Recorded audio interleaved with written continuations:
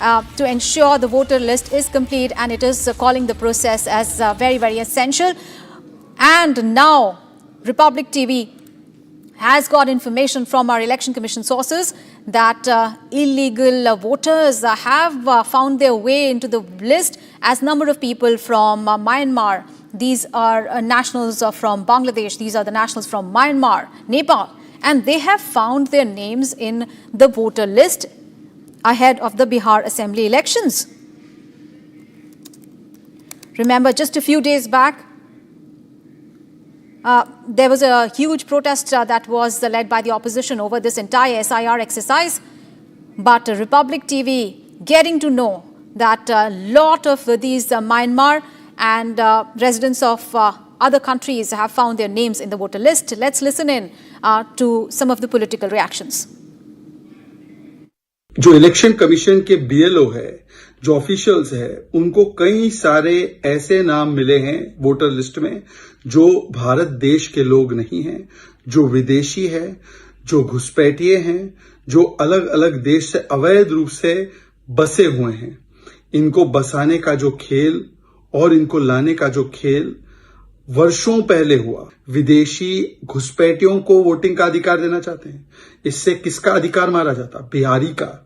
जो बिहारी लोग हैं उनके अधिकार को कम करो, और जो बाहर के लोग हैं, विदेशी लोग हैं, घुसपैठी लोग हैं, जिनको इन्होंने ही इनकी सरकारों में लाने का और बसाने का काम किया, उनको वोटिंग का अधिकार दो। ये वोट बैंक नीति को संविधान नीति के ऊपर रखते, इसीलिए इसका विरोध कर रहे थे। अब सामने खुलकर आ गया कि इनका बस चले तो भारत के नागरिकों का अधिकार समाप्त करके विदेशी घुसपैठियों को सारे अधिकार सौंप दे। All right, so big revelation coming in ahead of the Bihar Assembly elections. Remember, Election Commission is proceeding with its special intensive revision. That is the SIR exercise for the electoral rolls in poll-bound Bihar. And there was huge protest led by the opposition parties over, and it had questioned this SIR exercise. But the Republic TV has gotten access to a very vital information that many of the nationals from other countries, Bangladesh, Myanmar and Nepal, a large number of these people have been found in the voter list in Bihar.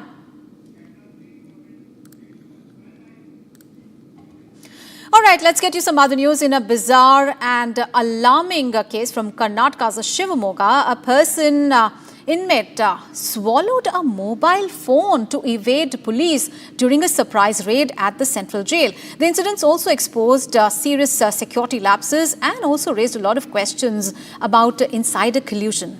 Here is what we know. Shocking breach at Shivamogga Central Prison.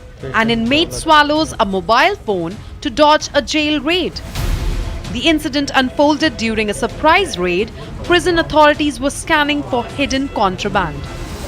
30-year-old inmate Daulat, alias Gundu, complained of severe stomach pain post-raid. What doctors found was startling. An X-ray at McGinn Hospital revealed a mobile phone inside his stomach. Doctors surgically removed the phone 2 days later. The inmate is now under close medical and legal watch. The act appears to be a desperate attempt to conceal the phone during the crackdown. Investigations now point to a possible inside job. Jail staff under the scanner for aiding smuggling. A case has been filed at Tunganagar police station. The probe is ongoing. The incident, kept under wraps for weeks, now sparks outrage over jail security in Shivamogga. Viewers, big breaking news coming in from Jammu and Kashmir, where more than 10 Amarnath Yatra pilgrims have been injured in a multi-vehicle collision at Khudwani in Kulgam along the Jammu-Srinagar National Highway. The injured have been shifted to a hospital for treatment, but more than 10 of the Yatris have been injured.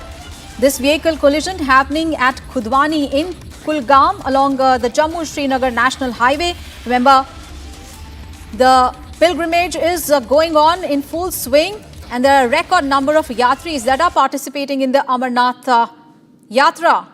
And remember, this accident really happening after a few days back. 36 pilgrims were injured after 5 buses had collided in Jammu and Kashmir's Ramban district.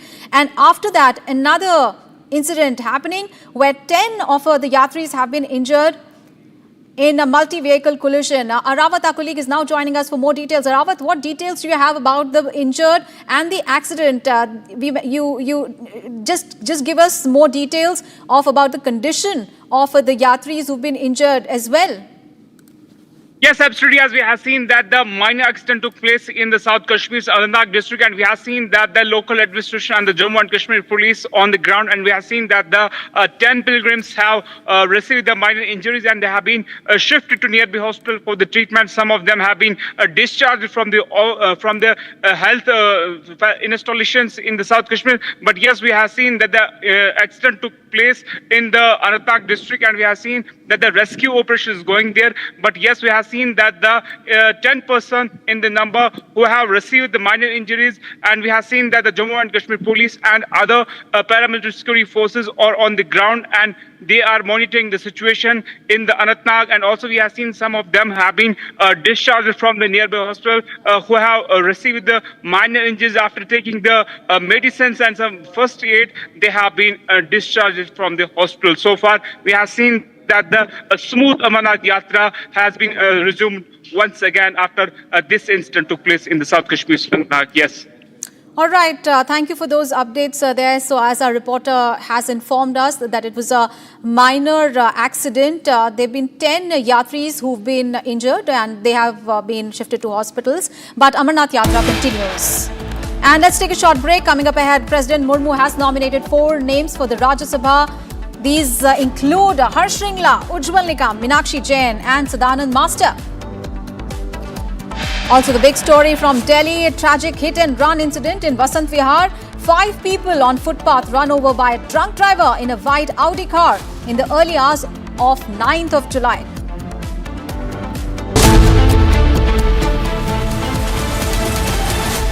ये है secret recipe MDH का जीरा SIP जल जीरा मसाला। SIP SIP जीरा SIP MDH का जल जीरा सिप MDH का जल जीरा सिप। इसको घर पे लगाओगे तो शादी का तो पता नहीं, पर घर पक्का नहीं टूटेगा।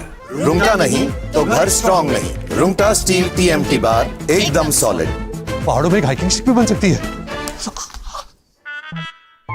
आधे बाउल दही में 4 चम्मच MDH चटनी पुदीना मसाला डाला, स्टर करो, पुदीना चटनी तैयार। MDH चटनी पुदीना मसाला। सबसे पहले तो मैं आभार व्यक्त करना चाहूंगा भारत की सरकार का और नागरिक विमानन मंत्रालय का और AIBB का, जिसने अपनी प्रारंभिक प्रतिवेदन देश के समक्ष और दुनिया के समक्ष रख दिया है और जो 1 माह का कार्य अवधि था उसके भीतर रख दिया है। इसलिए बड़ा विश्वास है देश की सरकार और देश के तंत्र पर, जिन्होंने ये प्रतिवेदन रख दिया है। और ये प्रारंभिक प्रतिवेदन है और इसमें कुछ तथ्य ऐसे उजागर किए गए हैं जिसमें पूरे घटनाक्रम में विमान में क्या तकनीकी कारण थे जिसके कारण ये दुर्घटना हुई और कप्तानों ने क्या क्या कदम उठाए और क्या क्या परिस्थितियां थीं, उसके बारे में पूरी तौर से उल्लेख किया है। और इसमें प्रारंभिक रूप से जो प्रतिवेदन AIBB का प्राप्त हुआ है उसमें ये स्पष्ट रूप से कहा गया है कि विमान के भीतर जो engine start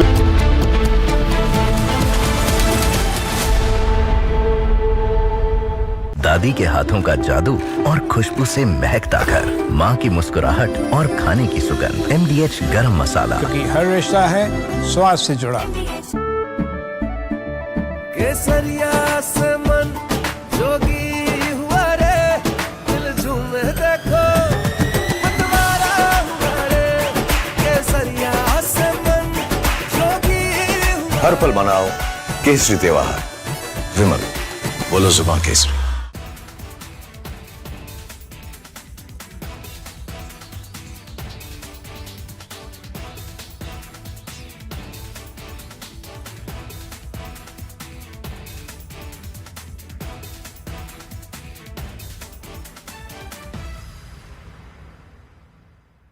Astra, India's frontline air-to-air missile, has just become more indigenous and more capable with the successful test of its in-house RF seeker.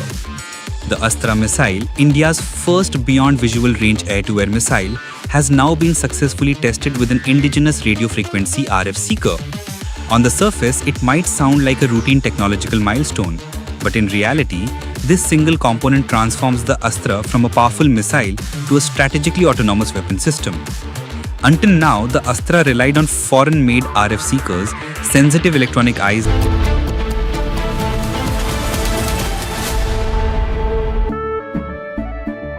केसरिया से मन जोगी हुआ रे दिल झूमे देखो मतवारा हुआ रे केसरिया से मन जोगी हुआ हर पल मनाओ केसरी त्योहार। विमल, बोलो जुबान केसरी। अब छोलिया हो या लोबिया, सफेद चने या काले चने, सब कुछ मजेदार बने। पहले सबसे पहले तो मैं आभार व्यक्त करना चाहूंगा भारत की सरकार का और नागरिक विमानन मंत्रालय का और AIBB का, जिसने अपनी प्रारंभिक प्रतिवेदन देश के समक्ष और दुनिया के समक्ष रख दिया है और जो 1 माह का कार्य अवधि था उसके भीतर रख दिया है। इसलिए बड़ा विश्वास है देश की सरकार और देश के तंत्र पर, जिन्होंने ये प्रतिवेदन रख दिया है और ये प्रारंभिक प्रतिवेदन है और इसमें कुछ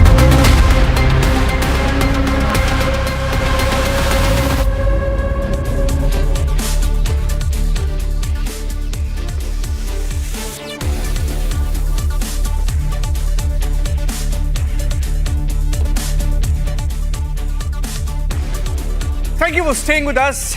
You're watching the long form story this Saturday. I'm Niranjan. It's been a newsy week, and on the show tonight we have 5 of the biggest stories that have dominated the news this last week. They've made the headlines and they've sparked debates, stirred conversations.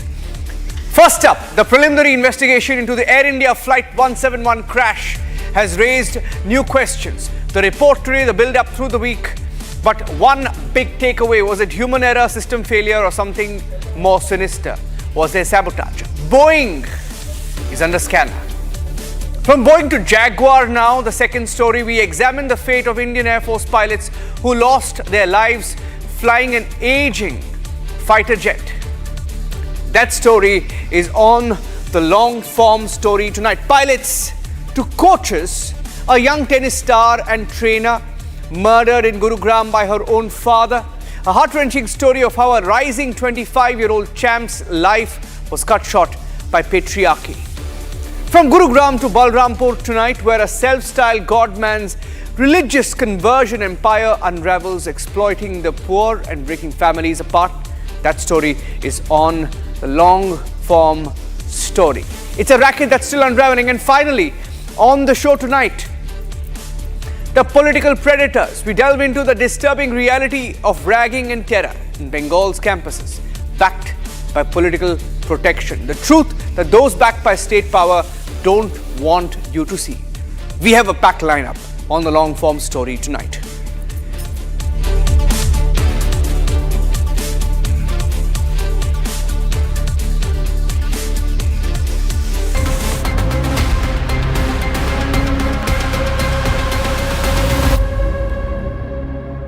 The preliminary investigation report into the Air India Flight 171 crash is out, and it raises more questions than give out answers. 241 lives were lost. Those were just passengers, 260 lives overall, in just 92 seconds after takeoff from Ahmedabad on the 12th of June, exactly a month ago.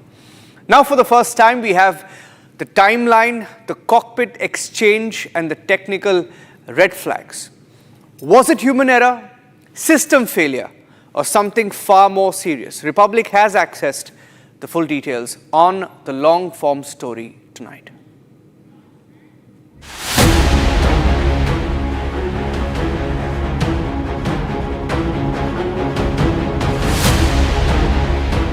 Mayday, Mayday, Mayday. The last three words exchanged between the pilots of Air India 171 and the Ahmedabad ATC on the 12th of June. 242 on board, including passengers and crew. This Boeing 7878 Dreamliner was cleared for takeoff around 1:37 in the afternoon.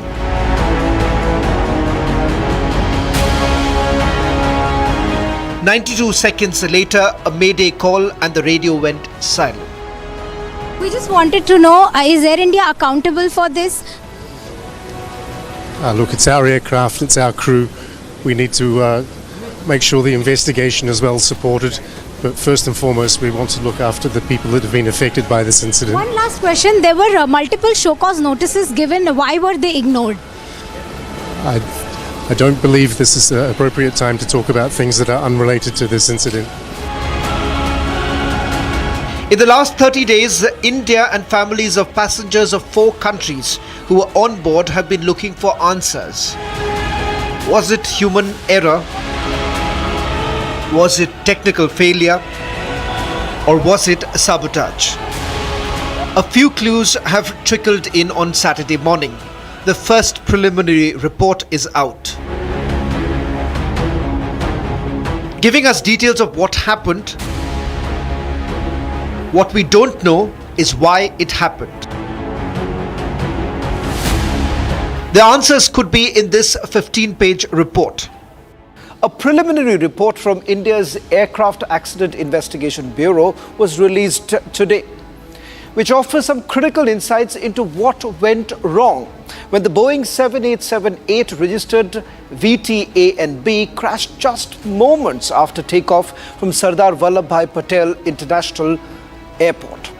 And here's what we know. The aircraft took off normally around 1:39 in the afternoon. It built the required speed of 180 knots, lifted off the ground and began climbing. But just 3 seconds later, both the engines suddenly lost power. The flight data shows that the fuel control switches on both the engines were moved from run to cut off in a span of just 1 second. Now, in other words, both engines were shut down mid-air just seconds after takeoff. On the cockpit voice recorder, one pilot is heard asking, "Why did you cut off?" The other responded, "I didn't." The report details out the critical 26 minutes and the 9 conversations between the pilots and the ATC. Around 1:17 in the afternoon, the ATC approves the startup of the engines. At 12 seconds past 1:19, the ATC queries if the aircraft required full length of the runway. The aircraft confirmed requirement of full length of runway 23 as seen in the CCTV footage. Around 1:25 in the afternoon, the aircraft requests taxi clearance, which was granted by ATC. At 1:32 in the afternoon, the aircraft was transferred from ground to tower control. 2 minutes later, the aircraft is instructed to line up on the runway 23. At 33 seconds past 1:37, the aircraft is cleared for takeoff from runway 23. What happened in next 92 seconds has left even the best of aviation experts astounded. Location of these 2 switches. Firstly, these switches are designed in such a way that if I want to move the switch from off position to on position, it's a 3-step process. The first step, I have to lift the lever. Then it disengages from a mechanical catch. Then I push the lever in the on position and then it slides back into the on position. Just because my finger gets caught because my cufflink gets caught does not mean that I can accidentally push the lever from on to off or off to on position. 56-year-old Sumit Sabarwal and 32-year-old Clive Kundar in the cockpit, between them a combined experience of 19,000 flying hours. The black box has revealed the panic over the fuel control switch. One of the pilots notices the fuel switch is cut off and then asks if the other pilot did it. The black box conversation shows the other pilot responded that he didn't do so. So if none of the pilots cut off the fuel switch, then how did this switch cut off the fuel supply to the engines? As I have been told by the senior commander who fly 787, that in case of an engine failure or both engines flame out, there is a memory item, and the memory item says that fuel control switch on off, which happens instantly, and this sends a message through the FedEx to reignite the engines. There is also a fact that both the engines have started coming back to power, at least one has come back, but possibly the action which was initiated at a time which any aircraft across the world, if this dual engine failure happens at this flight level, it would be very difficult to recover and it would be almost impossible to restart that engine in that span of time. This picture on page number 14 of the report shows the RAM air turbine being activated. A few seconds after takeoff, this usually kicks in when there is an emergency detected. What generated that emergency a second after takeoff? And how did the fuel switch cut off in 4 to 5 seconds? The government says there can be no conclusion at this stage. मंत्रालय सीधा इसमें कोई दखल अंदाजी नहीं करती। यह भी एक ऑटोनॉमस अथॉरिटी है, उनके हिसाब से वो काम करते हैं। तो उन्होंने भी कहा है कि जो संवाद हुआ है वो भी सामने आया है, लेकिन उस संवाद से हम किसी निष्कर्ष पे नहीं पहुंच सकते, क्योंकि उन्होंने यही कहा है कि ये प्राइमरी रिपोर्ट है।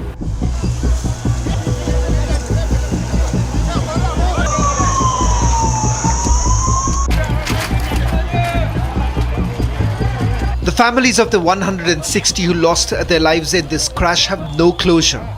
Justice is yet to be done.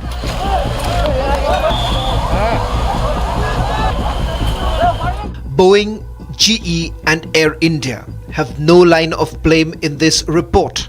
But we need to be mindful of forces at play. Does a big lobby want to pin the blame on pilots who aren't alive anymore? This case, we have very senior, very professional, very experienced pilots.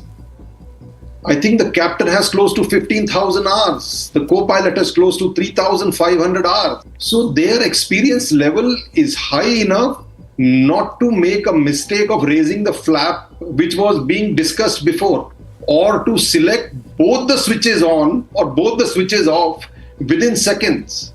It is virtually impossible. That is what, when as a test pilot, I can say that this is a design aspect to make sure that there is no inadvertent selection of the switch, which is very critical, by mistake. Nobody knows when the final report will be made public. Until then, we only hope the big names don't engineer a cover-up of the truth of the Ahmedabad crash.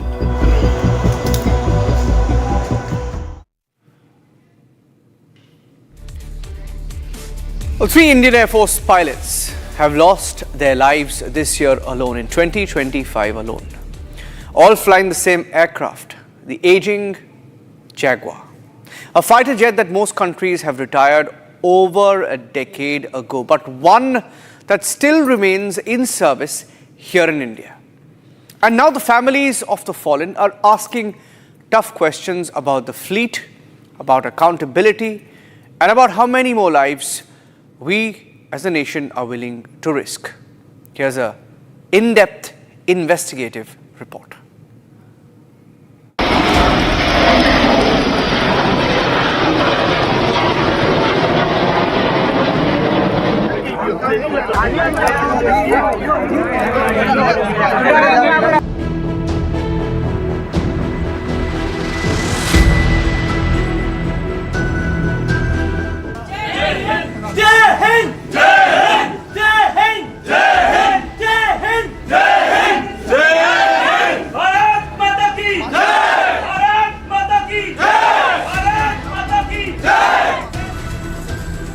Firing team. And another team.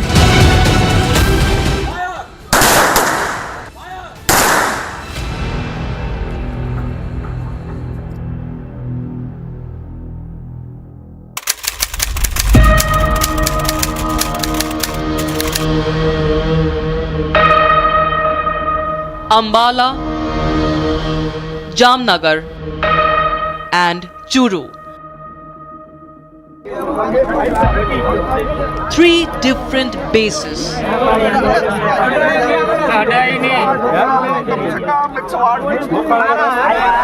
3 brave pilots. 3 Jaguar aircraft. 3 devastating crashes. वो military का जहाज गिर गया यहाँ जिंगड़वा ये जहाज जला लग रहा भाई इस तोटे का जहाज 1 year 2025.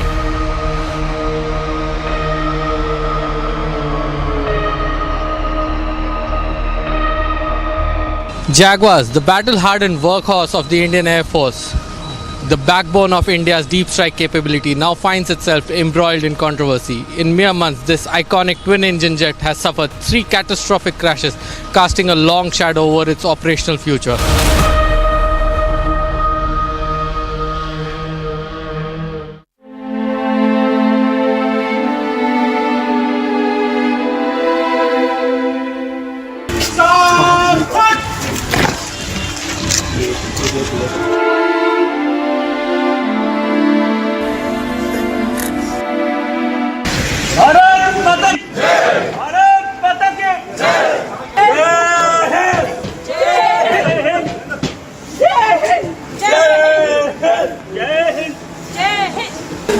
I'm proud of you, Lotri. I'm proud of you.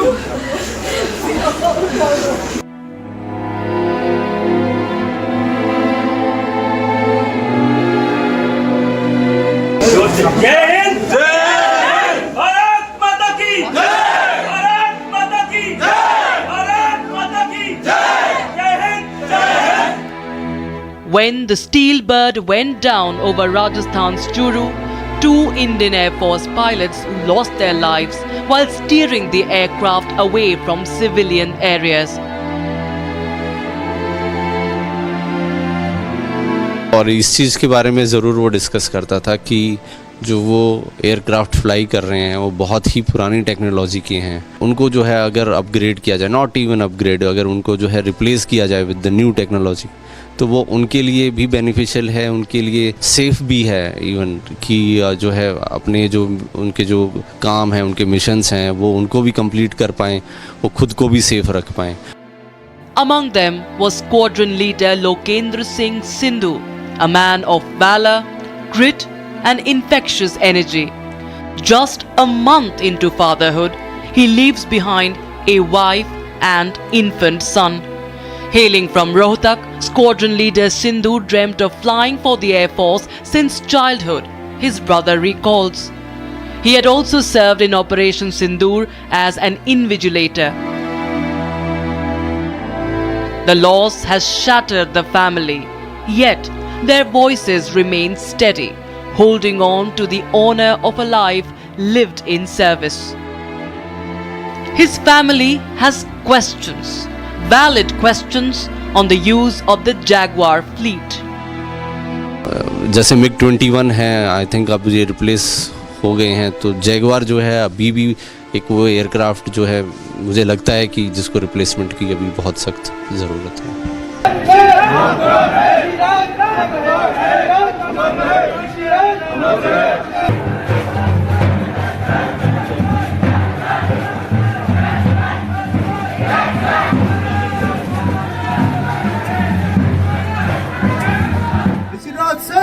अमर रहे, ऋषिराज सिंह अमर रहे, जिंदाबाद जिंदाबाद जिंदाबाद जिंदाबाद.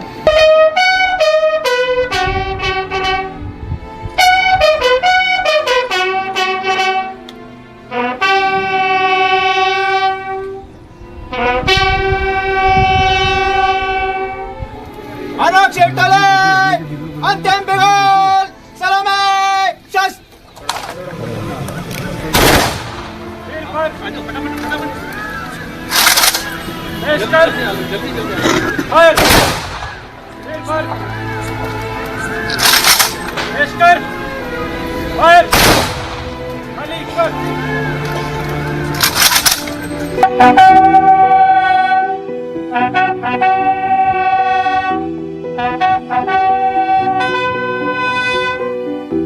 future cut short, an engagement broken, a young life lost.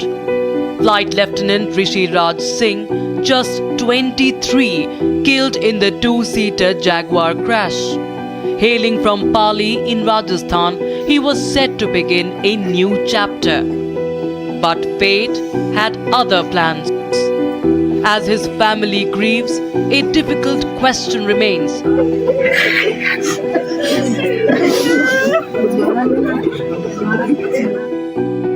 What happens when young, talented pilots are made to fly aging machines?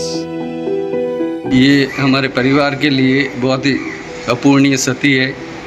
होनहार लड़का था। ये जो भी चीज़ है, अब ये जांच का जो विषय क्या हुआ क्या नहीं हुआ। नए जो पायलट आते हैं उनको इतने पुराने विमान उड़ाने के लिए दिए जाते हैं। Jaguar is by and large a very good aircraft. Is a very good aircraft, deep penetration strike aircraft. It was meant for low-level strike. It did not have the power to maintain at high level. We are not making a single engine. So this aspect was a weakness.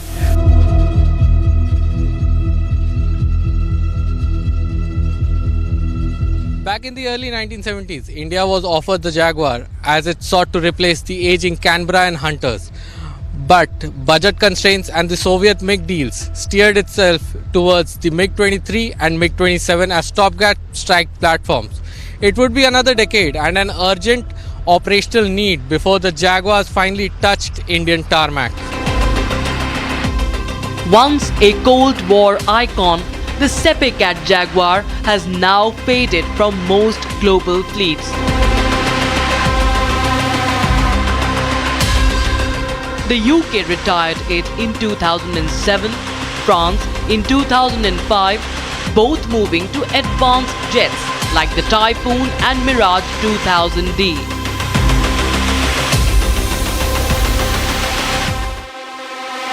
Oman followed in 2014, and others like Nigeria and Ecuador grounded theirs even earlier. But while most nations phased out the Jaguar, India opted to extend its service life. Today, the Indian Air Force remains its last active operator, raising the question, how long can a legacy jet meet modern demands? Which is true for any aging fleet. As you know, Jaguar has served almost 45 years of service with the Indian Air Force. So such problem arises with any aging fleet. The hardest would be the propulsion, followed by flight controls, and hydraulic system is also troublesome. But the most hardsome is the propulsion system. Timelines is a big issue. You know, that is where that Vachan part comes in. So once a timeline is given, not a single project that I can think of has been completed on time. So this is something where we have to look at. Why should we promise something which cannot be achieved? While signing the contract itself, some of the times we are sure that it is not going to come up. Years of delayed decisions, missed opportunities and half measures have kept the Jaguar flying, but not without consequence. Because of the silence after a crash, it's not just another jet, but the system that echoes the loudest. And as another young life lost in the aging cockpit, the question quietly remains, who is truly accountable and for how long?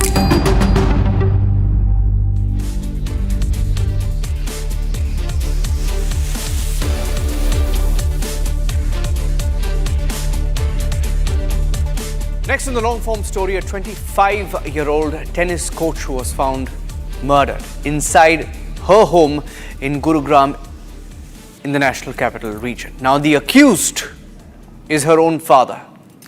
4 bullets, a licensed gun, and a chilling confession about so-called honor. He claimed honor. Was it financial tension as he claims? Was it obsession? Jealousy, and that too against his own daughter? Republic investigates the murder of Radhika Yadav through witness accounts, post-mortem findings, and her father's own words. Here's her long-form story.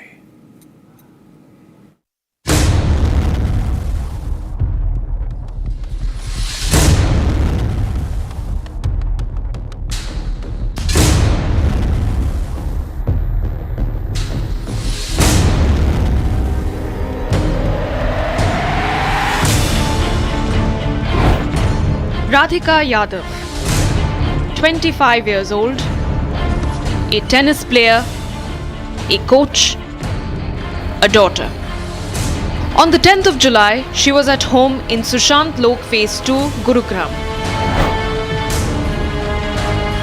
preparing a meal in the kitchen. It was her mother's birthday. Her mother was unwell, and Radhika decided to do something special that morning. At 11 a.m., gunshots rang out from inside the house.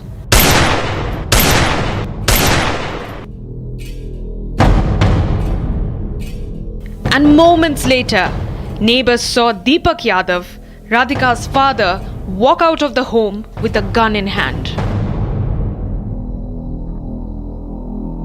This is the visual of that very residence where that unfortunate incident took place. The family used to live on first floor of this very building, and here you can see what has happened. That the information that we have received from the police sources, that at around 10:30 a.m. On Thursday morning, when the deceased uncle heard a loud noise, and after that he rushed towards the first floor, and then he found out that his brother has basically fired a gunshot in which his niece, 25-year-old niece, who is a state tennis player as well, was shot.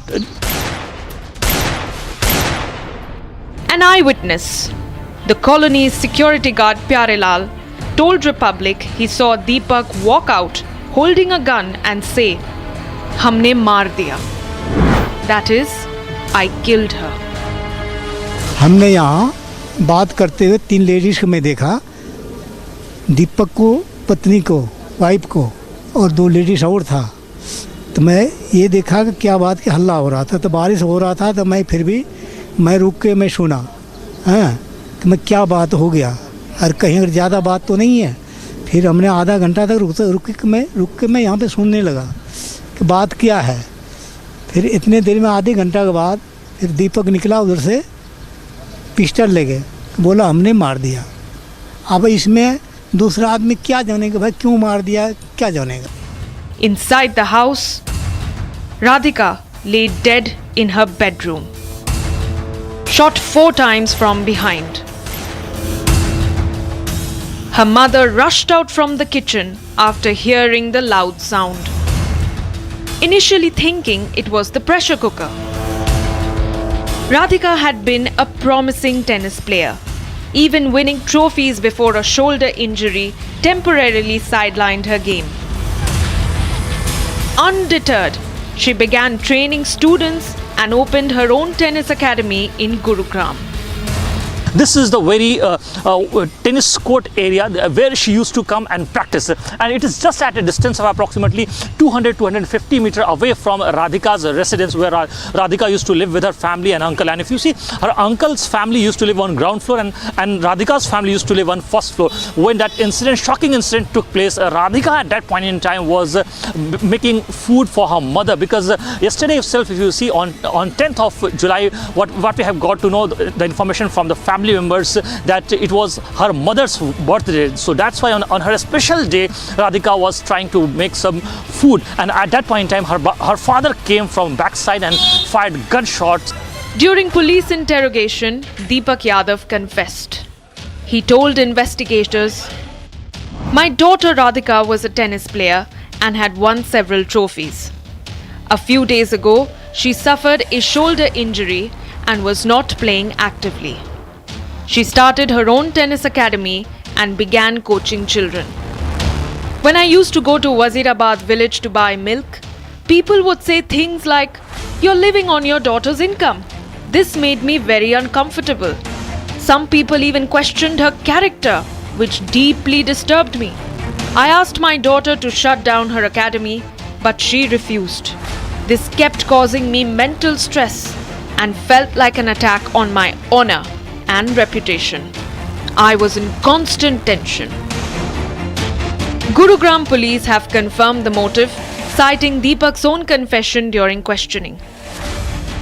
The officer stated that the accused was arrested and the murder weapon had been seized. ये राधिका नाम की लड़की थी और करीब 25 वर्षीय लड़की है जो कि सेक्टर 57 के किसी एरिया में रहती है। पुलिस के द्वारा उसके घर जा करके पता किया गया लेटर ऑन, तो मालूम हुआ कि ये जो राधिका है ये टेनिस प्लेयर थी और फिलहाल ये कोई अपनी टेनिस एकेडमी चला रही थी। इसके पिता के द्वारा इसको गोलियां मारी गई हैं, जिसको पुलिस के द्वारा अरेस्ट कर लिया गया है और उससे पूछताछ की गई है तो उन्होंने इस घटना को अंजाम देना स्वीकार किया है। But when Republic reached Wazirabad, Deepak's ancestral village, a very different picture emerges. Republic Media Network's team has arrived in Wazirabad area. This is a village area of Gurugram, where this is the ancestral property of Deepak Yadav. Right now you can see the visual of this home. This is a very old home. Deepak Yadav has not visited this very residence in the last 3.5 years. So right now the Gurugram police is corroborating both their statements, because earlier if you see, Deepak Yadav has given a statement to the police in which he has said that whenever he used to come to this very locality in Wazirabad area of Gurugram, the people used to taunt him saying that you're a person, you're that kind of person who basically takes money from his daughter, जो अपनी बेटी की कमाई खाता है. This was the statement given by Deepak Yadav to the police. And right now you can see we have arrived at the very location where people who are living in this area are basically differing to that statement. Local residents told Republic that Deepak Yadav was not financially dependent on anyone. Normal वो था, वो अपने काम से मतलब रखता था. उसको तो अपनी बेटी, बेटा और अपना परिवार उसके पूरा ध्यान रखता था. उनको क्या खाना है क्या नहीं, जो वो कहते थे वो खाने के लिए इंतजाम करता था, सब A to Z.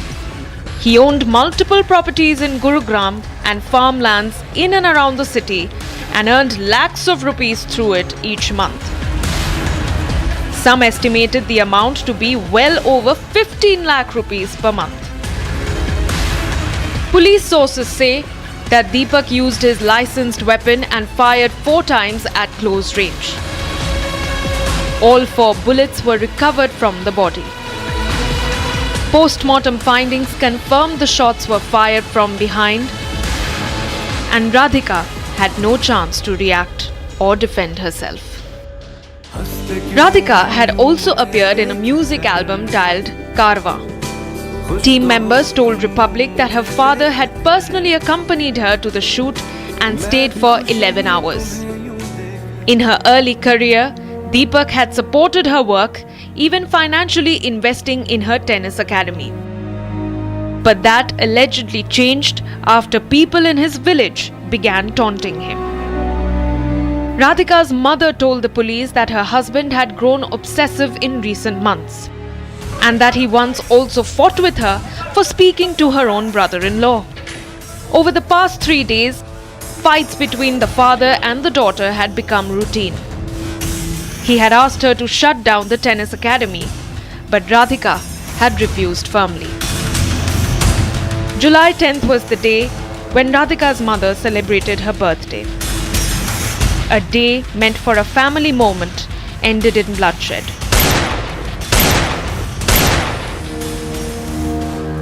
Outside, a coaching academy has gone silent. And inside, investigators are reconstructing a daughter's final moments.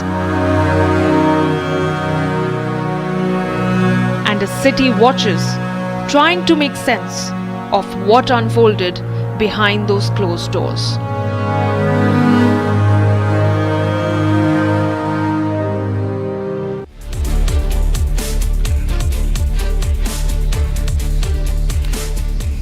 A self-styled godman with a mansion worth several crores. Foreign funding, most of which came from the Middle East. Multiple bank accounts and a network that spanned across India.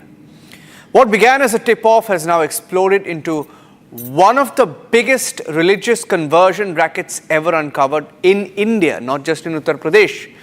And the name at the center of this nexus, Changur Baba, a man who preyed on the poor, exploited caste lines, had a rate card for different castes, and orchestrated conversions with a price tag. Tonight we take you inside the murky underworld of this so-called preacher's empire.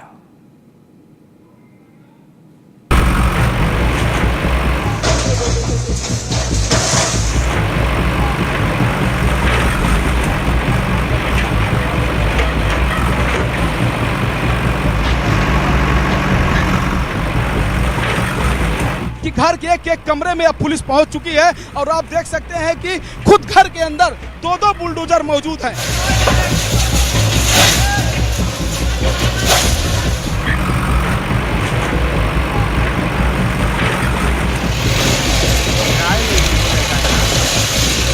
और ये छांगुर पीर बाबा जिसने सैकड़ों लोगों का धर्म परिवर्तन कराया और हवाला अवैध फंडिंग से अरब और नेपाल के रास्ते से बहुत सारी फंडिंग कराया है।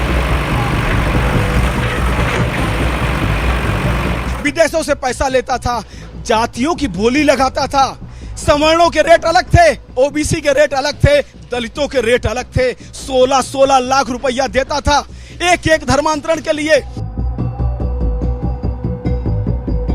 कैसे वहां हिंदू बहन बेटियों के इज्जत के साथ खिलवाड़ करता था, लेकिन अब ऐसे तत्वों के साथ सख्ती की जा रही है। A godman?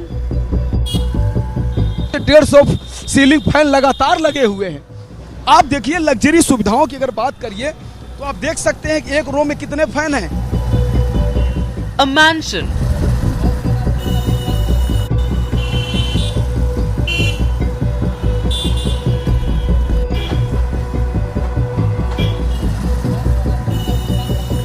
And a web of deceit that spread like wildfire.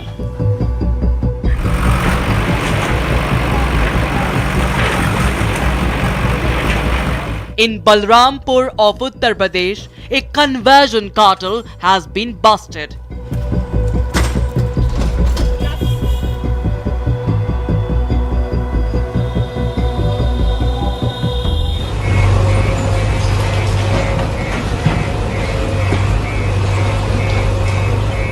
An otherwise quiet town in Uttar Pradesh's Devi Patan division, Balrampur is now thunderstruck by a raging controversy, igniting a nationwide debate over massive conversion racket.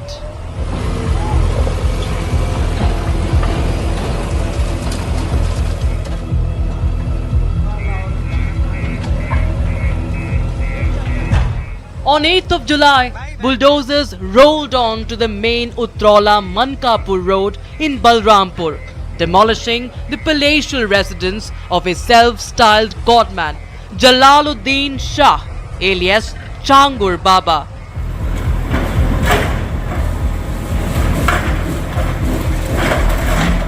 Once a humble bicycle vendor selling rings and amulets, Jalaluddin, who came to be known as Changur Baba, reinvented himself as a spiritual guru and is now at the heart of serious allegations of orchestrating large-scale religious conversions.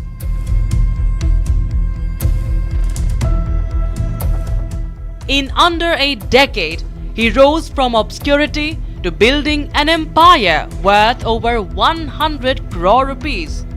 Now, he finds himself in the custody of the Uttar Pradesh Anti-Terrorism Squad.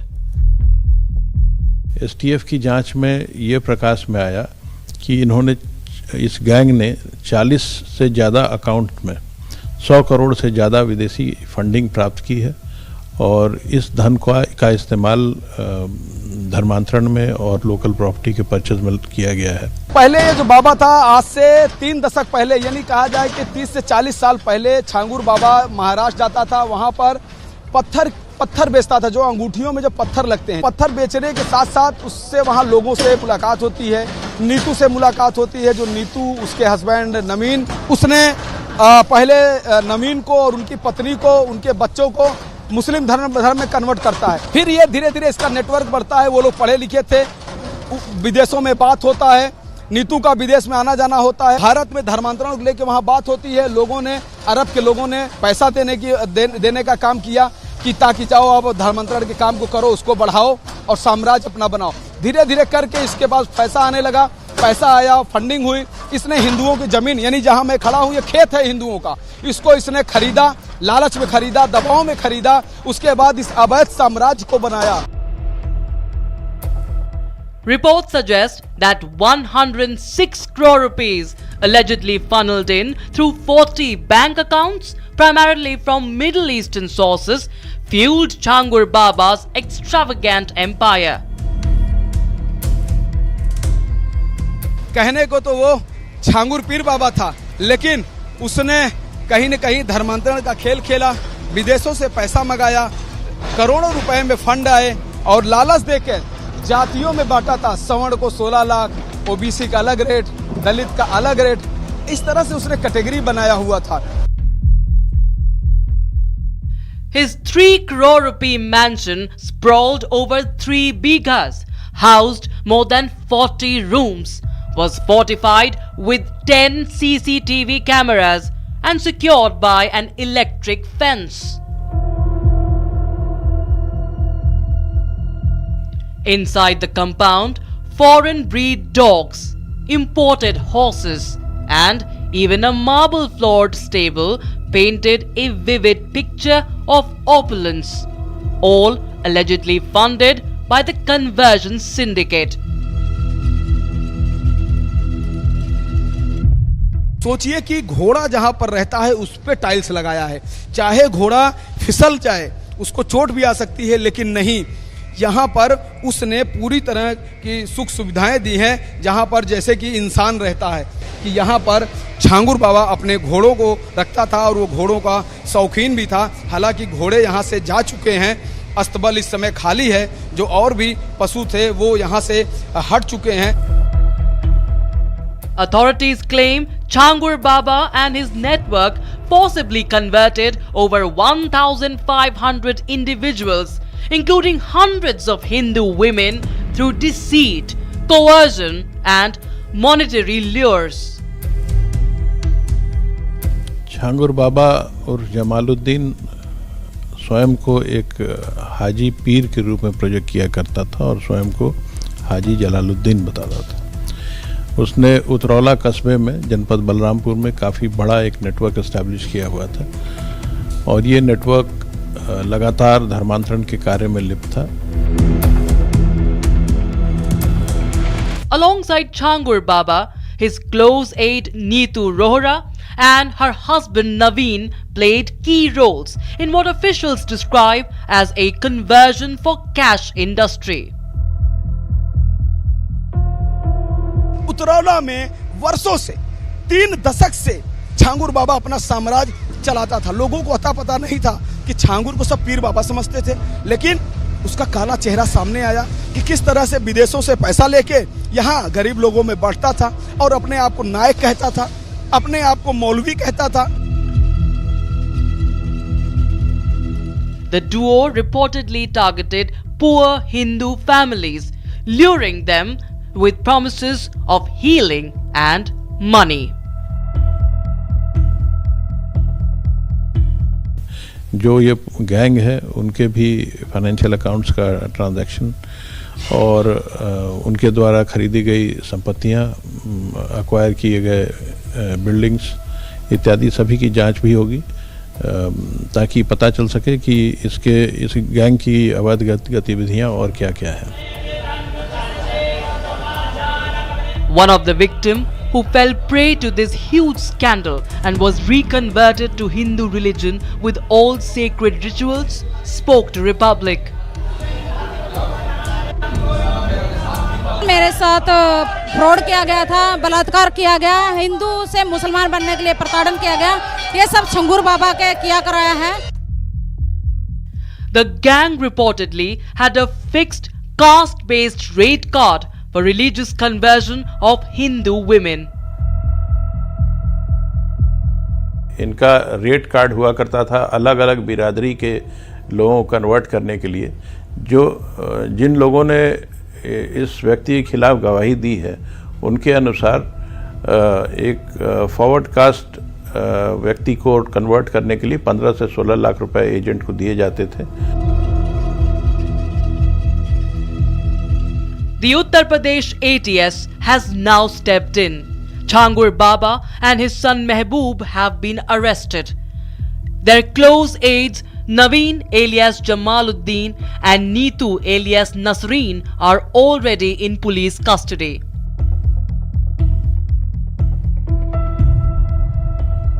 As security agencies tighten their grip on those involved in this massive conversion racket, local authorities have deployed Uttar Pradesh Chief Minister Yogi Adityanath's signature weapon, the bulldozer, to demolish the illegally constructed empire of Changur Baba. Changur पीर बाबा का अवैध साम्राज्य ध्वस्त हो चुका है। आप देख सकते हैं कि जो आलीशान इसका जो द्वार था, जो गेट था, उसको बुलडोजर से गिरा दिया गया है, ध्वस्त किया जा चुका है। आप देख सकते हैं कि किस तरह से यह आलीशान जो गेट था आज वह पूरी तरह से बर्बाद हो चुका है। Seizure and demolition of properties associated to the gang is underway. Changur Baba jail में है और इसका सारा साम्राज्य ध्वस्त हो चुका है। बहुत सारे लोग भाग रहे हैं। एफआईआर में 9 लोगों का नाम है, 4 लोग बंद हैं, 5 लोग फरार हैं। तो ऐसे में यह कॉम्प्लेक्स भी बंद है, क्योंकि इनको भी डर है, दुकानदारों को भी डर है कि कहीं छांगुर बाबा का जो करप्शन है वह दुकानदारों तक न पहुंच जाए। Additionally, the Uttar Pradesh ATS took Changur Baba to his residence for further questioning in connection with the ongoing investigation. यहाँ पर जो उतरौला की पुलिस है पूरी तरह सुरक्षा दे रही है। एटीएस के कमांडो यहाँ पर मौजूद हैं और आप देख सकते हैं एटीएस के अधिकारी भी यहाँ पर बैठे हुए हैं। एटीएस के कमांडो तैनात है पूरी तरह से और यहाँ पर छांगुर पीर बाबा ये बीच में बैठा हुआ है। आप देख सकते हैं कि छांगुर पीर बाबा यहाँ पर बैठा हुआ है जिससे पूछताछ किया गया है। What followed was a blunt, unsparing takedown. Uttar Pradesh Chief Minister Yogi Adityanath did not hold back. Hindu बहन बेटियों के इज्जत के साथ खिलवाड़ करता था, पैसे में सौदेबाजी करता था, लेकिन अब ऐसे तत्वों के साथ सख्ती की जा रही है।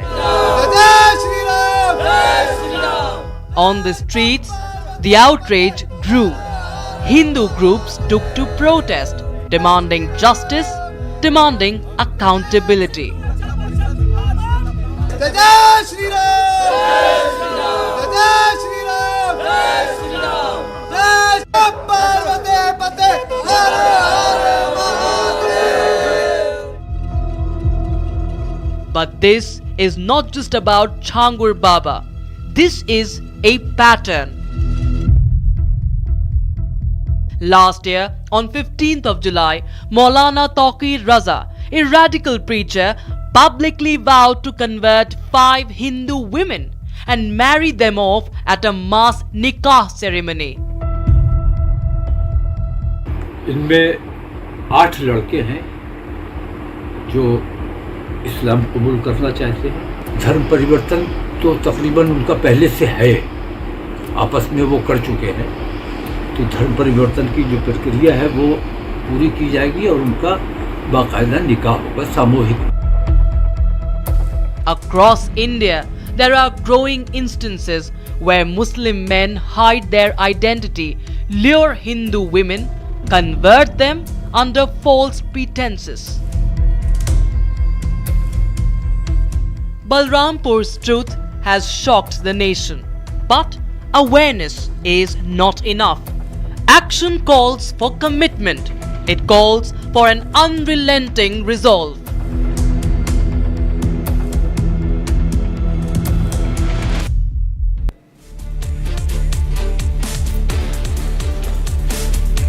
Viewers, what you're about to see next is disturbing. College after college across Bengal, students say they were stripped, filmed, ragged, threatened. Not by outsiders, but from the ruling Trinamool Congress student wing. From Howrah to Balurghat, the videos are out, complaints filed, and yet the leaders are walking free. The public tracks the trail of campus terror and the political protection behind it in this story.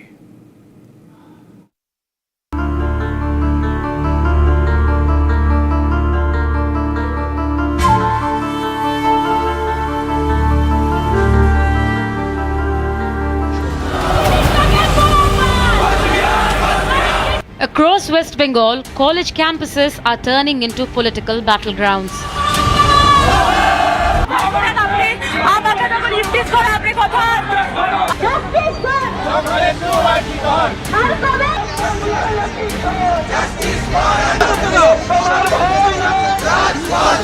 Student unions backed by the Trinamool Congress face allegations of violence, intimidation, and even sexual harassment. In college after college, students are speaking out. At Narasingha Datta College in Howrah, a TMCP state president and former students leader, Souvik Ray, faces serious allegations. A student accuses Ray of forcing him to strip, of mocking him and filming it.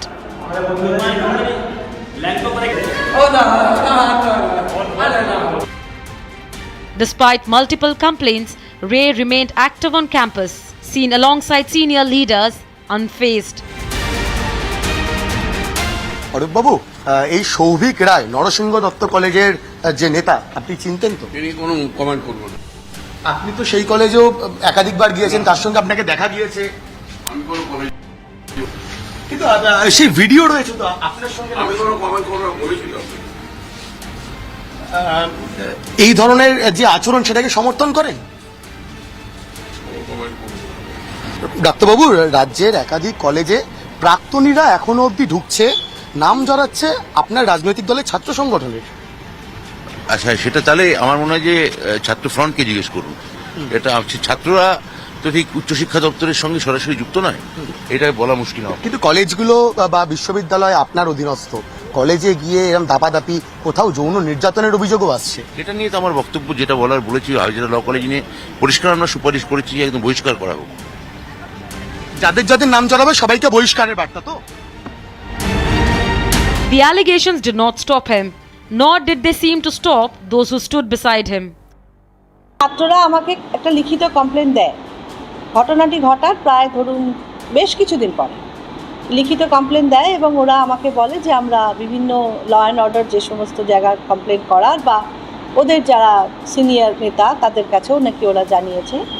তো ওরা যখন আমাকে লিখিত complain দেয়, তখন আমি বিষয়টা governing বডিতে ফেলি, এবং গভর্নিং বডি কিন্তু সঙ্গে সঙ্গেই আমাদের সেই বিষয়টা নিয়ে আলোচনা হয়, এবং একটা স্টার্ন ডিসিশনে আমরা যাই যে আমরা কোনোভাবেই কোনো বোনাফাইড ছাত্র ছাড়া কলেজে কাউকে ঢুকতে দেব না। বহিরাগতদের প্রবেশ আছে, আমরা সবটা কন্ট্রোল করতে পারিনি। But the story does not end here in Howrah, because what played out in one union room echoed in another. The college may change, the town may shift, but the abuse of power stays the same. From Howrah, the trail leads south to Kakwadeep. Another college, another complaint. আমি এই ধরনের ছবি কোনো আমার কাছে পাইনি।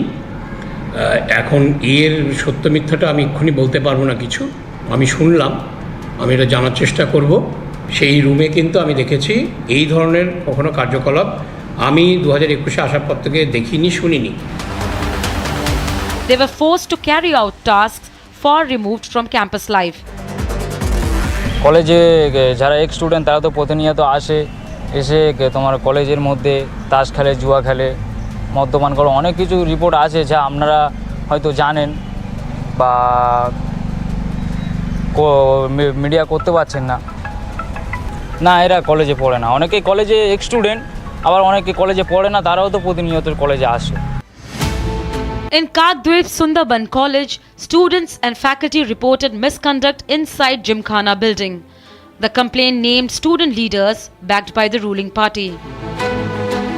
এই যে যারা বহিরাগত সব বাবা খাদানো মাতারানো জিনিস, কেউ এইচএস পাস, যার মাসাজ করছে সেও কিন্তু পরীক্ষা দেয়নি, বহিরাগত, এখানে সে তোলে আর সারাদিন ধরে বডি মাসাজ করে, ঠিক আছে। এমন হতে পারে যে মেয়ে দিয়েও মাসাজ করে, ঠিক আছে, কিন্তু আজকে এটা পুরনো ঘটনা নয়। আমি যখন কলেজে নতুন ভর্তি হয়েছি তখন কলেজে প্রবেশ করতেই দেখেছি গেজার গন্ধ, ওই গাঁজা ফাজা খেয়ে আমাকে মারধর করে, ঠিক আছে। প্রিন্সিপালও এর সাথে সেটিং আছে, কারণ নাহলে প্রিন্সিপালের একটা ট্রান্সফারের একটা ভয় থাকে, প্রিন্সিপালের একটা চুপর চাপ থাকে, ঠিক আছে, তো প্রিন্সিপালের এর সাথে সেটিং থাকে। While authorities in Kagdwip began inquiries, another video surfaced, this time from Balurghat. At Balurghat Law College, a TMCP student leader was caught on camera grabbing another student by the collar.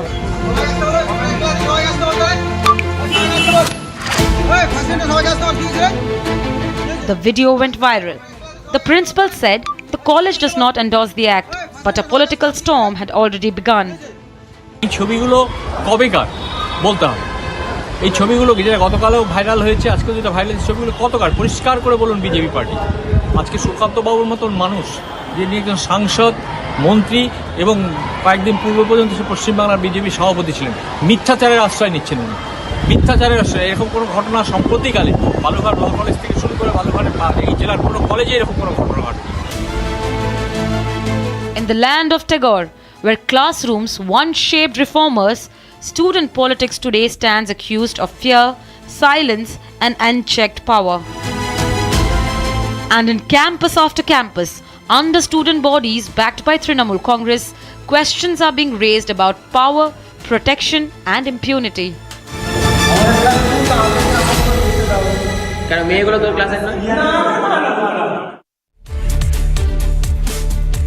That's it on this edition of the long form story. You can catch the repeat of the show at 11 p.m. when we begin the show with the detailed Air India crash report. On Sunday, you can catch a repeat of the long form story at 12 p.m. Thanks for watching.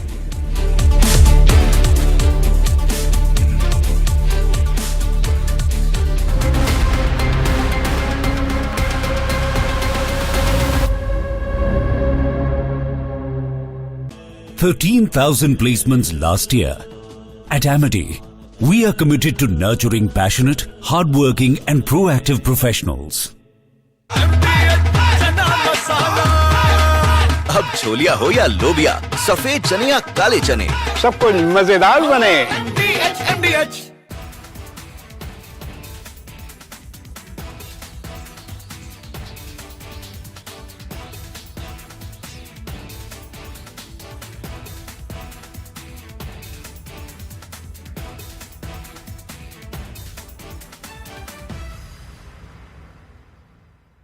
Astra, India's frontline air-to-air missile, has just become more indigenous and more capable with the successful test of its in-house RF seeker.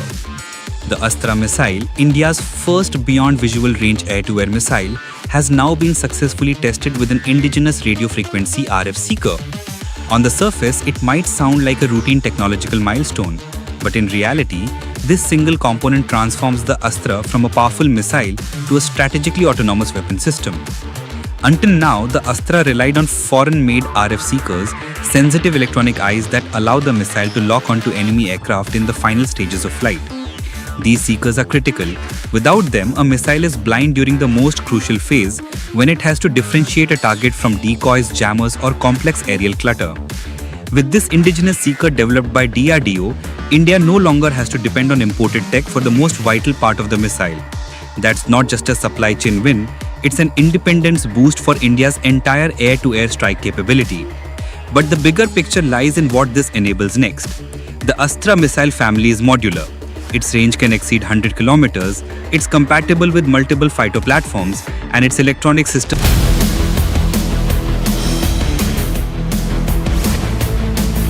This is Republic Jack Pollywall Studio. Stay tuned for all the breaking news and updates. I'm Akanksha Khajuria. Let's get started.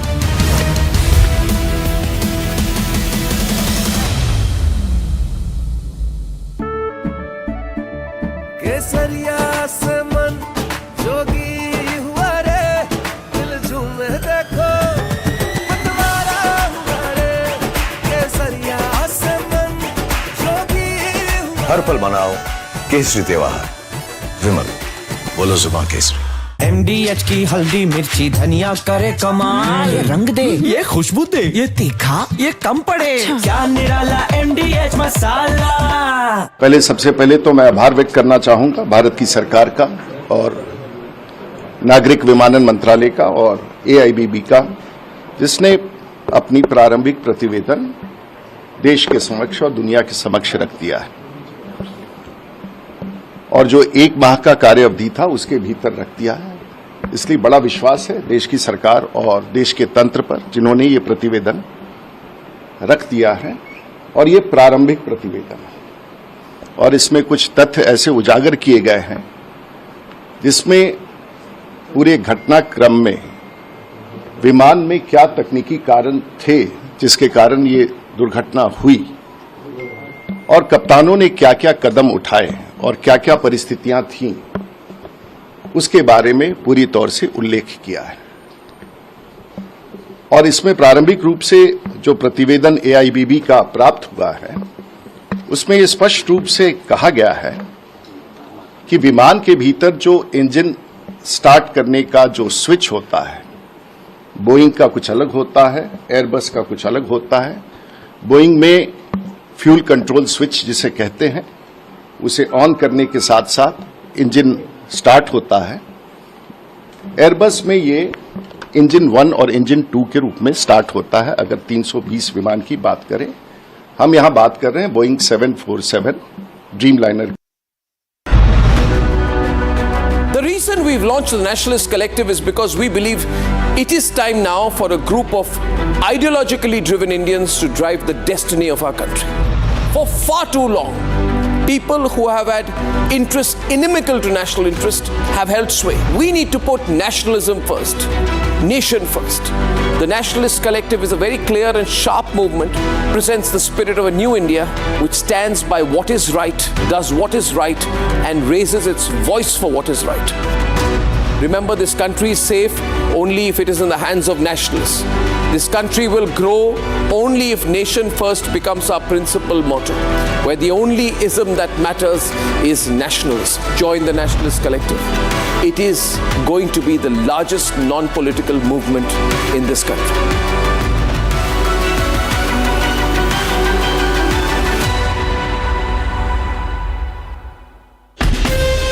From Asia's largest news headquarters,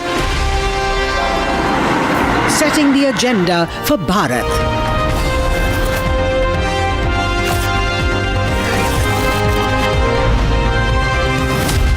You're watching Republic.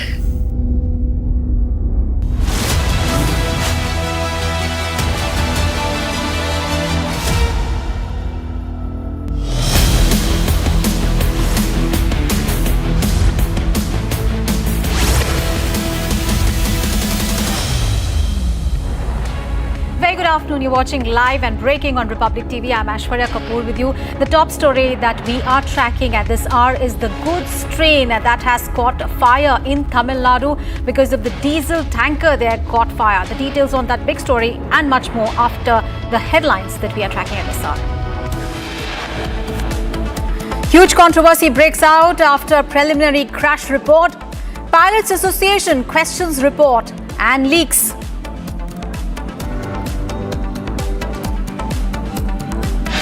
से बोल रहा हूँ भैया लोग ऐसा मराठी लोग महाराष्ट्र वाले मराठी के मराठी लोग बोल रहे हैं।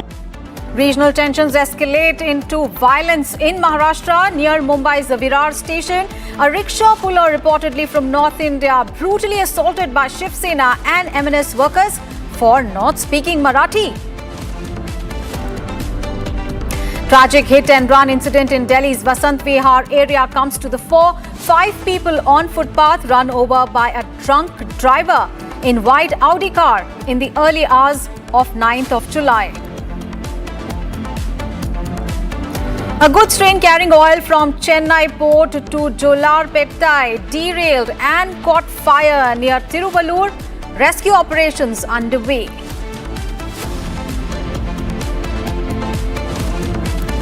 NEC sources have informed Republic that large number of people from Bangladesh, Myanmar and Nepal have been found in the voter list in Bihar.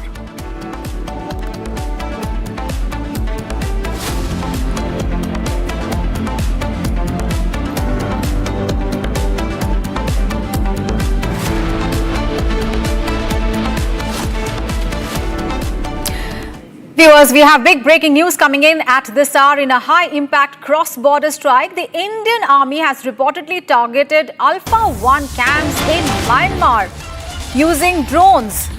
Reports suggest several insurgents have been killed, including top commander Nain Osom. Now, this marks a significant escalation in India's crackdown on northeastern insurgency networks operating from foreign soil.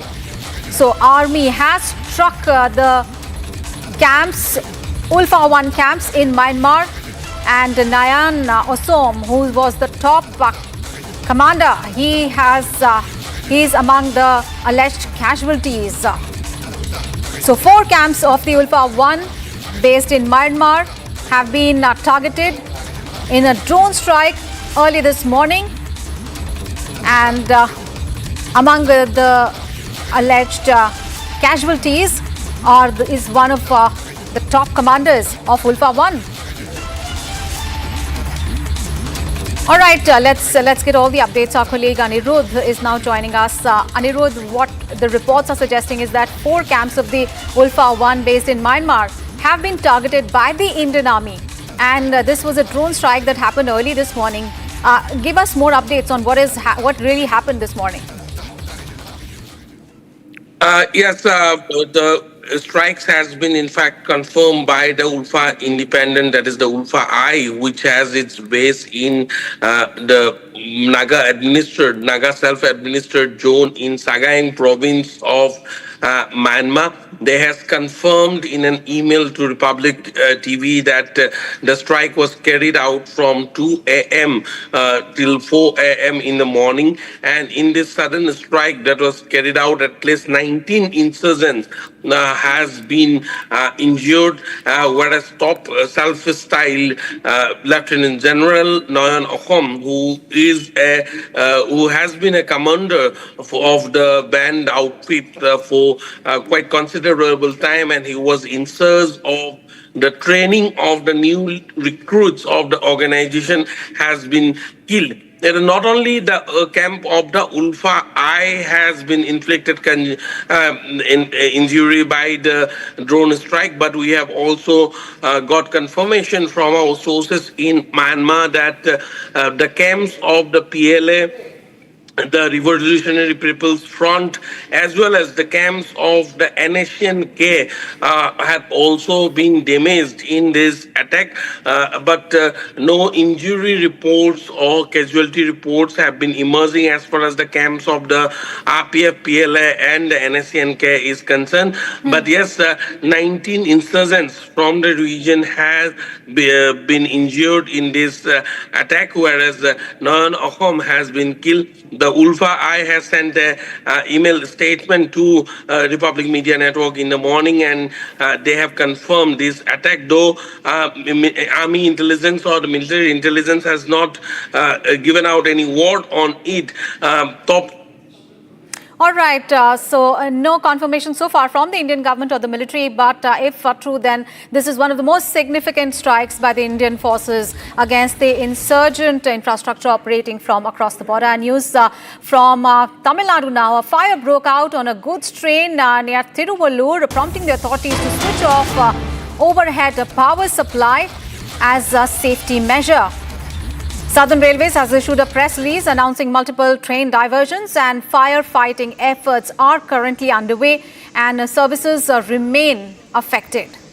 So major fire near Tiruvallur in Tamil Nadu. The goods train carrying a diesel caught fire and train services have been affected. Let's get all the updates. Our colleague Sharda is now joining us live from ground zero there. Sharda, just give us an overview of the firefighting operations that are currently underway there, because, you know, we are talking about a very, very flammable substance. We are talking about diesel here.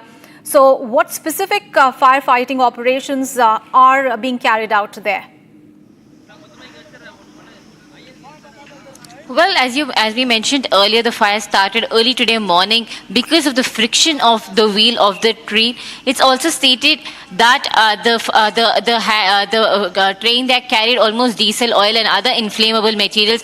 We can see the train the goods train that was fallen down, and you can also see all the firefighters that's been trying to douse out the fire. We can also show the fire officials here trying to take other measures to repair the tracks, and the other electrical parts that were damaged on the tracks are being repaired now. While the fire has been completely doused out, the fire officials say that it will take at least 24 hours and more to make sure that the tracks are completely cleared of the debris, and other issues that they would be facing would also include the tracks that's been damaged. So it's expected that the trains to go on these tracks will be more than a year. However, the Southern Railway has derouted other express trains that would be traveling on this track through this road way, and however these tracks are now seem to be completely damaged, while the train was traveling only on track 2. However, following the fire, the goods train is said to have damaged the other tracks also next to it after the goods train has fallen down.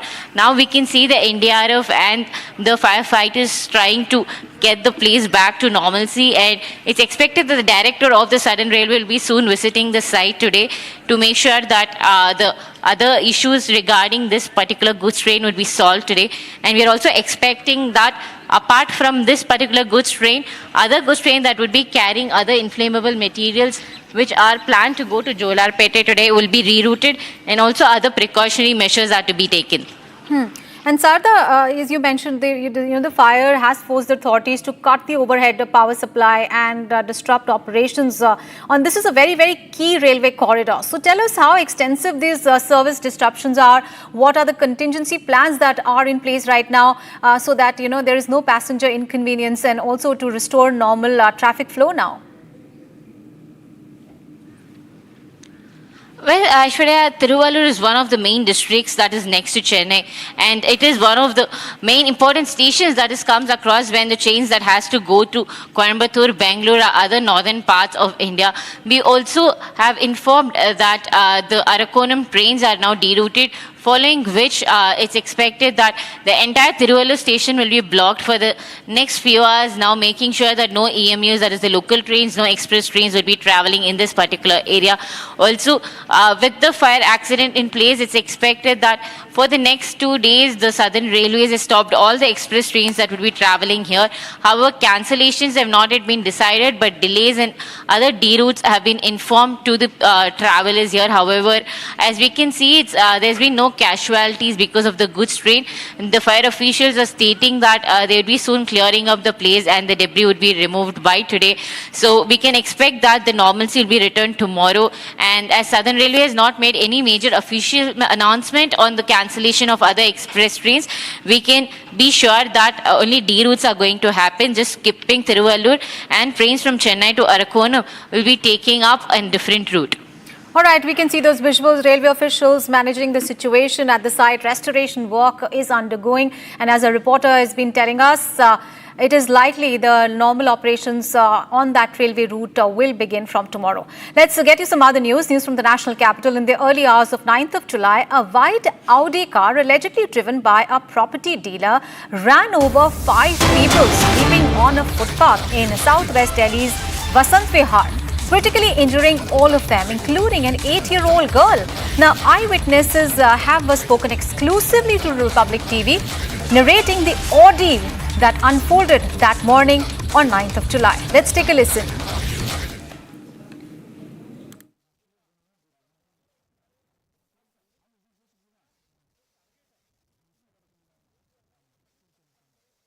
यहाँ पे तकरीबन 15 से 20 लोग सो रहे थे। अच्छा, तो गाड़ी किस तरफ से आई? इस तरफ से आई थी जी हाँ। और इधर जा रही थी। उसने यहाँ से गाड़ी चढ़ाई, ओडी, और नशे में फुल था, यहाँ से चढ़ाई गाड़ी, ऐसे उनको 5 से 6 लोगों को कुचलता हुआ निकल गया। 5 से 6 लोगों को कुचलता? हाँ। की हालत कैसी है? अभी बहुत गंभीर है। हाँ, ट्रामा में पुलिस वालों ने कर रखा है। इस मामले में कोई आया था पुलिस वालों की तरफ से, या फिर जो अक्यूज थे उसकी फैमिली की तरफ से कोई आया? फैमिली नहीं, वो लोग यहाँ नहीं रहे, यहाँ के नहीं है बेटा, वो रहने वाले हैं बेटा वहाँ के, क्या कहे, राजस्थान के। तो वो लोग जैसे उनके आदमी है वो दिहाड़ी मजदूरी करते हैं, और जो औरतें हैं वो अपने कबाड़ा कूड़ा बीनती हैं, कुछ मांगती भी हैं, है ना। तो वो रात में कभी यहाँ सो जाते हैं, कभी उधर बत्ती पे सो जाते हैं, कभी उस साइड सो जाते हैं, ऐसे करके सोते हैं वो। आप भी जो है वो सड़क के इस तरफ रहते हैं, बाएं तरफ रहते हैं, क्या आपको डर नहीं लगता है कितना सेफ है यहाँ पे सड़क के आसपास? नहीं, हम तो अपने घर में सोते हैं। तो उस दिन हमारे सामने जो झुग्गी छोटे वाली घर है वो आपका है? हाँ हाँ। तो ये है कि उस टाइम पे हमारी लाइट गई हुई थी, तो हम सब लोग बाहर थे, तो इसलिए हमने देख लिया। हाँ, तो जैसे वो गाड़ी चढ़ी ना, रौनता हुआ निकल गया ऑडी वाला, और आगे जाके डंपर खड़ा था, जहाँ ये पुल खत्म हो रहा है वहाँ पे उसने डंपर खड़ा था, उसमें ठोकी है गाड़ी। आप ये कहना चाह रही हैं कि 2 बार एक्सीडेंट हुआ गाड़ी का? पहली बार यहाँ से रोहता हुआ आगे गया और फिर आगे जाकर ट्रक से टकराया, ये कह रही हैं? ट्रक से टकराया, वो ट्रक से टकराया, तो वहाँ से भी ऑडी की कंप्लेंट गई, यहाँ से भी गई, तो पुलिस वाले आए, वहाँ से उसको तुरंत पकड़ के लाए, उनको यहाँ पे पहचान करवाई, बोला यही गाड़ी थी, यही आदमी था। तो सबने हमने बोला हाँ यही आदमी था, तो उसको लेके गए। जो यहाँ पे गंभीर हालत में पड़े थे बेचारे, उनको पुलिस लेके गई। And viewers, we have big breaking news coming in on that story, and that is the accused driver is currently is out on bail. He was arrested earlier, and the news that we are getting is that he is out on bail. Let's get all the updates. Akhil, our colleague, is now joining us for more on that story. Akhil, what is the update?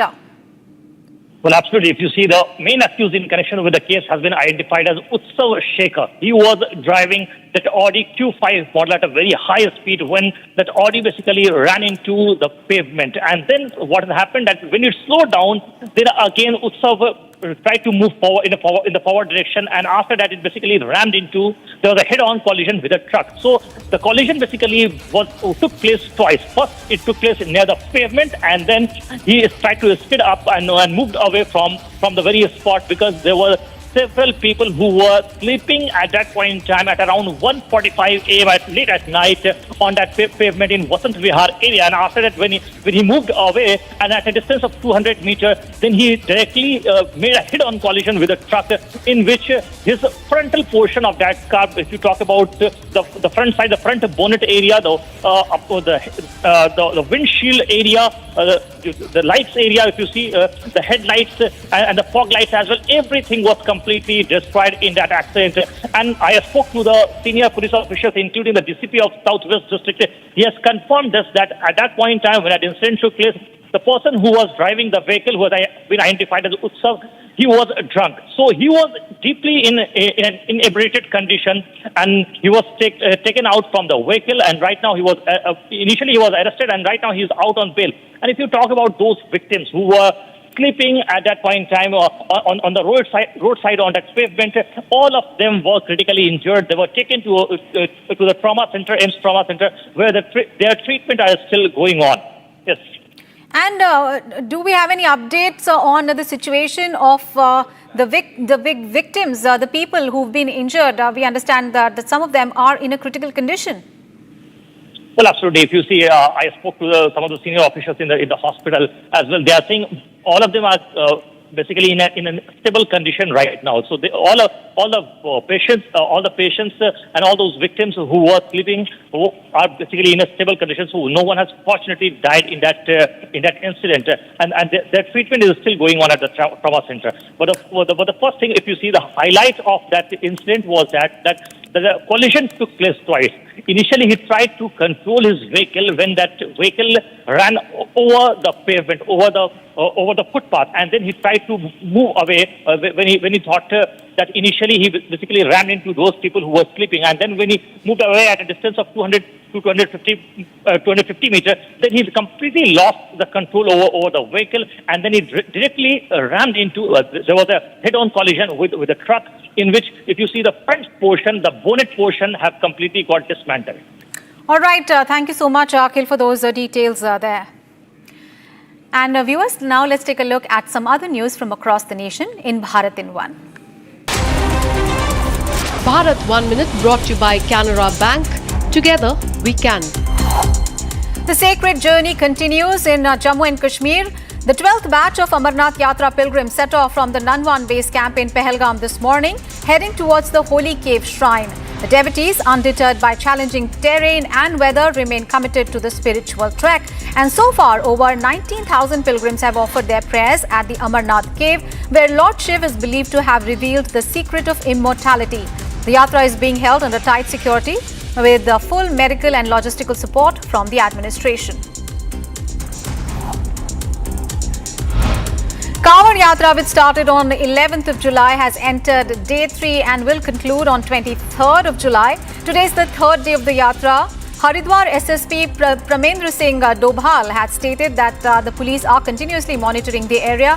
He shared that so far there have been no issues with the traffic, and he also assured that adequate forces have been deployed everywhere.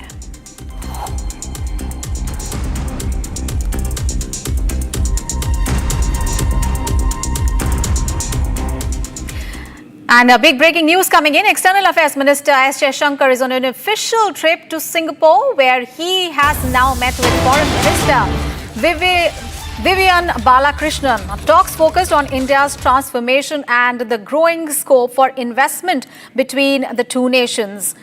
So Jaishankar meeting his counterpart and the leadership of the country as part of the regular exchanges between the two sides. And after that, he will be going to China to participate in the SCO Council of Foreign Ministers meeting. And let's get you some other news. In Odisha's Balasau, a disturbing case has emerged from Fakir Mohan College. Now, a student has tried to set herself ablaze after a teacher allegedly asked her for sexual favors.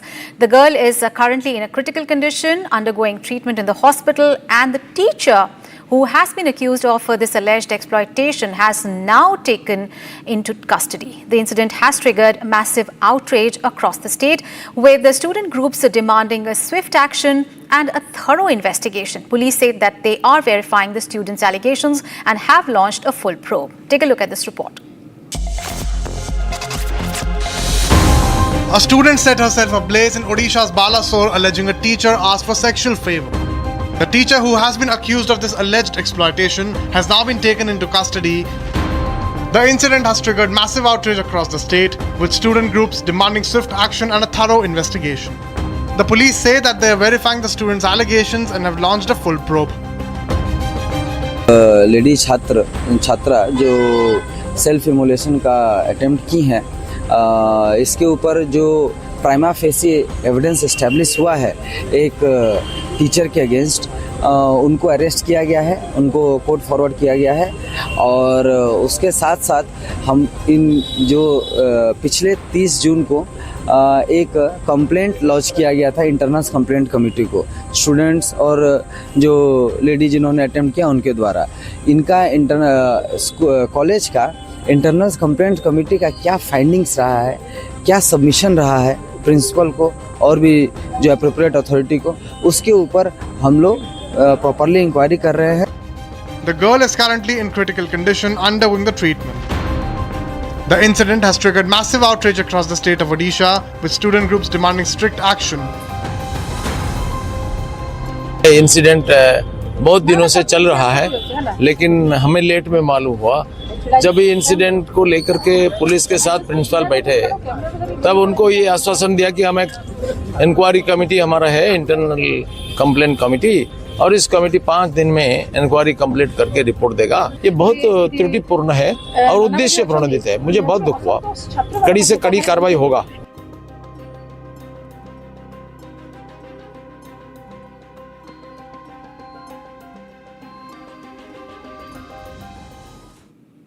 And viewers, breaking news coming in. Prime Minister Narendra Modi has praised the nominations of Ujjwal Nigam, Harshvardhan Shringla, C. Sadanand Master and Dr. Meenakshi Jain to the Rajya Sabha, highlighting their distinguished contributions in law, diplomacy, social work and scholarship. Their appointments, announced by President Murmu yesterday, received strong endorsement from the Prime Minister. So, former Foreign Secretary Harshvardhan Shringla, senior lawyer Ujjwal Nigam, historian Dr. Meenakshi Jain and a Kerala leader C. Sadanand Master have been nominated to Rajya Sabha. Let's listen in to former Foreign Secretary Harshvardhan Shringla on this. Really, it's a pride moment for me. I never expected that I will be taken up as a member of Rajya Sabha by the Honorable President of India. But yesterday, I received the phone from our beloved Prime Minister, Modi Saab, and Modi Saab initially when he talked, Ujjwal ji, राष्ट्रपति महोदया आपको राज्यसभा का member नियुक्त कर रहे हैं, क्या आप जवाबदारी लेंगे? मैंने हाँ कह दिया। जिस तरह से विश्वास उन्होंने जताया था, मैंने हाँ कहना बहुत जरूरी था. So I am really proud of, and I must say thank you to Honorable President of India, our beloved Prime Minister. I assure through you that I will discharge my duties as a member of Rajya Sabha, representing Honorable President of India truly, honestly, and I will see that how the law of our country will be definitely good for the common man and how we can expedite the legal process.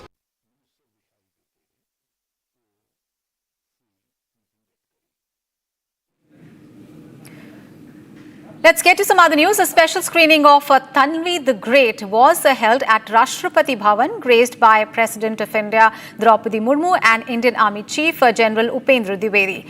The film's cast and crew expressed a heartfelt gratitude for the opportunity to have the President watch their film ahead of its theatrical release. Here's the full story.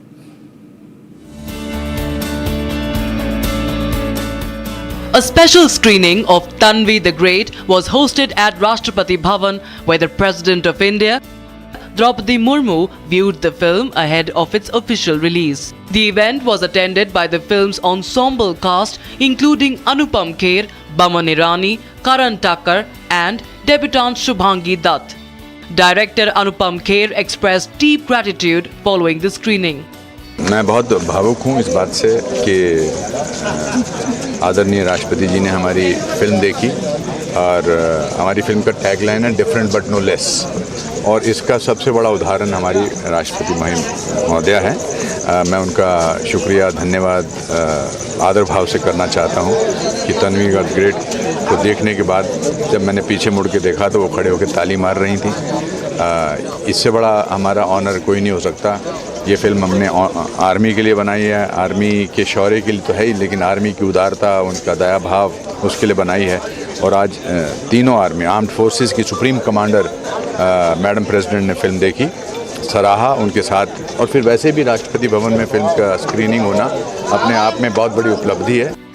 The film tells the story of Tanvi Raina, a young autistic woman determined to fulfill her late father's dream to salute the national flag at the Siachen Glacier.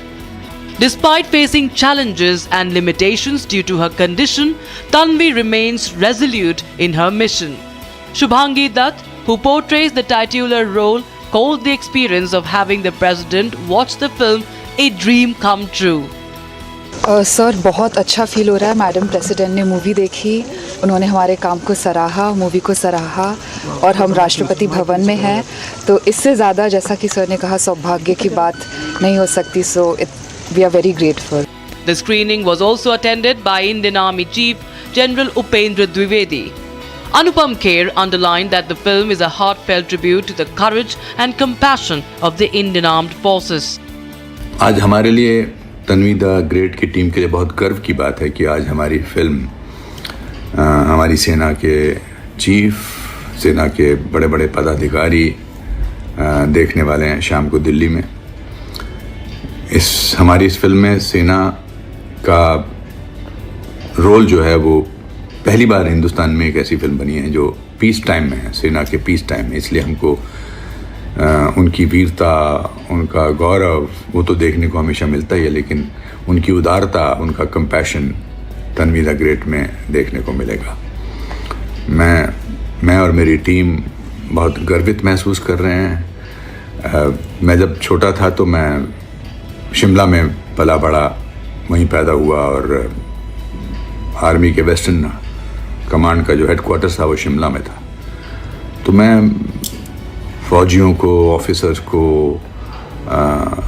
सड़क पर western command के corridor में आता जाता देखता था और बहुत अच्छा लगता था मुझे, और वही हमने इसमें तन्वी द ग्रेट में दर्शाया है। Actor Baman Irani, who plays a pivotal role in the film, described Tanvi the Great as a moving, emotional journey. ये मेरे बहुत करीब के दोस्त थे। घोसला के दिनों से मतलब मेरे दुश्मन थे, लेकिन इतने करीब दोस्त बने, बहुत मुझे सपोर्ट किया मेरे पूरे करियर के दौरान। लेकिन जब इन्होंने मुझे एक लाइन सुना इस पिक्चर के बारे में तो मुझे मालूम था कि मेरे दोस्त एक बहुत ही नेक फिल्म बनाने जा रहे हैं अबाउट गुडनेस, अच्छाई के बारे में, आर्मी के बारे में। और ये फिल्म में इतनी गुडनेस है, मतलब आप कितना भी आप कोशिश करो कि आंखों में आंसू नहीं आए, आंसू आ ही जाते हैं। और हमारे भाई साहब तो इतने इमोशनल है, इसके लिए इतनी इमोशनल फिल्म बनाई। अगर वो कोई खड़ूस इंसान होते तो ऐसी पिक्चर नहीं बनती। बहुत ही नरम दिल के इंसान है, इसलिए ये बहुत नेक फिल्म बनी है। It's a film about goodness and kindness, and he is that man. Tanvi the Great is slated for theatrical release on the 18th of July.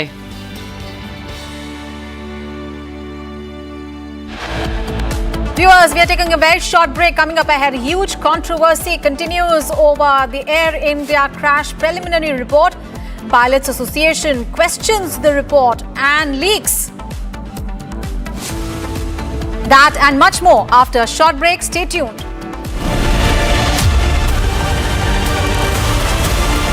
13,000 placements last year. At Amity, we are committed to nurturing passionate, hardworking and proactive professionals. ये है secret recipe MDH का जीरा SIP जल जीरा मसाला। SIP SIP जीरा SIP MDH का जल जीरा सिप MDH का जल जीरा SIP.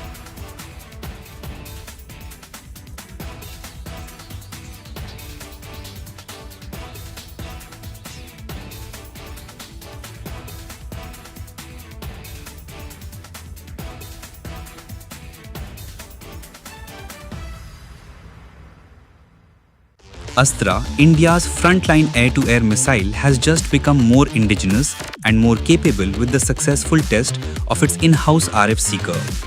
The Astra missile, India's first beyond visual range air-to-air missile, has now been successfully tested with an indigenous radio frequency RF seeker. On the surface, it might sound like a routine technological milestone, but in reality, this single component transforms the Astra from a powerful missile to a strategically autonomous weapon system. Until now, the Astra relied on foreign-made RF seekers, sensitive electronic eyes that allow the missile to lock onto enemy aircraft in the final stages of flight. These seekers are critical. Without them, a missile is blind during the most crucial phase, when it has to differentiate a target from decoys, jammers, or complex aerial clutter. With this indigenous seeker developed by DRDO, India no longer has to depend on imported tech for the most vital part of the missile. That's not just a supply chain win, it's an independence boost for India's entire air-to-air strike capability. But the bigger picture lies in what this enables next. The Astra missile family is modular. Its range can exceed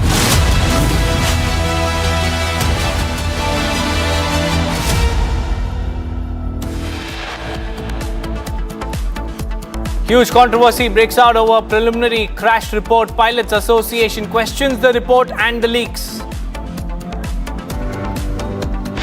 जोर से बोल रहा हूँ भैया लोग, ऐसा मराठी लोग, महाराष्ट्र वाले मराठी लोग बोल रहे हैं। Regional tensions escalate into violence in Maharashtra. Near Mumbai's Virar station, a rickshaw puller reportedly from North India was brutally assaulted by Shiv Sena and MNS workers for not speaking Marathi. In a tragic hit-and-run incident, Delhi's Vasant Vihar area comes to the fore. 5 people sleeping on the footpath were run over by a drunk driver in a white Audi car in the early hours of July 9. A goods train carrying oil from Chennai port to Jolarpete derailed and caught fire near Tiruvallur. Rescue operations underway. EC sources have informed Republic that large number of people from Bangladesh, Myanmar and Nepal have been found in the voter list of Bihar.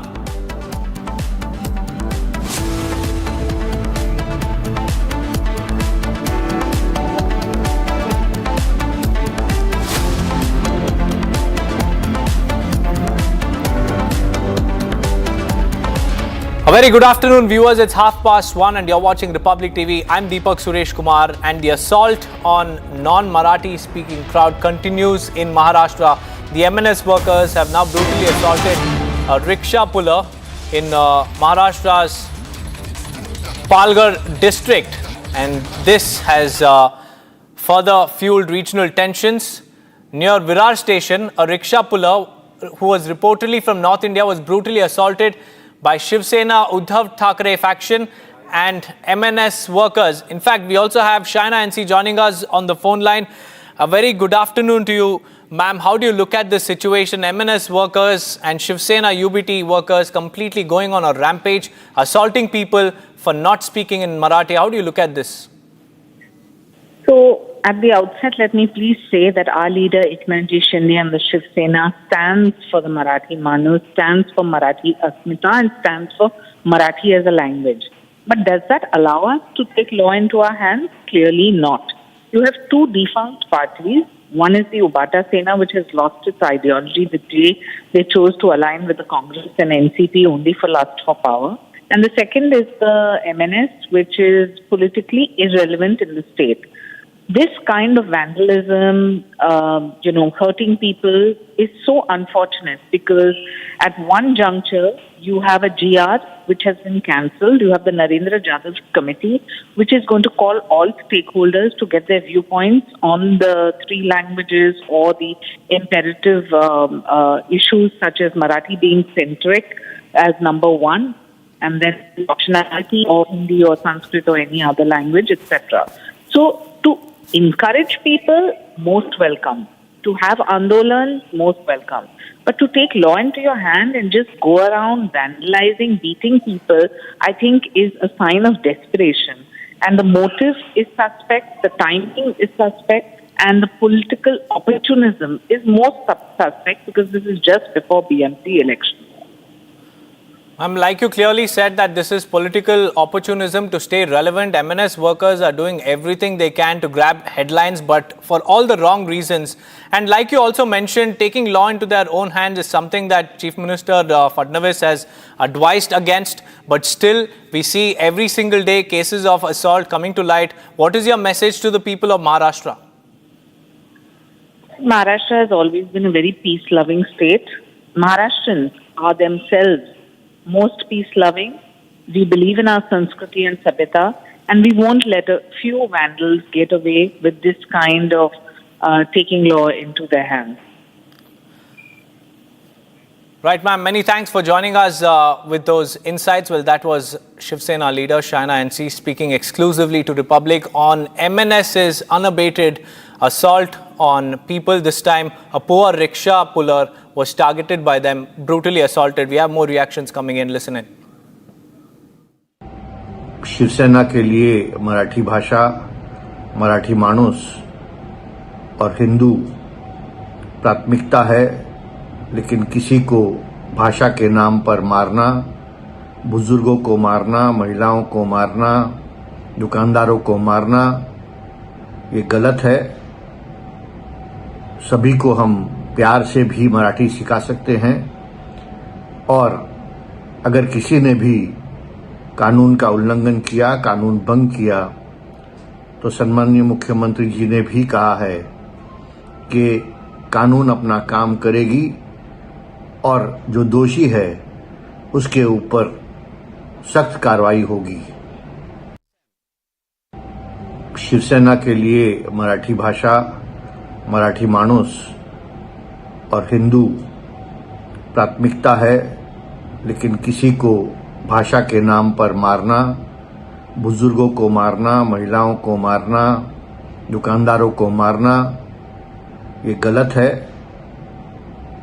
सभी को हम प्यार से भी मराठी सिखा सकते हैं, और अगर किसी ने भी कानून का उल्लंघन किया, कानून भंग किया, तो सम्माननीय मुख्यमंत्री जी ने भी कहा है कि कानून अपना काम करेगी और जो दोषी है उसके ऊपर सख्त कार्रवाई होगी।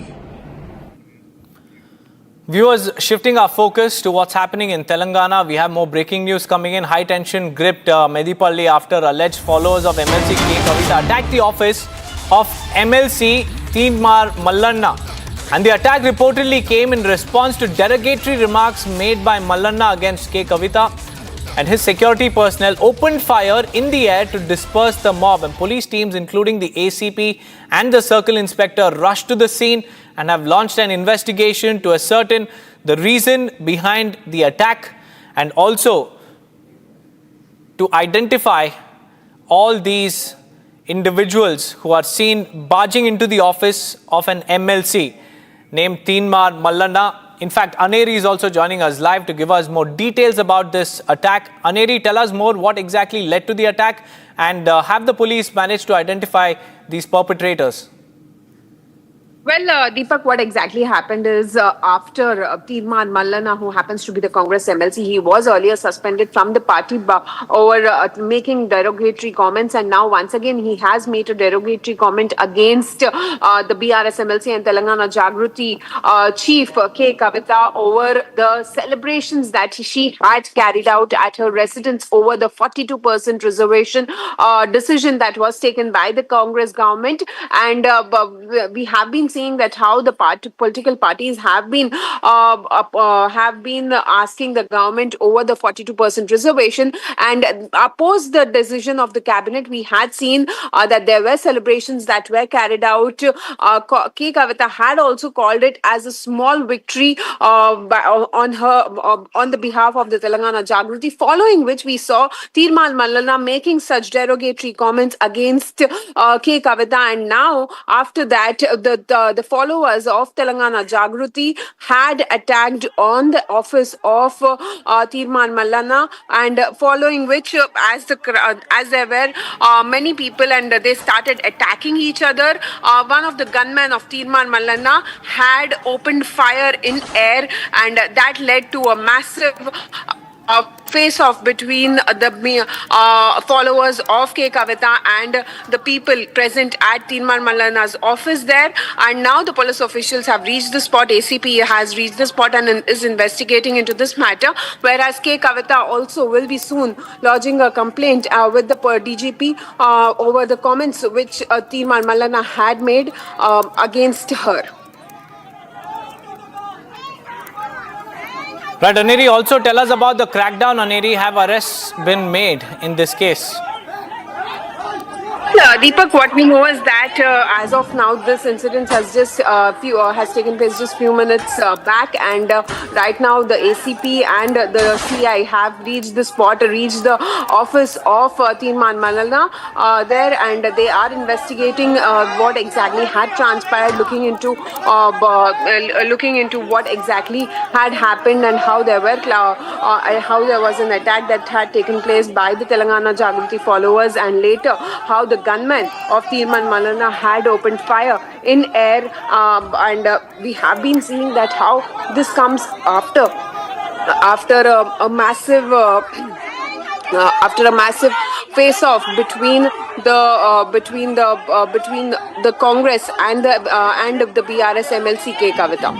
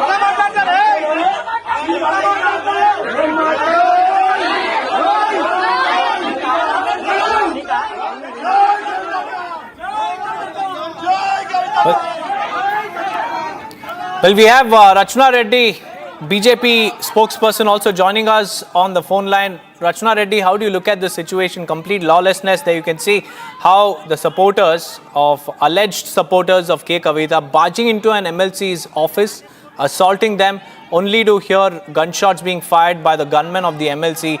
How do you look at the state of affairs? The state of affairs in Telangana has really gone past control of the Congress administration, because BRS recently also KTR's alleged followers had ransacked a TV media, a news organization's office called Mahanews. And now the alleged followers of K. Kavita have attacked the offices of Mallanna. Both of them are MLCs, and I can say, although I will never condone any kind of violent action, this kind of violence has become, unfortunately, a common thing in Telangana politics right now, because Mallanna has a reputation to absolutely say some horrible, demeaning, non-political and completely unparliamentary things as well. He's got that reputation, and I will not put it beneath him to have said something so demeaning that Kavita's followers have ransacked this office. But that does not explain Kavita, who's also an MLC, and both of them are colleagues in the upper house in Telangana. Yes, you have political differences. You can raise that in your political capacity as a representative. But this kind of demeaning language being used by Mallanna and Kavita's followers allegedly ransacking and then the gunmen firing. It is haphazard. It's completely bizarre and complete lawlessness in Telangana that the Congress government has lost control over. I mean, they literally do not know what to do as far as the administration, as far as the law and order, and as far as the management of the state and the affairs of the state, including social welfare programs implementation is concerned. The Bharatiya Janata Party absolutely condones any and all kinds of violence. However, that's right. Political discourse has to be according to a certain standard. It cannot be beneath the belt. It cannot be so derogatory that... That's right, Rachna Reddy. It's unpardonable to take law into your own hands, and this is a clear-cut example of how the supporters of political parties are going rogue under the Congress administration. With that, viewers, we'll slip into a very short break. On the other side, we'll be right back with more details on the tensions in Medipalli. Stay tuned.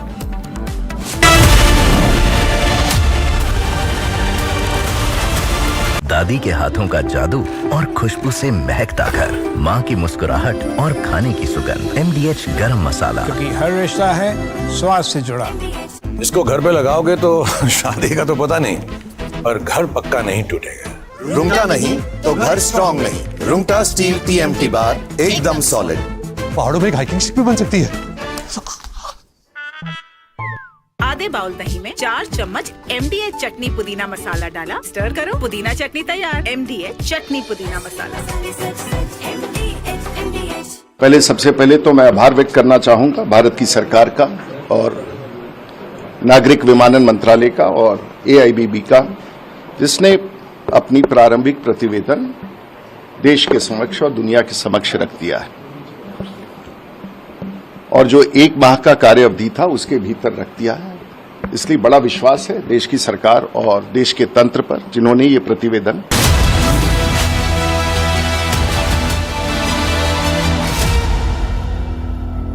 Welcome back, viewers. A welfare body representing pilots in the country firmly rejected the tone and tenor of the interim probe report on the Air India Boeing 787 crash for suggesting a so-called bias towards pilot error, and the association has demanded to know what mitigating actions were taken by Air India following an advisory regarding the disengagement of the lock function on the fuel supply switches for the engines. First, let's listen in to some reactions coming in, but before that, let's also tell you how Republic confronted the Union Civil Aviation Minister. Preliminary. No, I'm not talking about. Sir, No, please. Sir, your thoughts. I've already given. Sir, please, one word on the. I've already given. Thank you. Thank Sir, one word. There's a Thank lot you, of thank you. contradiction in the report, sir. Sir, just one word.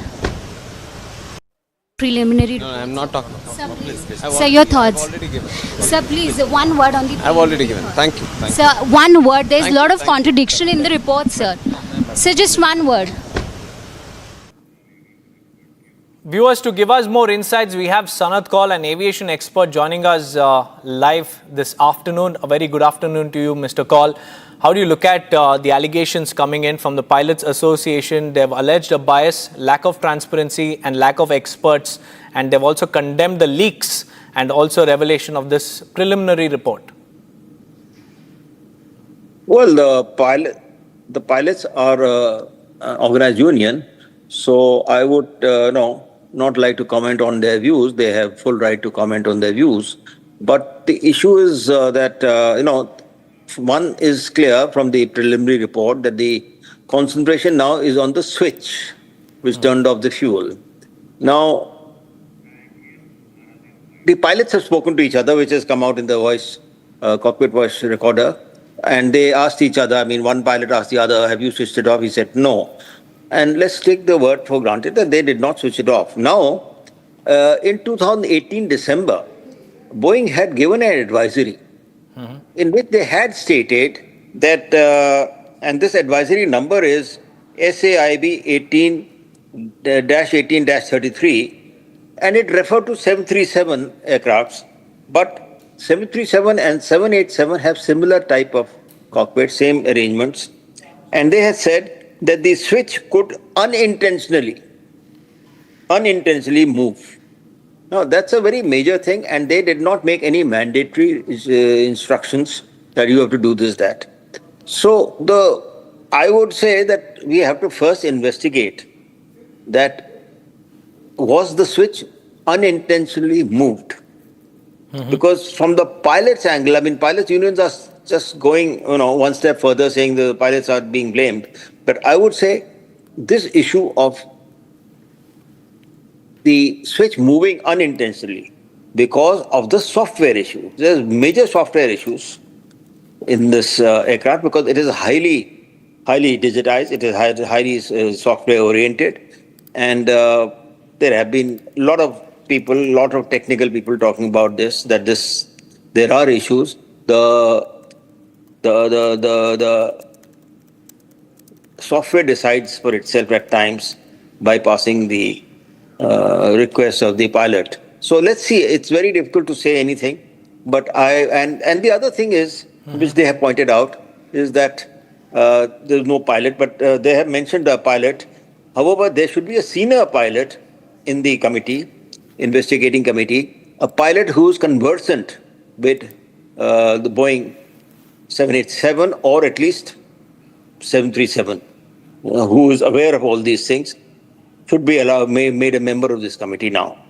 And the final report will come out in a year's time, and therefore it can be fully... Sir, sorry to interrupt you here. I just wanted to ask you, like the Pilots Association is claiming, do you think that releasing the transcript between the two pilots in the Boeing 787 cockpit is an attempt to probably, frame the pilots? Because that's what they're saying. The Pilots Association is saying that there is a bias towards pilots and the entire... Well, that's their view. Frankly, if they have released the conversation between the two pilots, I would say it reconfirms that they didn't do it. Unless one was lying. No. So why should they be lying? There is, as far as I can make out, there was no good coordination between the two pilots. One was very senior. One was a person who was going to become a senior pilot very soon. He had enough flying hours. And we have not heard of any rift like we had in the Mangalore crash in 2010, where the pilot and the co-pilot had some issues. The co-pilot was saying something which the senior pilot did not accept at the time of landing. Now, there was no conflict from what we can make out. It is a cordial relationship. So, frankly, if they released it, it's okay. Unless they have released certain portions and not the other portions of the cockpit voice recorder in which the two were talking. They've edited it, which let's see. We don't know, but frankly, I will not go along with that. I'll say that the issues are very clear, and the pilots between themselves have said they have not switched off. That's right, Mr. Sanat Kaul. Many thanks for joining me with those insights. This is just a preliminary report. More details are awaited. With that, viewers, let's now get you the top stories from across the nation in Bharat in 5 minutes.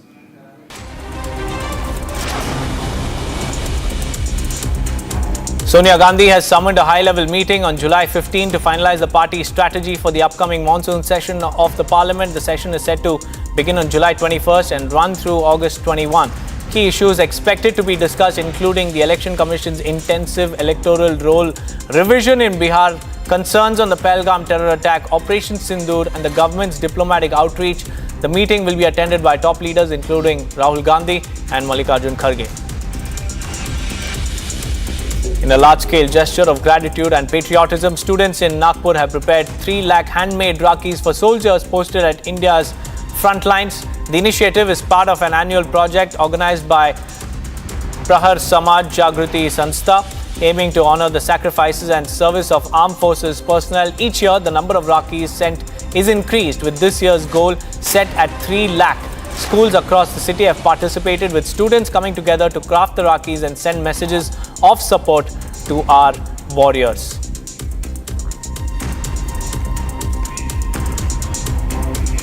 Train services have been disrupted near Tiruvallur in Tamil Nadu after a diesel tanker on a freight car caught fire early this morning. The incident occurred on the busy Chennai-Arakonam route, prompting an emergency response. Firefighters are working tirelessly to contain the blazes. No casualties have been reported so far. The cause of the fire is under investigation and rail operations remain partially suspended. Cadres of TVK, led by party founder and actor Talapati Vijay, are staging a massive protest demanding justice for Ajit Kumar, a man who allegedly died in police custody in Tamil Nadu's Tirunelveli district. The protest follows public outrage over the custodial death, with Ajit's family alleging severe police brutality. Vijay met the victim's family, and today's demonstration calls for a High Court monitored SIT probe and a white paper on all custodial deaths in the state. Thousands of TVK supporters have gathered at the protest site with heavy police deployment in place.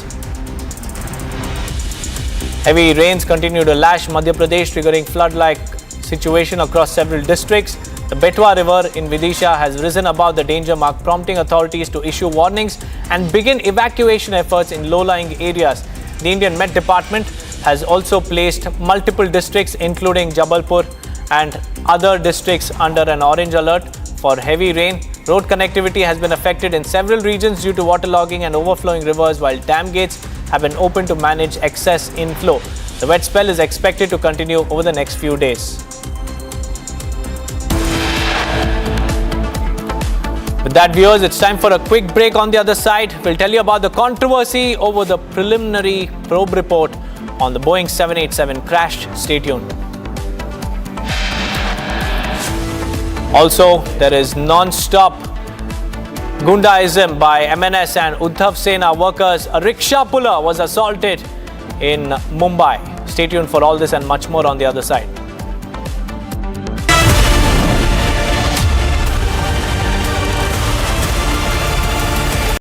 $13,000 placements last year.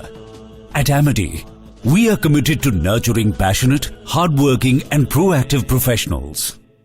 MDH की हल्दी मिर्ची धनिया करे कमाल, ये रंग दे, ये खुशबू दे, ये तीखा, ये कम पड़े, क्या निराला MDH masala.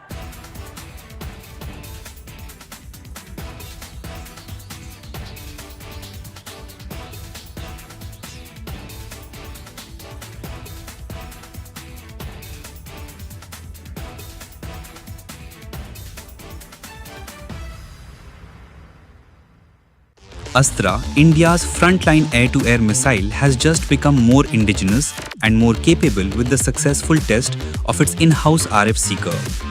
The Astra missile, India's first beyond visual range air-to-air missile, has now been successfully tested with an indigenous radio frequency RF seeker.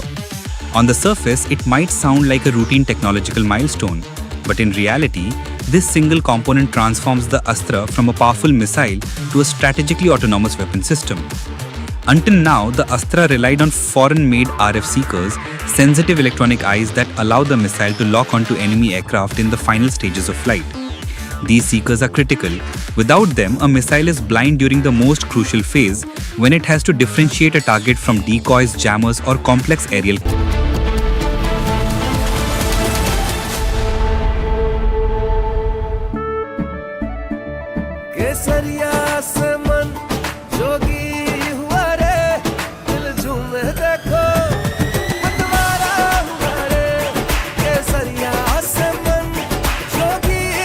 हर पल मनाओ केसरी त्योहार।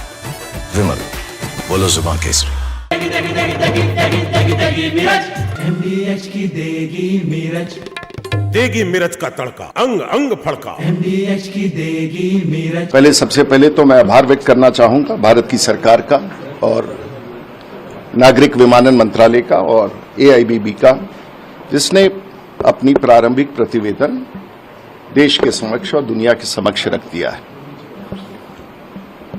और जो 1 माह का कार्य अवधि था उसके भीतर रख दिया है। इसलिए बड़ा विश्वास है देश की सरकार और देश के तंत्र पर, जिन्होंने ये प्रतिवेदन रख दिया है। और ये प्रारंभिक प्रतिवेदन है और इसमें कुछ तथ्य ऐसे उजागर किए गए हैं जिसमें पूरे घटनाक्रम में विमान में क्या तकनीकी कारण थे जिसके कारण ये दुर्घटना हुई और कप्तानों ने क्या क्या कदम उठाए और क्या क्या परिस्थितियां थीं, उसके बारे में पूरी तौर से उल्लेख किया है।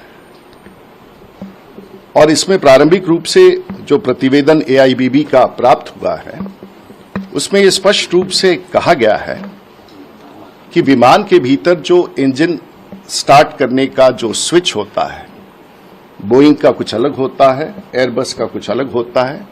बोइंग में फ्यूल कंट्रोल स्विच जिसे कहते हैं, उसे ऑन करने के साथ साथ इंजन स्टार्ट होता है।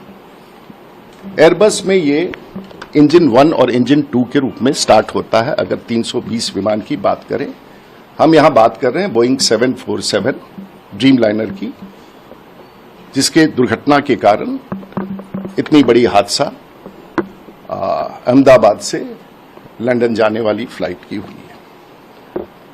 जो प्रारंभिक प्रतिवेदन है विमान उड़ने के लिए From Asia's largest news headquarters, setting the agenda for Bharat.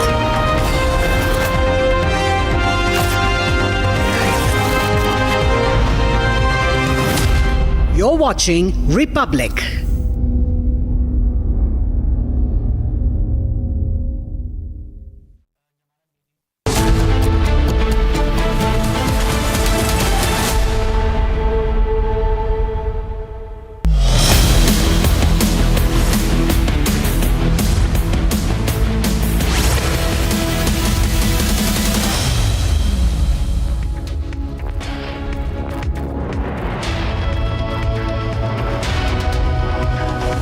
Welcome back, ladies and gentlemen. You're watching Live and Breaking with me, Krutat Patnaik, at 2 p.m. this Sunday afternoon. Our top story remains the AAIB investigation report in the AI-171 crash, which has now got serious reactions from the pilots' associations, claiming that there is a deliberate attempt being made to cast aspersions on the pilots who are not here to defend themselves and their actions during that flight and the 32 seconds of reaction time that they had. I'll bring you all the details on that story in just a moment, but as always, let's start this Live and Breaking bulletin with the headlines. Huge controversy breaks out over the preliminary crash report. Pilots Association questions the reports and the leaks.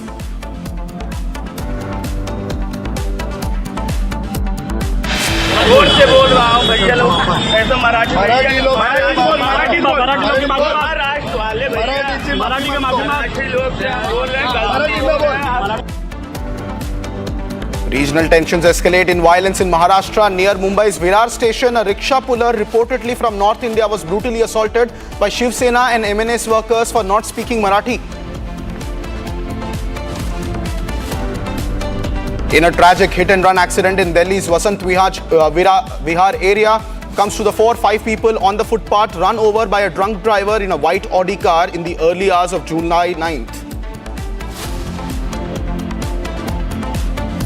A goods train carrying oil from Chennai port to Jolarpetai derailed and caught fire near Tiruvallur. Rescue operations underway. EC sources have informed Republic that large number of people from Bangladesh, Myanmar and Nepal have been found in the electoral voter list in Bihar.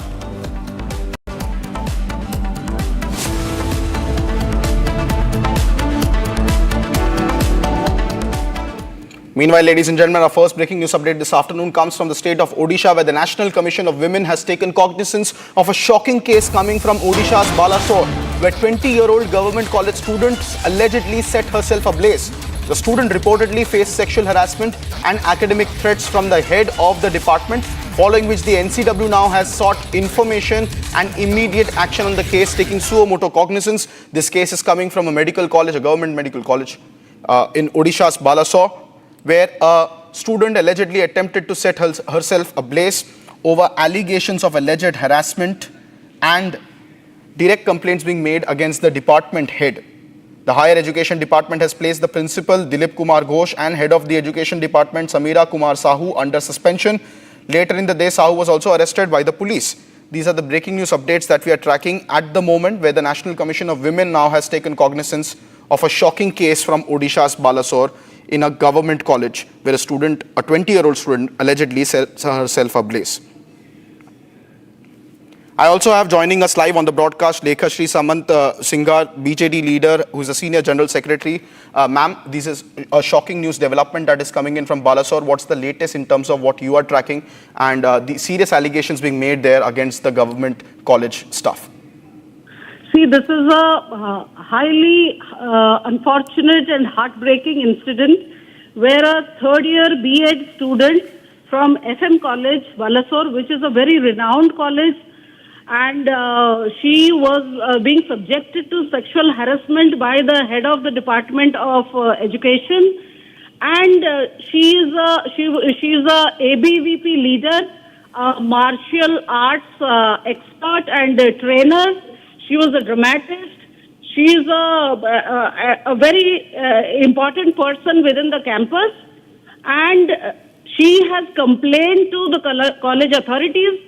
She has complained to the district administration, the police, the BJP MP from Balasore, Sri Pratap Chandra Sadangi. She has gone to him also 7 days back and told him that if you do not give me justice, I will kill myself. And she has tweeted tagging the Union Education Minister. She has tagged the NCW, National Commission for Women, the Department of Higher Education in Odisha, the Chief Minister of Odisha. The Education Minister of Odisha, she has gone from pillar to post, and she did not get redressal from anywhere. Yes, ma'am. And what's the demand now that the BJD is making in this case? Because it seems to be a serious case of apathy in which the administration did not hear to this victim there. See, it is very clear that all these people who I have named have in some way abetted her suicide, and they remained silent. They could not provide justice to their own ABVP leader, and now she is fighting for her life. She has sustained 95% burn. Yes. We are demanding that a case be filed against all the people she approached for redressal. No one listened to her. There is no internal complaints committee in FM College, which is mandatory under Vishaka guidelines, which specifies sexual harassment in the workplace 2013, and there was no committee to address her issue. Moreover, she was pressurized to withdraw her complaint. Yes. She was pressurized to suppress the matter. And she was told that if you do not suppress the matter, your career will be in jeopardy and you will face problems. So you keep quiet. This is what has led her to take this extreme step. And from what we hear, some personnel from the college directly told her that you withdraw it immediately. And yesterday she came out of the principal's room. We do not know what discussion went on in the principal's room, but immediately after that she has immolated herself. And it is extremely shocking. The entire Odisha is up in arms.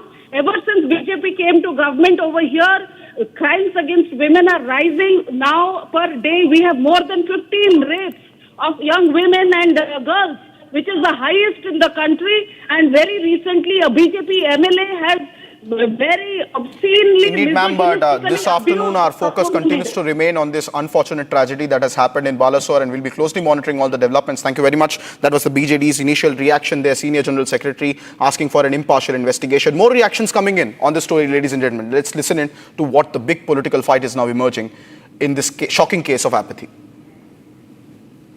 Lady छात्रा जो self immolation का attempt की हैं, इसके ऊपर जो prima facie evidence establish हुआ है एक टीचर के अगेंस्ट, उनको अरेस्ट किया गया है, उनको कोर्ट फॉरवर्ड किया गया है। और उसके साथ साथ हम इन जो पिछले 30 जून को एक कंप्लेंट लॉन्च किया गया था इंटरनल कंप्लेंट कमेटी को, स्टूडेंट्स और जो लेडी जिन्होंने अटेम्प्ट किया उनके द्वारा। इनका कॉलेज का इंटरनल कंप्लेंट कमेटी का क्या फाइंडिंग्स रहा है, क्या सबमिशन रहा है प्रिंसिपल को और भी जो एप्रोप्रिएट अथॉरिटी को, उसके ऊपर हम लोग प्रॉपरली इंक्वायरी कर रहे हैं। इंसिडेंट बहुत दिनों से चल रहा है, लेकिन हमें लेट में मालूम हुआ। जब ये इंसिडेंट को लेकर के पुलिस के साथ प्रिंसिपल बैठे, तब उनको ये आश्वासन दिया कि हम एक इंक्वायरी कमेटी हमारा है, इंटरनल कंप्लेंट कमेटी, और इस कमेटी 5 दिन में इंक्वायरी कंप्लीट करके रिपोर्ट देगा। उसके बाद जो होगा। मैं तुरंत एफएम कॉलेज को आया और कॉलेज में लंबा समय तक मैंने बैठा। एसपी भी थे, पुलिस अधिकारी भी थे, उनका जो तदंत कमेटी वो भी थे। मैं सारा इंक्वायरी में मुझे बहुत त्रुटि मेरा सामने आया। मैं देखा कि इंक्वायरी ठीक ढंग से नहीं चलता है और इंक्वायरी मोटा मोटी समीर बाबू को प्रोटेक्शन देने के लिए, उनका महिमा गान करने के लिए अपना सारा शक्ति को समर्पित कर दिया। ये बहुत त्रुटिपूर्ण है और उद्देश्य प्रणोदित है। मुझे बहुत दुख हुआ। कड़ी से कड़ी कार्रवाई होगा। Meanwhile, ladies and gentlemen, more breaking news updates are coming in from Telangana, particularly where high tensions have gripped the Medipalli area after alleged followers of K. Kavita of the party K. Kavita attacked the office of MLC Teenmar Malanna. The attack reportedly came in response to derogatory remarks made by Malanna against K. Kavita. The BRS leader, his security personnel opened fire in the air to disperse the mob, and now police teams, including the ACP and the circle inspector, have rushed to the spot and have launched an investigation. Those are visuals coming in from Telangana, where alleged supporters of BRS MLC K. Kavita went into a clash with at an office over alleged derogatory remarks being made by another MLC against K. Kavita.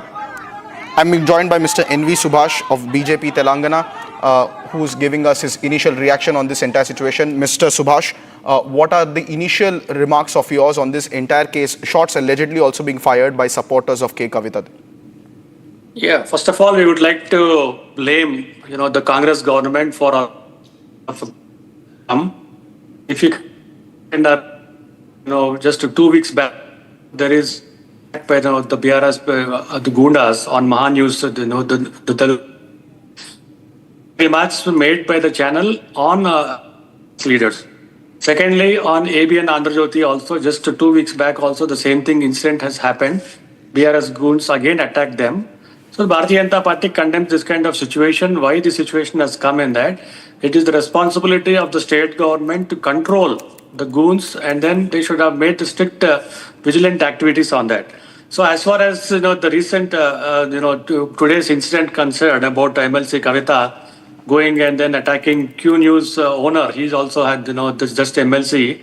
But first of all, being a journalist, Mr. Teenmar Malanna of the owner of the Q News, as well as he's an MLC also, he being in a responsible position, he should not make derogatory remarks and objectionable remarks, especially on women. So he holds the responsibility and he has a sharp tongue. He himself has many times accused the Congress government, though he has won on MLC on the Congress ticket also, but he has been expelled. Earlier, he wanted to join in the Bharatiya Janata Party also. That time also he made so many remarks. He has a sharp tongue.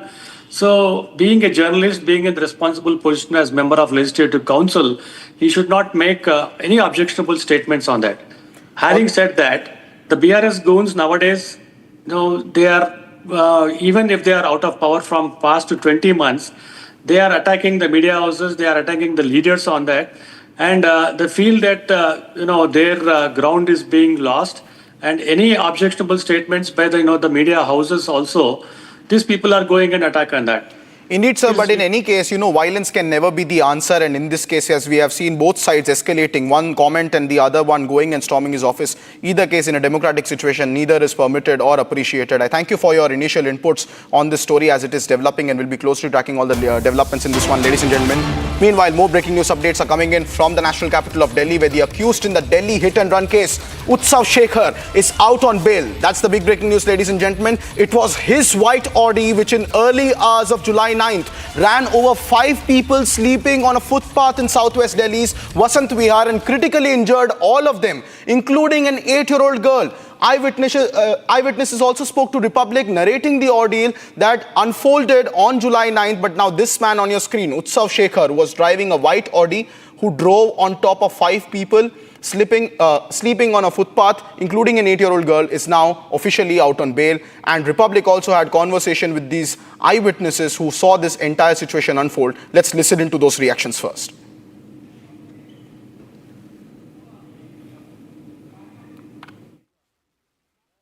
यहाँ पे तकरीबन 15 से 20 लोग सो रहे थे। अच्छा, तो गाड़ी किस तरफ से आई? इस तरफ से आई थी जी हाँ। और इधर जा रही थी। उसने यहाँ से गाड़ी चढ़ाई ओडी और नशे में फुल था, यहाँ से चढ़ाई गाड़ी, ऐसे उनको 5 से 6 लोगों को कुचलता हुआ निकल गया। 5 से 6 लोगों को कुचलता? हाँ। की हालत कैसी है? अभी बहुत गंभीर है। हाँ, ट्रामा में पुलिस वालों ने कर रखा है। इस मामले में कोई आया था पुलिस वालों की तरफ से, या फिर जो अक्यूज थे उसकी फैमिली की तरफ से कोई आया? फैमिली नहीं, वो लोग यहाँ नहीं रहे, यहाँ के नहीं है बेटा, वो रहने वाले हैं बेटा वहाँ के, क्या कहे, राजस्थान के। तो वो लोग जैसे उनके आदमी है वो दिहाड़ी मजदूरी करते हैं, और जो औरतें हैं वो अपने कबाड़ा कूड़ा बीनती हैं, कुछ मांगती भी हैं, है ना। तो वो रात में कभी यहाँ सो जाते हैं, कभी उधर बत्ती पे सो जाते हैं, कभी उस साइड सो जाते हैं, ऐसे करके सोते हैं वो। आप भी जो है वो सड़क के इस तरफ रहते हैं, बाएं तरफ रहते हैं, क्या आपको डर नहीं लगता है कितना सेफ है यहाँ पे सड़क के आसपास? नहीं, हम तो अपने घर में सोते हैं। तो उस दिन हमारे सामने जो झुग्गी छोटे वाली घर है वो आपका है? हाँ हाँ। तो ये है कि उस टाइम पे हमारी लाइट गई हुई थी, तो हम सब लोग बाहर थे, तो इसलिए हमने देख लिया। हाँ, तो जैसे वो गाड़ी चढ़ी ना, रौनता हुआ निकल गया ओडी वाला, और आगे जाके डंपर खड़ा था जहाँ ये पुल खत्म हो रहा है वहाँ पे उसने डंपर खड़ा था, उसमें ठोकी है गाड़ी। आप ये कहना चाह रही हैं कि 2 बार एक्सीडेंट हुआ गाड़ी का? पहली बार यहाँ से रोता हुआ आगे गया और फिर आगे जाकर ट्रक से टकराया, ये कह रही हैं? ट्रक से टकराया, वो ट्रक से टकराया तो वहाँ से भी ऑडी की कंप्लेंट गई, यहाँ से भी गई, तो पुलिस वाले आए, वहाँ से उसको तुरंत पकड़ के लाए, उनको यहाँ पे पहचान करवाई, बोला यही गाड़ी थी, यही आदमी था। तो सबने हमने बोला हाँ यही आदमी था, तो उसको लेके गए। जो यहाँ पे गंभीर हालत में पड़े थे बेचारे, उनको पुलिस लेके गई। My colleague Akhil joins us live from the Vasant Vihar police station. Akhil, what's the latest in terms of this case now that the bail has been granted in a very shocking case of hit and run, but in many ways it's a rerun of what we have seen many times?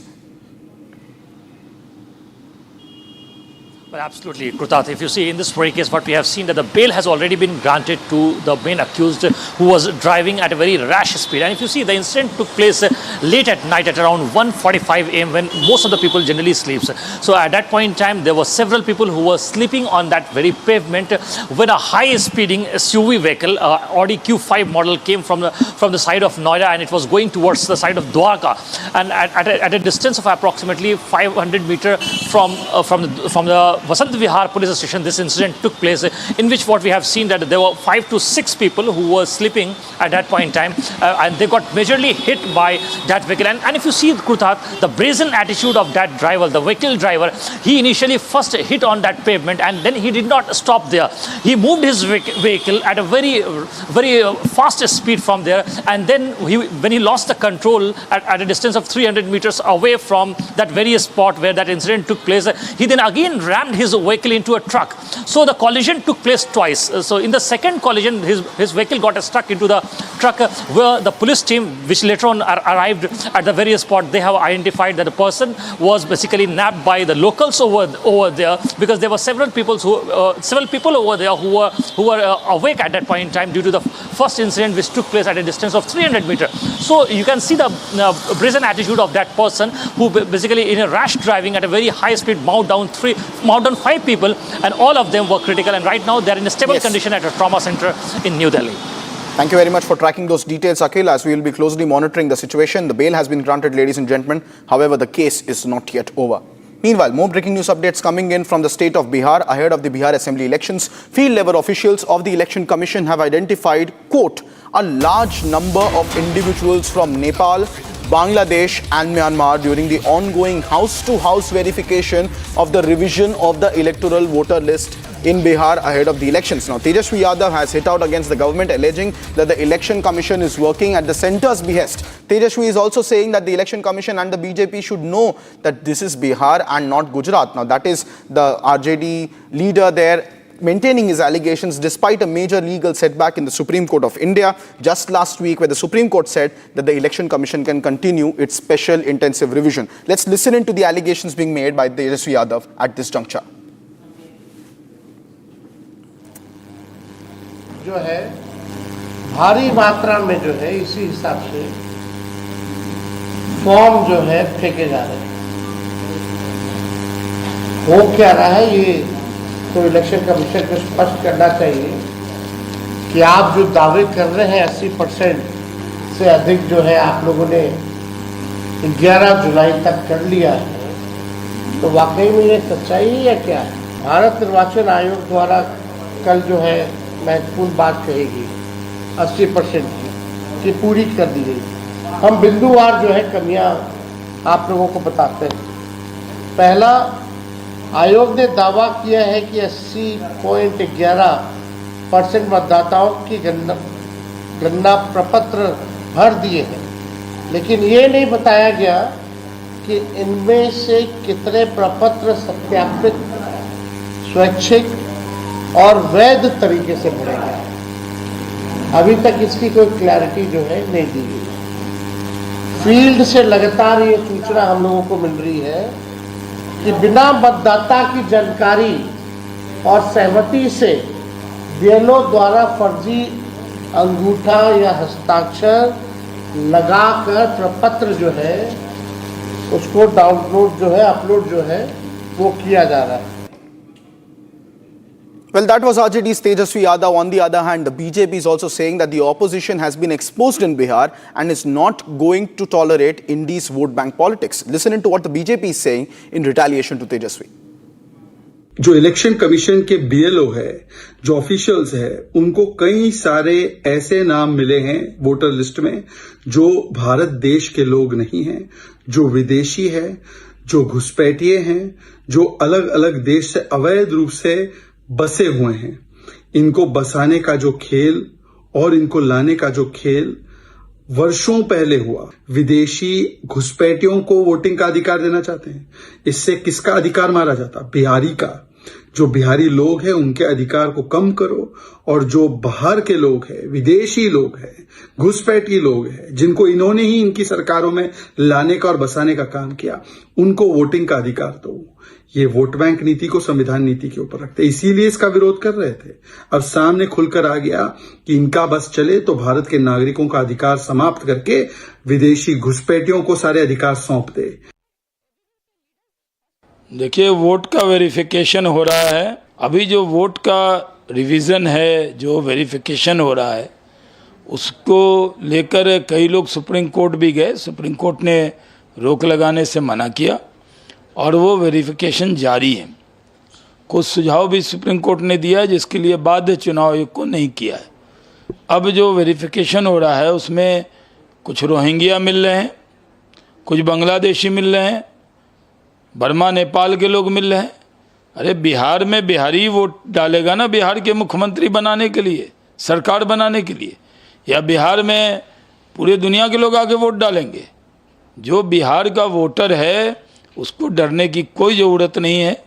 चुनाव आयोग पूरी तरह उसको cooperate करेगा।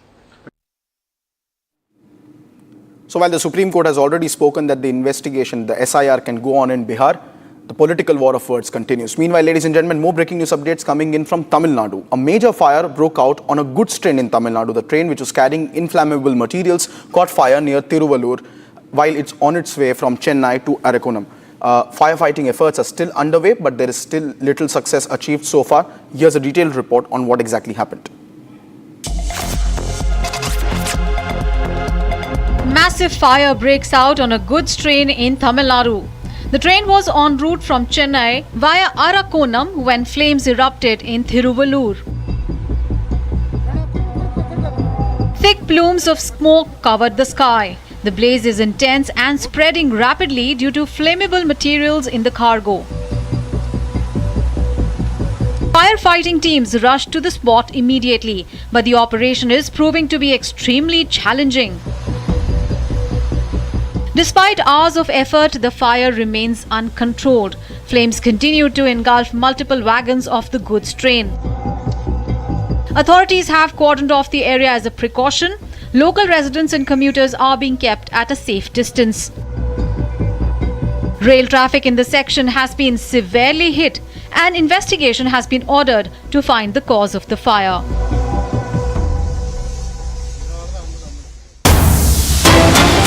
Meanwhile, ladies and gentlemen, more breaking news updates coming in. Prime Minister Narendra Modi now has praised the nominations of Ujjwal Nikam, Harshvardhan Shringla, C. Sadanandan and Dr. Meenakshi Jain to the Rajya Sabha, highlighting their distinguished contributions in the fields of law, diplomacy, social work and scholarship respectively. Their appointments were announced by the President of India and has received strong endorsement by the Prime Minister. Earlier today, President of India Draupadi Murmuji had nominated 4 members to the Rajya Sabha. These included Ujjwal Nikam, who is a very popular and very well-known India's leading public prosecutor, who is known to be a very big legal luminary in the field of constitution law and prosecution. Along with that, we also had C. Sadanand Master, who was nominated for the Rajya Sabha seat by President Draupadi Murmu for his contributions in the field of social work. Along with that, we also saw former Foreign Secretary of India, Harshvardhan Shringla, who was also nominated for the Rajya Sabha post. Along with that, top historian and scholar Dr. Meenakshi Jain. Let's listen into the reactions coming in of Ujjwal Nikam, who hailed President Draupadi Murmu's nomination, as he is now set to become a Rajya Sabha member. Really, it's a pride moment for me. I never expected that I will be taken up as a member of Rajya Sabha by the Honorable President of India.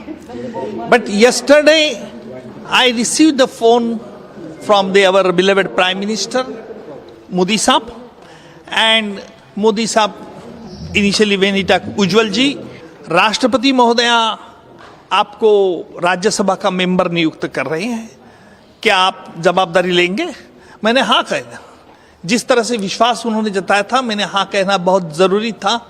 So I am really proud of, and I must say thank you to Honorable President of India, our beloved Prime Minister. I assure through you that I will discharge my duties as a member of Rajya Sabha, representing Honorable President of India truly, honestly, and I will see that how the law of our country will be definitely good for the common man and how we can expedite the legal process. Coming up next on Live and Breaking, huge controversy breaks out over the preliminary crash report. Pilots Association questioned the report and the leaks. Exclusive details on the AI-171 crash investigation only on Republic. Do not go anywhere. We'll be right back after a short break.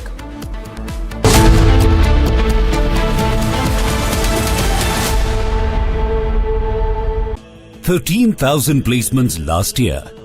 At Amity, we are committed to nurturing passionate, hardworking and proactive professionals. ये है secret recipe MDH का जीरा SIP जल जीरा मसाला. SIP SIP जीरा SIP MDH का जल जीरा सिप MDH का जल जीरा सिप. इसको घर पे लगाओगे तो शादी का तो पता नहीं, पर घर पक्का नहीं टूटेगा. रुंगटा नहीं तो घर स्ट्रॉन्ग नहीं. रुंगटा स्टील TMT बार एकदम सॉलिड. पहाड़ों में एक हाइकिंग शिप भी बन सकती है.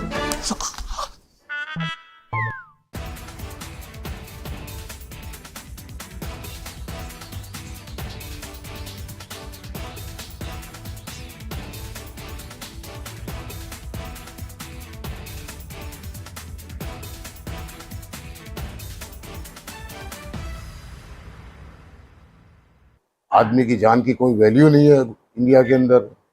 प्लेन वालों ने इंक्वायरी नहीं की, ऐसे ही प्लेन उड़ा दिया है, ऐसा समझ में आ रहा है. ऐसा होता नहीं है. ये कोई स्कूटर नहीं है कि वो फ्यूल नहीं पहुंचे.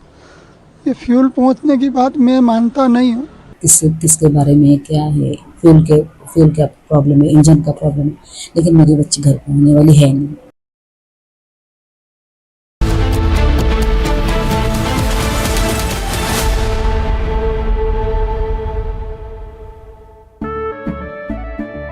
केसरिया से मन जोगी हुआ रे, दिल झूमे देखो मतवारा हुआ रे। केसरिया से मन जोगी हुआ। हर पल मनाओ केसरी त्योहार। विमल, बोलो जुबान केसरी। दादी के हाथों का जादू और खुशबू से महकता घर, माँ की मुस्कुराहट और खाने की सुगंध। MDH गरम मसाला, क्योंकि हर रिश्ता है स्वाद से जुड़ा। A storm is brewing at the heart of American law enforcement. FBI Director Kash Patel is reportedly on the verge of resigning, threatening to walk away from his post if his deputy, Dan Bongino, follows through on his own plans to quit. The reason? A fiery clash with Attorney General Pam Bondi over the handling of the Jeffrey Epstein case, a controversy that's ignited outrage among MAGA supporters and raised questions about transparency in the Trump administration.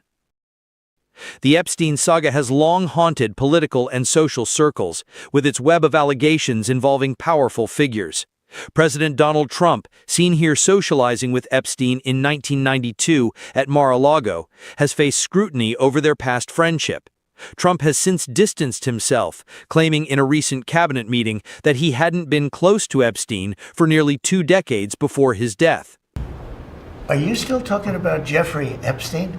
This guy's been talked about for years. You're asking, we have Texas, we have this, we have all of the things. And are people still talking about this guy, this creep?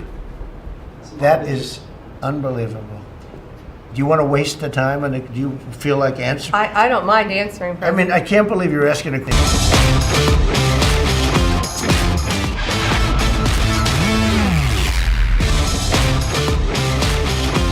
Hello, ladies and gentlemen, and welcome. This is your 30 minutes of time out at the Positive Influencer Show. I bring to you episode 16, packed with content put together by our wonderful positive influencers. Thank you for joining me, Tanvi Sood. Before I get to what we have and what our creators have lined up for us this week, I want to thank all of you who have been firing in your sample videos. Our teams are crunching through it and working the phones to get back to each one of you. If you haven't hit that apply button yet, go to www.republicpositiveinfluencer.in or just WhatsApp the number on your screen and drop that video sample. Now, let's get to the content.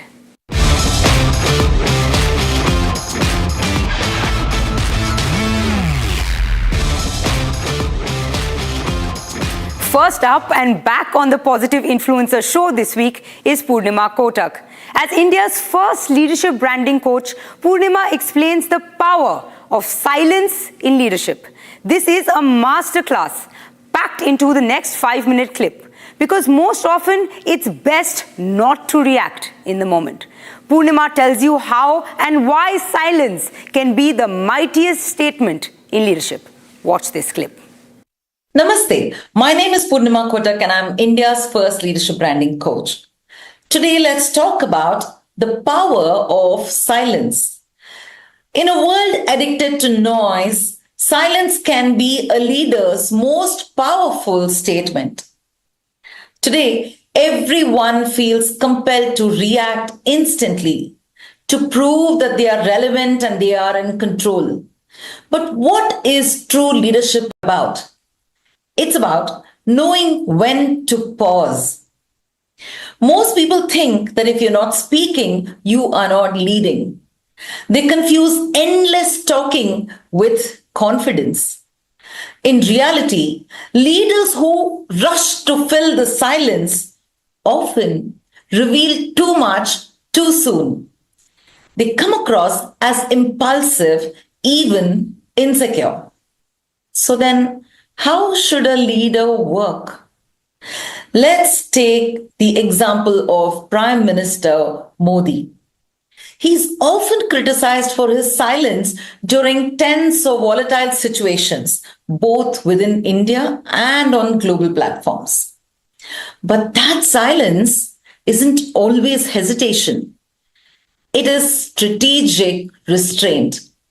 By holding back, he keeps diplomatic channels open, forces adversaries and observers to keep guessing, and often leaves people leaning in and waiting for his words, giving him the power without him even speaking. Silence isn't inactivity. When wise leaders hold back, they're not doing nothing. They are calming down the internal noise, taking an aerial view to see the entire landscape, deep diving to understand every angle and building a 360-degree perspective. They are crafting a strategy, preparing to respond appropriately, not just quickly. This means that they leave no space to be rushed or to later cut a sorry figure by speaking out of turn. And here's the subtle mastery most leaders don't learn. When you practice silence, the world might be completely misreading you. They may think that you have accepted defeat and that you have nothing valuable to say. They may believe that they have even won the narrative or quietly doubt your capability. What should you do? Just let them be. Just let them be.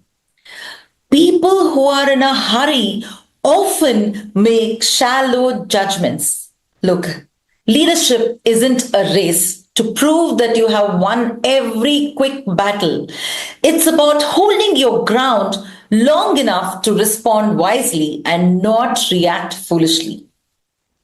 As a leadership branding coach, I see this play out across industries. Leaders who master the art of strategic silence, 1, build gravitas as their pause carries weight. 2, they build their authority as people wait for them to speak. 3, they build an aura of mystery around them because they command rooms even without filling them with their words. So the next time you feel pressured to jump in just to prove that you're involved, take a breather and take a pause. Because sometimes that very pause is where your power rebuilds. Leadership isn't about having the fastest answer. It's about knowing when to speak and letting silence itself elevate your leadership brand. So that's the power of silence, and that's it for today in this video. My name is Purnima Kotak. I'm signing off from this video. Looking forward to meeting you in my next one. From Purnima Kotak's leadership tips to fitness in mind and body. Up next is positive influencer Supreet Singh.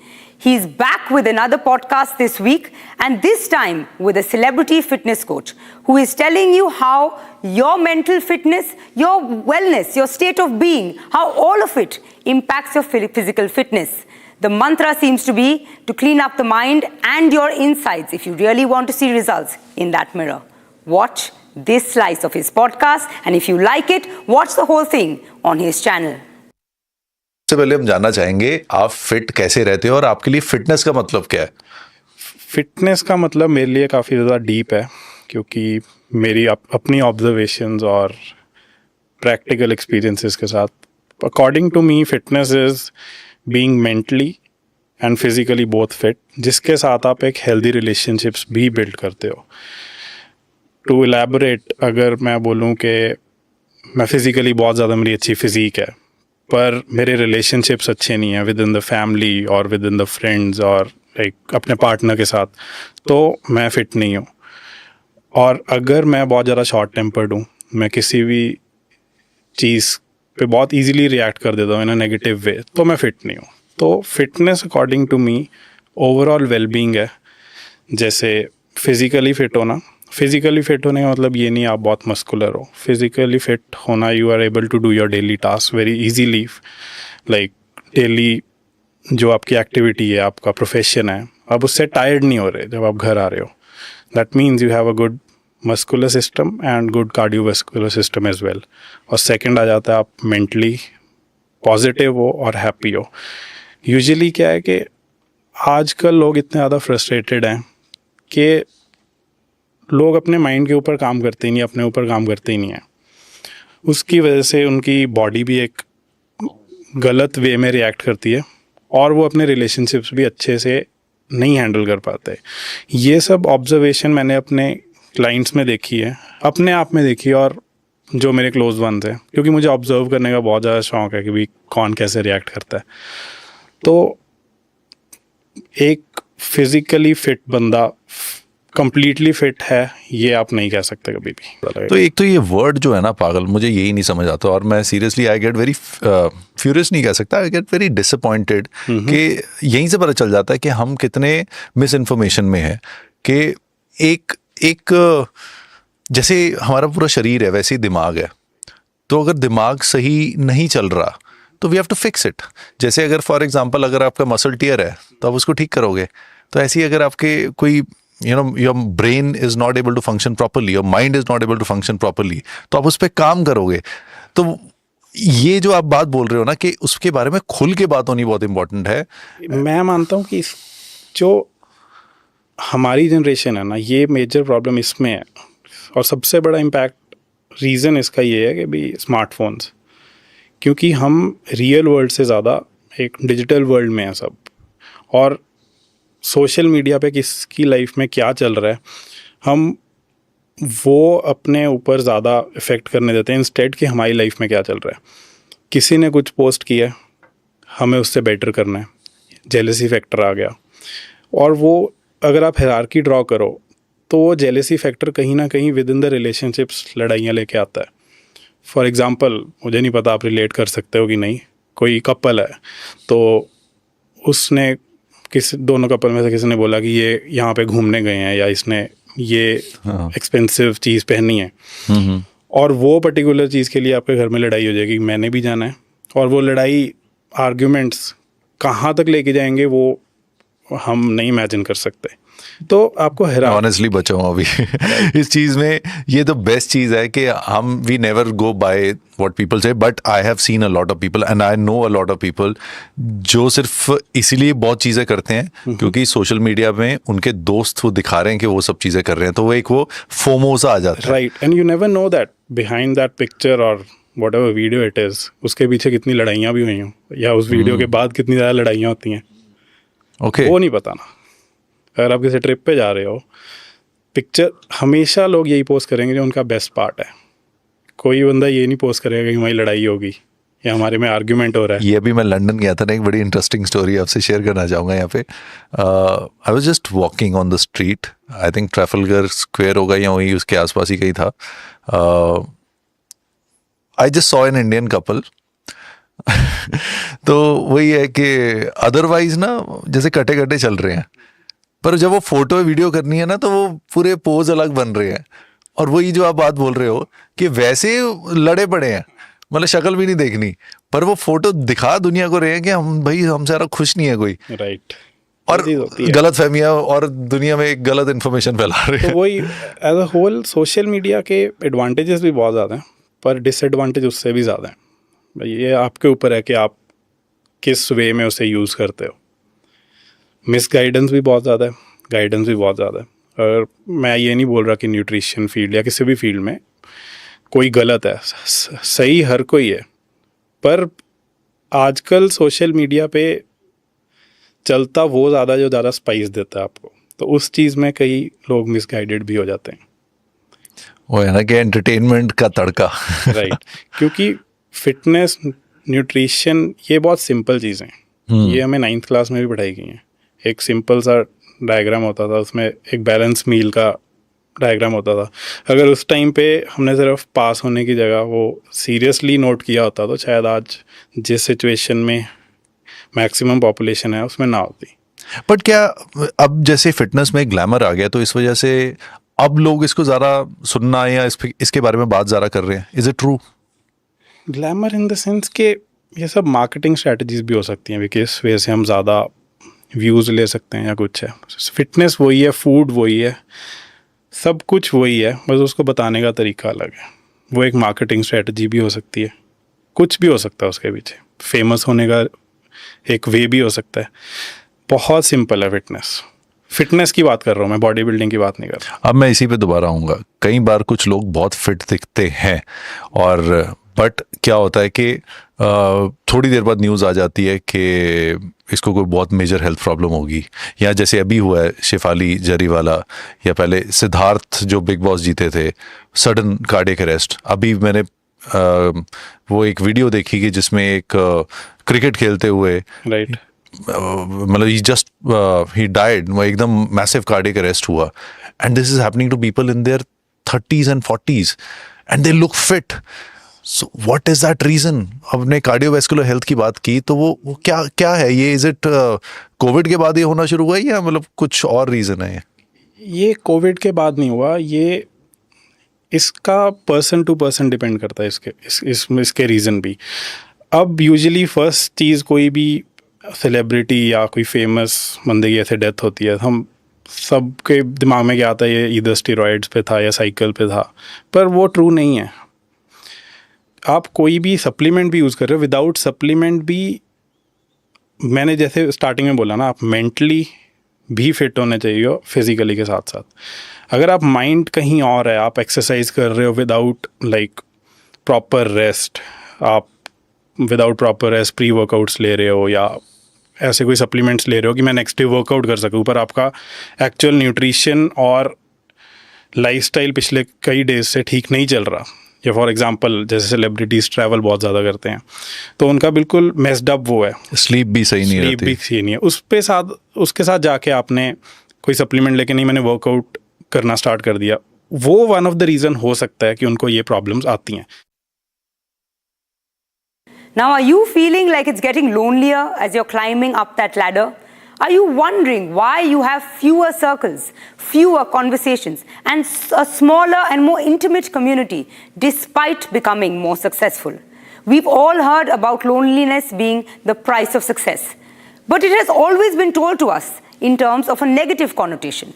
Now, positive influencer Prateek Sharma is back on the show this weekend, and he flips the script and tells you why it's not such a bad thing and tells you how to deal with it. क्या आपने कभी ये महसूस किया है कि जैसे जैसे आप लाइफ में ग्रो करते जा रहे हैं, वैसे वैसे लोग कम होते जा रहे हैं? जैसे जैसे आप सीरियस हो रहे हैं, फोकस्ड हो रहे हैं, वैसे वैसे कॉन्वर्सेशंस कम हो रही हैं, दोस्तियां बदल रही हैं और आसपास की दुनिया थोड़ी अजीब सी लगने लगी है। पहले जो लोग हर बात शेयर करते थे, वो अब आपसे दूर से हाय हेलो कर रहे हैं। पहले जिनसे घंटों बातें होती थी, अब उनसे सिर्फ रील्स पर रिएक्शंस आते हैं। ये कोई गलत नहीं है, ये सक्सेस की सबसे पहली कीमत है, अकेलापन। जब आप अपने ड्रीम्स को सीरियसली लेना शुरू करते हैं तो ऑटोमेटिकली प्रायोरिटीज बदल जाती हैं। आप पार्टीज में कम और काम में ज्यादा इंटरेस्ट लेने लगते हैं। आप हर वीकेंड पर आउटिंग से ज्यादा अपने पैशन पे काम करना पसंद करते हैं। और यहीं से शुरू होता है वो सफर जो अकेला होता है लेकिन सच्चा होता है। लोग बोलते हैं आप बदल गए हैं, लेकिन वो ये नहीं समझते कि बदलना जरूरी था, क्योंकि अगर आप वैसे ही रहते जैसे सब हैं तो आप भी उसी भीड़ में खो जाते। सक्सेस की जर्नी अलग होती है और अक्सर अकेली भी। आप सोचिए, कोई भी बड़ा इंसान जिसने कुछ एक्स्ट्राऑर्डिनरी अचीव किया है, क्या वो हमेशा भीड़ में था? नहीं, वो अकेले डिसीजंस लेता था, अकेले नाइट्स में मेहनत करता था, और जब सब सो रहे होते थे तब वो खुद को शार्प कर रहा होता था। अकेले रहना कंफर्टेबल नहीं होता, लेकिन क्लैरिटी वहीं से मिलती है। जब आप अकेले होते हैं तब आप अपनी असल आवाज सुन पाते हैं। तब आपको समझ आता है कि कौन सच में आपके साथ है और कौन बस क्राउड का हिस्सा था। अकेलेपन से डरिए मत, वो एक मौका है खुद से जुड़ने का, अपनी प्रायोरिटीज रीडिफाइन करने का, अपने विजन को साफ साफ देखने का। लेकिन हां, ये इजी नहीं होता। कभी कभी लगता है कि सब साथ छोड़ रहे हैं, कभी दिल करता है कि सब कुछ छोड़कर वापस उस कंफर्ट जोन में लौट जाएं, जहां कोई एक्सपेक्टेशंस नहीं थी।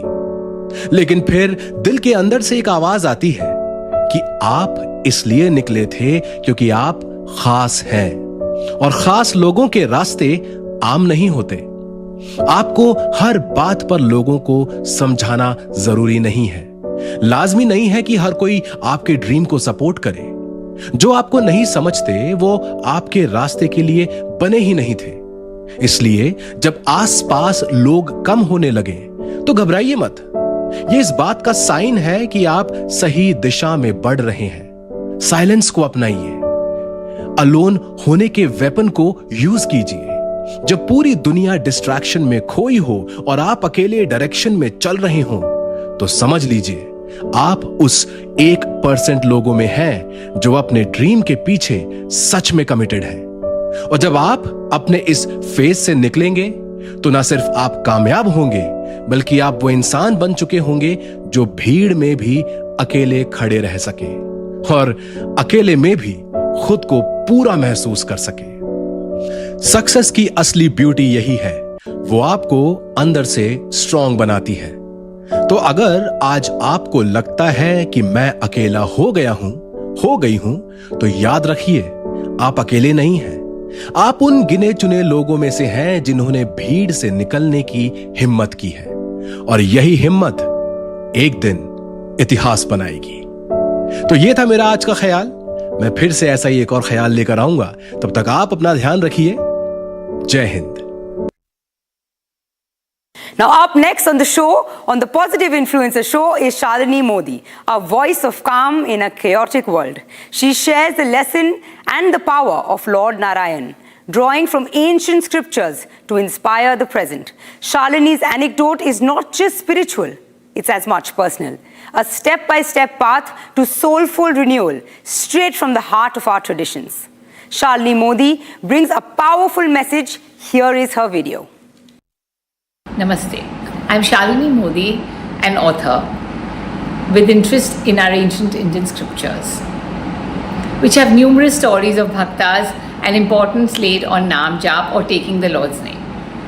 One such story is about a Jamal, who was a Brahmin boy born in the city of present-day Kannauj. He grew up learning the Vedas and the scriptures, and as a young man, he practiced yagyas, naam jap, sacrificial fire, and he was gentle, kind towards strangers and his elders. He had all the desirous qualities of a good individual. One day he went to the forest to fetch flowers, fruits, wood for the sacrificial fire, as well as kusha grass, a sacred grass for his father. On his return, he saw this reckless man, indulgent and drunk on alcohol, spotting a young woman who was half naked and herself was intoxicated. He was filled with passion on seeing them wrapped in each other's arms. Lust got the better of him, and no matter how hard he tried to calm his mind, he could not get out of his mind this act or this show of love and intimacy. Despite of having so many positives in his life, like his father's wealth, his virtuous wife who was still in her youth, and his Brahmin birth, he gave up everything for this woman he had seen in the woods and started living with her.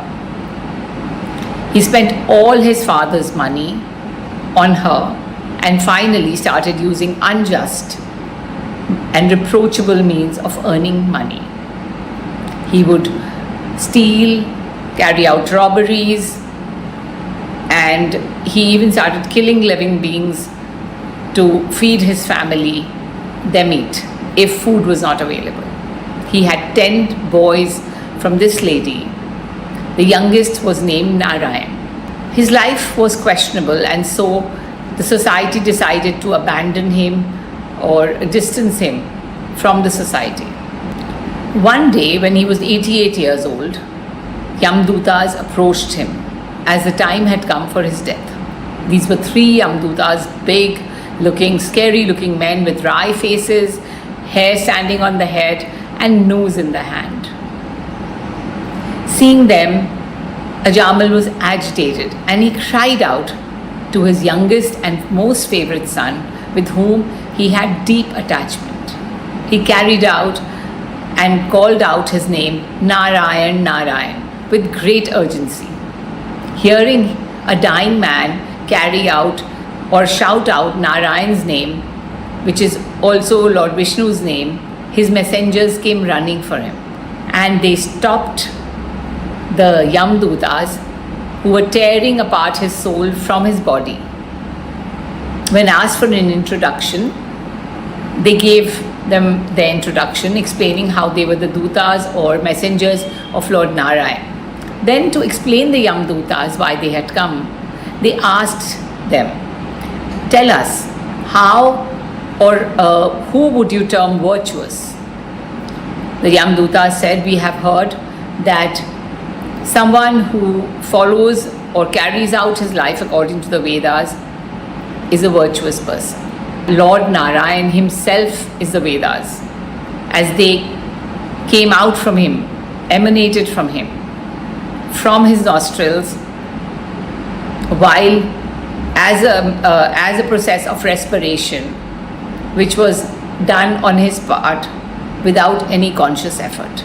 The messengers of Narayan then explained that this man had taken the 4-syllable name of Bhagwan called Narayan, and therefore all his sins had been mitigated. And this specially held truth at the time of death, because he had taken the word Narayan or called out Narayan's name exactly at the time of his death, when no other sin could have happened or carried out.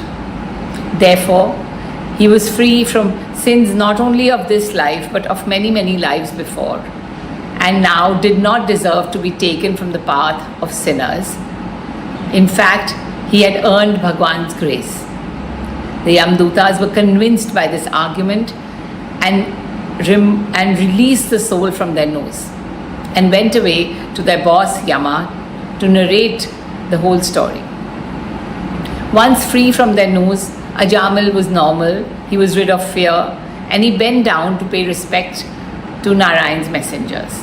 Narayan's messengers went away immediately, but the conversation that they had had with the Yamdutas stayed back in Ajamal's mind. He realized his folly of giving up his virtuous life for a life soaked in sensory gratification.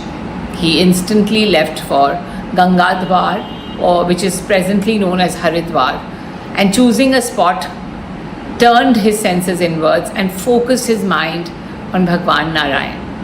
He was completely absorbed by the thought of Narayan, the name of Narayan. And that's when the messengers came again. And this time they had come to take him to Vaikunt, the abode of Sri Hari, Vishnu, Narayan, whatever you may call him, the spouse of Shri, the goddess of prosperity and well-being. Namaste.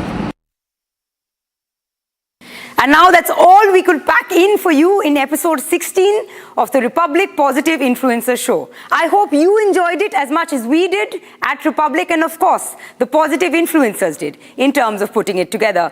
Before I sign off, if you would like to be a Republic Positive Influencer, drop that video sample. Head over to www.republicpositiveinfluencer.in and we'll be screening your video sample.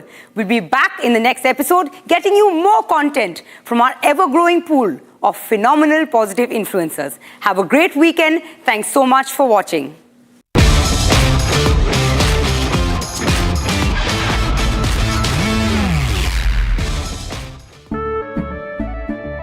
केसरिया से मन जोगी हुआ रे दिल झूमे देखो मतवारा हुआ रे केसरिया से मन जोगी हर पल मनाओ केसरी त्योहार।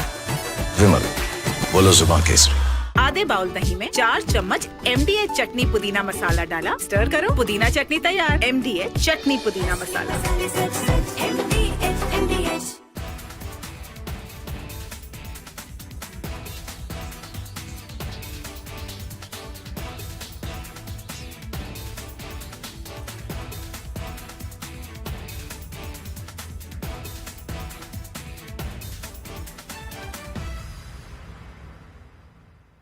आदमी की जान की कोई वैल्यू नहीं है इंडिया के अंदर। प्लेन वालों ने इंक्वायरी नहीं की, ऐसे ही प्लेन उड़ा दिया है, ऐसा समझ में आ रहा है। ऐसा होता नहीं है, ये कोई स्कूटर नहीं है कि वो फ्यूल नहीं पहुंचा।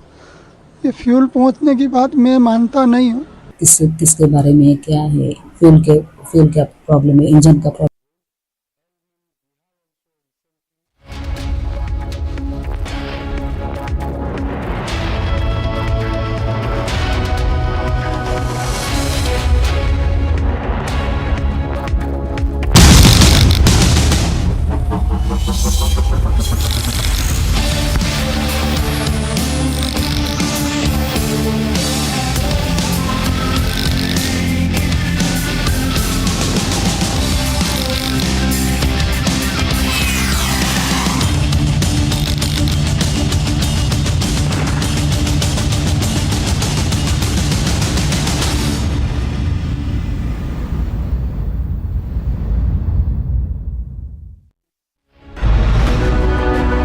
The reason we've launched the Nationalist Collective is because we believe it is time now for a group of ideologically driven Indians to drive the destiny of our country.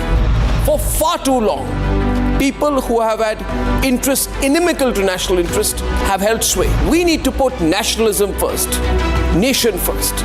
The Nationalist Collective is a very clear and sharp movement, presents the spirit of a new India which stands by what is right, does what is right, and raises its voice for what is right.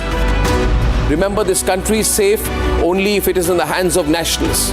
This country will grow only if nation first becomes our principal motto, where the only ism that matters is nationalism. Join the Nationalist Collective. It is going to be the largest non-political movement in this country.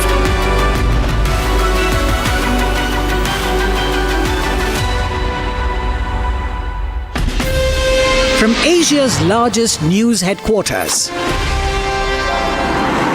setting the agenda for Bharat.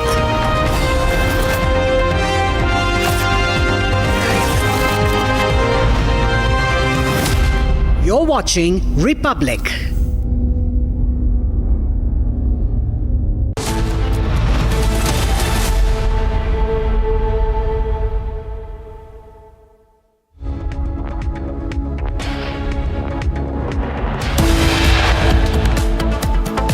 Huge controversy breaks out over preliminary crash report. Pilots Association questions report and leak of the report.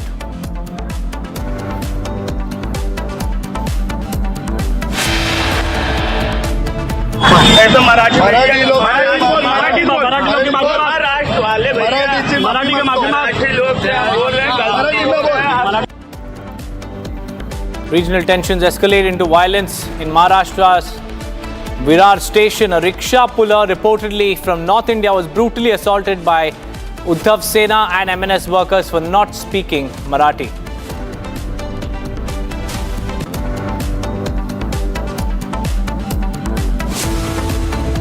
Horrific hit and run incident in Delhi's Vasant Vihar area comes to the fore. 5 people on the footpath run over by a drunk driver in a white Audi car in the early hours of July 9th. Drunk driver arrested, let go on bail.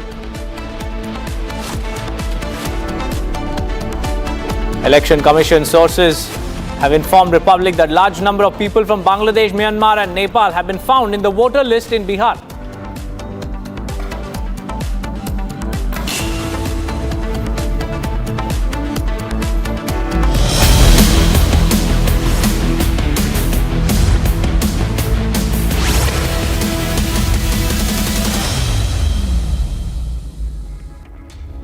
A very good afternoon, viewers. It's 3 p.m. and you're watching Republic TV. I'm Deepak Suresh Kumar. Let's talk about the preliminary report of the Aviation Accident Investigation Bureau, because now A pilot association, which is also a welfare body representing the pilots in the country, have firmly rejected the tone and tenor of the interim probe report on the Air India Boeing 787 crash for suggesting a bias toward pilot error, and the association demanded to know what mitigating actions were taken by Air India following an advisory regarding the disengagement of the lock function on the fuel supply switches for the engines. In fact, your channel Republic also confronted the Minister for Civil Aviation. Here's how that panned out. No, I'm not talking. Sir, please. Sir, your thoughts. I've already given. Sir, please, one word on the... I've already given. Thank you. Thank Sir, one word. There's a lot of Thank you. contradiction in the report, sir. Sir, just one word. Preliminary... No, I'm not talking. Sir, please. I've Sir, your I've thoughts. already given. Sir, please, one word on the... I've already given. Thank you. Thank Sir, one word. There's a Thank lot you. of contradiction in the report, sir. Sir, just one word. Well, that was a confrontation of the Minister for Civil Aviation, and he clearly says that he has nothing more to add to what already has been revealed in the preliminary crash report.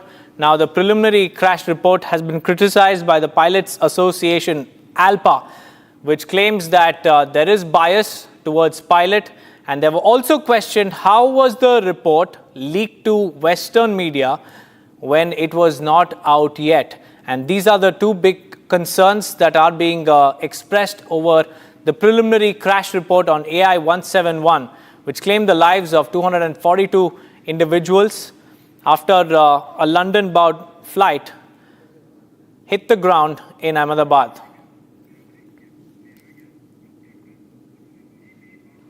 In fact, to give us more insights, we have Group Captain GP Bajpai joining us live on this broadcast. A very good afternoon to you, Group Captain. Firstly, your thoughts on the preliminary crash report and also the Pilots Association's criticism on that as well.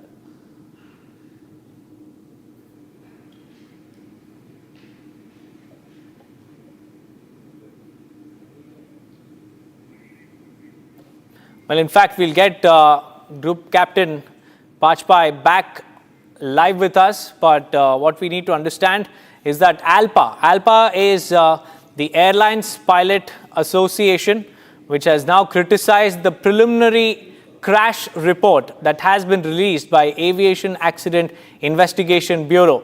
And this report, according to the Pilots Association, in fact, this report claims bias towards pilot in this particular report. We also have some reactions coming in from different pilots across the nation. Let's listen in. It's the duty and responsibility of the Aircraft Accident Investigation Bureau to come out with the preliminary report, which they have within the 30-day stipulated period. The report is factual mostly, but in my opinion, there are certain areas which lends itself to a degree of ambiguity. Specifically, I would have liked to have seen something that would have been explaining with the time frame as to what happened exactly at what stage, including the failure of both the engines, including when this apparent conversation happened between the pilots and when the Mayday call happened. That would have made the report a little bit more factual, it would have made it a little bit more clearer, and it would have lent itself lesser to this degree of ambiguity which we are seeing at this point in time. There was an advisory issued by the Boeing company in 2018 in December, in which they had issued an advisory circular quoting few examples of 737 aircraft in which there was a malfunction in the fuel control switches locking system. Now, if that information was available with Boeing and they wanted a serious investigation, then all the aircraft should have been tested, checked, and this circular should have been a directive rather than an advisory circular. This was not done. So I do not foresee that the fuel control switches have moved until unless the pilots have come to know that there is a dual engine failure and which is causing the loss of thrust, and for that reason the recycling would have been done.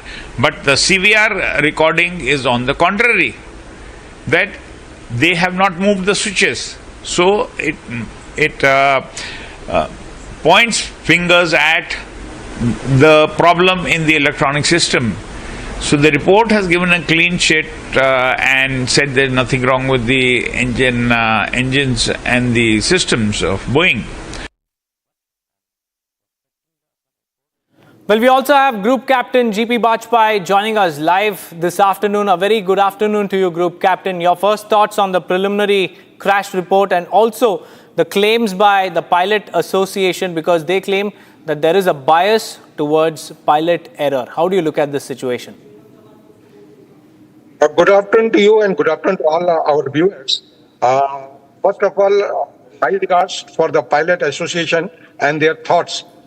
I will restrict my opinion on the preliminary report based on the report published in the midnight.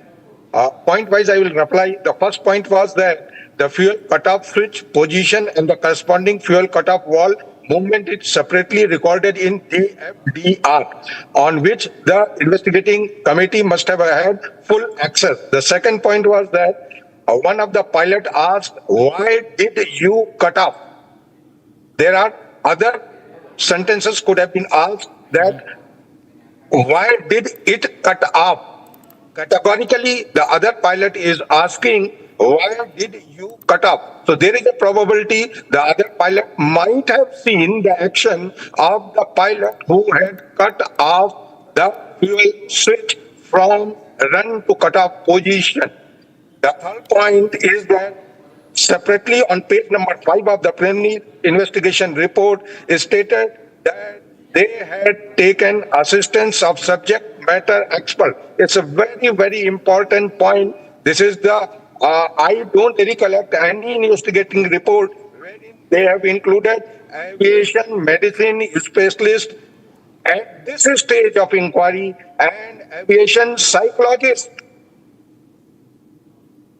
The fourth, that gives some indication. Fourth point is that there is no recommendation. The last but 2 line of this report speaks that there is no immediate recommendation. I repeat, there is no immediate recommendation for Boeing or GE or for even Air India.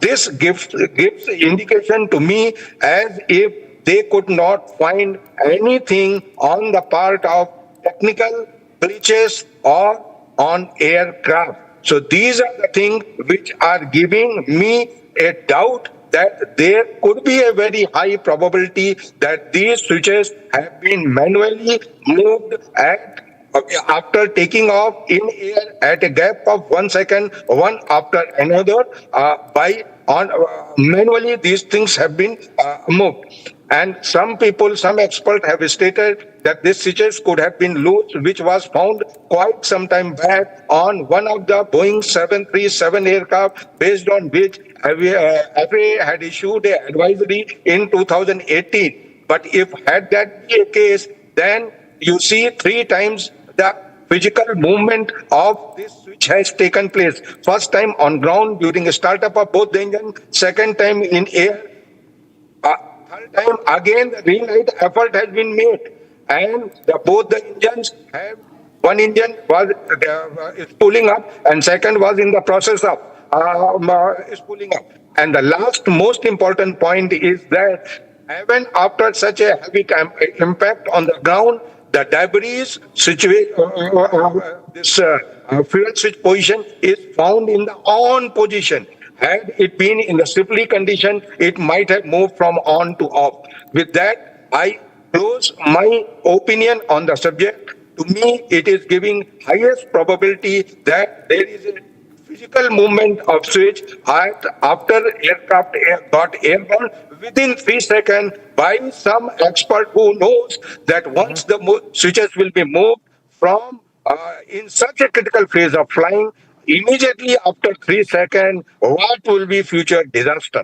So these are my observations, totally based on the report submitted by investigating committee under the name of preliminary investigation report. Unless until somebody says he discard this entire report, otherwise the report is giving clear-cut indication, in my opinion, that physically the switches were moved in air immediately after taking off in air at 3 seconds and 4th second. Right, Group Captain, thank you for joining us with your opinions. Well, that was Group Captain Bajpai there saying that this could be a technical error because both the pilots, as per the transcript released in the preliminary report, have said that they haven't really cut off the fuel. Now, moving on, viewers, let's also listen in to some of the reactions coming in from former pilots. उसमें fuel cut off का उल्लेख है।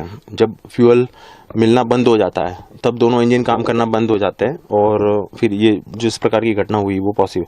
तो अगर मैं throttle quadrant की बात करूं तो यहाँ पर फ्यूल कट ऑफ स्विच है। अब उसमें ऐसा है कि fuel cut off switch lower position में यानी कट ऑफ पोजीशन में, और उसके बाद अभी जो क्रैश में जो मिला है वो रन पोजीशन में, यानी ऊपर की तरफ है। यानी उसके बाद पायलट ने फिर से जो है वो इंजन स्टार्ट करने की कोशिश की, वैसा लग रहा है। ये जो प्रणाली है वो इंजन को फ्यूल सप्लाई करना है कि नहीं करना है, ये मैन्युअली कॉकपिट से कंट्रोल होती है। इसीलिए मैं कह रहा हूँ कि ये एक प्राथमिक रिपोर्ट है, ये एक प्राइमरी रिपोर्ट है। अभी जो है वो फर्दर इन्वेस्टिगेशन शायद हो सकता है और उसकी जो फाइनल रिपोर्ट जो आएगी हो सकता है कि इसमें और ज़्यादा जानकारी और ज़्यादा डिटेल हमें देखने को मिले। With that, viewers, it's time for us to get you a quick roundup of the top stories from across the nation in Bharat in 5 minutes. So let's get started.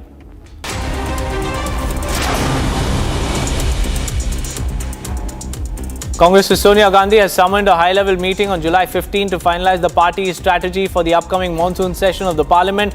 The session is set to begin on July 21st and run through August 21. Key issues expected to be discussed include the Election Commission's intensive electoral roll revision in Bihar, concerns on the Pahalgam terror attack, Operation Sindoor, and government's diplomatic outreach. The meeting will be attended by top leaders including LOP Rahul Gandhi and Mallikarjun Kharge.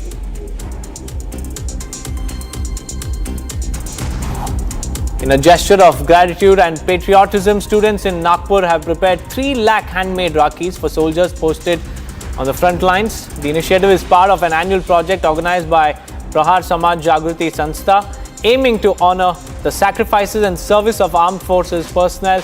Each year, the number of Rakis sent to our forces is increased. With this year's goal set at 3 lakh Rakis, schools across the city have participated, with students coming together to craft the Rakis and send messages of support to our soldiers.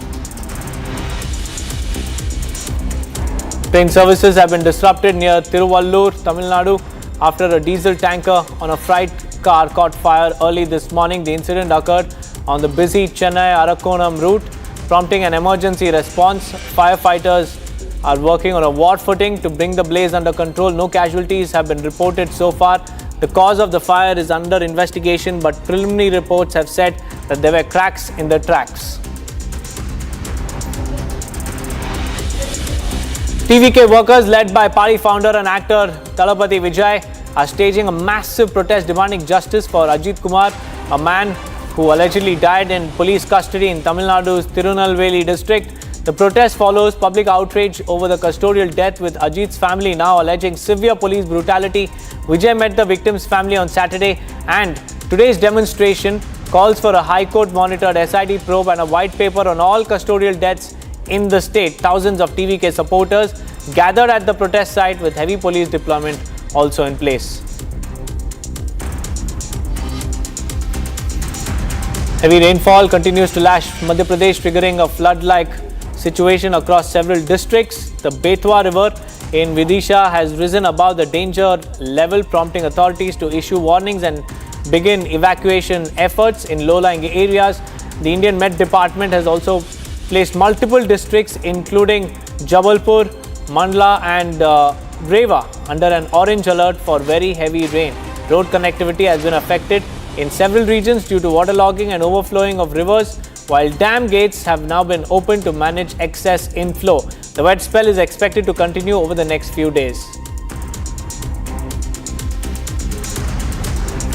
Construction work on the Budhal Mahor Gol Road in Jammu and Kashmir is progressing rapidly, with authorities aiming to significantly improve connectivity in the remote regions of Rajouri, Riyasi and Ramban districts. This critical infrastructure project is being developed to provide year-round access and boost socio-economic development in the region. The road is also expected to enhance administrative outreach and ease of movement for locals.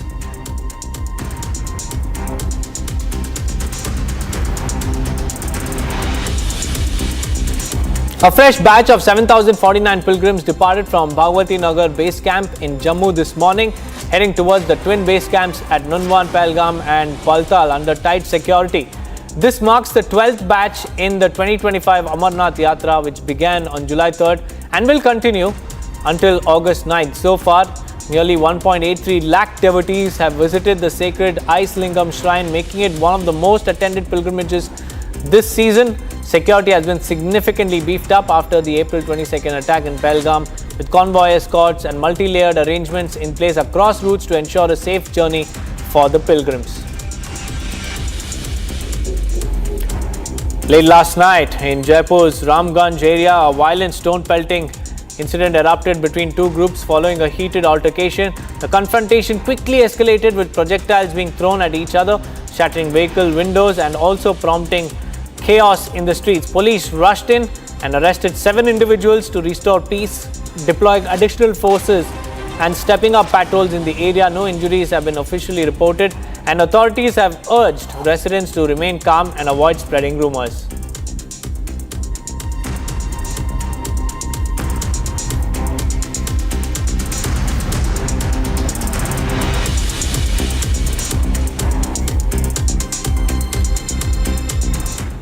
Viewers, ahead of the Bihar Assembly elections, field-level officials of the Election Commission have identified a large number of individuals from Nepal, Bangladesh and also Myanmar during the ongoing house-to-house verification for the revision of the voters list in Bihar. Election Commission sources have informed Republic that a large number of people from Bangladesh, Myanmar and Nepal have been found in the voter list. And the EC has made it very, very clear that names of illegal migrants will not be included in the final electoral roll, which is set to be published on September 30th. Here are some reactions.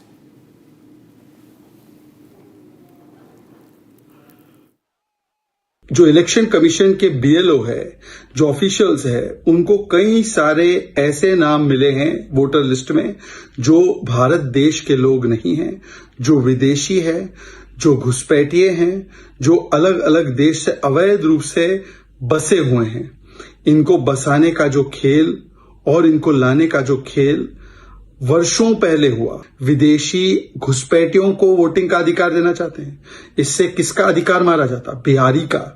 जो बिहारी लोग हैं उनके अधिकार को कम करो, और जो बाहर के लोग हैं, विदेशी लोग हैं, घुसपैठी लोग हैं, जिनको इन्होंने ही इनकी सरकारों में लाने का और बसाने का काम किया, उनको वोटिंग का अधिकार दो। ये वोट बैंक नीति को संविधान नीति के ऊपर रखते, इसीलिए इसका विरोध कर रहे थे। अब सामने खुलकर आ गया कि इनका बस चले तो भारत के नागरिकों का अधिकार समाप्त करके विदेशी घुसपैठियों को सारे अधिकार सौंप दे।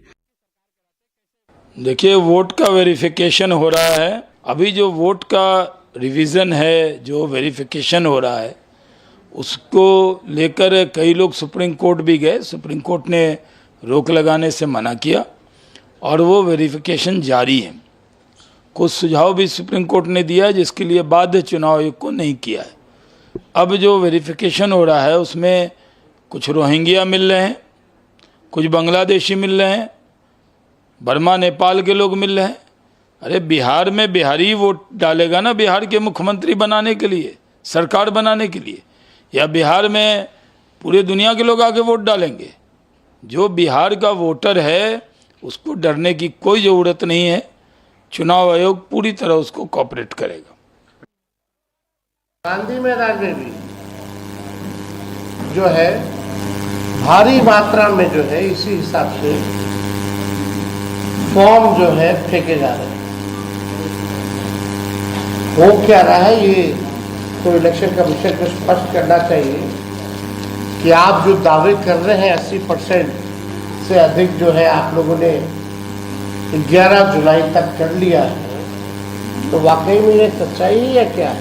भारत निर्वाचन आयोग द्वारा कल जो है महत्वपूर्ण बात कहेगी 80% की पूरी कर दी गई। हम बिंदुवार जो है कमियां आप लोगों को बताते हैं। पहला, आयोग ने दावा किया है कि 80.11% मतदाताओं की गणना प्रपत्र भर दिए हैं, लेकिन ये नहीं बताया गया कि इनमें से कितने प्रपत्र सत्यापित, स्वैच्छिक और वैध तरीके से भरे गए हैं। अभी तक इसकी कोई क्लैरिटी जो है नहीं दी गई।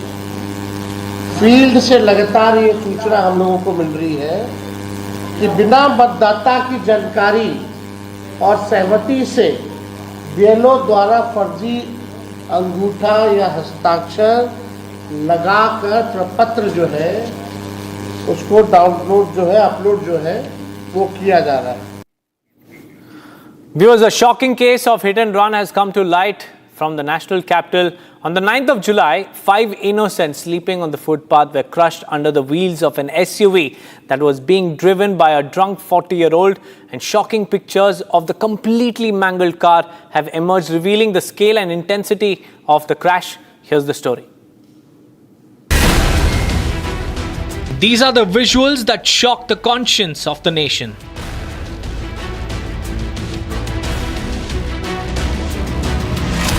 Mangled Audi SUV, crushed metal, shattered glass, evidence of a night soaked in recklessness and alcohol. This is the car completely defaced, barely recognizable after it crushed 5 people, including an 8-year-old on the streets of Delhi. Behind the wheel was this 40-year-old man, Utsav Shekhar, drunk and driving dangerously in the national capital. The accused, caught and identified, now staring into the lens of law enforcement and public fury. When he was driving this very SUV, he was completely drunk. This is what was confirmed by the DCP of the Southwest District as Utsav Shekhar. He was coming from Noida and he was going towards Gurugram. And at a point near Shiva camp on the Vasant Vihar road, when this vehicle basically got struck, head-on collision was made with the pavement, and in that accident what we have seen that the 5 persons who were sleeping at that point in time were badly got injured, and they have been hospitalized in the trauma center. And if you can see in those visuals, here you see the frontal portion. This is the frontal bumper. It has got completely destroyed. We are not able to find that the frontal, where is the frontal bumper over here. Sources say the accused was not just over the legal limit, he was heavily intoxicated, speeding, and showed no regard for human life. An eyewitness has recounted the scene of horror on that fateful night. Listen in. यहाँ पे तकरीबन 15 से 20 लोग सो रहे थे। अच्छा, तो गाड़ी किस तरफ से आई? इस तरफ से आई थी और इधर जा रही थी। उसने यहाँ से गाड़ी चढ़ाई ओडी और नशे में फुल था, यहाँ से चढ़ाई गाड़ी, ऐसे उनको 5 से 6 लोगों को कुचलता हुआ निकल गया। 5 से 6 लोगों को कुचलता? हाँ। की हालत कैसी है? अभी बहुत गंभीर है। हाँ, ट्रामा में पुलिस वालों ने कर रखा है। इस मामले में कोई आया था पुलिस वालों की तरफ से, या फिर जो अक्यूज थे उसकी फैमिली की तरफ से कोई आया? फैमिली नहीं, वो लोग यहाँ नहीं रहे, यहाँ के नहीं है बेटा, वो रहने वाले हैं बेटा वहाँ के, क्या कहे, राजस्थान के। There was no break, no pause, no mercy. The police have now booked him for culpable homicide and drunk driving. His license suspended and vehicle seized. But the big question remains, how long will Delhi's roads continue to bleed because of the drunk, arrogant drivers who often hide behind the cover of their VVIP status?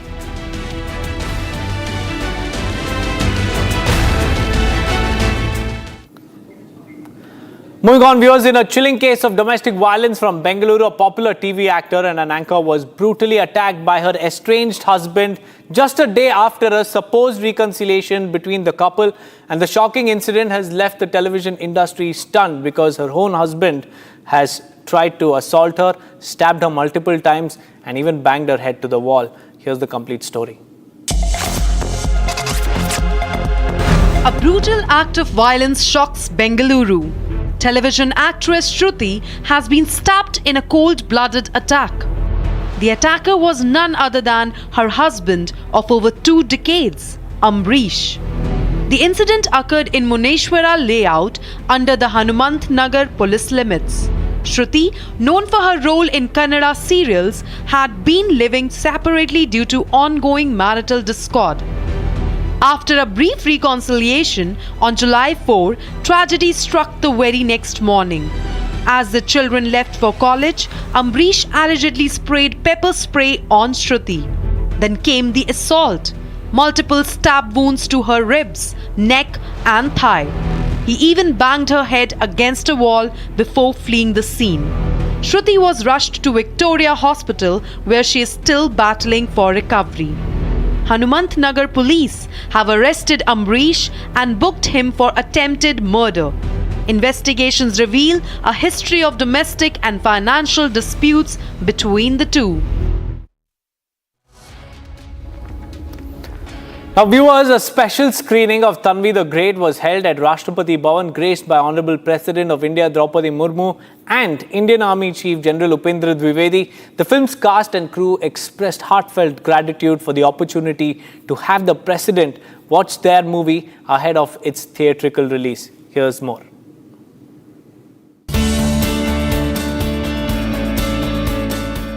A special screening of Tanvi the Great was hosted at Rashtrapati Bhavan, where the President of India, Draupadi Murmu, viewed the film ahead of its official release. The event was attended by the film's ensemble cast, including Anupam Kher, Baman Irani, Karan Thakur, and debutante Shubhangi Dutt. Director Anupam Kher expressed deep gratitude following the screening. मैं बहुत भावुक हूँ इस बात से कि आदरणीय राष्ट्रपति जी ने हमारी फिल्म देखी और हमारी फिल्म का टैगलाइन है डिफरेंट बट नो लेस, और इसका सबसे बड़ा उदाहरण हमारी राष्ट्रपति महोदया है। मैं उनका शुक्रिया धन्यवाद आदर भाव से करना चाहता हूँ कि तन्वी द ग्रेट को देखने के बाद जब मैंने पीछे मुड़ के देखा तो वो खड़े होकर ताली मार रही थी। इससे बड़ा हमारा ऑनर कोई नहीं हो सकता। ये फिल्म हमने आर्मी के लिए बनाई है, आर्मी के शौर्य के लिए तो है ही, लेकिन आर्मी की उदारता, उनका दया भाव, उसके लिए बनाई है। और आज तीनों आर्मी आर्म्ड फोर्सेस की सुप्रीम कमांडर मैडम प्रेसिडेंट ने फिल्म देखी, सराहा उनके साथ, और फिर वैसे भी राष्ट्रपति भवन में फिल्म का स्क्रीनिंग होना अपने आप में बहुत बड़ी उपलब्धि है। The film tells the story of Tanvi Raina, a young autistic woman determined to fulfill her late father's dream to salute the national flag at the Siachen Glacier. Despite facing challenges and limitations due to her condition, Tanvi remains resolute in her mission. Shubhangi Dutt, who portrays the titular role, called the experience of having the president watch the film a dream come true. Sir, बहुत अच्छा feel हो रहा है। Madam president ने movie देखी, उन्होंने हमारे काम को सराहा, मूवी को सराहा, और हम राष्ट्रपति भवन में हैं, तो इससे ज़्यादा, जैसा कि सर ने कहा, सौभाग्य की बात नहीं हो सकती। So we are very grateful. The screening was also attended by Indian Army Chief General Upendra Dwivedi.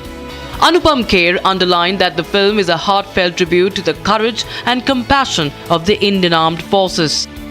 आज हमारे लिए तन्वी द ग्रेट की टीम के लिए बहुत गर्व की बात है कि आज हमारी फिल्म हमारी सेना के चीफ, सेना के बड़े बड़े पदाधिकारी देखने वाले हैं शाम को दिल्ली में। हमारी इस फिल्म में सेना का रोल जो है वो पहली बार हिंदुस्तान में एक ऐसी फिल्म बनी है जो पीस टाइम में है, सेना के पीस टाइम में। इसलिए हमको उनकी वीरता, उनका गौरव वो तो देखने को हमेशा मिलता ही है, लेकिन उनकी उदारता, उनका कंपैशन तन्वी द ग्रेट में देखने को मिलेगा। मैं और मेरी टीम बहुत गर्वित महसूस कर रहे हैं।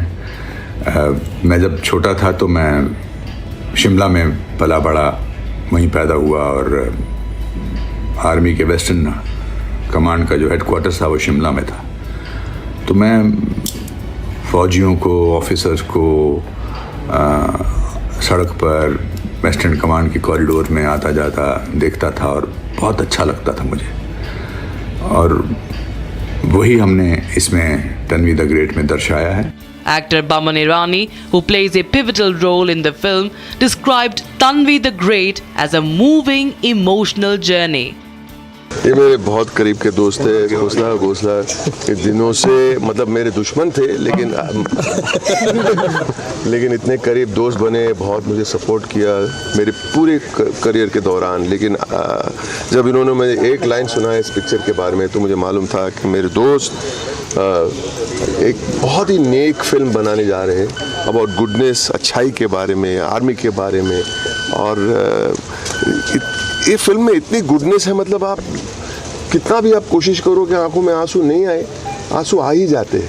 और हमारे भाई साहब तो इतने इमोशनल है, इसके लिए इतनी इमोशनल फिल्म बनाई। अगर वो कोई खड़ूस इंसान होते तो ऐसी पिक्चर नहीं बनती।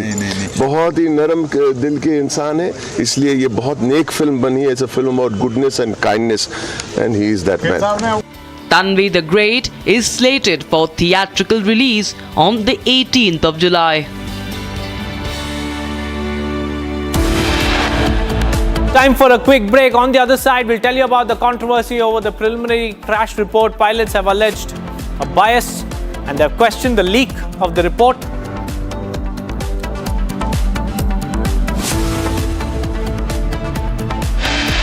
Along with that, we'll also tell you about MNS's rogue behavior in Mumbai because they have assaulted another poor rickshaw puller in Mumbai over not speaking Marathi. Stay tuned for more.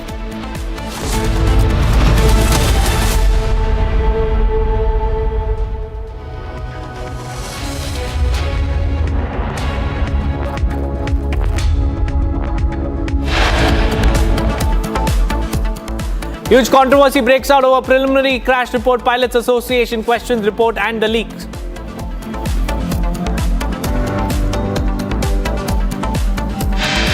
जोर से बोल रहा हूँ भैया लोग, ऐसा मराठी लोग, महाराष्ट्र वाले मराठी के मराठी लोग बोल रहे हैं।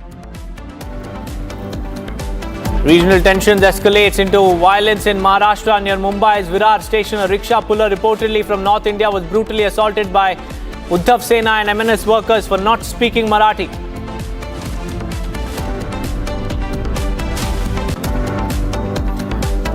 In a horrific hit-and-run incident in Delhi's Vasant Vihar, 5 people on the footpath were run over by a drunk driver in a white Audi in the early hours of July 9th. Driver was arrested, but he has secured bail. EC sources have informed Republic that large number of people from Bangladesh, Myanmar and Nepal have been found in the voter list of Bihar.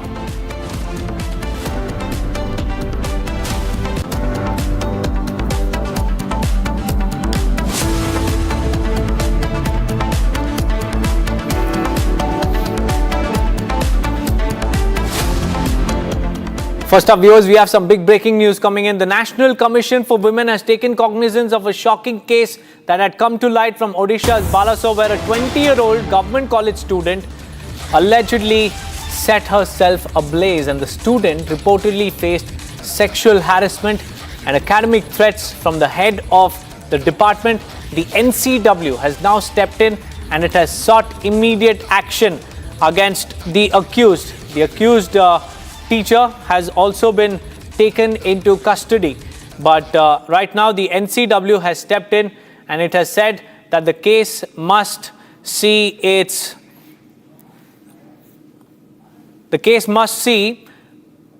action against the accused. In fact, what we understand is that the student who set herself ablaze has suffered burn injuries. 90% of her body has been burnt and she is now currently battling for her life.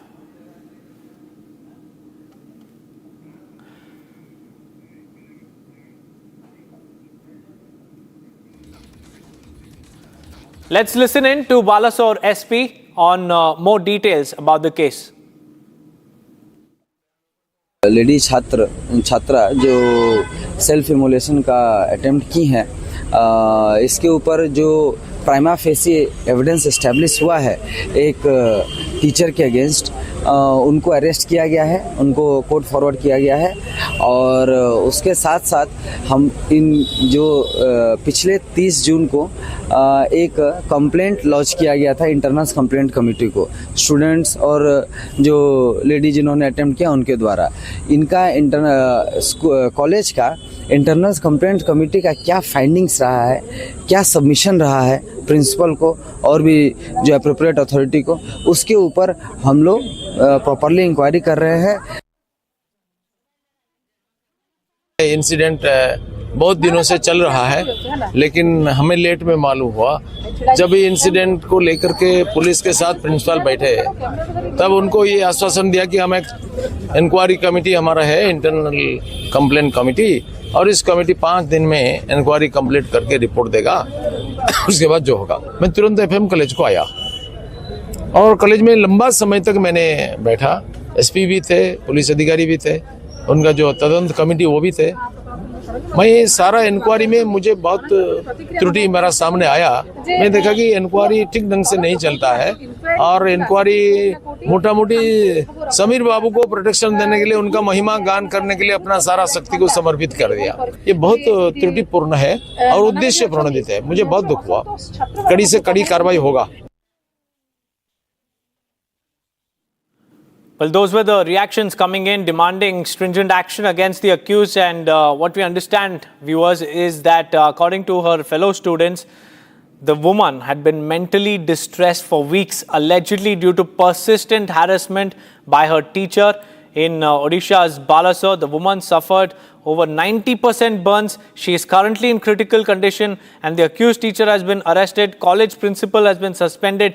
The Odisha government has also launched a high-level inquiry because an undergraduate student of a college in Odisha's Balasore is now battling for her life after she attempted self-immolation in front of the college principal's chamber, and this in protest against the months-long sexual harassment by her teacher and the institute's alleged inaction in the matter. She sustained over 90% burn injury. She is currently critical, battling for her life, and the student who was pursuing B.Ed course from Fakir Mohan Autonomous College is critically injured. She has 90% burn injuries, viewers, and she is currently undergoing critical care at AIIMS Bhubaneswar.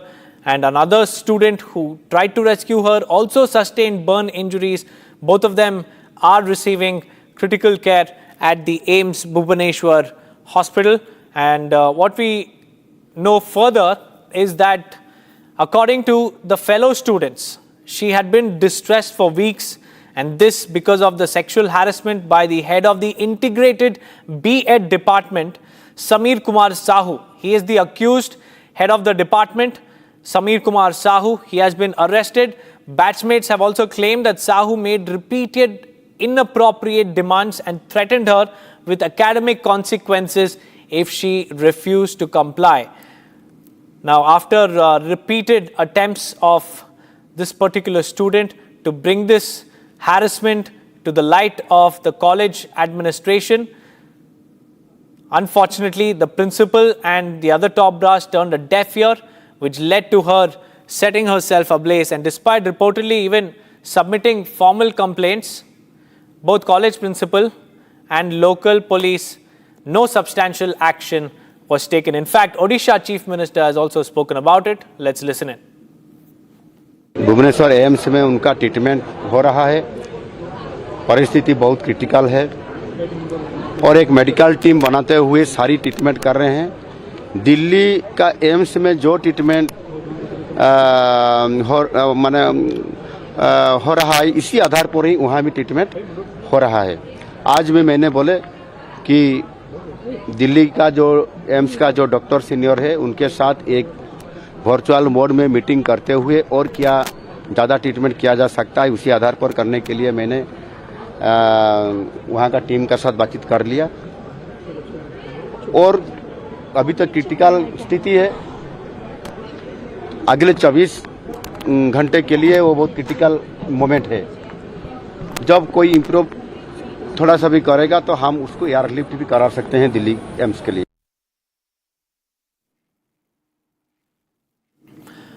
Viewers, this is the disturbing case that has emerged from the Fakir Mohan College. A student has set herself ablaze after a teacher allegedly asked her for sexual favors, and the girl is currently in critical condition undergoing treatment. The teacher who has been accused of this alleged exploitation has now been taken into custody, and the incident has triggered a massive outrage across the state, with student groups also demanding swift action and a thorough investigation. Police say that they are verifying the students' allegations and have launched a full probe.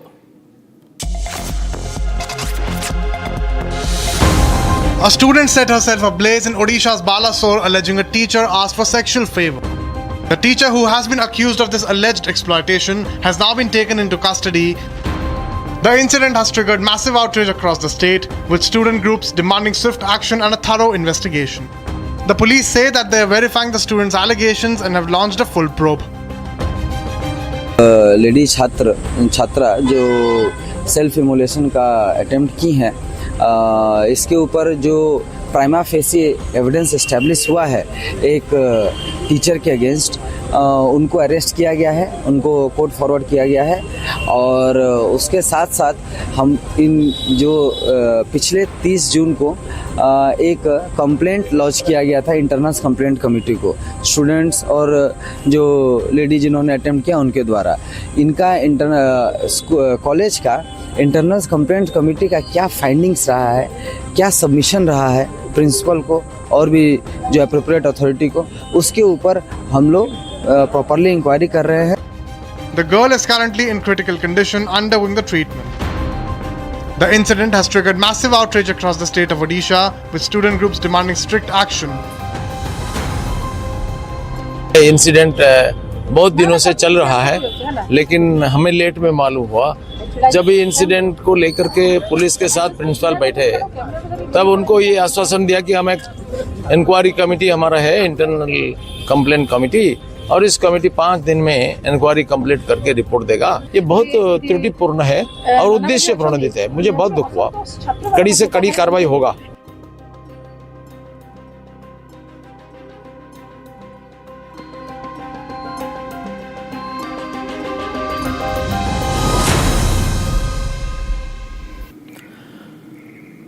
Moving on to some big breaking news coming in ahead of the Bihar Assembly elections. Field level officials of the Election Commission have identified a large number of outsiders, illegal immigrants from Nepal, Bangladesh and Myanmar on the elector list of Bihar. And this was found during the ongoing house-to-house verification for the revision of the voters list in Bihar. In fact, Tejasvi Yadav has hit out at Nitish government, alleging that EC is working at the centre's behest. Tejasvi also said that EC and BJP should know that this is Bihar and not Gujarat. Listen in. मैदान में भी जो है भारी मात्रा में जो है इसी हिसाब से फॉर्म जो है फेंके जा रहे हैं।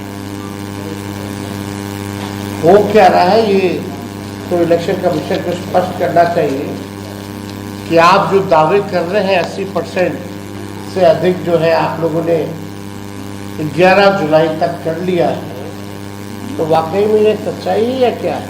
भारत निर्वाचन आयोग द्वारा कल जो है महत्वपूर्ण बात कहेगी 80% की पूरी कर दी गई।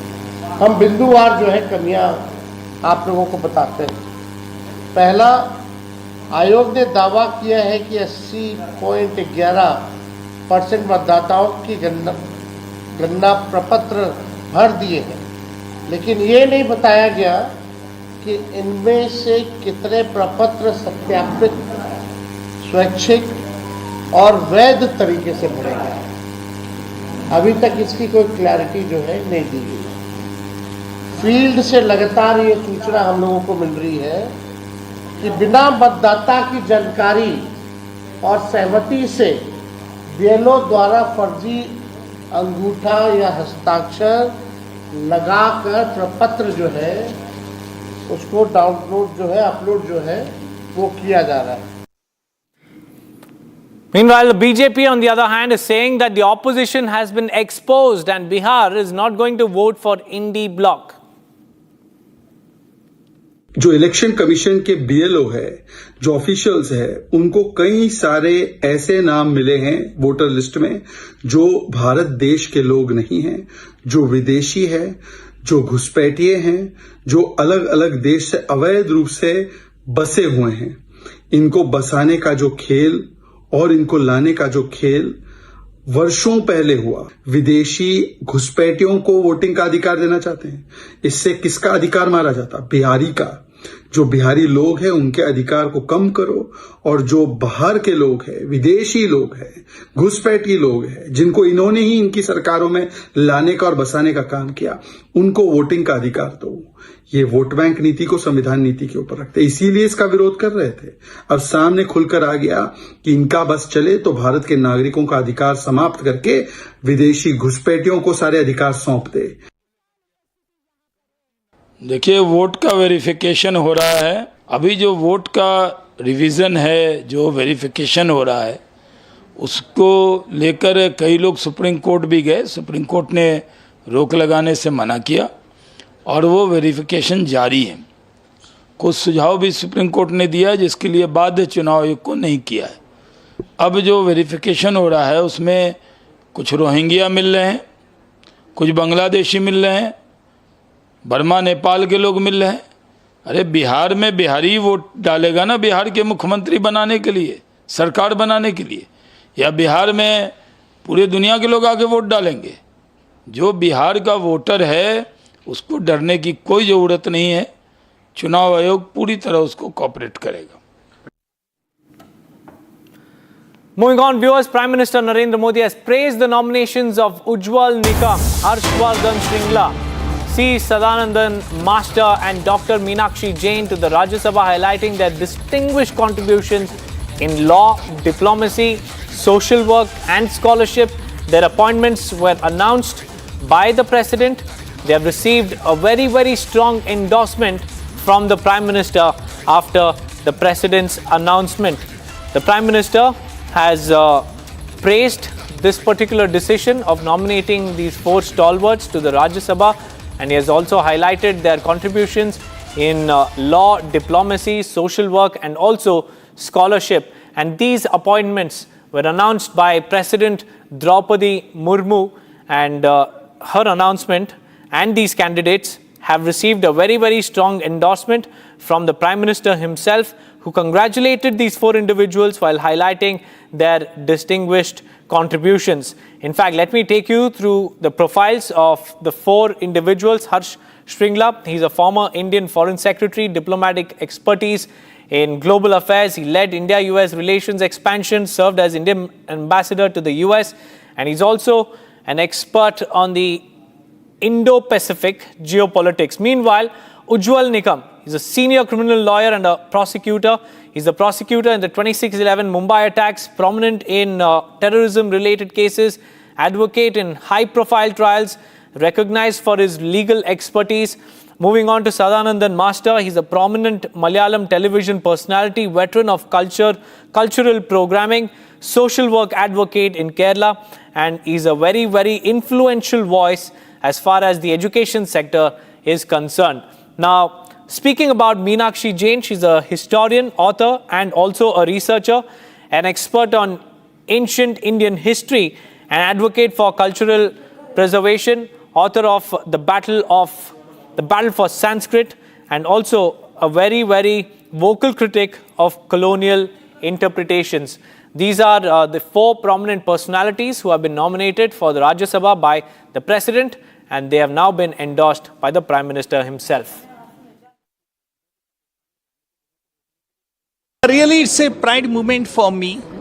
I never expected that I will be taken up as a member of Rajya Sabha by the Honorable President of India. But yesterday, I received the phone from our beloved Prime Minister, Modi Saab, and Modi Saab initially when he talked, Ujjwal ji, राष्ट्रपति महोदया आपको राज्यसभा का member नियुक्त कर रहे हैं, क्या आप जवाबदारी लेंगे? मैंने हाँ कह दिया। जिस तरह से विश्वास उन्होंने जताया था, मैंने हाँ कहना बहुत जरूरी था। So I am really proud of, and I must say thank you to honourable President of India, our beloved Prime Minister. I assure through you that I will discharge my duties as a member of Rajya Sabha, representing Honorable President of India, truly, honestly, and I will see that how the law of our country will be definitely good for the common man, and how we can expedite the legal process.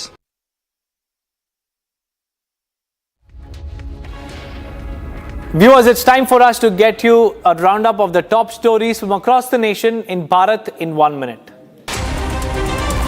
Bharat 1 Minute brought to you by Canara Bank. Together we can.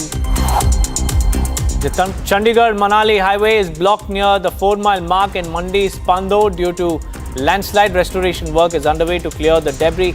Many landslides have occurred in the areas of Himachal Pradesh's several districts following heavy rainfall across the state. Kashmiri Hindus observed a black day today by wearing black bands to commemorate the 1931 killings of Kashmiri Hindus. All-State Kashmiri Pandit Conference President Motilal Malla said that this protest happens annually and will continue to happen to raise awareness. An incident of stone pelting took place between two groups in Jaipur's Ramganj area. The police have shared that there was a dispute over a comment being made by a woman. Both of the groups pelted stones at each other. Case has been registered. 11 people have been detained and others are being identified. Police have been deployed at the spot. Currently, the situation has been brought under control. The police has assured that strict action will be taken against the accused.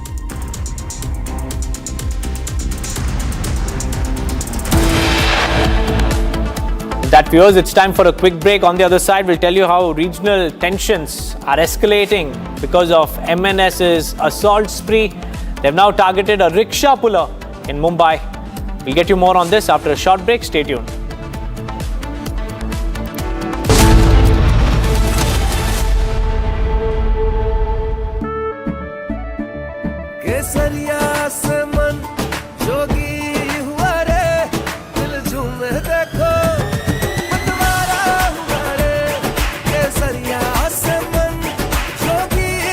हर पल मनाओ केसरी त्योहार।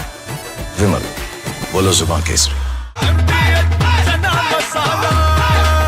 अब छोलिया हो या लोबिया, सफेद चने या काले चने, सब कुछ मजेदार बने।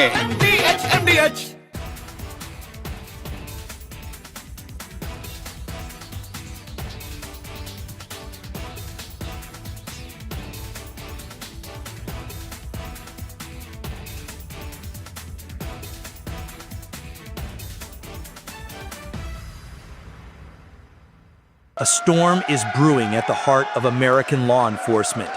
FBI Director Kash Patel is reportedly on the verge of resigning, threatening to walk away from his post if his deputy, Dan Bongino, follows through on his own plans to quit. The reason? A fiery clash with Attorney General Pam Bondi.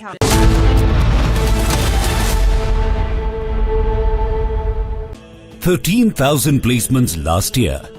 At Amity, we are committed to nurturing passionate, hardworking and proactive professionals.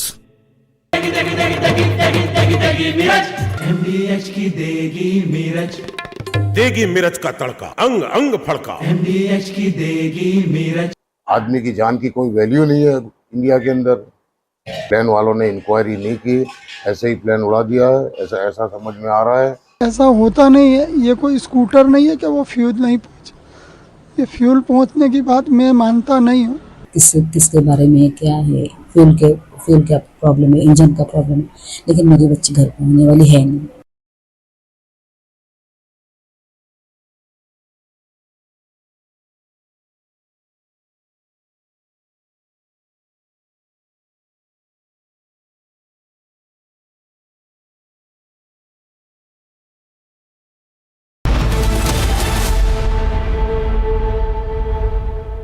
दादी के हाथों का जादू और खुशबू से महकता घर, माँ की मुस्कुराहट और खाने की सुगंध। MDH गरम मसाला, क्योंकि हर रिश्ता है स्वाद से जुड़ा।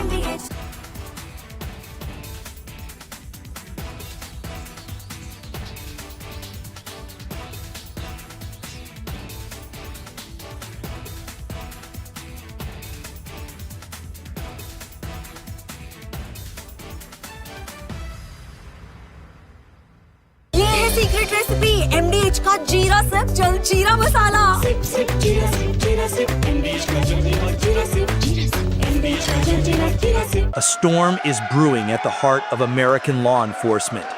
FBI Director Kash Patel is reportedly on the verge of resigning, threatening to walk away from his post if his deputy, Dan Bongino, follows through on his own plans to quit. The reason? A fiery clash with Attorney General Pam Bondi over the handling of the Jeffrey Epstein case, a controversy that's ignited outrage.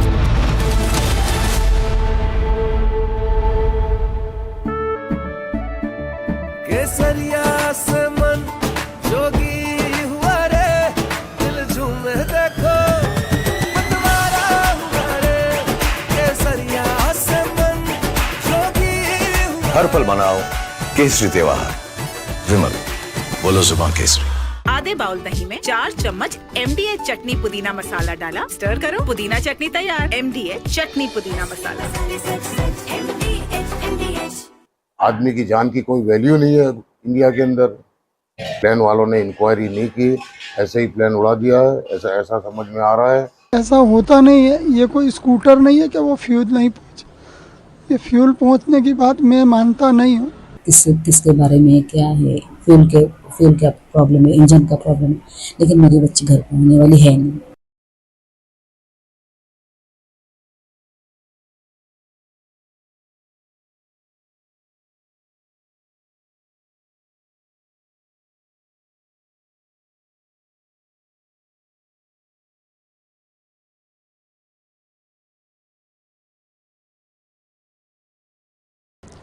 जो दुर्घटना बनी है उसमें मेरा लड़का था। आज 1 महीना हो गया और जो रिपोर्ट आई है मैं उससे सहमत नहीं हूँ, क्योंकि ऐसा होता नहीं है। ये कोई स्कूटर नहीं है कि वो फ्यूल नहीं पहुँचा। ये फ्यूल पहुँचने की बात मैं मानता नहीं हूँ कि ये घटना नहीं हो सकती। ये कोई भी बेदरकारी है, या गवर्नमेंट की सुनो या एयरलाइंस की सुनो या किसी को भी, ये बेदरकारी है। बाकी फ्यूल की बात तो मैं नहीं मानता। बस इतना बोल सकती हूँ, अगर जो भी मतलब पता चले किसके बारे में क्या है, फ्यूल का प्रॉब्लम है, इंजन का प्रॉब्लम है, लेकिन मेरी बच्ची घर पर होने वाली है नहीं। मैं आपको पहले ही बोली थी कि वो लोग अपने स्टाफ की, अपनी family. From Asia's largest news headquarters, setting the agenda for Bharat.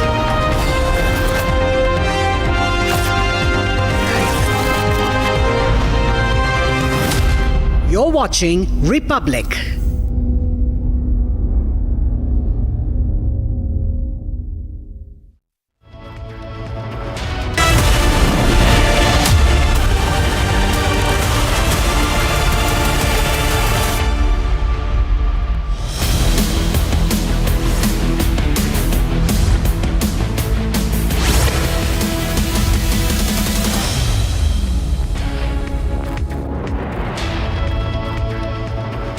Welcome back, ladies and gentlemen. You're watching Live and Breaking with me, Krutat Patnaik, at 4 p.m. this Sunday evening. Our top story remains another case of hit and run. It's a different city, but the case is same. 5 people mowed down by a very expensive Audi and a drunk driver. What's even worse, he has now even secured bail. I'll bring you all the details on that story in just a moment. But as always, let's start this Live and Breaking bulletin with the headlines. Huge controversy erupts over AAIB's preliminary crash report. Pilots Association questioned the reports and the leaks to Western media.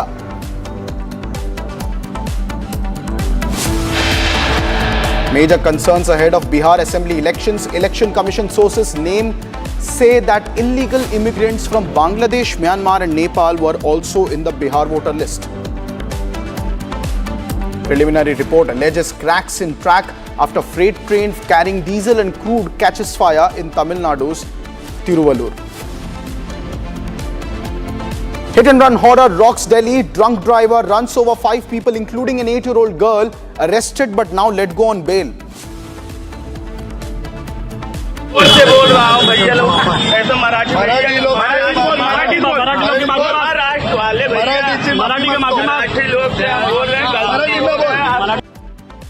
The language row escalates in Maharashtra. MNS workers assault rickshaw puller allegedly from North India. President Draupadi Murmu nominates former Foreign Secretary Harsh Shringla, prosecutor Ujjwal Nikam, Sadanand Master and Dr. Meenakshi Jain, historian, to Rajya Sabha. Prime Minister Modi extends wishes.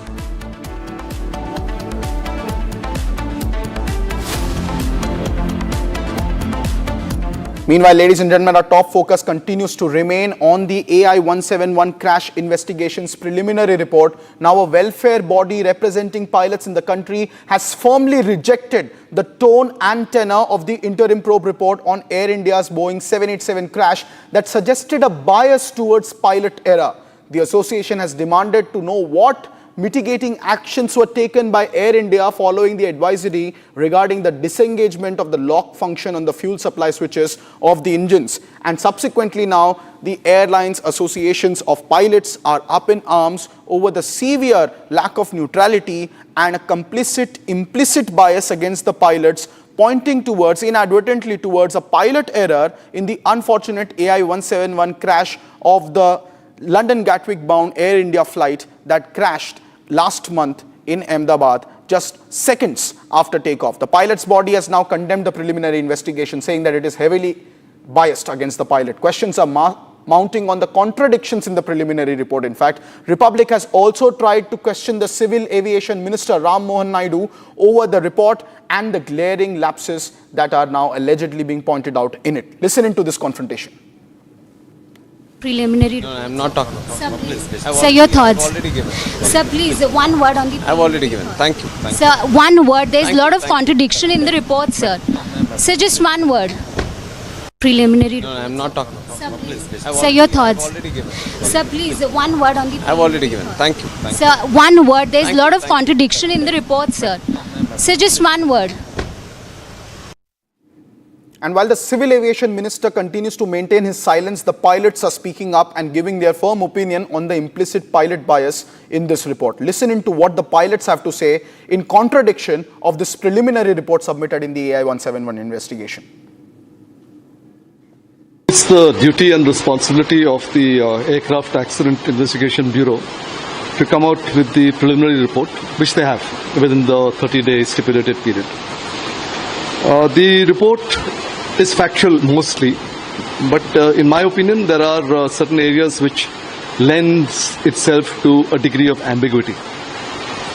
Specifically, I would have liked to have seen something that would have been explaining with the time frame as to what happened exactly at what stage, including the failure of both the engines, including when this apparent conversation happened between the pilots and when the Mayday call happened. That would have made the report a little bit more factual, it would have made it a little bit more clearer, and it would have lent itself lesser to this degree of ambiguity which we are seeing at this point in time. There was an advisory issued by the Boeing company in 2018 in December, in which they had issued an advisory circular quoting few examples of 737 aircraft in which there was a malfunction in the fuel control switches locking system. Now, if that was that information was available with Boeing and they wanted a serious investigation, then all the aircraft should have been tested, checked, and this circular should have been a directive rather than an advisory circular. This was not done. So, I do not foresee that the fuel control switches have moved until unless the pilots have come to know that there is a dual engine failure, and which is causing the loss of thrust, and for that reason the recycling would have been done. But the CVR recording is on the contrary, that they have not moved the switches. So it points fingers at the problem in the electronic system. So the report has given a clean sheet and said there's nothing wrong with the engines and the systems of Boeing. उसमें fuel cut off का उल्लेख है। जब fuel मिलना बंद हो जाता है तब दोनों इंजन काम करना बंद हो जाते हैं और फिर ये जिस प्रकार की घटना हुई वो पॉसिबल। तो अगर मैं थ्रॉटल क्वाड्रेंट की बात करूं तो यहाँ पर फ्यूल कट ऑफ स्विच है। अब उसमें ऐसा है कि fuel cut off switch lower position में यानी कट ऑफ पोजीशन में, और उसके बाद अभी जो क्रैश में जो मिला है वो रन पोजीशन में, ये यानी ऊपर की तरफ है। यानी उसके बाद पायलट ने फिर से जो है वो इंजन स्टार्ट करने की कोशिश की, ऐसा लग रहा है। ये जो प्रणाली है वो इंजन को फ्यूल सप्लाई करना है कि नहीं करना है, ये मैन्युअली कॉकपिट से कंट्रोल होती है। इसलिए मैं कह रहा हूँ कि ये एक प्राथमिक रिपोर्ट है, ये एक प्राइमरी रिपोर्ट है। अभी जो है वो फर्दर इन्वेस्टिगेशन शायद हो सकता है, और उसकी जो फाइनल रिपोर्ट जो आएगी हो सकता है कि इसमें और ज़्यादा जानकारी और ज़्यादा डिटेल हमें देखने को मिले। Well, those are the reactions coming in of the pilots who are in consensus that the report is casting a lot of pilot bias in its wording and phrasing. I'm also being joined by Mr. Parvez Damania, who is the founder of Damania Airways, also been a former director at the Kingfisher Airlines. Mr. Damania, the initial report, as pilots are opining now, has a heavy pilot bias, indicating that the pilots did something which is unthinkable. Switch off or cut off the engines voluntarily just moments after takeoff. How is it possible, sir? First and foremost, I am completely with the pilots and the Pilots Association. I do not think any sane pilot who's knowledgeable and so experienced would take such an action. This action is not possible. We have to study this report. We've got the report, but the government has to go and look into it in depth, whether somewhere either the switch malfunctioned or there was a fault of the manufacturer, or what was the issue. Blaming the pilots, and a lot of foreign media have gone ahead and blamed the pilots, which is completely wrong. I don't think, on the contrary, if you see the report in detail talks about the quality of the pilots, their experience on type. They were not overworked, they had followed all the protocols, and they have huge amount of experience. Blaming the pilots is completely wrong, and I'm completely with the Pilots Association that this drawing conclusion and indirectly pointing the finger towards the pilot is a wrong thing. But what could be the reason? Because see, this is the first time that AAIB has carried out an investigation in-house in the country vis-a-vis the FDR, the flight data recorder, and the cockpit voice recorder. Now, there is a lot of room of ambiguity left in this report. No proper timestamps given on what pilot said to which pilot at what juncture. Just a paraphrased sentence that has now sent the entire international media into a tizzy where they are running away with it, giving a complete free run and clean sheet to the original equipment manufacturer, Boeing at the same time, and casting aspersions at the pilot. If it is a preliminary investigation report, why has there no action very clearly mentioned, nothing mentioned against GE, the engine manufacturer, and the original equipment manufacturer, Boeing, but aspersions being cast on pilot? What can be the motive behind it, sir?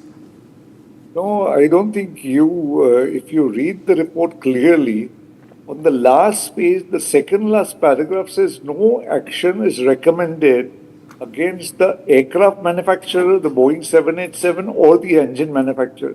Means in a very indirect way, they've been already given a clean sheet. So, which I don't know why that line has been mentioned. There was no need to mention it, but it's mentioned. So, in a way, we've set them free. See, you've got to understand one thing, that these, there's of course no mention of Honeywell, who's the manufacturer of the switch. The Honeywell is in the $35 billion turnover. GE is in the $35 billion turnover. Boeing is in the $80 billion turnover. So these are giant multi-billion dollar corporations.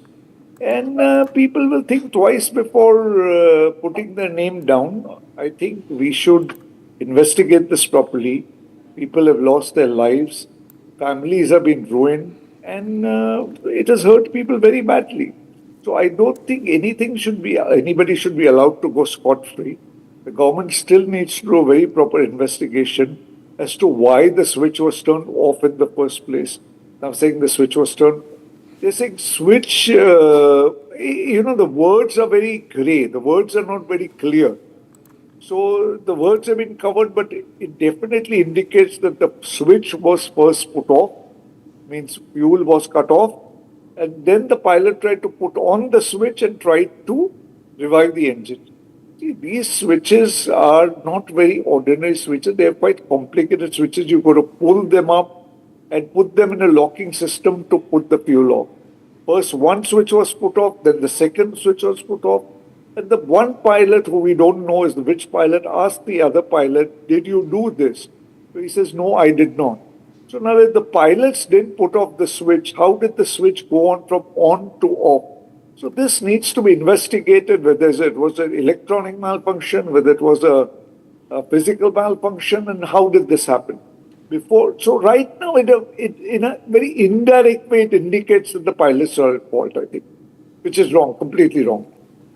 Indeed, and a thorough investigation is in order. That is, ladies and gentlemen, Mr. Parvez Damania, the founder of Damania Airways, also in concurrence that casting aspersions on the pilots is perhaps not the best possible approach in a preliminary finding report, which has still left a lot of strategic room of ambiguity vis-a-vis who was at fault. Thank you very much, sir, for joining me on this broadcast. Meanwhile, ladies and gentlemen, more breaking news updates are emerging. A new angle has emerged, in fact, in the Delhi hit-and-run case. As per the reports now, not just 5, but 6 people have been injured, including a 20-day-old newborn child. The incident occurred at around 1:45 a.m. on July 9th, and the driver of the car, Utsav Shekhar, was apprehended by the police, and is said that, adding that his medical reports confirmed that he was in a drunk state. He was drunk at the time of the incident. This is what the preliminary investigation reports are pointing out towards. This is the man, ladies and gentlemen, who was driving a white Audi, a very expensive car. He was in a drunk state according to the preliminary reports. He ran over 5 individuals sleeping on a footpath. One of the people who have lost their life, of the 5 who have lost their life, was an 8-year-old girl. And now it is also been coming out after subsequent investigation that even a 25-day-old child was one of the people who was injured in this unfortunate and completely avoidable tragedy. What is another big tragedy is that this man, Utsav Shekhar, has now even secured bail just 3 days after carrying out this dastardly hit-and-run case in which 5 people lost their life, including an 8-year-old girl and now even a 25-day-old newborn allegedly injured in this hit-and-run case. Let's listen into the reactions of the victims who still cannot come to terms with what actually transpired on that fateful night of July 9th. लाडली आपकी बहू है? हाँ, मेरी बहू है, मेरी बच्ची है साहब। मैं क्या करूँगा, बूढ़ी आत्मा। हमें खुद भी भर्ती थी वहाँ अजमेर में। ये बच्चे को लेकर साहब मैं कहाँ जाऊँगा? बच्चे मेरे को रोटी देने वाली, वही मेरे को नहलाती दिलाती है, वही रोटी देती है। मैं कहाँ जाऊँगा? कब सो जाएगी तो? पुलिस वाले कुछ बोल रहे थे? ना, मेरे को ना बोले। मैं गाँव से आई हूँ, मेरे बच्चे को मार दिया। 4 बच्चे की लाश होगी। मेरा गाँव मरा पड़ा हुआ, देख लो क्या हालत हो रही है इसकी। मेरे बच्चे की हालत ख़राब हो रही है। नहीं, मेरी बच्ची ठीक है, नहीं ये ठीक है। इसका भी दीदी, मेरे को भी मोल की भी दवाई ले आ रही हूँ मैं, पैसा ले लेकर, किसी से उधार ले लेकर ले आ रही हूँ। मेरी बच्ची का इंतजाम होना चाहिए साहब। अब मैं कहाँ जाऊँगा? मैं रो रो कर मर रही हूँ। मैं बच्चे के तड़प कर मर जाऊँगी मैं। वही बच्चे मेरे को रोटी देने वाले, ये बच्चे को लेकर भर्ती हो रही थी मैं गांव में। मैं भी भर्ती हो रही थी, मेरे को क्या पता मेरी बच्ची को कुछ हो जाएगा दीदी, मैं क्या करूँगा? मेरे को कौन रोटी देगा? मेरे को कौन पानी पिलाएगा? 8 दिन हो गया मेरी बच्ची को साहब। मेरे को रोटी नहीं भा रही है, पानी नहीं भा रही है मेरे। Meanwhile, ladies and gentlemen, my colleague Shambhavi joins us on this broadcast as a short correction that 5 people were injured in this case and not dead. Fortunately, Shambhavi, you're tracking details on this case. What's the latest now since the main accused has now secured bail in the matter? Yes, we are at the exact spot in Vasant Vihar, this is the exact footpath where Chirami and his family was sleeping. So there were a total of 6 people. Chirami, his wife Ladri, his 2 daughters, which is Sunita and Vimla. Vimla is a 15-year-old girl who got discharged, and then later she is being sent to her village. Another daughter was 20 days old newborn who still in ICU, has suffered a head injury. And it's very important that somehow this 20-day-old Sunita's name is not mentioned among the 5 people who are hurt in the FIR. Now this is the exact footpath. If I'll take you to the red light. This is the exact place where Chirami and his family sells roses and gajras for their daily living. He has also said that sometimes his children also begs on this exact place and on this pavement. This is near Shiva camp here, and he has also expressed that the man initially came with his Audi in a very high speed, rammed into Chirami first, then Chirami got thrown off on the other side of the road. He again then kept on going and then rammed into Ladri, who is still in ICU. And that guy still did not stop at that moment. That guy tried to flee. But around 200 meters ahead from here, he rammed into a truck. That is where he got apprehended. This is the latest update.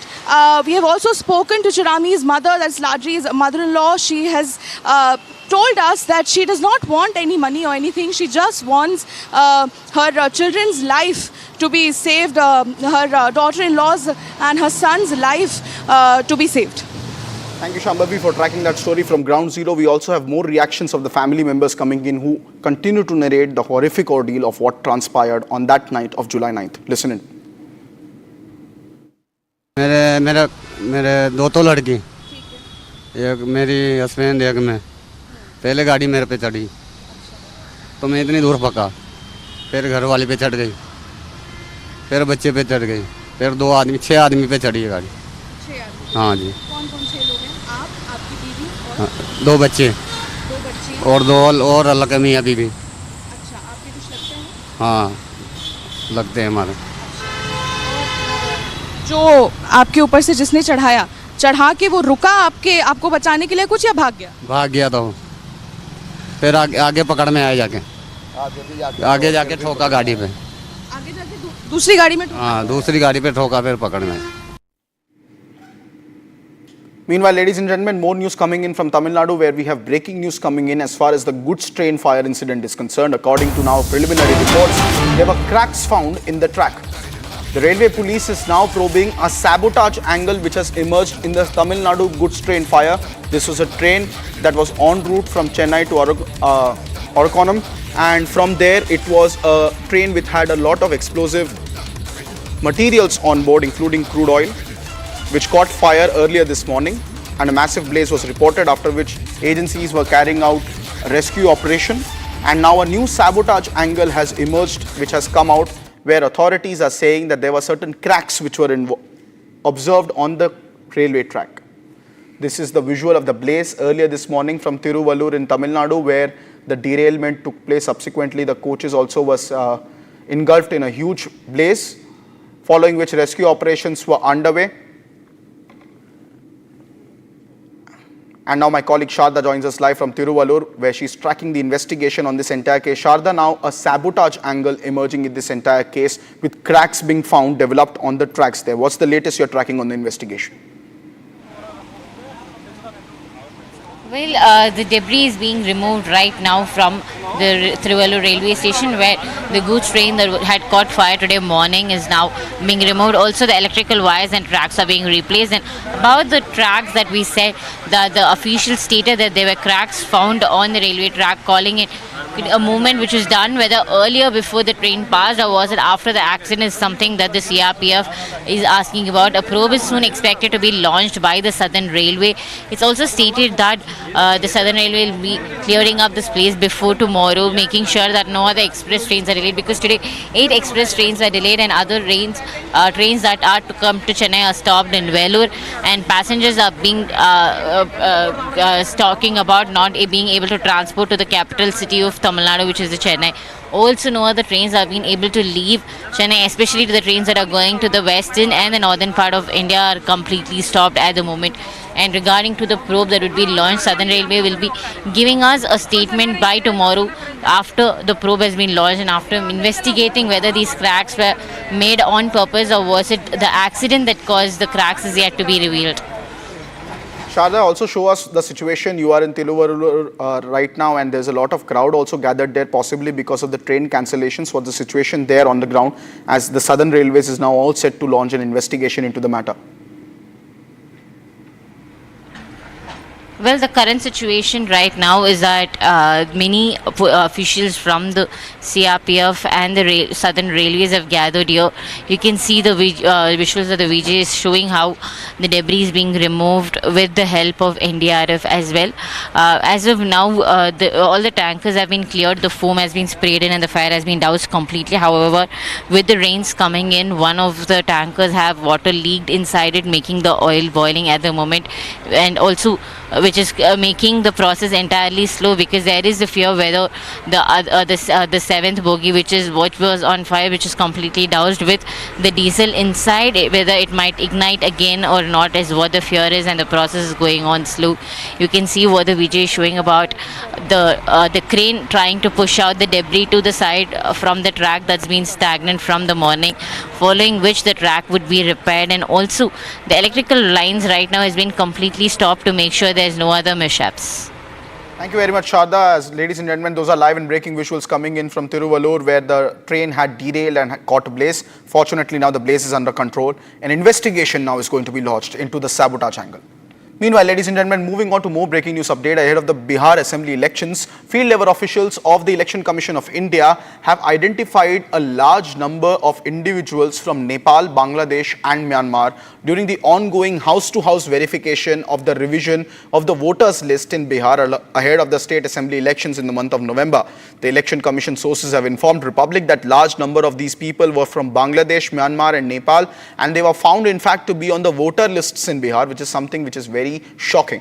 The Election Commission has now made it very clear that names of all illegal migrants will not be included in the final electoral roll, which is set to be published by September 30th. That was also the submission made by the Election Commission in the Supreme Court of India last week, when the special intensive revision of the electoral rolls was called into question at the top court. The top court upheld the exercise of the Election Commission. Despite of that, now the politics continues on the matter, with RJD leader Tejaswi Yadav mounting the attack against the BJP. Listen into what Tejaswi had to say earlier today.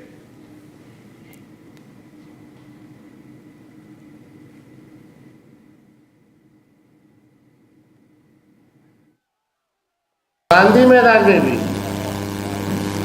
जो है भारी मात्रा में जो है इसी हिसाब से फॉर्म जो है फेंके जा रहे हैं। हो क्या रहा है, ये तो इलेक्शन कमीशन को स्पष्ट करना चाहिए कि आप जो दावे कर रहे हैं 80% से अधिक जो है आप लोगों ने 11 जुलाई तक कर लिया है, तो वाकई में ये सच्चाई है या क्या है? भारत निर्वाचन आयोग द्वारा कल जो है महत्वपूर्ण बात कहेगी 80% की पूरी कर दी गई। हम बिंदुवार जो है कमियां आप लोगों को बताते हैं। पहला, आयोग ने दावा किया है कि 80.11% मतदाताओं की गणना प्रपत्र भर दिए हैं, लेकिन ये नहीं बताया गया कि इनमें से कितने प्रपत्र सत्यापित, स्वैच्छिक और वैध तरीके से भरे गए। अभी तक इसकी कोई क्लैरिटी जो है नहीं दी गई। फील्ड से लगातार ये सूचना हम लोगों को मिल रही है कि बिना मतदाता की जानकारी और सहमति से बीएलओ द्वारा फर्जी अंगूठा या हस्ताक्षर लगा प्रपत्र जो है उसको डाउनलोड जो है अपलोड जो है वो किया जा रहा है। जो इलेक्शन कमीशन के बीएलओ है, जो ऑफिशियल्स है, उनको कई सारे ऐसे नाम मिले हैं वोटर लिस्ट में जो भारत देश के लोग नहीं हैं, जो विदेशी है, जो घुसपैठिए हैं, जो अलग अलग देश से अवैध रूप से बसे हुए हैं।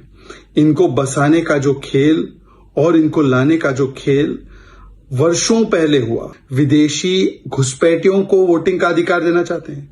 इससे किसका अधिकार मारा जाता? बिहारी का। जो बिहारी लोग हैं उनके अधिकार को कम करो, और जो बाहर के लोग हैं, विदेशी लोग हैं, घुसपैठी लोग हैं, जिनको इन्होंने ही इनकी सरकारों में लाने का और बसाने का काम किया, उनको वोटिंग का अधिकार दो। ये वोट बैंक नीति को संविधान नीति के ऊपर रखते, इसीलिए इसका विरोध कर रहे थे। अब सामने खुलकर आ गया कि इनका बस चले तो भारत के नागरिकों का अधिकार समाप्त करके विदेशी घुसपैठियों को सारे अधिकार सौंप दे। देखिए, वोट का वेरिफिकेशन हो रहा है। अभी जो वोट का रिवीजन है, जो वेरिफिकेशन हो रहा है, उसको लेकर कई लोग सुप्रीम कोर्ट भी गए। सुप्रीम कोर्ट ने रोक लगाने से मना किया और वो वेरिफिकेशन जारी है। कुछ सुझाव भी सुप्रीम कोर्ट ने दिया है जिसके लिए बाध्य चुनाव आयोग को नहीं किया है। अब जो वेरिफिकेशन हो रहा है उसमें कुछ रोहिंग्या मिल रहे हैं, कुछ बांग्लादेशी मिल रहे हैं, बर्मा नेपाल के लोग मिल रहे हैं। अरे बिहार में बिहारी वोट डालेगा ना बिहार के मुख्यमंत्री बनाने के लिए, सरकार बनाने के लिए, या बिहार में पूरे दुनिया के लोग आके वोट डालेंगे? जो बिहार का वोटर है उसको डरने की कोई ज़रूरत नहीं है। चुनाव आयोग पूरी तरह उसको कोऑपरेट करेगा। Meanwhile, ladies and gentlemen, a very tragic story is coming in from Odisha's Balasore, where a girl child of a female student in the Fakir Mohan College has set herself ablaze and is now admitted in critical condition in the hospital. The reason for this desperate action was that she was approached by a professor of the university and was given sexual advances, something that she repeatedly raised at the administration level, but no action was taken, which led her to taking this very shocking step. Now the professor in question has been arrested and the girl is undergoing treatment. However, massive outrage and protests have begun in Odisha. Here's a detailed report on what exactly transpired in Balasore. A student set herself ablaze in Odisha's Balasore alleging a teacher asked for sexual favor. The teacher, who has been accused of this alleged exploitation, has now been taken into custody. The incident has triggered massive outrage across the state, with student groups demanding swift action and a thorough investigation. The police say that they are verifying the students' allegations and have launched a full probe.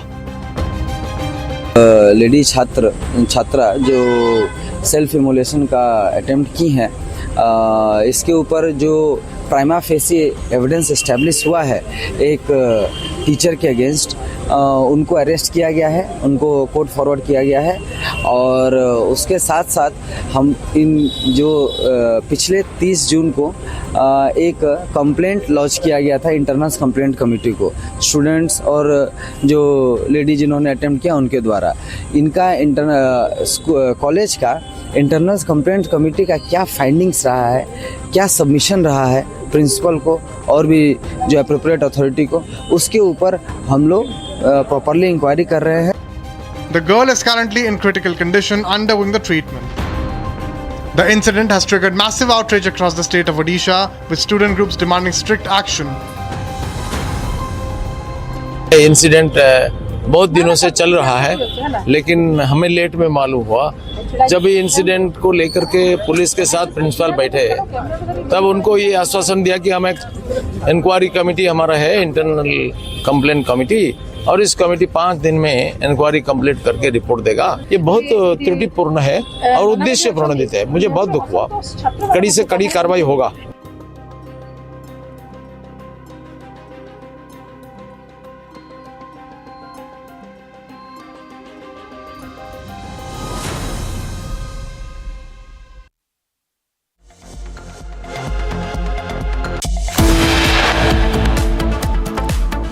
Huge controversy erupts over AAIB's preliminary crash report, Pilot Association questions report, and the leak to Western media.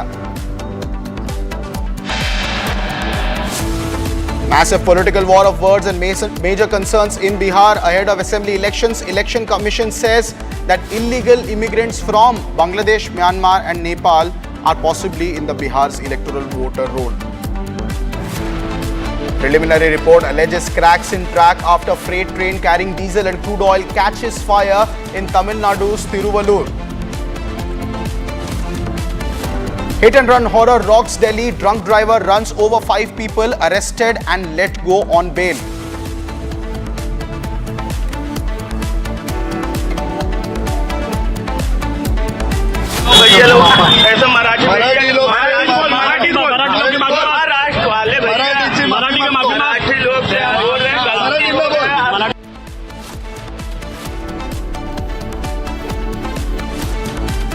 Language row escalates in Maharashtra. MNS workers assault rickshaw puller allegedly from North India for not being able to speak in Marathi. President Draupadi Murmu nominates former Foreign Secretary Harsh Shringla, Ujjwal Nikam, Sadanandan Master and Meenakshi Jain to Rajya Sabha. PM Modi extends wishes.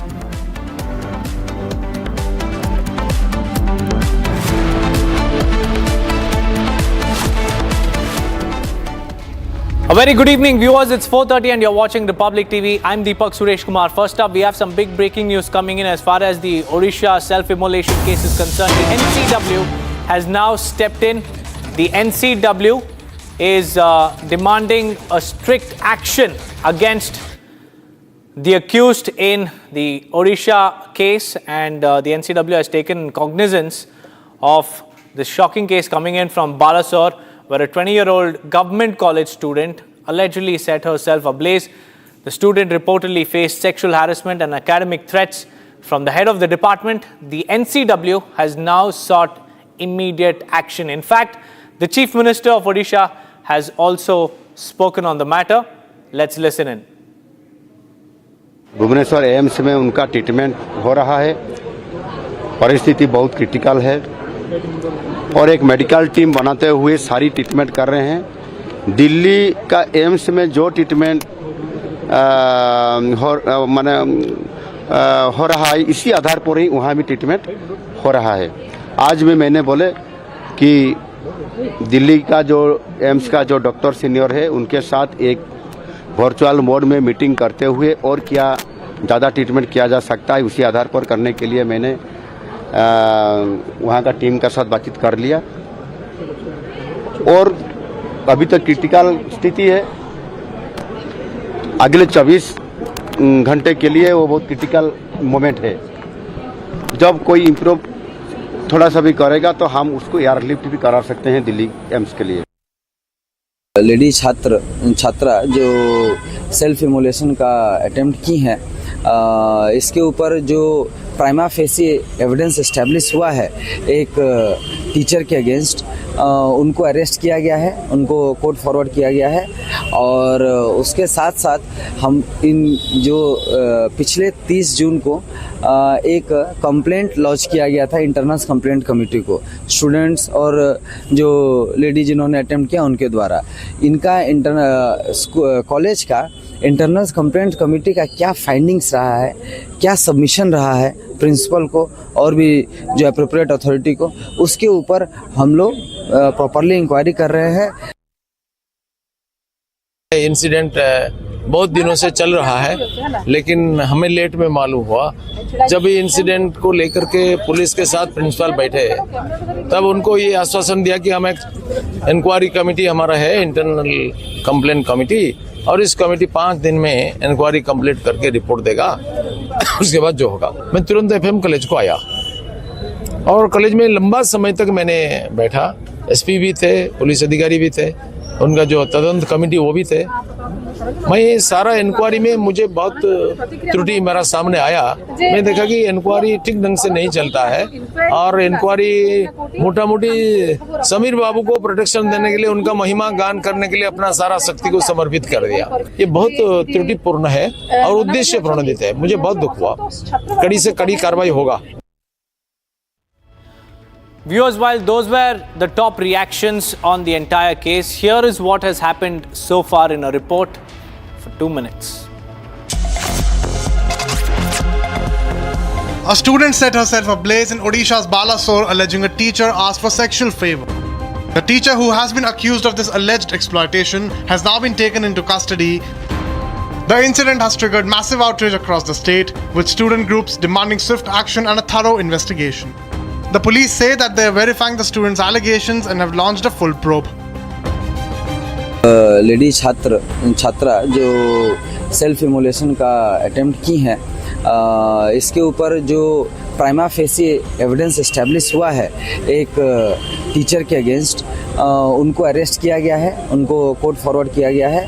और उसके साथ साथ हम इन जो पिछले 30 जून को एक complaint launch किया गया था इंटरनल कंप्लेंट कमेटी को, स्टूडेंट्स और जो लेडी जिन्होंने अटेम्प्ट किया उनके द्वारा।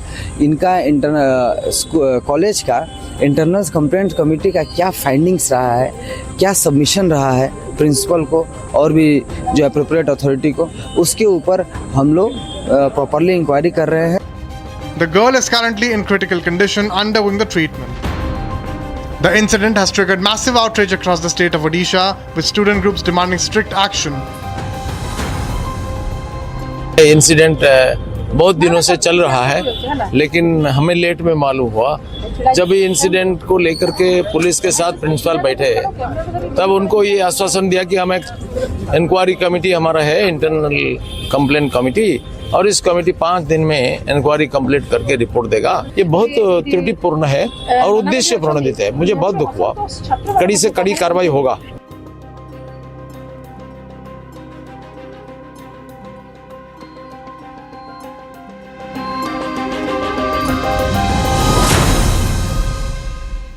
Moving on, viewers, we have some big breaking news coming in as far as the Delhi hit and run horror is concerned. The accused, Utsav Shekhar, the 40-year-old driver who was drunk, who crushed 5 people on the footpaths of the national capital, has secured a bail. The drunk driver has been granted a bail. He is now out on bail. 40-year-old Utsav Shekhar, who was drunk, who was on the wheel, intoxicated, who crushed 5 individuals, including an 8-year-old girl on the footpath of the national capital, had now secured a bail. This is the big breaking news that we are tracking, and to give us more insights, we have Akhil also joining us live. Akhil, tell us about the bail that has been granted to the accused. On what grounds has bail been granted, and also has his license been suspended? Well, Deepak, if you see in this case, what has happened that at around 1:45 a.m. early in the morning, this incident took place in Vasant Vihar area. Well, 5 persons basically got injured due to the negligent driving of the person who was driving at that point in time. So the driver has already been arrested and he's out on bail, because if you see initially what has happened when the FIR has been filed in connection with the case, what we have seen that under 2 different sections. First, if you see under the BNS 2023, section 281(2) was used. So in this case, what basically happens that this case is against the rash and negligent driving, endangering life of others. So this is the one section which has been applicable in connection with the case. And second section which has been applicable in this case was the Motor Vehicle Act of section 185. So 185 has also been imposed in connection with the case, in which what we have seen that if a person is driving under the influence of alcohol or drugs. So these 2 cases, these 2 sections were basically implemented. And after that, what we have seen that this person has been put out on bail in connection with the case. And if you see, there were 5 other victims and who are still in the hospital in the trauma center right now undergoing treatment. So if you see, the person who was driving the vehicle at that point in time was under the deeply influence of alcohol, because if you see, the collision did not take place once; it took place twice. Why so? Because initially, when he was driving at a very high speed, he basically thrashed his vehicle at a very high speed on a pavement, and after that he did not stop over there. He tried to rush through from that point, and approximately at a distance of 300 meters, his vehicle directly bumped into another truck, in which the head-on collision took place, in which what we have seen that the Vasant Vihar police team arrived over there, and then they identified that the person who basically hit his vehicle into a truck is the same person. That's right, who Akhil. basically hit. Many thanks for joining us with those details. Well, that was the entire case summed up by my colleague Akhil. But let's move on, viewers, because Prime Minister Narendra Modi himself has praised the nominations of Ujjwal Nikam, Harshvardhan Shringla, C. Sadanandan Master and also Dr. Meenakshi Jain to the Rajya Sabha, highlighting their distinguished contributions in law, diplomacy, social work and also scholarship. Their appointments were announced by President Draupadi Murmu, and after the announcement, these four individuals, these four eminent personalities have received strong endorsement from the Prime Minister himself. Let's listen in to their reactions.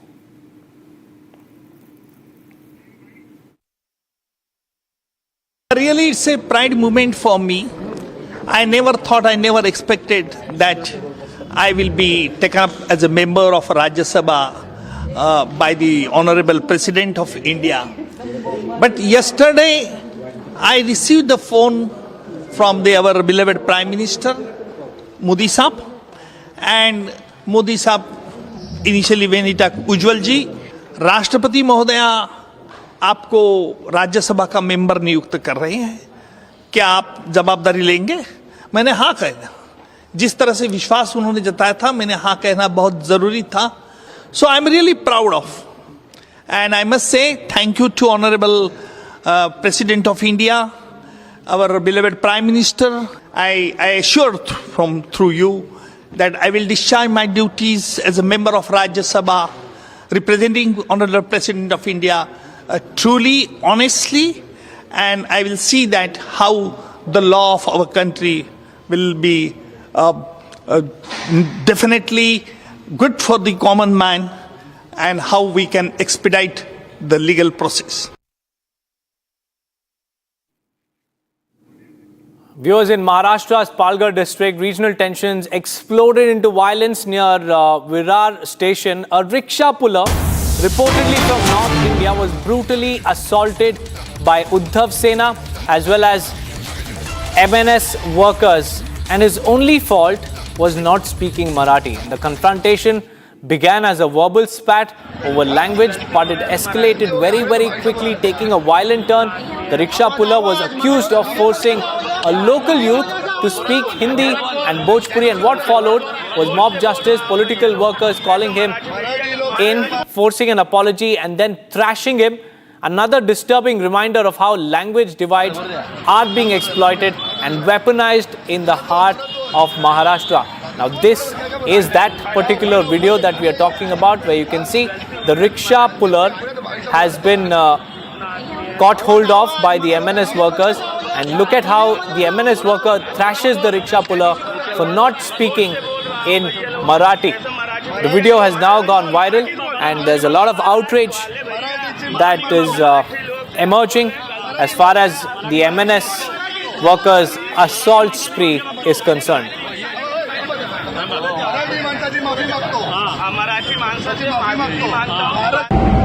Shiv Sena के लिए मराठी भाषा, मराठी माणूस और हिंदू प्राथमिकता है, लेकिन किसी को भाषा के नाम पर मारना, बुजुर्गों को मारना, महिलाओं को मारना, दुकानदारों को मारना, ये गलत है.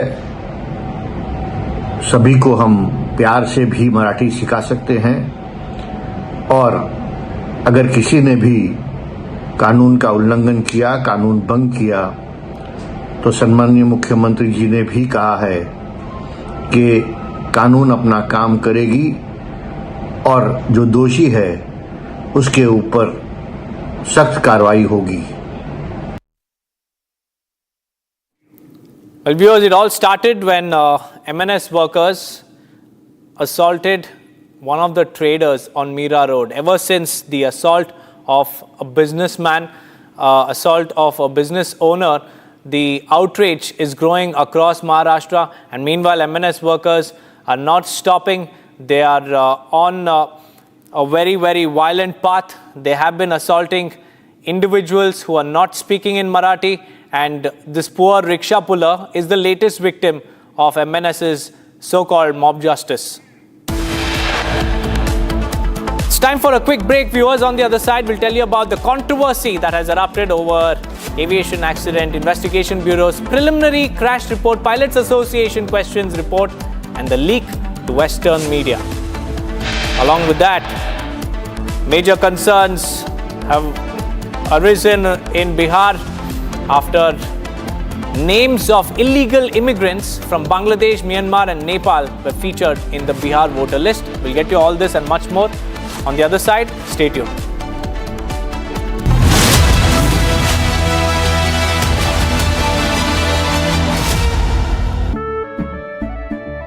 केसरिया से मन जोगी हुआ रे दिल झूमे देखो मतवारा हुआ रे केसरिया से मन जोगी हुआ हर पल मनाओ केसरी त्योहार विमल बोलो जुबान केसरी MDH की हल्दी मिर्ची धनिया करे कमाल ये रंग दे ये खुशबू दे ये तीखा ये कम पड़े क्या निराला MDH masala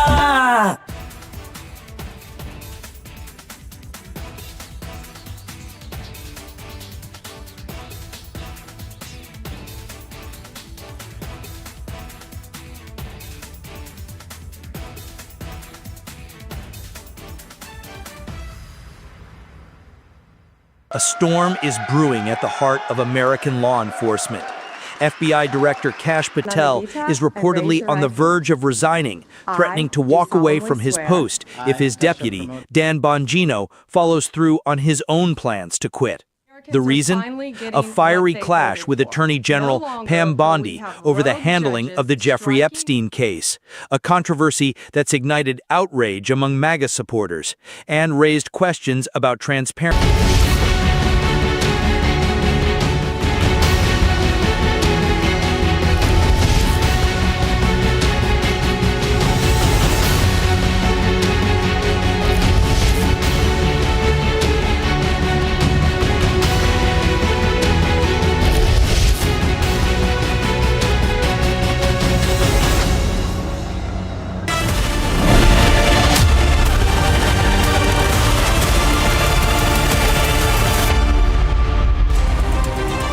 Take a look at the other top stories from across the nation. Congress Parliamentary Party Chief Sonia Gandhi has summoned a high-level meeting on July 15 to finalize the party's strategy for the upcoming monsoon session of the parliament, which is set to begin on July 21st till August 21. Key issues expected to be discussed include Election Commission's intensive electoral roll revision in Bihar, concerns on Pahalgam terror attack, Operation Sindoor and the government's diplomatic outreach. The meeting will be attended by top leaders including Rahul Gandhi and Mallikarjun Kharge. In a large-scale gesture of gratitude and patriotism, students in Nagpur have prepared 3 lakh handmade Rakis for soldiers posted at India's border areas. The initiative is part of an annual project which is organized by the Prahar Samaj Jagriti Sanstha, aiming to honor the sacrifices and services of armed forces personnel. Each year, the number of Rakis sent is increased, with this year's goal set at 3 lakh Rakis. Schools across the city have also pitched in, with students coming together to craft the Rakis and send messages of support to our soldiers. Train services were disrupted near Tiruvallur in Tamil Nadu after a diesel tanker on a freight car caught fire early this morning. The incident occurred on the busy Chennai-Arakkonam route, prompting an emergency response.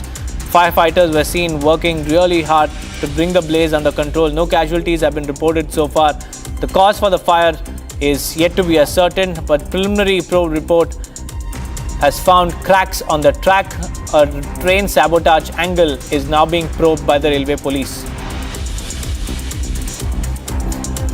TVK supporters, led by party founder and actor Talapati Vijay, are staging a massive protest demanding justice for Ajit Kumar, a man who allegedly died in police custody in Tamil Nadu's Tirunelveli district.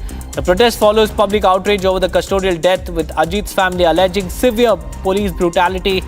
Vijay met the victim's family on a Saturday, and today's demonstration calls for a High Court monitored SIT probe and a white paper on all custodial deaths in the state. Thousands of TVK supporters have gathered at the protest site, with heavy police deployment also in place. Heavy rains continue to lash Madhya Pradesh, triggering a flood-like condition across several districts. The Betwa River in Vidisha has risen above the danger level, prompting authorities to issue warnings and begin evacuation efforts in low-lying areas. The IMD has placed multiple districts including Jabalpur, Mandla and Rewa under an orange alert for very heavy rainfall. Road connectivity has been completely disrupted across the region due to waterlogging and also overflowing rivers, while dam gates have been opened to manage excess inflow. The wet spell is expected to continue over the next few days. Construction at the Budal Mahorgul Road in Jammu and Kashmir is progressing rapidly, with authorities aiming to significantly improve connectivity in the remote regions of Rajouri, Riyasi and Ramban districts. The critical infrastructure project is being developed to provide year-round access and boost socio-economic development in the area. The road is also expected to enhance administrative outreach and ease movement for the locals. A fresh batch of 7,049 pilgrims departed from Bhagwati Nagar base camp in Jammu this morning, heading towards the twin base camps at Nunwan, Pahalgam and Baltal under tight security. This marks the 12th batch in the 2025 Amarnath Yatra, which began on July 3rd and it will continue till August 9th. And so far, nearly 1.83 lakh devotees have visited the sacred Ice Lingam shrine, making it one of the most attended pilgrimages this season. Security has been significantly heightened after the April 22nd attack in Pahalgam, with convoy escorts and multi-layered arrangements in place across routes to ensure a safe journey for the yatris.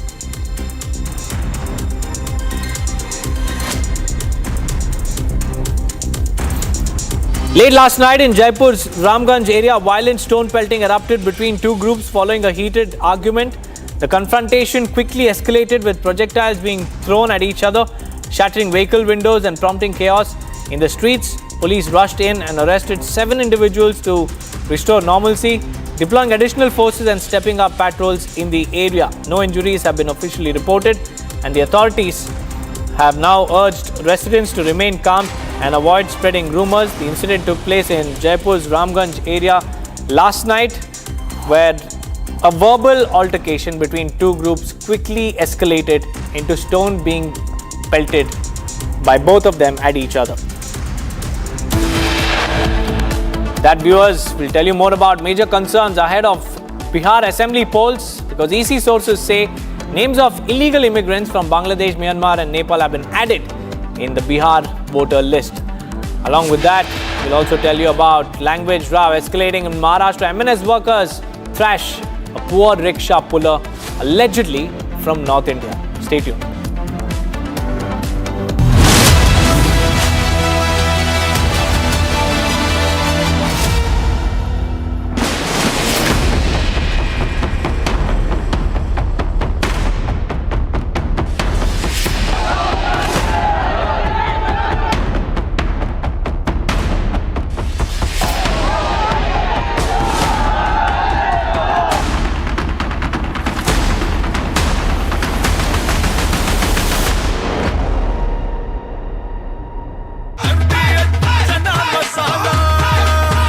Chholiya हो या लोबिया, सफेद चने या काले चने, सब कुछ मजेदार बने। आदमी की जान की कोई वैल्यू नहीं है इंडिया के अंदर। प्लेन वालों ने इंक्वायरी नहीं की, ऐसे ही प्लेन उड़ा दिया है, ऐसा समझ में आ रहा है। ऐसा होता नहीं है, ये कोई स्कूटर नहीं है कि वो फ्यूल नहीं पहुंचे। ये फ्यूल पहुंचने की बात मैं मानता नहीं हूँ। किसके बारे में क्या है, फ्यूल का प्रॉब्लम है, इंजन का प्रॉब्लम है, लेकिन मेरी बच्ची घर पे होने वाली है नहीं।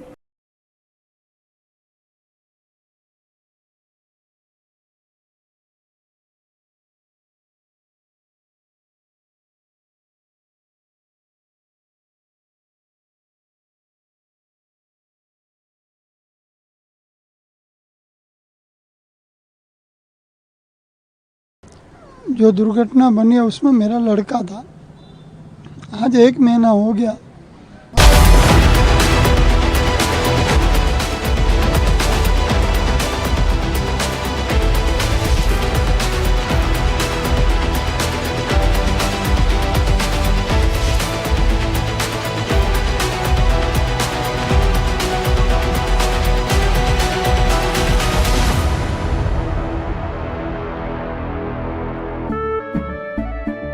केसरिया से मन जोगी हुआ रे, दिल झूमे देखो मतवारा हुआ रे।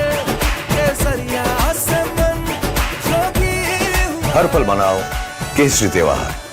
विमल, बोलो जुबान केसरी। दादी के हाथों का जादू और खुशबू से महकता घर, माँ की मुस्कुराहट और खाने की सुगंध। MDH गरम मसाला, क्योंकि हर रिश्ता है स्वाद से जुड़ा।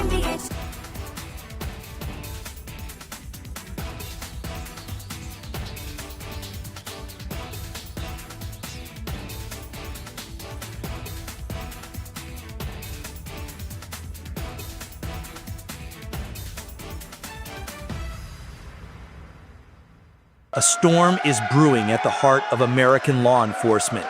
FBI Director Kash Patel is reportedly on the verge of resigning, threatening to walk away from his post if his deputy, Dan Bongino, follows through on his own plans to quit. The reason? A fiery clash with Attorney General Pam Bondi over the handling of the Jeffrey Epstein case, a controversy that's ignited outrage among MAGA supporters and raised questions about transparency.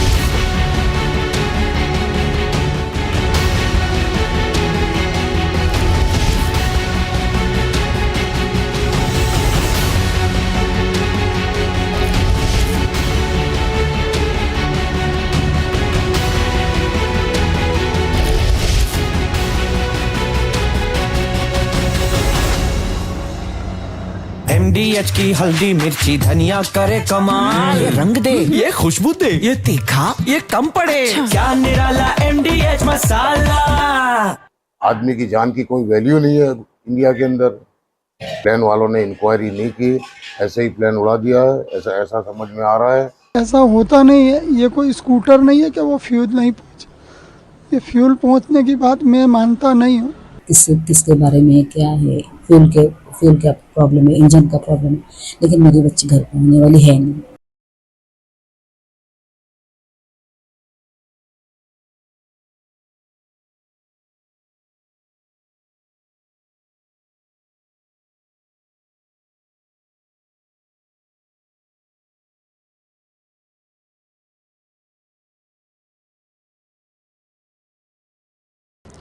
जो दुर्घटना बनी है उसमें मेरा लड़का था।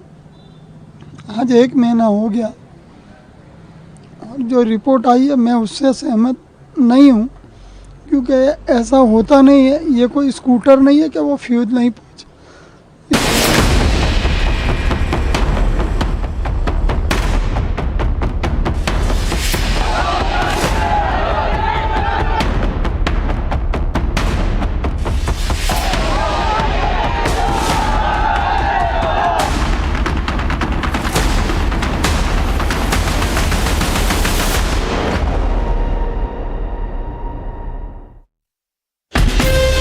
From Asia's largest news headquarters,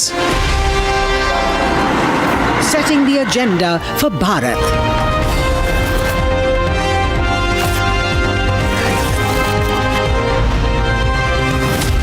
You're watching Republic.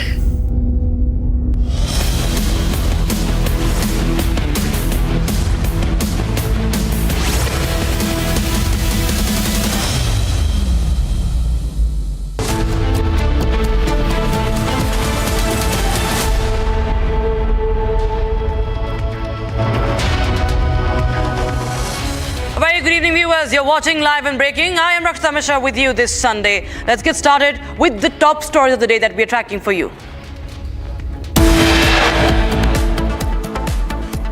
Huge controversy erupts over AAIB's preliminary cash report, Pilot Association questions report, and leak to Western media.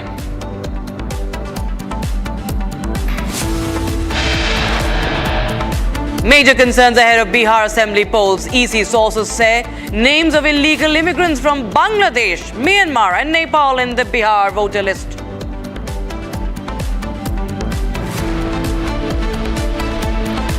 Preliminary report alleges cracks in tracks after freight train ferrying diesel and crude oil catches fire in Tamil Nadu's Tiruvallur.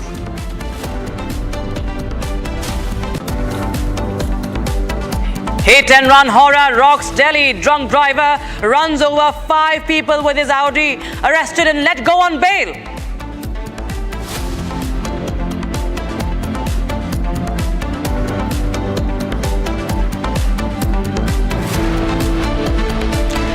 Language row escalates in Maharashtra. MNS workers assault rickshaw puller allegedly from North India.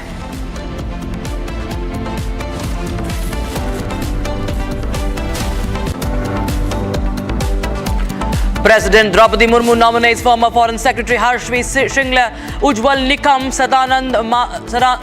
Sadanand Master and Meenakshi Jain to Rajya Sabha. PM Modi extends wishes.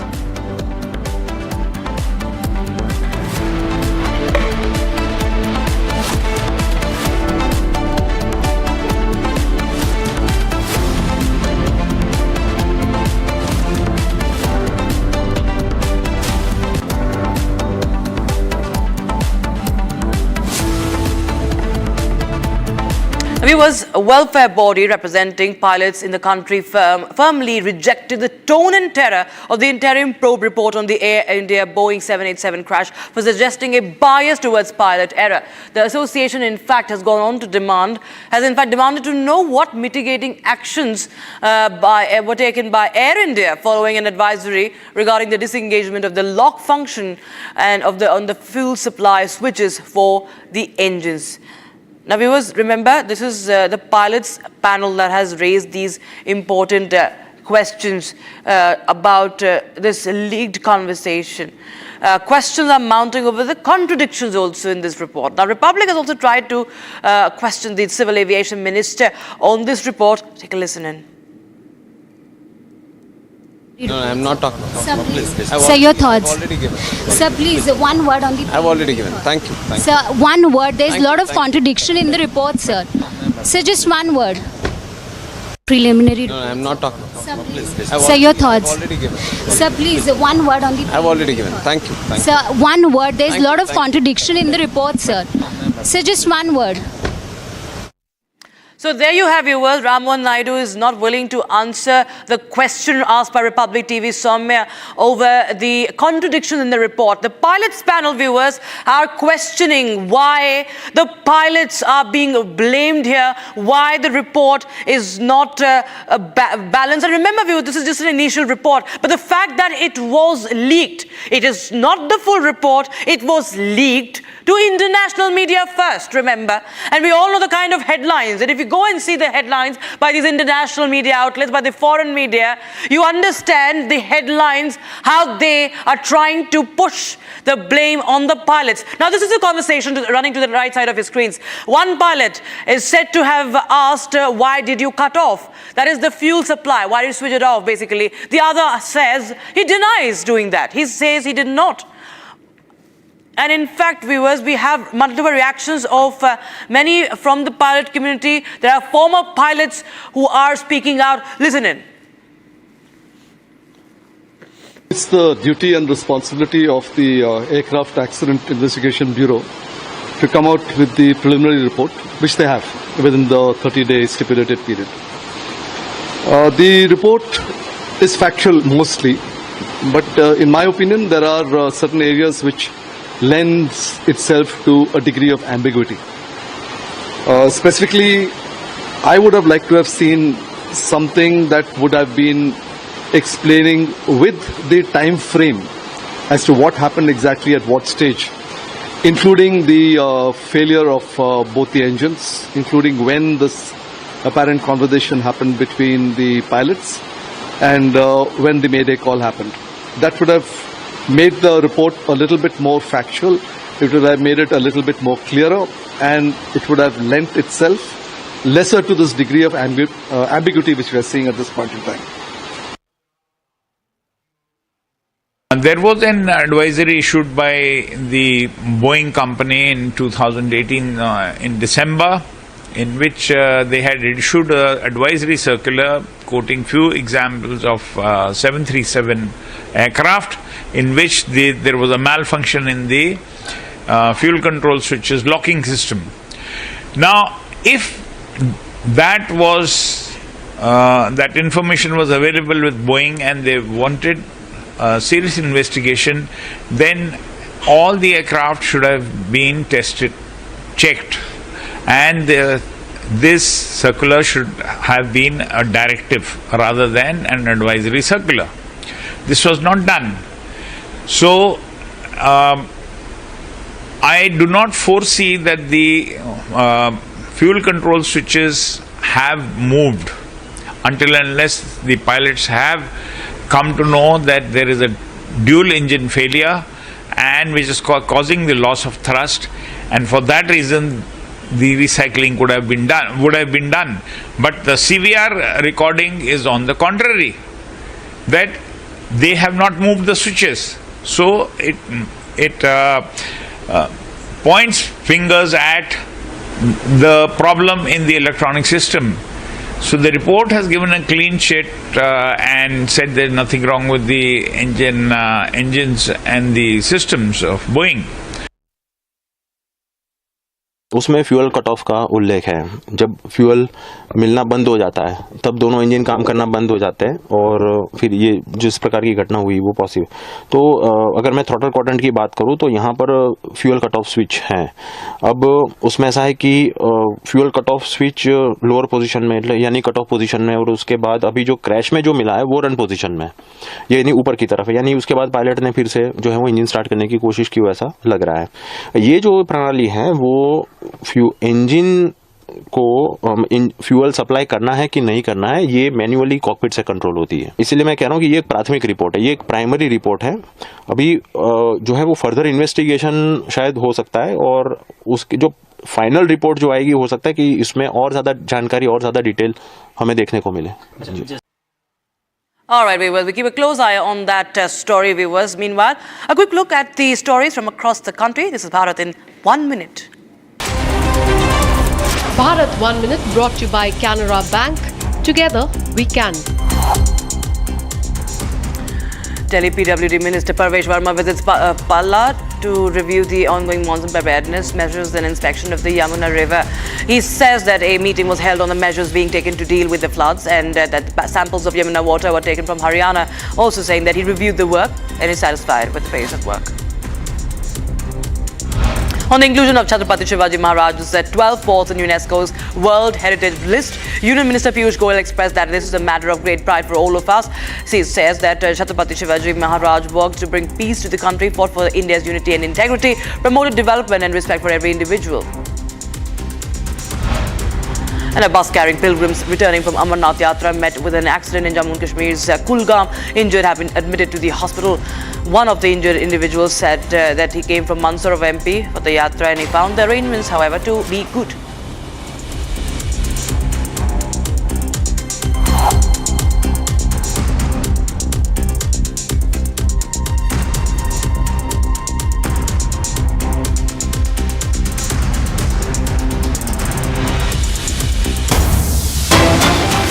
All right, we have some breaking news coming in right now, viewers. High tensions grip Meddipalli after alleged followers of MLC K. Kavita attacked the office of MLC Teenmar Mallanna. Now, the attack reportedly came in response to derogatory remarks made by Mallanna against Kavita. His security personnel opened fire in the air to disperse the mob, and police teams, including the ACP and Circle Inspector, rushed to the spot, and they have launched an investigation. You can see what was happening there at the MLC's office, outside the office, and the high drama that unfolded, absolute state of chaos and pushing and pulling that's happening. All right. I think, okay, we have visuals of K. Kavita also. She reached the police station there.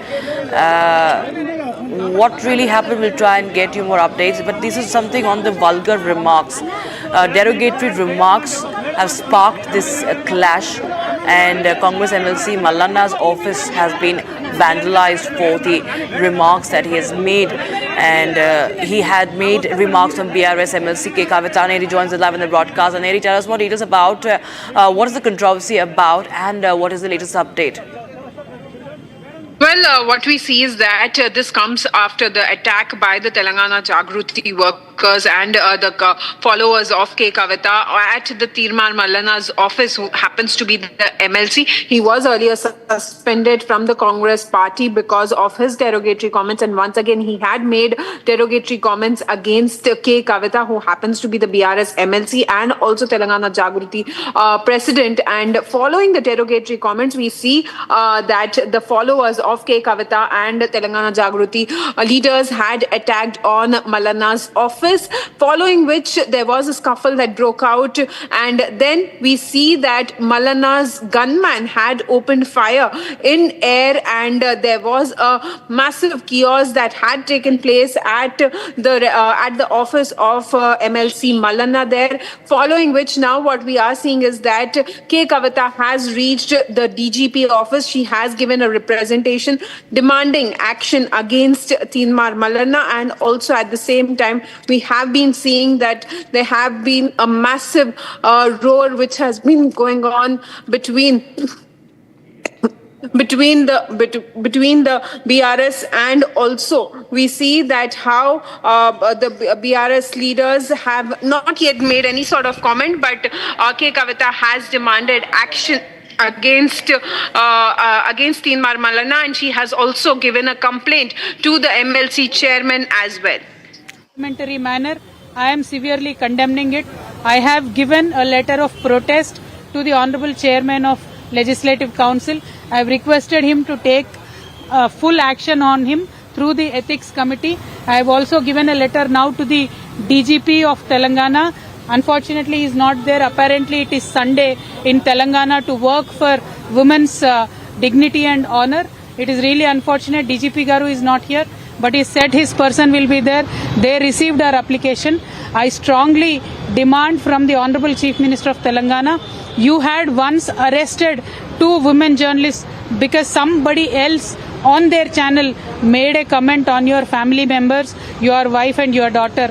Today I am demanding, Honorable Chief Minister, I am also daughter of Telangana.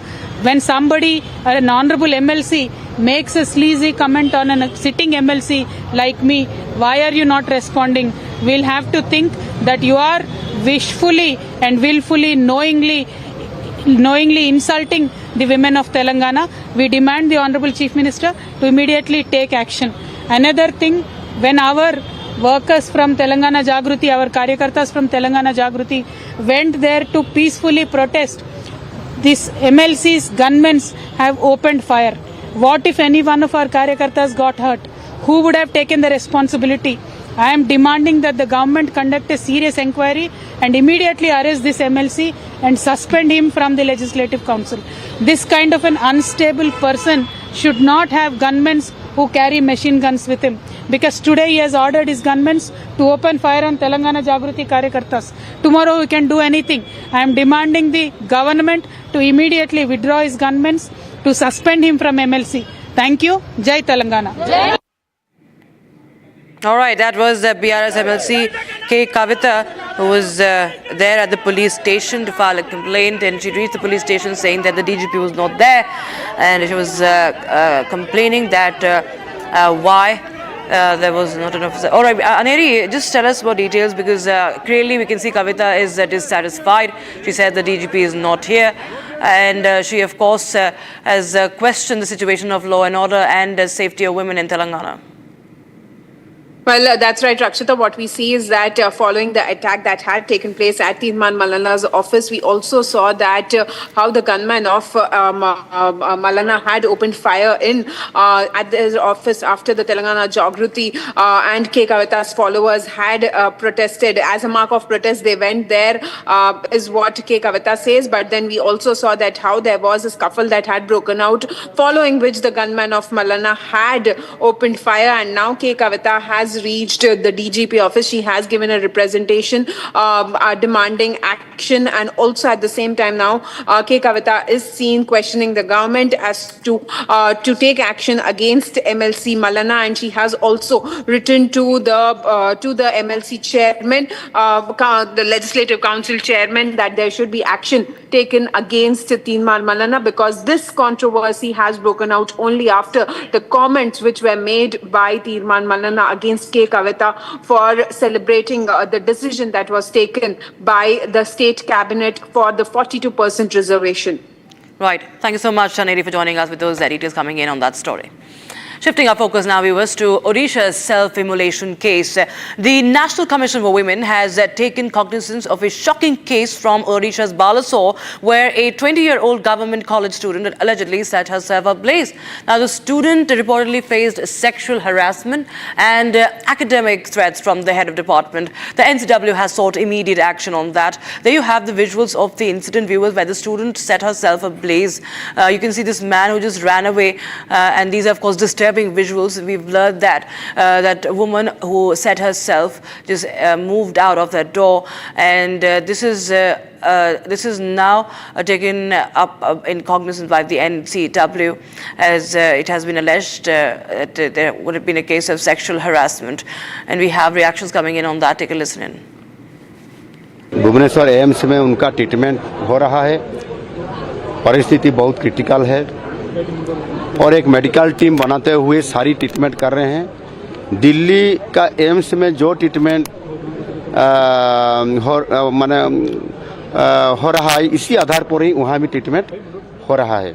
आज भी मैंने बोले कि दिल्ली का जो AIIMS का जो doctor senior है, उनके साथ एक वर्चुअल मोड में मीटिंग करते हुए और क्या ज़्यादा ट्रीटमेंट किया जा सकता है, उसी आधार पर करने के लिए मैंने वहाँ का टीम का साथ बातचीत कर लिया और अभी तक क्रिटिकल स्थिति है।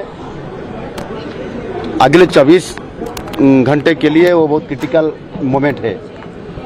जब कोई इम्प्रूव थोड़ा सा भी करेगा तो हम उसको एयरलिफ्ट भी करा सकते हैं दिल्ली एम्स के लिए। लेडी छात्रा जो सेल्फ इमोलेशन का अटेम्प्ट की हैं, इसके ऊपर जो प्राइमा फेसी एविडेंस एस्टेब्लिश हुआ है एक टीचर के अगेंस्ट, उनको अरेस्ट किया गया है, उनको कोर्ट फॉरवर्ड किया गया है। और उसके साथ साथ हम इन जो पिछले 30 जून को एक कंप्लेंट लॉन्च किया गया था इंटरनल कंप्लेंट कमेटी को, स्टूडेंट्स और जो लेडी जिन्होंने अटेम्प्ट किया उनके द्वारा। इनका कॉलेज का इंटरनल कंप्लेंट कमेटी का क्या फाइंडिंग्स रहा है, क्या सबमिशन रहा है प्रिंसिपल को और भी जो एप्रोप्रिएट अथॉरिटी को, उसके ऊपर हम लोग प्रॉपरली इंक्वायरी कर रहे हैं।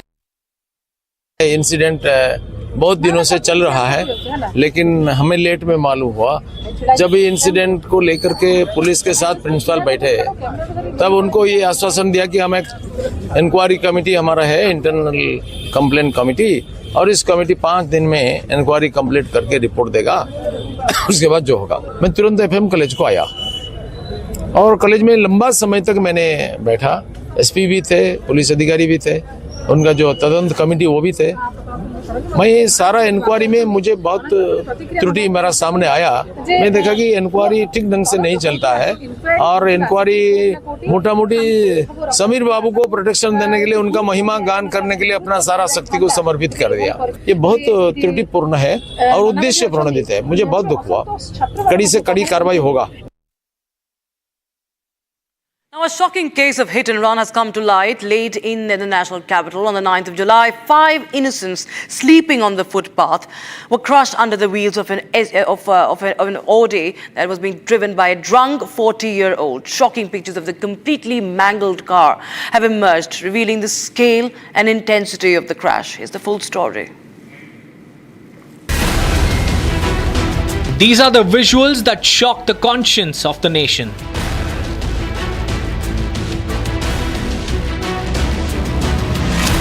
Mangled Audi SUV, crushed metal, shattered glass, evidence of a night soaked in recklessness and alcohol. This is the car completely defaced, barely recognizable after it crushed 5 people, including an 8-year-old on the streets of Delhi.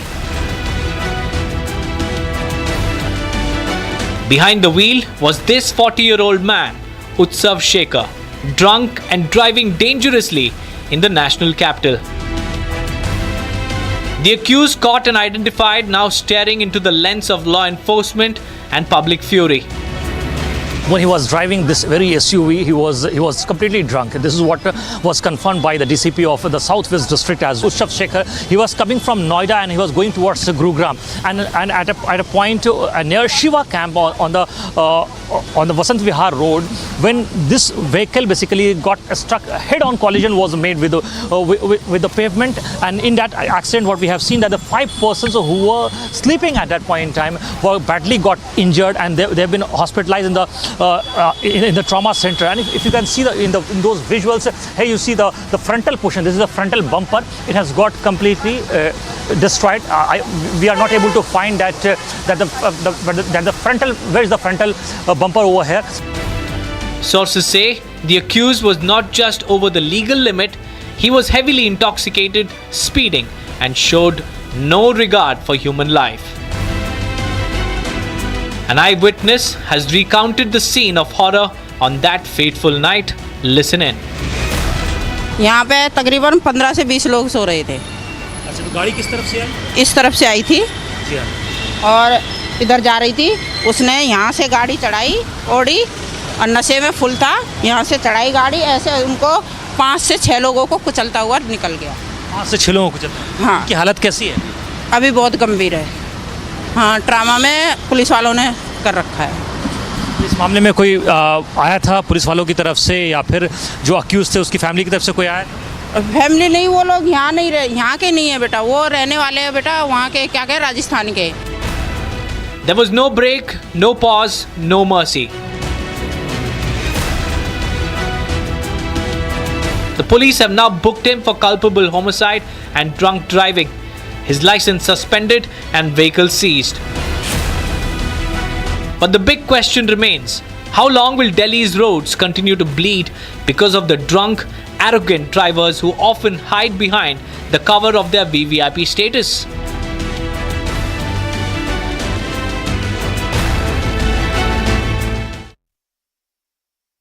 Now, in a bizarre and alarming case from Karnataka's Shivamoga, a prison inmate swallowed a mobile phone to evade police during a surprise raid at the central jail. Incident has exposed serious security lapses and raising questions about insider collusion. Here's what we know.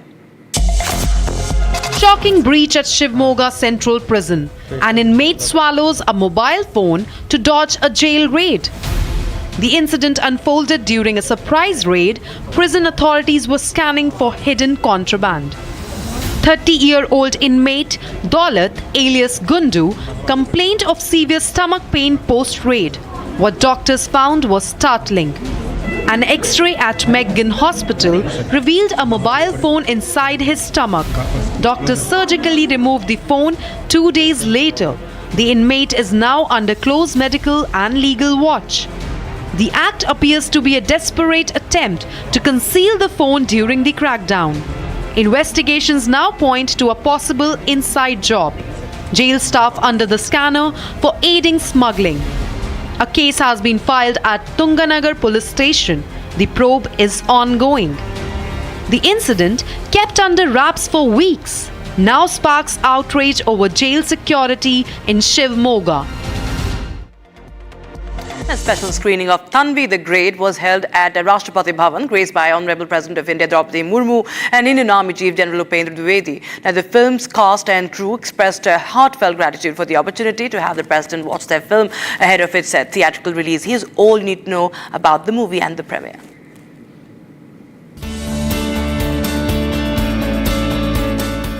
A special screening of Tanvi the Great was hosted at Rashtrapati Bhavan, where the President of India, Draupadi Murmu, viewed the film ahead of its official release. The event was attended by the film's ensemble cast, including Anupam Kher, Baman Irani, Karan Thakkar, and debutante Shubhangi Dutt. Director Anupam Kher expressed deep gratitude following the screening.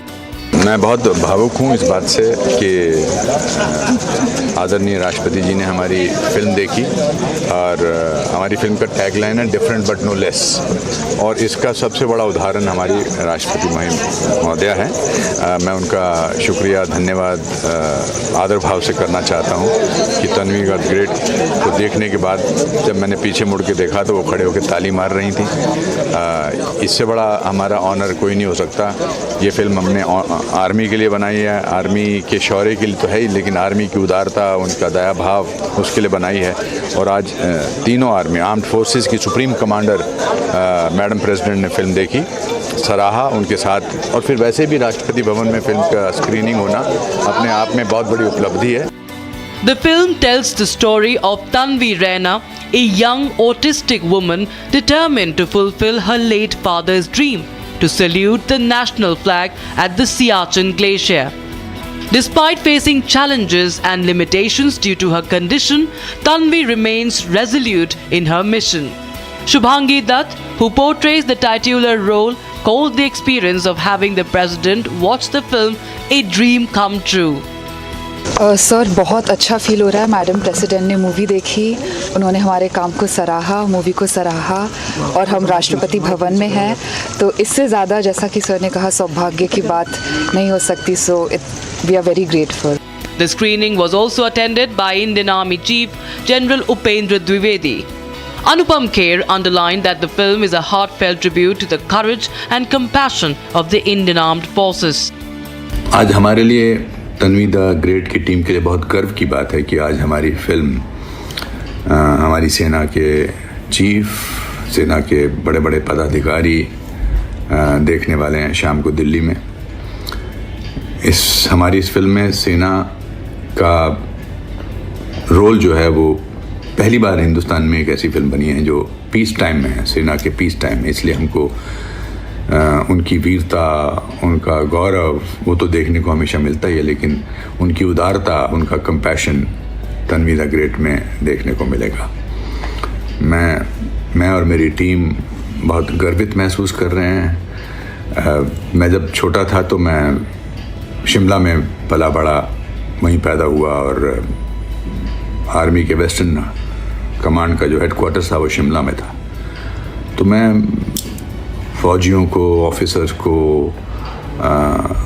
सड़क पर western command की corridor में आता जाता देखता था और बहुत अच्छा लगता था मुझे, और वही हमने इसमें तन्वी द ग्रेट में दर्शाया है।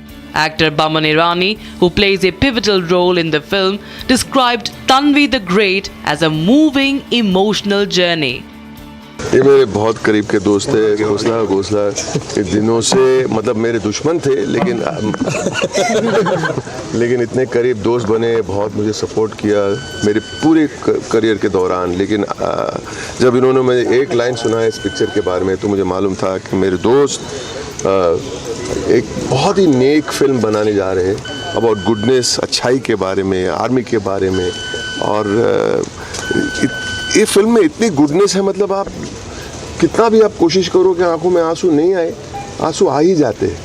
और हमारे भाई साहब तो इतने इमोशनल है, इसके लिए इतनी इमोशनल फिल्म बनाई। अगर वो कोई खड़ूस इंसान होते तो ऐसी पिक्चर नहीं बनती।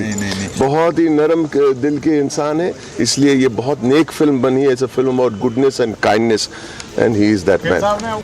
Tanvi the Great is slated for theatrical release on the 18th of July.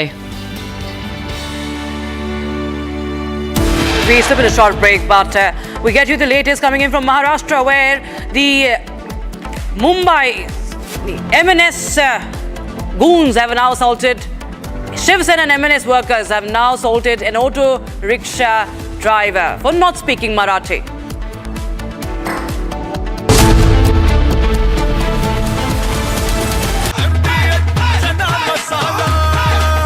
अब छोलिया हो या लोबिया, सफेद चने या काले चने, सब कुछ मजेदार बने। Hi, this is Chef Ranveer Brar. Guarantee you brilliance on behalf of IIHM. आधे बाउल दही में 4 चम्मच MDH चटनी पुदीना मसाला डाला, स्टर करो, पुदीना चटनी तैयार। MDH चटनी पुदीना मसाला।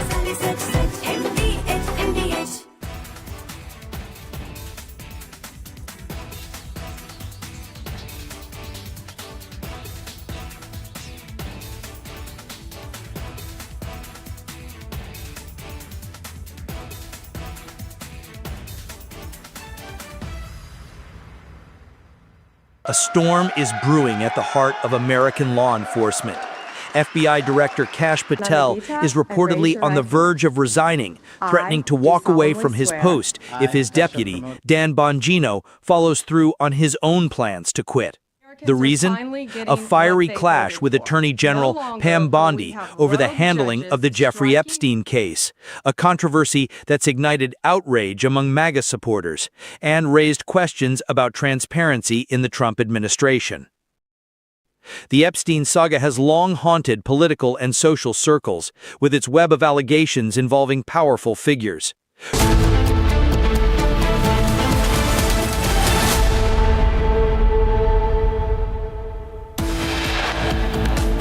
Huge controversy erupts over AIB's preliminary crash report. Pilot Association questions report and the leak to Western media.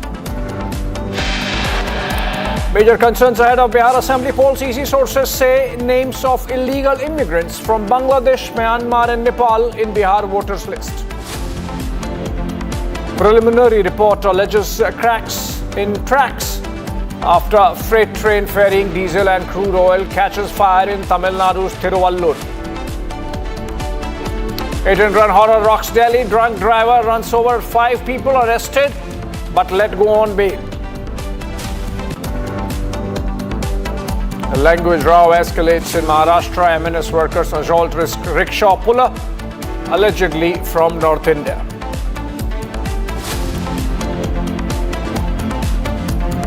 President Draupadi Murmu nominates former Foreign Secretary Harsh Shringla, Ujjwal Nikam, Sadanandan Master and Meenakshi Jain to Rajya Sabha. Prime Minister extends good wishes.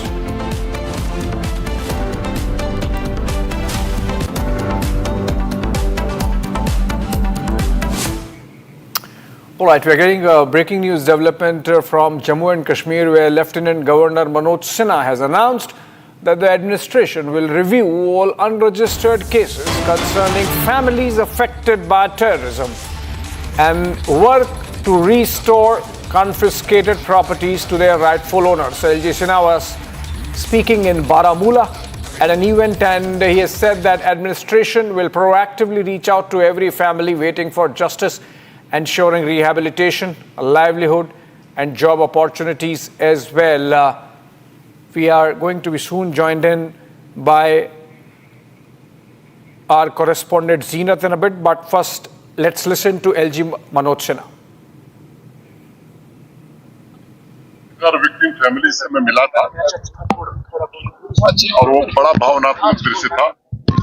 अनेक ऐसे लोग जिन्हें आतंकवादियों ने आतंकवादी हिंसा का शिकार बनाया, उनका वाजिब हक था आर्थिक सहायता का, सरकारी नौकरी का, उन्हें नहीं मिल सकता। उनके परिवारों की जो दुर्दशा है वो निश्चित रूप से आज आपने भी सुनी है। उसके बाद प्रशासन के वरिष्ठ अधिकारियों के साथ करके विचार किया गया और एक फैसला किया गया कि उन्हें सरकारी नौकरी जो एलिजिबल है उन्हें दी जाएगी, जिन्हें आर्थिक सहायता नहीं मिली है जो एलिजिबल है उन्हें दी जाएगी, सेल्फ एम्प्लॉयमेंट का इंतजाम किया जाएगा और ऐसी घटनाएं जिनमें FIR दर्ज नहीं हुई या प्रॉपर्टी जब्त कर ली गई, FIR दर्ज करके कार्रवाई की जाएगी और उनकी प्रॉपर्टी उन्हें वापस दिलाई जाएगी। उसी कार्यक्रम के अंतर्गत आज बारामूला में 40 लोगों को नियुक्ति पत्र दिए गए हैं।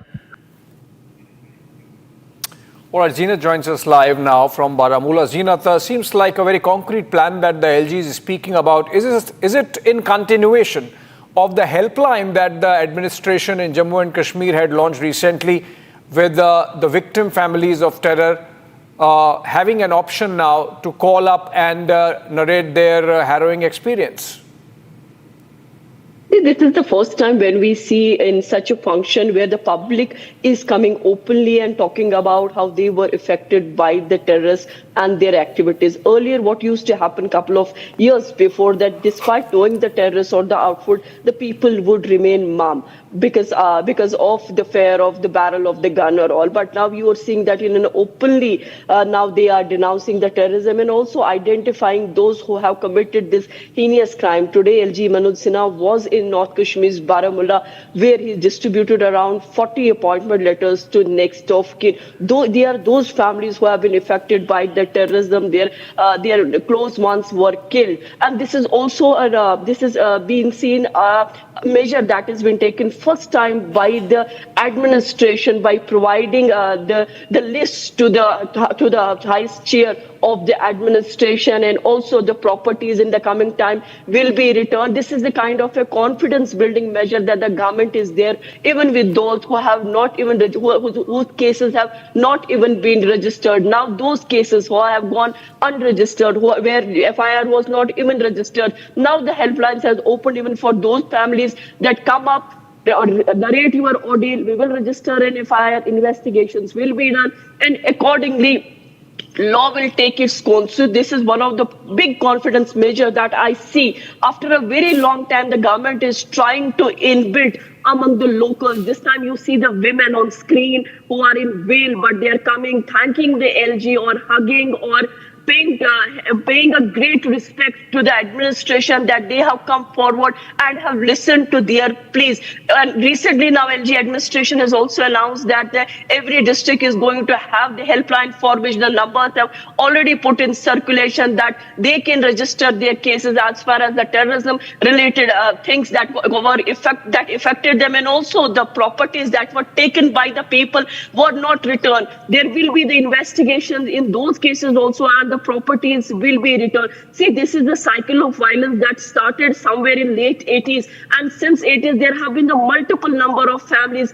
be it the Hindus, Kashmiri Pandits, the Sikhs, or the Muslims, the Kashmiri Muslims who have been affected by the terrorism. This was the Pakistan-sponsored terrorism that really affected the people on the ground, and now a step has been taken by the administration to gain a confidence, to provide a help to these people by providing a government job. Today, 40 such appointment letters were distributed by the LG in presence of the locals of Baramulla. That has obviously gained the confidence by the people for the administration, and in coming time we will be seeing more such appointment letters, and for which there has already been multiple cases and FIRs that have been registered, and the people are coming up with their complaint, with their cases before the administration. All right, people coming there with their complaints, their grievances, and what they have gone through all these years, and the administration now presenting a very responsive picture and coming out with a concrete plan there. Lieutenant Governor of Jammu and Kashmir, Manoj Sinha. Thank you so much, Zeenat, for bringing us up to speed with those developments there on the ground in the valley. Moving on for now, and to Bihar, where ahead of the assembly elections in the state later this year, field-level officials of the Election Commission have identified a large number of individuals from neighboring Nepal, Bangladesh, and even as far as Myanmar during ongoing house-to-house verification for the revision of the voters list in Bihar. Those from the Myanmar, obviously, the Rohingyas. The Election Commission sources have informed Republic that large number of people from Bangladesh and these countries, including Myanmar and Nepal, have been found in the voters list and that they are being checked. The EC has made it clear that the names of illegal migrants will not be included in the final electoral roll, which is set to be published on September 30th. In fact, remember there is in between a Supreme Court hearing also on July 28, but let's first listen to some of the political reactions that have come in. Gandhi मैदान में भी जो है भारी मात्रा में जो है इसी हिसाब से फॉर्म जो है फेंके जा रहे हैं। हो क्या रहा है ये तो इलेक्शन कमीशन को स्पष्ट करना चाहिए कि आप जो दावे कर रहे हैं 80% से अधिक जो है आप लोगों ने 11 जुलाई तक कर लिया है, तो वाकई में ये सच्चाई है या क्या है? भारत निर्वाचन आयोग द्वारा कल जो है महत्वपूर्ण बात कहेगी 80% की पूरी कर दी गई। हम बिंदुवार जो है कमियां आप लोगों को बताते हैं। पहला, आयोग ने दावा किया है कि 80.11% मतदाताओं की गणना प्रपत्र भर दिए हैं, लेकिन ये नहीं बताया गया कि इनमें से कितने प्रपत्र सत्यापित, स्वैच्छिक और वैध तरीके से भरे गए। अभी तक इसकी कोई क्लैरिटी जो है नहीं दी गई। फील्ड से लगातार ये सूचना हम लोगों को मिल रही है कि बिना मतदाता की जानकारी और सहमति से बीएलओ द्वारा फर्जी अंगूठा या हस्ताक्षर लगाकर प्रपत्र जो है उसको डाउनलोड जो है अपलोड जो है वो किया जा रहा है। जो इलेक्शन कमीशन के बीएलओ है, जो ऑफिशियल्स है, उनको कई सारे ऐसे नाम मिले हैं वोटर लिस्ट में जो भारत देश के लोग नहीं हैं, जो विदेशी है, जो घुसपैठिए हैं, जो अलग अलग देश से अवैध रूप से बसे हुए हैं। इनको बसाने का जो खेल और इनको लाने का जो खेल वर्षों पहले हुआ। विदेशी घुसपैठियों को वोटिंग का अधिकार देना चाहते हैं। इससे किसका अधिकार मारा जाता? बिहारी का। जो बिहारी लोग हैं उनके अधिकार को कम करो, और जो बाहर के लोग हैं, विदेशी लोग हैं, घुसपैठी लोग हैं, जिनको इन्होंने ही इनकी सरकारों में लाने का और बसाने का काम किया, उनको वोटिंग का अधिकार दो। ये वोट बैंक नीति को संविधान नीति के ऊपर रखते, इसीलिए इसका विरोध कर रहे थे। अब सामने खुलकर आ गया कि इनका बस चले तो भारत के नागरिकों का अधिकार समाप्त करके विदेशी घुसपैठियों को सारे अधिकार सौंप दे। देखिए, वोट का वेरिफिकेशन हो रहा है। अभी जो वोट का रिवीजन है, जो वेरिफिकेशन हो रहा है, उसको लेकर कई लोग सुप्रीम कोर्ट भी गए। सुप्रीम कोर्ट ने रोक लगाने से मना किया और वो वेरिफिकेशन जारी है। कुछ सुझाव भी सुप्रीम कोर्ट ने दिया है जिसके लिए बाध्य चुनाव आयोग को नहीं किया है। अब जो वेरिफिकेशन हो रहा है उसमें कुछ रोहिंग्या मिल रहे हैं, कुछ बांग्लादेशी मिल रहे हैं, बर्मा नेपाल के लोग मिल रहे हैं। अरे बिहार में बिहारी वोट डालेगा ना बिहार के मुख्यमंत्री बनाने के लिए, सरकार बनाने के लिए, या बिहार में पूरे दुनिया के लोग आके वोट डालेंगे? जो बिहार का वोटर है उसको डरने की कोई ज़रूरत नहीं है। चुनाव आयोग पूरी तरह उसको कोऑपरेट करेगा।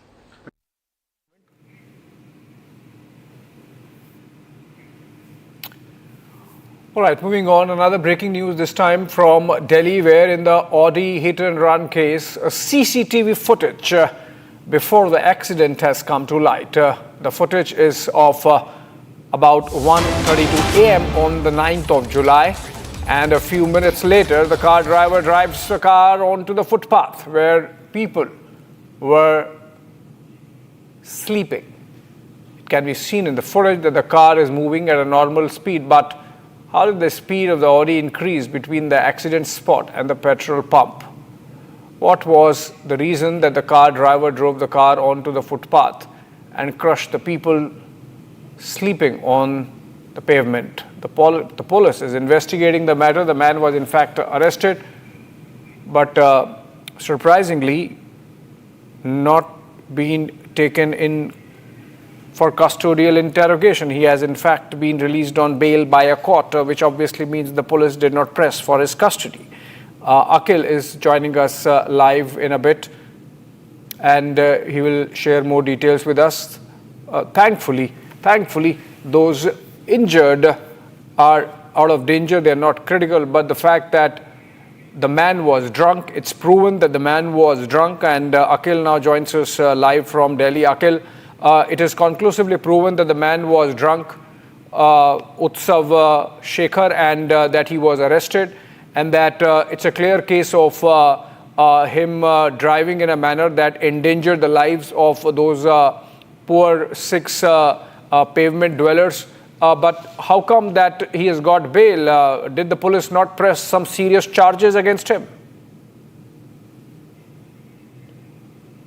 Well, Abhishek, if you see in this case, what has happened that the Delhi police team has made charges on under two different sections. First one, what we have seen that under 281 section of the BNS was pressed, and which is basically under the influence of rash driving. And second one, if you see under the motor vehicles of section 185 has also been pressed in this case, which is against the driving under the influence of alcohol. So these two cases have been pressed against the accused in connection with the case, because if you see when the incident took place, it took place at around 1:45 late at night, and at that point in time several people were sleeping on the footpath. If you see the brazen attitude of that person, Utsav Shekhar.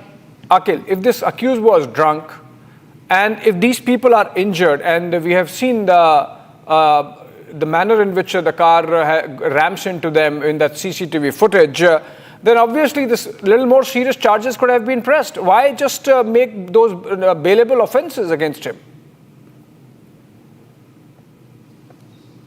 Well, absolutely, Abhishek. If you see, the Delhi police must need to come out clean on this, and they need to answer these questions that why several other sections were not pressed in this case. But earlier, if you see, only 2 sections have been pressed in connection with the case. If you just go by the FIR initially, and right now the main accused in connection with the case, Utsav, has been out on bail. And right now, if you see, I would like to request my video to move forward and show you the visual. So how it did basically this entire incident took place. So when the driver was coming from the side of Noida and he was going towards the Gurgaon, so he was driving at a very high speed. He basically ran into the pavement, and after that he tried to control his vehicle, and then if you see, during that point in time there were 20 to 25 people sleeping on that pavement near Vasanta Vihar flyover, and after that he did not stop over there. And you see, Abhishek, his brazen attitude, he moved at a very fast speed towards the Mangalpuri side, and at a distance of approximately 300 to 400 meter, he then again collided with a truck. So when his car collided with the truck, then only he stopped over there. And the Delhi police team received 2 different calls, 2 different PCR calls. And then the Delhi police team arrived over there. Then they found out that it's the same person who basically met with an accident over here at the pavement. And then at a distance of 400 meters away, in which he had made a head-on collision with a truck. Yeah, it's clear. It's clear that he was drunk. It's clear that he has history, as you can explain. And it's clear that the police, of course, is soft peddling there. We are not going to let go of this story. Quickly, Akhil, before I let you go, for the time being, are those poor pavement dwellers, are they out of danger while being treated in the hospital? See, out of 6, 2 of them are critical right now. 2 of them are in ICU and at the trauma center right now. And out of the 6 people, what we have been seeing, that the 4 of them are in normal condition. They can speak to us, because initially when that incident took place, there were some people who were just outside their shanties standing over there because there was no power supply. And when I asked them, when I interrogated them, they said that उस वक्त power नहीं आ रही थी, electricity नहीं आ रही थी, इस वक्त इसलिए हम road पे बैठे हुए थे. So you can see the positive side of it, because if there would have been powers. I think we lost the video there with Akhil. That's the picture of Utsav Shekhar, intoxicated Audi driver. And look at these pictures. These are of the Audi after the crash, and they will give you an idea of the impact, the scale of impact with which the accident would have happened. 2 of those 6 poor pavement dwellers are in critical condition. We are not going to let go of this story. We'll keep the pressure on Delhi police to explain why those soft charges put on the accused. But moving on for now, and look at other stories from across the country in Bharat in 5 minutes. Congress Parliamentary Party Chief Sonia Gandhi has summoned a high-level meeting on July 15th to finalize the party's strategy for the upcoming monsoon session of Parliament. The session is set to begin on July 21 and would run through August 21. Key issues expected to be discussed include the Election Commission's intensive electoral roll revision in Bihar, concerns on the Pahalgam terror attack, Operation Sindoor, and the government's diplomatic outreach.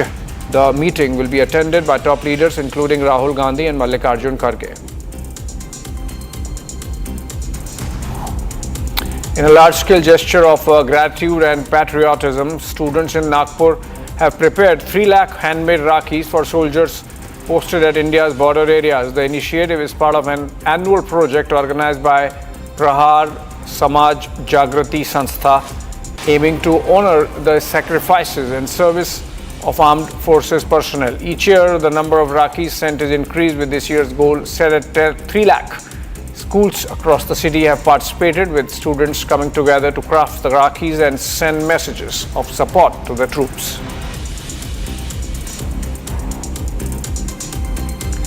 Train services disrupted near Thiruvallur, Tamil Nadu after a diesel tanker on a freight car caught fire early this morning. The incident occurred on the busy Chennai Arakkonam route, prompting an emergency response. Firefighters are working hard to bring the blaze under control. No casualties have been reported so far.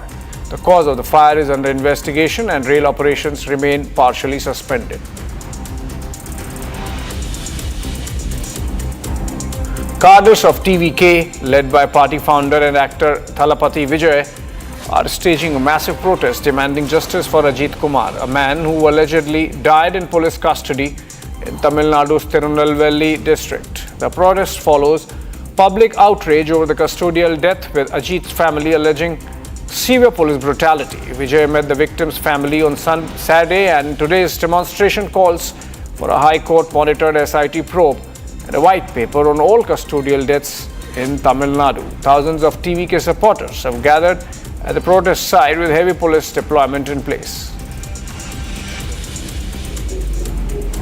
Heavy rainfall continues to lash Madhya Pradesh, triggering flood-like conditions across several districts. The Betwa River in Vidisha has risen above the danger mark, prompting authorities to issue warnings and begin evacuation efforts in low-lying areas. The IMD has placed multiple districts, including Jabalpur, Mandla and Rewa, under an orange alert for very heavy rain. Road connectivity has been affected in several regions due to waterlogging and overflowing rivers, while dam gates have been opened to manage excess inflow. The wet spell is expected to continue over the next couple of days.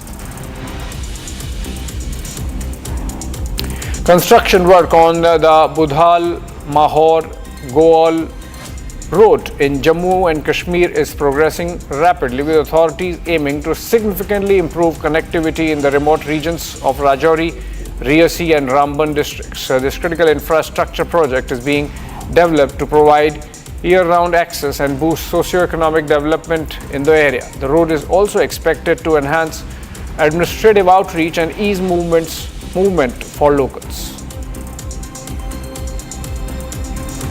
A fresh batch of 7,000 plus pilgrims departed from Bhagwati Nagar base camp in Jammu this morning, heading towards the twin base camps at Nunwa, Pahalgam and Baltal under tight security. This marks the 12th batch in the 2025 Amarnath Yatra, which began on July 3 and will continue until August 9.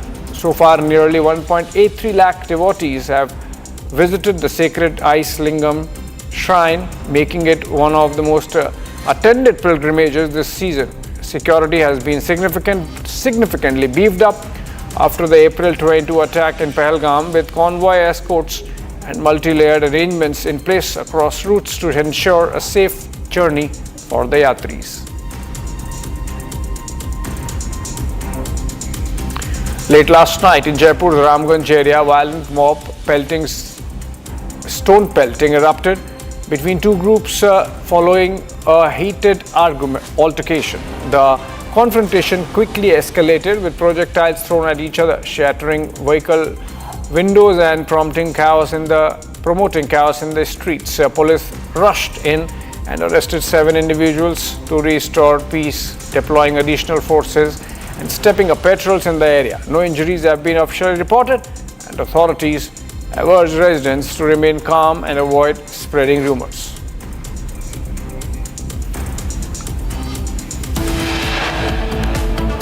Alright, with this we slip into a short break. Coming up on the other side, we have regional tensions escalate into violence in Maharashtra.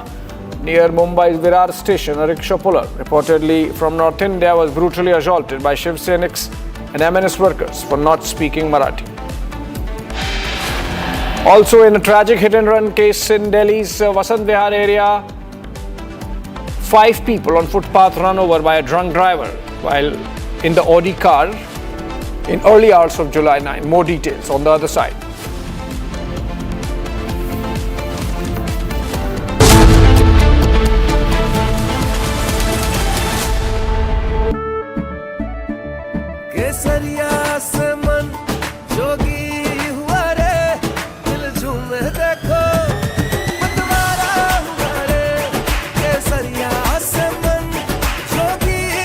हर पल मनाओ केसरी त्योहार।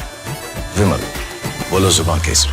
ये है secret recipe MDH का जीरा SIP जल जीरा मसाला। SIP SIP जीरा सिप MDH का जल्दी और जीरा सिप MDH आदमी की जान की कोई वैल्यू नहीं है इंडिया के अंदर। प्लेन वालों ने इंक्वायरी नहीं की, ऐसे ही प्लेन उड़ा दिया है, ऐसा समझ में आ रहा है। ऐसा होता नहीं है, ये कोई स्कूटर नहीं है कि वो फ्यूल नहीं पहुंचे। ये फ्यूल पहुंचने की बात मैं मानता नहीं हूँ। किसके बारे में क्या है, फ्यूल का प्रॉब्लम है, इंजन का प्रॉब्लम है, लेकिन मेरी बच्ची घर पे होने वाली है नहीं।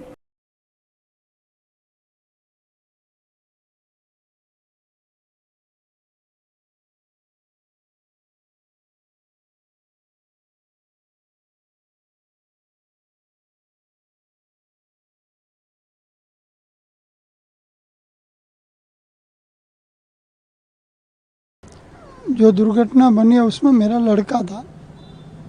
आज 1 महीना हो गया और जो रिपोर्ट आई है मैं उससे सहमत नहीं हूँ, क्योंकि ऐसा होता नहीं है। ये कोई स्कूटर नहीं है कि वो फ्यूल नहीं पहुँचे। ये फ्यूल पहुँचने की बात मैं मानता नहीं हूँ कि ये घटना नहीं हो सकती। ये कोई भी बेदरकारी है या गवर्नमेंट की MDH की हल्दी मिर्ची धनिया करे कमाल, ये रंग दे, ये खुशबू दे, ये तीखा, ये कम पड़े, क्या निराला MDH masala. Hi, this is Chef Ranveer Brar. Guarantee you brilliance on behalf of IIHM. MDH की देगी मिर्च, देगी मिर्च का तड़का, अंग अंग फड़का। MDH की देगी मिर्च।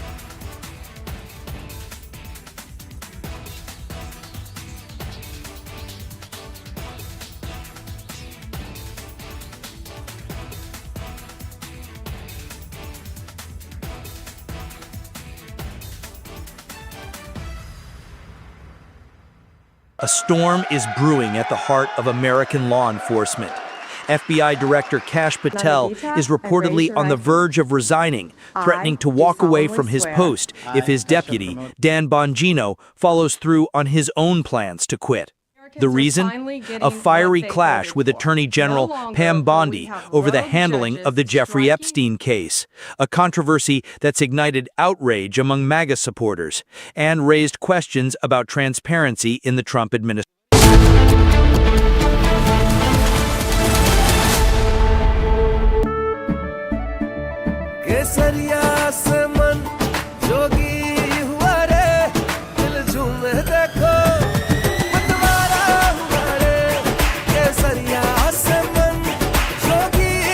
हर पल मनाओ केसरी त्योहार। विमल, बोलो जुबान केसरी। अब छोलिया हो या लोबिया, सफेद चने या काले चने, सब कुछ मजेदार बने। आदमी की जान की कोई वैल्यू नहीं है इंडिया के अंदर। प्लेन वालों ने इंक्वायरी नहीं की, ऐसे ही प्लेन उड़ा दिया है, ऐसा समझ में आ रहा है। ऐसा होता नहीं है, ये कोई स्कूटर नहीं है कि वो फ्यूल नहीं पहुंचे। ये फ्यूल पहुंचने की बात मैं मानता नहीं हूँ। किसके बारे में क्या है, फ्यूल का प्रॉब्लम है, इंजन का प्रॉब्लम है, लेकिन मेरी बच्ची घर पे होने वाली है नहीं।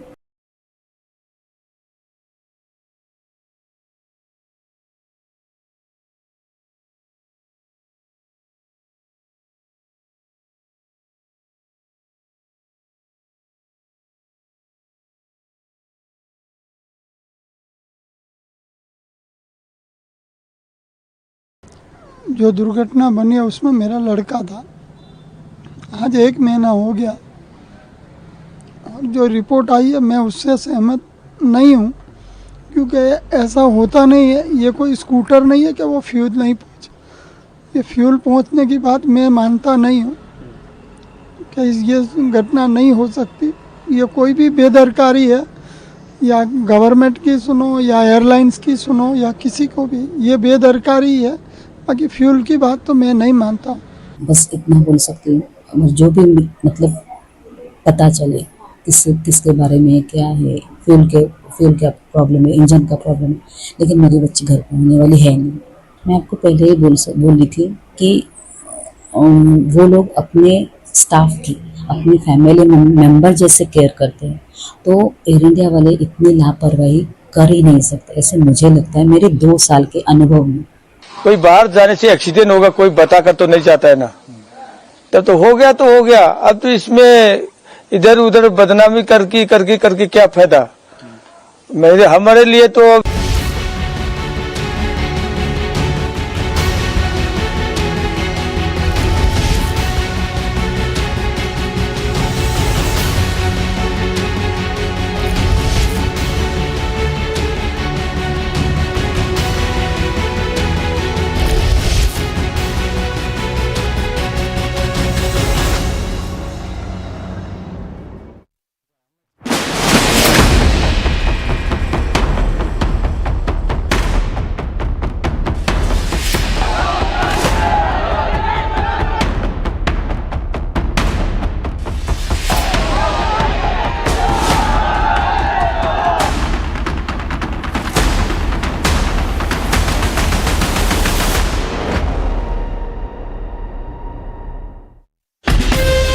From Asia's largest news headquarters, setting the agenda for Bharat.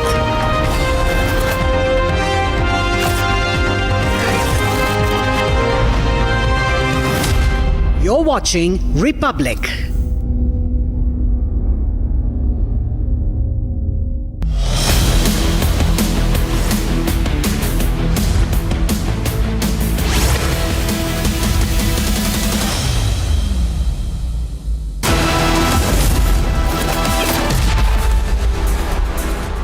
A very good evening, viewers, to this Sunday edition of 6 Stories at 6. I'm Rakshita Mishra with you, viewers. We start with the big story on the crash report, viewers. The Pilot Association have raised questions on the crash report. The deliberate leaks are under scanner, the leaks to foreign media, the alleged intent to blame the dead pilots. That's under scrutiny. The report itself, the reportage of the report, that is also under scanner. Is it a mere hogwash? Is it a cover-up? Just a cover-up for the dipping reputation of Boeing, much like the case of the 737 MAX. We'll get you a lowdown on that. Also, the other story we're tracking is from the national capital. A drunk driver runs over those sleeping on the footpath and he gets bail. Next story is from Maharashtra, where the MNS goons are on the prowl once again. Raj Thakre's goons and Uddhav Sena's goons thrash an auto driver in Maharashtra for not speaking Hindi. And the other story is from Tamil Nadu, viewers, where there is a sabotage angle that has emerged in the burning train case. We'll get you more from Ground Zero. Also, the Election Commission's voter survey in Bihar has made explosive revelations. There are foreign voters, yes, illegal immigrants who have been identified in the list. Fake voters have been identified. Maybe this is what the opposition was dreading. Also, finally, we will get you, as the last story, about the new faces in Rajya Sabha, the Rajya Sabha nominations. We start with the story on the AI 171 crash report. Now, just soon after the Aircraft Accident Investigation Bureau of India came out with its 15-page report, viewers, on the crash, reactions started pouring in, despite Minister of Civil Aviation warning that this was just a preliminary report and people should not jump to conclusions. Now, but the Indian Commercial Pilots Association has also raised its concerns regarding the accusations against the pilots of the flight. Now, ICPA called the accusations and allegations against the pilots and the flight crew a gross violation and disservice to the profession. Same has happened, viewers, few years back in 2018, 2019, when the Ethiopian Airlines crash. The initial report suggested pilot error might have played a significant role, but later on, investigations had revealed serious flaws in the MCAS system. That system and the flaws were very well known by Boeing, viewers. It was hidden and the pilots were blamed for it. Is this the similar case, viewers? That is what we are asking. Sir, please. Sir, your thoughts. Sir, please, one word on the... I've already given. Thank you. Sir, one word. There's a lot of contradiction in the report, sir. Sir, just one word. Preliminary... No, I'm not talking. Sir, please. Sir, your thoughts. I've already given. Sir, please, one word on the... I've already given. Thank you. Sir, one word. There's a lot of contradiction in the report, sir. Sir, just one word. That was Ramon Naidu, questioned by Republic reporter Soumya. Of course, he has no answers for the contradictions in the report. But we have Captain Surjit Panesar, former Director, Flight Safety and Training, Indian Airlines. He's an aviation expert. Thanks so much, Captain Panesar. Now, sir, this is a case in point about, first of all, the way this report is being reported. How it first was received by international media. And if you see the headlines, I'm sure you have read those headlines, where the pilot is in focus. And just one part of the conversation very conveniently. First of all, we do not know the whole thing. This is just an initial report. And pilot, had, done the cutoff. That is what is insinuated in those headlines. That is something which is taking us back to the 737 MAX Ethiopian Airlines crash case, sir. How do you see this? Well, ma'am, let me see one thing. Outright, let me tell you, this report does not have any head and tail of this crash and all that. It doesn't represent anything. Number two, they do not have any professional in this investigation. The name is very good, Aircraft Accident Investigation Board, Bureau. But do they have any professional pilot who was flying 787 or any engineer of 787? There's nobody to advise them. This is only their imagination which they are giving it. And they say the CBR has, who's witnessed this cockpit voice recorder? Are they made it public?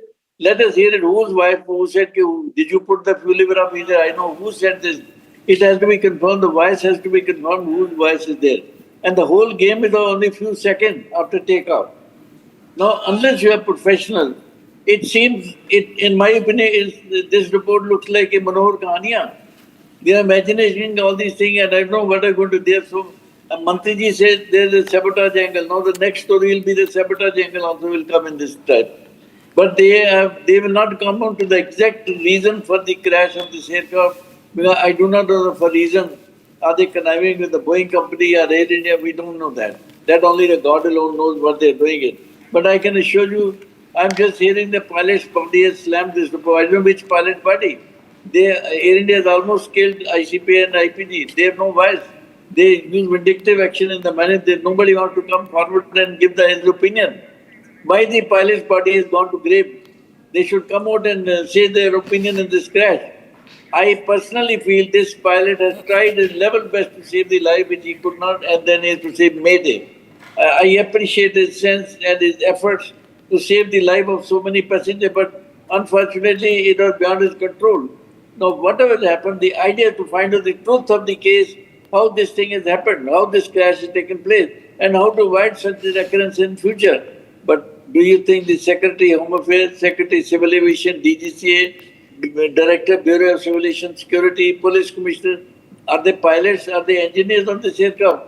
How they are going to accept this report what they given by AAIB? Now this report, as a public it may be good, public may like it, but as a professional, I think no pilot's body would appreciate this report which they are given it. Or these series of this Kahaniya will continue coming now. So many angles will come out now. They are only worried about making it a beautiful stories so that people keep on reading, but they will not come to the crux of the situation, how this crash has taken place. We want to know that, how the crash has taken place. Whose fault was it? Pilot fault, engineer fault, airline fault, ATC fault, whose fault? So that we take measures not to take action and not to have these incidents in future. Maybe we have to improve the training, maybe we have to improve the engineering, maybe we have to improve some other system. Now they say come and landed from Delhi at Ahmedabad, he did some snag. Now they're talking of the stabilizer trim. That has nothing to do with this crash. But only some professionals they involve and make it public. I have written at the outset to the Chief Justice of India, Supreme Court, let there be judicial inquiry. Let every professional come inside and give his opinion. If I join that judicial inquiry and I give wrong thing in the court, they can take action against me. But here, whatever they write, no action can be taken. Whether they are right or wrong, they will keep on pleasing the bosses and all that. They give inquiry like that. This is my opinion. Right, sir. Right. Thank you so much, sir, for joining us on Republic TV and sharing your very frank and forthright opinion on the matter that, of course, this angle is now under scrutiny, viewers. We shift our focus, meanwhile, to the next story on 6 Stories at 6 now. A new angle has emerged in the Delhi hit-and-run case. As per the reports, not just 5 people, but 6 people have been injured, including a 25-day-old newborn. The incident occurred on the 9th of July, 1:45 a.m., and the driver of the car was Utsav Shekhar. He was apprehended after the crash. His medical reports have confirmed that he was drunk at the time of the incident, viewers. But now what we know, he has been let off on bail. We also, viewers, have exclusively spoken to the victim and the family who were injured in this shocking accident. They were migrant workers. They were here in search of work. They were from Rajasthan and were sleeping on the footpath. Listen in. बहू मर जाओगी तो मैं क्या करूँगा, बुढ़ी आत्मा। लाडली आपकी बहू है? हाँ मेरी बहू है, मेरी बच्ची है साहब। मैं क्या करूँगा, बुढ़ी आत्मा। मैं खुद भी भर्ती थी वहाँ अजमेर में, ये बच्चे को लेकर साहब मैं कहाँ जाऊँगा। बच्चे मेरे को रोटी देने वाली, वही मेरे को नहलाती दिलाती है, वही रोटी देती है। मैं कहाँ जाऊँगा, कब सो जाएगी तो। पुलिस वाले कुछ बोल रहे थे? ना मेरे को ना बोले, मैं गाँव से आई हूँ, मेरे बच्चे को मार दिया। 4 बच्चे की लाश होगी, मेरा काम मरा पड़ा हुआ, देख लो क्या हालत हो रही है इसकी, मेरे बच्चे की हालत खराब हो रही है। कौन कौन छोड़ा था, मुझे बताइए क्या क्या? मेरे 2 तो लड़की, एक मेरी हस्बैंड, एक मैं। पहले गाड़ी मेरे पे चढ़ी तो मैं इतनी दूर पका, फिर घर वाले पे चढ़ गई, फिर बच्चे पे चढ़ गई, फिर 6 आदमी पे चढ़ी है गाड़ी। 6 आदमी? हाँ जी। कौन कौन 6 लोग हैं? आप, आपकी बीवी और 2 बच्चे। 2 बच्चे और 2 और अलग मियाँ बीवी। अच्छा, आपके कुछ लगते हैं? हाँ लगते हैं हमारे। जो आपके ऊपर से जिसने चढ़ा के वो रुका आपको बचाने के लिए कुछ, या भाग गया? भाग गया तो फिर आगे पकड़ में आया, जाके आगे जाके ठोका गाड़ी पे। आगे जाके दूसरी गाड़ी में ठोका? हाँ दूसरी गाड़ी पे ठोका, फिर पकड़ में। अच्छा। हाँ जी। और अभी आपकी कोई 16 दिन की कोई नई बच्ची भी है? 25 दिन की थी। 25। सुनीता नाम है। उसको भी चोट लगी? हाँ इसके भी चोट लगी। वो भी आईसीयू में है? इसमें हाँ। And Shambhavi is joining us live in the broadcast. She's getting all the inputs on that story. Now, Shambhavi, tell us more about what is the status of those who were injured, and especially the 25-day-old child. Also, what is the status? What action has been taken against this man who was behind the wheels? Well, the man is now out on bail. Largely, the 45-year-old woman is still in the ICU. She's not doing very well. She's very critical. And apart from that, the 25-day-old newborn is also in the newborn ICU. She has had a head injury. The other daughter, the 15-year-old Vimla, she got discharged and she has been sent back to the village. The rest of the 3 people, that is Chirami, the 45-year-old, has had a very severe head injury. He also had severe injury on his ears. I think it was cut off. The major part of it was cut off. The other 2 couple, the pair, they have also suffered a lot of injuries in the same. All right, Shambhavi, thank you so much for joining us with those details coming in, viewers. So we've seen the rise of such cases and how these drivers get away. We have seen across these big cities like Pune, like Mumbai and Delhi as well. And this again is a similar case, viewers. We'll keep a close eye on that. Now we shift our focus to the other story. Now Mount Maharashtra, viewers, another case of hooliganism in the name of language pride in Maharashtra continues. This time it's a migrant auto rickshaw driver who was assaulted by Uddhav Sen and MNS workers for not speaking Marathi. He was slapped several times and then made to apologize over allegedly insulting Marathi language and culture. Here's the story.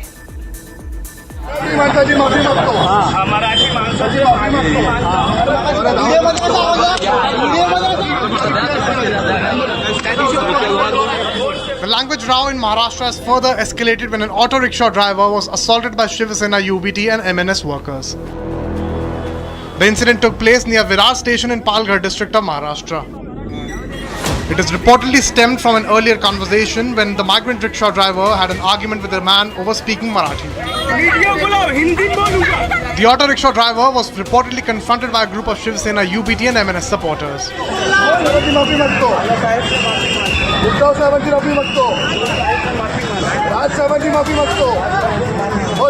The video footage shows him being slapped several times, accusing him of insulting the Marathi language and culture. The auto rickshaw driver was also forced to apologize for not speaking in Marathi.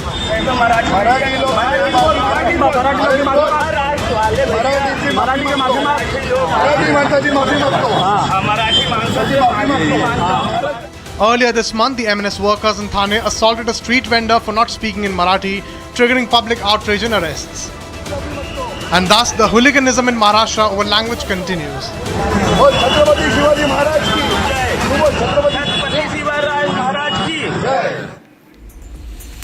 Now, Tamil Nadu train fire accident is currently under investigation, viewers, with railway officials and police probing into the cause of the incident. A goods train carrying diesel derailed near the Tiruvallur railway station, resulting in a massive fire that engulfed 5 wagons. Now, a new angle is under lens. The crack that was found on the track, 100 meters from the accident site. This has raised suspicions about the cause of the derailment. Railway officials are investigating whether the crack contributed to the accident. In fact, my colleague Sharda is joining us live on the broadcast for more. Sharda, tell us more about this alleged sabotage angle, the cracks that have been discovered near the accident site. Well, Rakshita, until afternoon, it was given that the news was that the fire broke out in the last 4 wagons as the diesel had a friction and the fire was started with that, and then the train derailed. However, after a little bit after dousing the fire, the officials there came across a crack that was on the track and also take precautionary measures to make sure if there were other tracks that were also damaged in the before and the after station next to Tiruvallur, and found that if the crack was particularly made to make sure that the train that comes on the tracks are gone cracks, and because in recent times multiple tracks have been on purpose being manhandled by people to make sure these train accidents happen. So now officials have a different angle on this, and also they are going into a probe to make sure and inquire if the crack was formed after whether the train derailed and it was a crack formed after the accident due to the heavy weight of the vehicle, or if it was purposely made to make sure that the train met with an accident. And more information that we got from the location was that the 4 last wagons which was carrying diesel was the diesel, and the previous wagons that had the MNS explosive, which were all inflammable. However, it was only the last 2 that caught on fire immediately, and following which the entire railway track was blocked. However, because of the extreme heat and conditions there at that time, the fire passed on to the next 4 wagons. However, in the meantime, they tried to put out everything that was possible, Rakshita. Also, Sharda, just also an update on the fire. Has it been doused? And also the fact, has there been any injuries in this accident?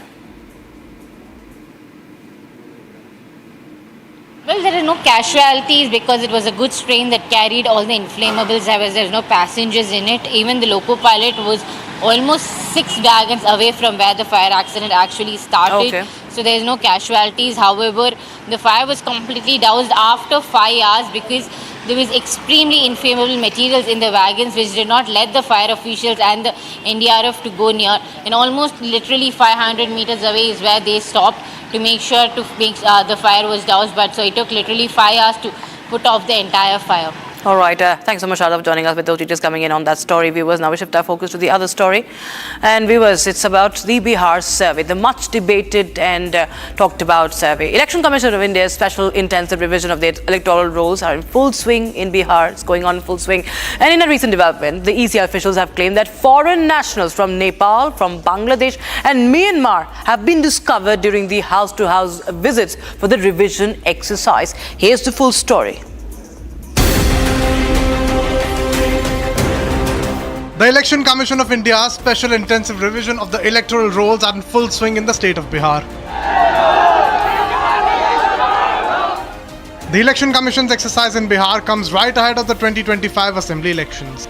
The Election Commission officials claimed that foreign nationals from Nepal, Bangladesh and Myanmar were discovered during their house-to-house visits for the revision exercise. The names of the illegal migrants will reportedly not be included in the final electoral roll to be published on September 30th. This after a proper inquiry into such people is conducted after August 1st. BJP national spokesperson Shehzad Poonawala said that the revision exercise will ensure that only the people of Bihar, not foreigners, get the right to vote. जो अब ये SIR की exercise चल रही है उसमें पाया गया है कि जो पुरानी वोटर लिस्ट थी 2003 की, जिस समय पर महागठबंधन आरजेडी की सरकारें राज्य सरकार में थी, उस समय की वोटर लिस्ट में बहुत सारे विदेशी नागरिक बांग्लादेश के, म्यांमार के, रोहिंग्या इत्यादि पाए गए हैं। और आज जब उसकी क्लीनिंग हो रही है, संविधान ये कहता है कि केवल भारतीय नागरिकों को वोट करने का अधिकार है। ये सुनिश्चित किया जा रहा है कि बिहारी वोट करे, बाहरी नहीं। तो आज उन तमाम फर्जी घुसपैठी वोटर्स के पक्ष में फिर से एक बार कांग्रेस, आरजेडी और ये तमाम पार्टियां आ चुकी है। मतलब कि वो नहीं चाहते कि बिहारियों को अधिकार मिले। वोट बैंक नीति के चलते वो संविधान नीति को दरकिनार करके घुसपैठियों को वोट दिलाना चाहते हैं। इसीलिए ये पूरी एसआईआर एक्सरसाइज का लगातार वो विरोध कर रहे थे। The Election Commission has stated that as of Saturday evening, 80.11% electors in Bihar had submitted their forms. However, the opposition raises doubts on the Election Commission's claims, with RJD leader Tejasvi Yadav saying it's completely different to the ground reality. Gandhi मैदान में भी जो है भारी मात्रा में जो है इसी हिसाब से फॉर्म जो है फेंके जा रहे हैं। हो क्या रहा है ये तो इलेक्शन कमीशन को स्पष्ट करना चाहिए कि आप जो दावे कर रहे हैं 80% से अधिक जो है आप लोगों ने 11 जुलाई तक कर लिया है, तो वाकई में ये सच्चाई है या क्या है? BJP leader Shah Nawaz Hussain has reiterated that there is no controversy in the special intensive revision scheme. It is to ensure that only Biharis get to elect for their chief minister. अभी जो vote का revision है, जो verification हो रहा है, उसको लेकर कई लोग सुप्रीम कोर्ट भी गए। सुप्रीम कोर्ट ने रोक लगाने से मना किया और वो वेरिफिकेशन जारी है। कुछ सुझाव भी सुप्रीम कोर्ट ने दिया जिसके लिए बाध्य चुनाव आयोग को नहीं किया है। अब जो वेरिफिकेशन हो रहा है उसमें कुछ रोहिंग्या मिल रहे हैं, कुछ बांग्लादेशी मिल रहे हैं, बर्मा नेपाल के लोग मिल रहे हैं। अरे बिहार में बिहारी वोट डालेगा ना बिहार के मुख्यमंत्री बनाने के लिए, सरकार बनाने के लिए, या बिहार में पूरे दुनिया के लोग आके वोट डालेंगे? The Election Commission is moving ahead to complete the collection of enumeration forms before the stipulated time of July 25th. All right, now in a major move from Rashtrapati Bhavan, President Draupadi Murmu has nominated 4 distinguished individuals to the Rajya Sabha, ranging from a top diplomat and a terror case prosecutor to a historian and a grassroots activist. Prime Minister Narendra Modi has extended his full endorsement, calling their contributions exemplary. Here's a report. In fact, we'll just show you that list, the 4 new Rajya Sabha MPs that have been nominated, and of course with their exemplary achievements in their respective fields. We will also just play out the reactions coming in. This is a proud moment, I think so, because party entrusted the confidence and the hope upon me. In this Kerala politics scenario, this is very important because the party nowadays projecting the idea of Vikasit Kerala, Vikasit Bharat. A part of Vikasit Bharat, Kerala should be developed. That is the mission of party. That is the slogan of party just nowadays. For satisfying this slogan or realize this slogan, I have to work more according to the party assignment. Really, it's a pride moment for me. I never never expected that I will be taken up as a member of Rajya Sabha by the Honorable President of India. But yesterday, I received the phone from our beloved Prime Minister, Modi Saab, and Modi Saab initially when he talked, Ujjwal ji, राष्ट्रपति महोदया आपको राज्यसभा का member नियुक्त कर रहे हैं, क्या आप जवाबदारी लेंगे? मैंने हाँ कहा। जिस तरह से विश्वास उन्होंने जताया था, मैंने हाँ कहना बहुत जरूरी था। And that's all we could pack in this edition of 6 Stories at 6. We'll be right back with more news and updates.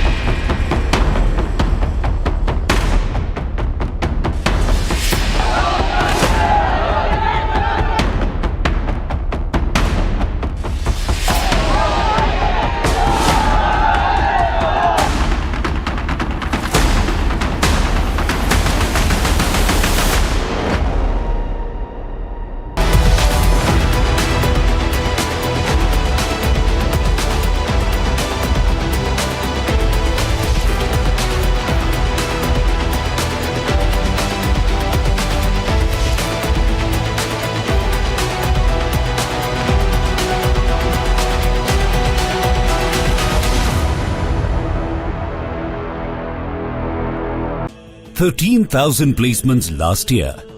At Amity, we are committed to nurturing passionate, hardworking and proactive professionals. अब छोलिया हो या लोबिया, सफेद चने या काले चने, सब कुछ मजेदार बने। केसरिया से मन जोगी हुआ रे, दिल झूमे देखो मतवारा हुआ रे, केसरिया से मन जोगी हुआ। हर पल मनाओ केसरी त्योहार।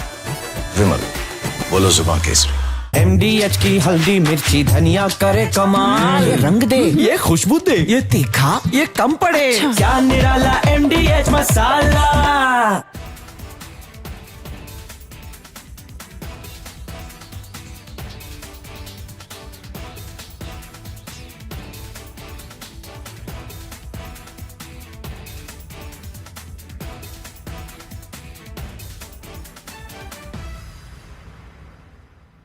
A storm is brewing at the heart of American law enforcement. FBI Director Kash Patel is reportedly on the verge of resigning, threatening to walk away from his post if his deputy, Dan Bongino, follows through on his own plans to quit. The reason? A fiery clash with Attorney General Pam Bondi over the handling of the Jeffrey Epstein case, a controversy that's ignited outrage among MAGA supporters and raised questions about transparency in the Trump administration. The Epstein saga has long haunted political and social circles, with its web of allegations involving powerful figures.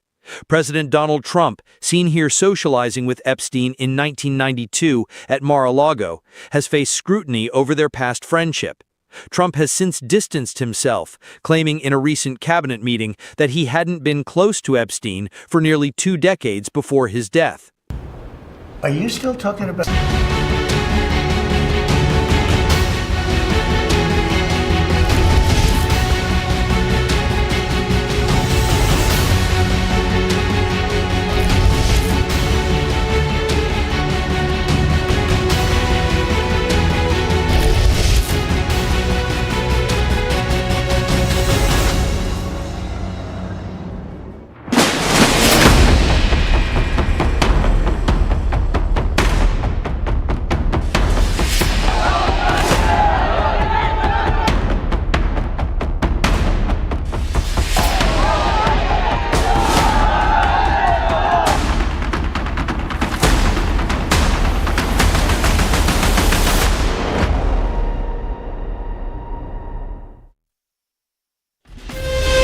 From Asia's largest news headquarters,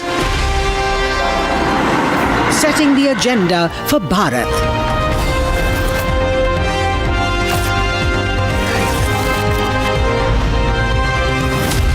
You're watching Republic.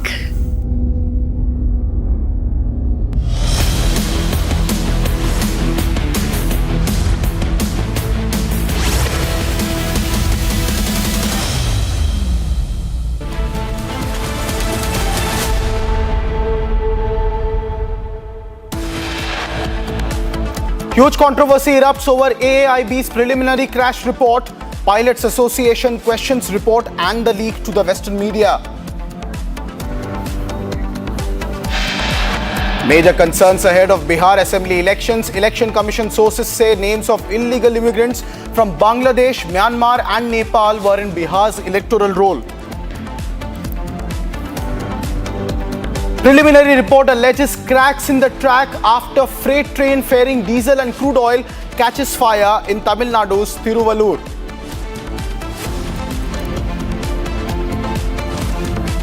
Hit and run horror rocks Delhi. Drunk driver runs over 6 people, arrested and then let go on bail.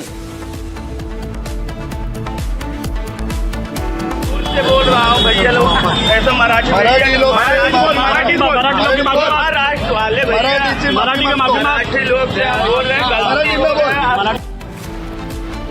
Language row escalates in Maharashtra. MNS workers assault rickshaw puller allegedly from North India. President Draupadi Murmu nominates former Foreign Secretary Harsh Shringla, Ujjwal Nikam, Sadanand Master and Meenakshi Jain to Rajya Sabha. Prime Minister Narendra Modi extends his wishes.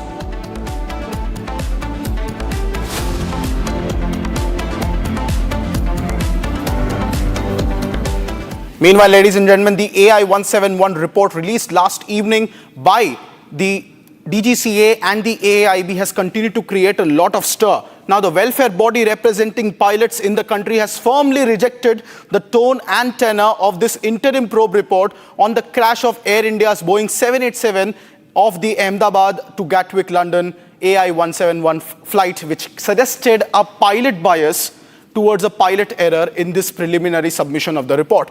The Association of Pilots has now demanded to know what mitigating actions were taken by Air India following an advisory regarding the disengagement of the lock function on the supply fuel switch for both the engines. That's the allegation and the question being raised by the pilots and the Association of Pilots as they find the preliminary report too abstract and too ambiguous, leaving a lot of room for interpretation and trying to subtly position a bias against the pilots and pilot error in the unfortunate crash that took place of AI 171 earlier last month. Questioning the contradictions in this preliminary crash report, Republic also tried to question the Civil Aviation Minister over the alleged lapses, irregularities and contradictions in this report. Listen into what he had to say when Republic asked straight questions. I'm not talking about Sir, please. I've Sir, your thoughts. I've already given. Sir, please, one word on the... I've already given. Thank you. Thank Sir, one word. There's a Thank lot you, of thank you. contradiction in the report, sir. Sir, just one word. Well, that was Ram Mohan Naidu trying to evade questions and maintaining silence. Meanwhile, the pilots are speaking up and they are loudly standing with the two pilots of AI 171 who aren't here to defend themselves. But they say that this report of the AIAB does not do justice to those pilots with a bias in this report. It's the duty and responsibility of the Aircraft Accident Investigation Bureau to come out with the preliminary report, which they have within the 30-day stipulated period. The report is factual mostly, but in my opinion, there are certain areas which lends itself to a degree of ambiguity. Specifically, I would have liked to have seen something that would have been explaining with the time frame as to what happened exactly at what stage, including the failure of both the engines, including when this apparent conversation happened between the pilots and when the Mayday call happened. That would have made the report a little bit more factual, it would have made it a little bit more clearer, and it would have lent itself lesser to this degree of ambiguity which we are seeing at this point in time. There was an advisory issued by the Boeing company in 2018 in December, in which they had issued an advisory circular quoting few examples of 737 aircraft in which there was a malfunction in the fuel control switches locking system. Now, if that was that information was available with Boeing and they wanted a serious investigation, then all the aircraft should have been tested, checked, and this circular should have been a directive rather than an advisory circular. This was not done. So, I do not foresee that the fuel control switches have moved until and unless the pilots have come to know that there is a dual engine failure and which is causing the loss of thrust, and for that reason the recycling would have been done. But the CVR recording is on the contrary, that they have not moved the switches. So it points fingers at the problem in the electronic system. So the report has given a clean sheet and said there is nothing wrong with the engines and the systems of Boeing. उसमें fuel cut off का उल्लेख है। जब fuel मिलना बंद हो जाता है तब दोनों इंजन काम करना बंद हो जाते हैं और फिर ये जिस प्रकार की घटना हुई वो पॉसिबल। तो अगर मैं थ्रॉटल क्वाड्रेंट की बात करूं तो यहाँ पर फ्यूल कट ऑफ स्विच है अब उसमें ऐसा है कि fuel cut off switch lower position में यानी कट ऑफ पोजीशन में, और उसके बाद अभी जो क्रैश में जो मिला है वो रन पोजीशन में, ये यानी ऊपर की तरफ है, यानी उसके बाद पायलट ने फिर से जो है वो इंजन स्टार्ट करने की कोशिश की, ऐसा लग रहा है। ये जो प्रणाली है वो इंजन को फ्यूल सप्लाई करना है कि नहीं करना है, ये मैन्युअली कॉकपिट से कंट्रोल होती है। इसीलिए मैं कह रहा हूँ कि ये एक प्राथमिक रिपोर्ट है, ये एक प्राइमरी रिपोर्ट है। अभी जो है वो फर्दर इन्वेस्टिगेशन शायद हो सकता है, और उसकी जो फाइनल रिपोर्ट जो आएगी हो सकता है कि इसमें और ज़्यादा जानकारी और ज़्यादा डिटेल हमें देखने को मिले। Meanwhile, ladies and gentlemen, more shocking news is coming in from Patna in Bihar, where a lawyer was shot dead by unknown assailants. That's the big breaking news development that we are tracking at this hour. The man who is deceased now is identified as one Jitendra Kumar, who was a lawyer by profession. Although he was not actively practicing law for the last 2 years, according to the police, Kumar was attacked by unknown assailants while he was returning after having tea at his regular tea spot. That is Jitendra Kumar Mahato on your screen. He's the Patna-based lawyer who was shot dead by unknown assailants. According to Patna's East Superintendent of Police, he was identified after assailants were open-fired at him when he was at a nearby tea stall. He was taken to the PMCH hospital for treatment but succumbed to his injuries. Reactions also coming in from the Patna police. Let's listen in. व्यक्ति जिनका नाम जितेंद्र महतो है, अभी आधे घंटे पहले अपराध कर्मियों के द्वारा उन्हें गोली मारी गई। उसके बाद उन्हें उपचार के लिए पीएमसीएच ले जाया गया, जहां उपचार के दौरान उनकी मृत्यु हो गई। परिवार वालों के द्वारा बताया गया है कि वो रोज करीब इसी समय यहाँ आसपास में कहीं चाय पीने आते थे। आज भी चाय पीने आए थे और वापस लौटने के क्रम में अपराध कर्मियों द्वारा उन्हें गोली मारी गई और उसके बाद इलाज के क्रम में उनकी मृत्यु हुई। घटनास्थल पर से ये 3 खोखा बरामद हुआ है। अपराध कर्मी कितने थे, घटना के पीछे क्या मंशा थी, इस बारे में जांच पड़ताल चल रही है। आसपास के जितने भी कैमराज है, सीसीटीवी कैमराज है, वो सब भी हम चेक करा रहे हैं। एफएसएल को भी बुलाया गया है। व्यक्ति को गोली मारी गई है और हॉस्पिटल जाने क्रम में उनकी मृत्यु हो गई है। क्या करते थे वो मृतक बताया जा रहा है कि वो वकील थे और लेकिन परंतु 2 साल से प्रैक्टिस नहीं कर रहे थे और उनका अपने दुकान भी है जो किराए पर जाते थे। पोस्टमार्टम से होगा, लेकिन अभी यहाँ पे 3 खोखा मिला है उसमें, और जब पोस्टमार्टम होगा उससे क्लियर होगा कितनी गोली मारी गई। Joining me live on the broadcast is my colleague Sumit, who is tracking this story live from Patna. Sumit, what's the latest? The police say that he was returning from a tea stall when he was shot at, but have there been any motive established behind who this unknown assailants could be and why they particularly targeted Jitendra Mahato? देखिए, अब तक police जांच कर रही है इस पूरे मामले में और अभी तक पुलिस को कोई सुराग हाथ नहीं लगा है। जैसा कि बाकी मामलों में भी पुलिस छानबीन का दावा करती है कि हम जांच कर रहे हैं, हम इन्वेस्टिगेशन कर रहे हैं, लेकिन सबसे बड़ा सवाल है कि राजधानी पटना में दिन दहाड़े और एक के बाद एक मर्डर की वारदात हो रही है। जैसा कि दर्शक जानते हैं, व्यूअर्स जानते हैं और आप भी जानते हैं कि लगातार कई सारी ऐसी घटनाएं, वारदातें हो चुकी हैं। गोपाल खेमका हत्याकांड के बाद, उसके बाद बालू कारोबारी की हत्या होती है, फिर एक दुकानदार की कल हत्या होती है और आज सुबह भी एक बीजेपी नेता की हत्या की जाती है पटना के ही एक इलाके में, और आज जब शाम होते होते दिन दहाड़े एक वकील की हत्या हो जाती है, वो भी सरेराह बिल्कुल राह चलते। आप समझिए कि रोड पर लोग आ जा रहे हैं, वो चाय पीने के लिए वहां पर पहुंचे हुए थे और इसी दौरान 3 अपराधी पहुंचते हैं, घेर कर उनकी हत्या कर देते हैं गोली मारकर। क्या दुश्मनी थी किसी से, क्या कोई रंजिश थी, क्या कोई विवाद था, ये अब जांच का विषय है। लेकिन इससे भी ज़्यादा बड़ा सवाल ये है कि where is the law and order? Law and order कहाँ है? क्या अपराधी अब डर नहीं रहे हैं? सुशासन, जो कि कहा जाता था कि सुशासन का खौफ है अपराधियों में, सुशासन का डर है, क्या वो सुशासन खत्म हो चुका है? सरेराह राजधानी में अगर इस तरह की हत्या होती है, आपको मैं एक आंकड़ा बताऊं, ये हैरान करने वाला आंकड़ा है और पिछले 6 महीने में आप समझिए कि जनवरी से जून महीने तक का हम आंकड़ा लें, बिहार पुलिस का आंकड़ा है, ये बताता है 1376 मर्डर हुए हैं, यानी एवरेज पर मंथ अगर हम देखें तो 229 मर्डर्स हुए हैं पर मंथ। ये बताता है कि अपराध का ग्राफ कितना ज़्यादा बढ़ रहा है।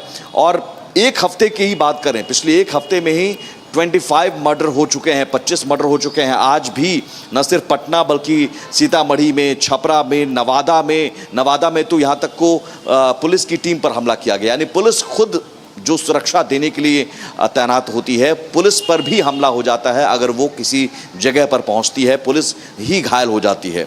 तो आप समझिए कि ये पुलिस का भरोसा, पुलिस का इकबाल खत्म हो रहा है और अपराधी जहां मर्जी गोली चलाते हैं, फायर करते हैं और फरार हो जाते हैं। पटना की भी जो वकील की हत्या हुई है वो सुल्तानगंज थाने से महज 300 मीटर की दूरी पर हत्या हुई है। तो बताता है कि लॉ एंड ऑर्डर फिल है।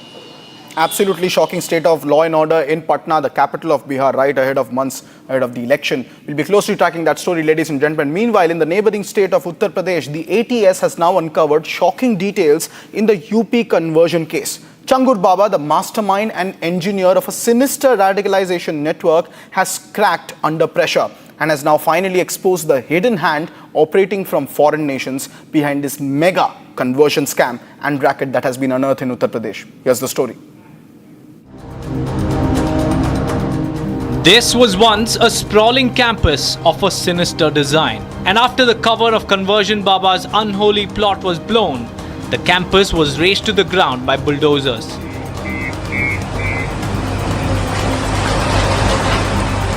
With each passing day, more details of this sinister design is unraveling.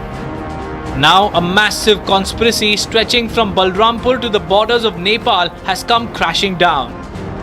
In explosive revelations made during interrogation, the Uttar Pradesh ATS exposed a dangerous nexus orchestrated by none other than Changur Baba.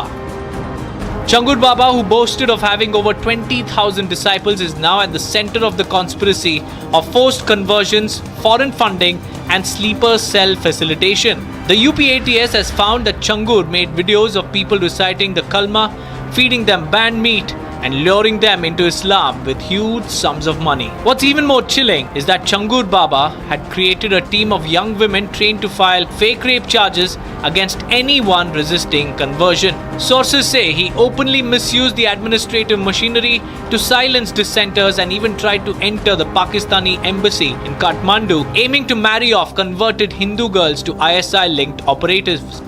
कैसे लड़कियों का एक गिरोह बनाया करता था अपने विरोधियों को शांत करने के लिए, हर वह मुकदमे वो करवा देता था, बलात्कार, शोषण और हत्या, डकैती सब कुछ वो कराता था। उसके पास अपनी एक टीम थी जो प्रशासन को हैंडल करती थी। His aim was to turn border districts like Siddharthnagar and Barni into active breeding grounds for radical elements. From bringing in Rohingya refugees to protecting himself as a saint to funnel in funds from Saudi-backed bodies, Changur's plan was a ticking time bomb. UP में और देश के अलग अलग राज्यों में धर्म परिवर्तन की घटनाएं लगातार बढ़ती चली जा रही हैं और सिर्फ एक ही मानसिकता है कि यहाँ पे डेमोग्राफी चेंज किया जाए। डेमोग्राफी इज डेस्टिनी और इसीलिए यहाँ पे डेमोग्राफी चेंज की जा रही है। With links to Saudi Islamic banks, Dawat-e-Islam and Islamic Union of Nepal, Changu's network was deep and dangerous. And the location was strategic. Utraula, just 65 kilometers from Nepal border, with easy access to Ayodhya, Bengal and other sensitive regions. From a quiet village in Balrampur to the radar of international espionage, Changur Baba's rise was no accident. This is no longer just about religious conversion. This is about national security, sleeper cells and the silent war waged within. Meanwhile, ladies and gentlemen, more breaking news coming in. Defense Minister Rajnath Singh has said that after Operation Sindoor, the demands for BrahMos missiles have increased. Defense Minister said that 14 nations, 14 countries have asked for India's manufactured BrahMos missile and that it will be exported from Lucknow. This will help in increasing employment in the state. That's the big statement coming in from India's Defense Minister Rajnath Singh, who is saying that more than 14 nations are interested in procuring the BrahMos cruise missile from India after its successful military deployment during Operation Sindoor, to which Pakistan's air defense had no answers. Listen into what Defense Minister Rajnath Singh said vis-a-vis India's might in cruise missile systems, especially in BrahMos. अभी कुछ ही दिनों पहले मैंने लखनऊ में एक BrahMos air space की integration और testing facility का उद्घाटन किया था। आप लोगों ने देखा होगा जो ऑपरेशन सिंदूर हुआ, उस ऑपरेशन सिंदूर में ब्रह्मोस ने करिश्माई काम किया है, ब्रह्मोस मिसाइल ने। और इतना ही नहीं, ब्रह्मोस मिसाइल ने जो करिश्मा दिखाया है उसके बाद दुनिया के लगभग 14-15 देशों ने भारत से ब्रह्मोस मिसाइल की मांग की है। ब्रह्मोस मिसाइल अब लखनऊ से भी एक्सपोर्ट की जाएगी। यह फैसिलिटी रक्षा क्षेत्र में मैं समझता हूं हमारे देश की जो हमारी आत्मनिर्भरता है उसको मजबूती देगी और साथ ही इससे रोजगार का भी सृजन होगा। और मेरा प्रयास यही है कि यहां और इंडस्ट्रीज भी आए ताकि लखनऊ के साथ साथ प्रदेश का भी तेजी से विकास हो। Bharat 1 Minute brought to you by Canara Bank. Together we can. Delhi's PWD Minister Parvesh Verma visits Palla to review the ongoing monsoon preparedness measures and inspection of the Yamuna River. He stated that at a meeting that was held on the measures being taken to deal with the flood situation, he said that samples of Yamuna water were taken from Haryana. The minister stated that he has also reviewed the work and is satisfied with the pace of the tasks ongoing. On the inclusion of Chhatrapati Shivaji Maharaj's 12 forts in UNESCO's World Heritage List, Union Minister Piyush Goyal expressed that this is a matter of great pride for all of us. He said that Chhatrapati Shivaji Maharaj worked to bring peace to the country, fought for India's unity and integrity, and promoted development and respect for every individual to the farthest reaches of the nation. A bus carrying pilgrims was returning from Amarnath Yatra and it met with an accident in Jammu and Kashmir's Kulgam. The injured have been admitted to the hospital. One of the injured individuals stated that he came from Mandsaur of MP for the Yatra and found the arrangements there to be quite good.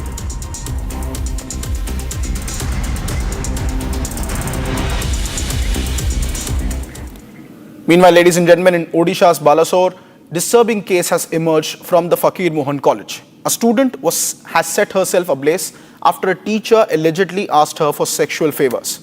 The girl is currently in critical condition and is undergoing treatment. The teacher who has been accused of this allegation of alleged exploitation has been now taken into custody. But the incident has triggered massive outrage across the state, with student groups demanding swift action and a thorough investigation. Police are saying that they are verifying the facts of the student's allegation and have launched a probe in the matter. But here's the full story.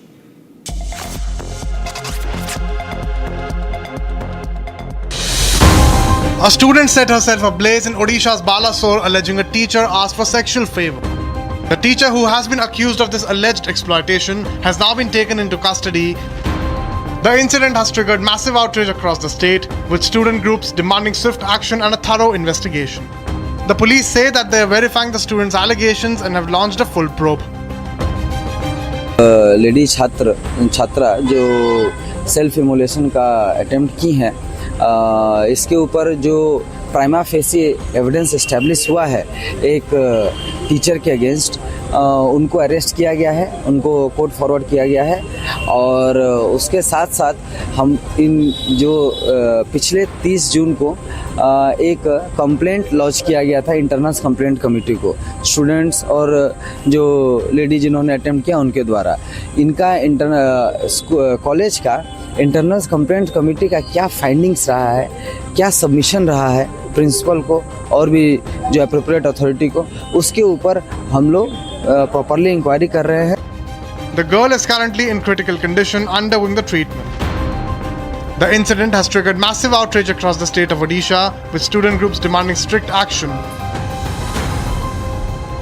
Incident बहुत दिनों से चल रहा है, लेकिन हमें late में मालूम हुआ। जब ये इंसिडेंट को लेकर के पुलिस के साथ प्रिंसिपल बैठे, तब उनको ये आश्वासन दिया कि हम एक इंक्वायरी कमेटी हमारा है, इंटरनल कंप्लेंट कमेटी, और इस कमेटी 5 दिन में इंक्वायरी कंप्लीट करके रिपोर्ट देगा। ये बहुत त्रुटिपूर्ण है और उद्देश्य प्रणोदित है। मुझे बहुत दुख हुआ। कड़ी से कड़ी कार्रवाई होगा।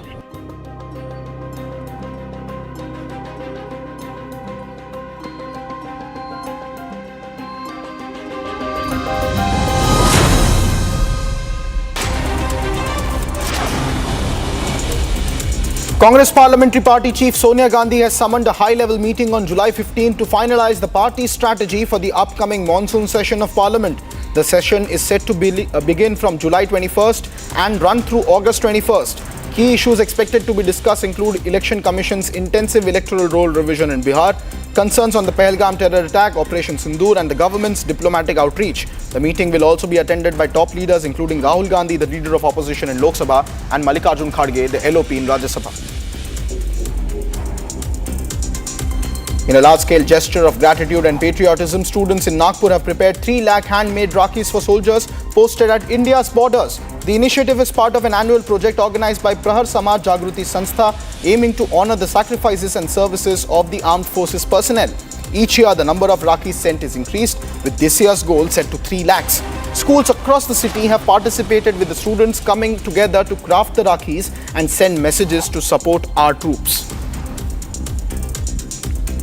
Train services disrupted in Tiruvallur, Tamil Nadu after a diesel tanker on a freight car caught fire earlier this morning. The incident occurred on a busy Chennai-Arakonam route, prompting the emergency response. Firefighters are working hard to bring the blaze under control. No casualties have been reported so far. The cause of the fire is under investigation. However, preliminary investigation suggests that there was a crack that has emerged on the track, provoking investigation into a possible sabotage angle. Cadres of TVK, led by party founder and actor Talapati Vijay, are staging a massive protest demanding justice for Ajit Kumar, a man who allegedly died in police custody in Tamil Nadu's Tirunelveli district. The protest follows public outrage over the custodial death, with Ajit's family alleging severe police brutality. Vijay met the victim's family on Saturday, and today's demonstration calls for a High Court-monitored SIT probe and a white paper on all custodial deaths in the state. Thousands of TVK supporters gathered at the protest site with heavy police deployment in place. Heavy rainfalls continue to lash Madhya Pradesh, triggering flash flood-like conditions across several districts. The Betwa River in Vidisha has risen above the danger mark, prompting authorities to issue warnings and begin evacuation efforts in low-lying areas. The India Meteorological Department, or the IMD, has placed multiple districts including Jabalpur, Mandla and Rewa under the orange alert for very heavy rainfall. Road connectivity has been affected in several regions due to waterlogging and overflowing of the river, while dam gates have been opened to manage excess inflow. The wet spell is expected to continue over the next few days. Construction work on the Budal-Mahor-Gool road in Jammu and Kashmir is progressing rapidly, with authorities aiming to significantly improve connectivity in the remote regions of Rajouri, Riasi and Ramban districts. This critical infrastructure project is being developed to provide year-round access and to boost socio-economic development in the area. The road is also expected to enhance administrative outreach and ease movement for the locals. A fresh batch of 7,049 pilgrims departed from Bhagwati Nagar base camp in Jammu this morning, headed towards the twin base camps of Nunwan Pahalgam and Baltal under tight security. This marks the 12th batch in 2025 Amarnath Yatra, which began on July 3rd and will continue till August 9th. So far, nearly 1.83 lakh devotees have visited the sacred Ice Lingam shrine, making it one of the most attended pilgrimages this season. Security has been significantly beefed up after the April 27th Pahalgam attack, with convoy escorts and multi-layered arrangements in place across routes to ensure a safe journey for all the yatris.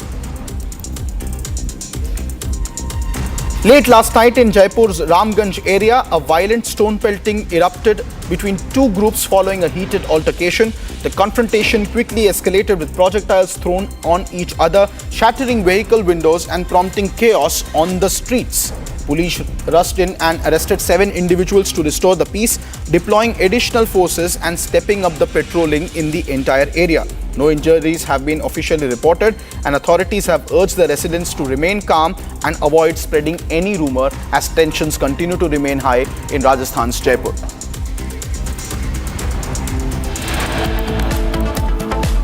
Coming up next on Live and Breaking, preliminary report alleges cracks in the track after freight train carrying diesel and crude oil catches fire in Tamil Nadu's Tiruvallur. Also coming up, hit and run horror rocks Delhi. Drunk driver runs over 6 people, arrested and then let go on bail. More updates coming up on Live and Breaking, and this is exclusive at 7 p.m. Do not go anywhere. We'll be right back.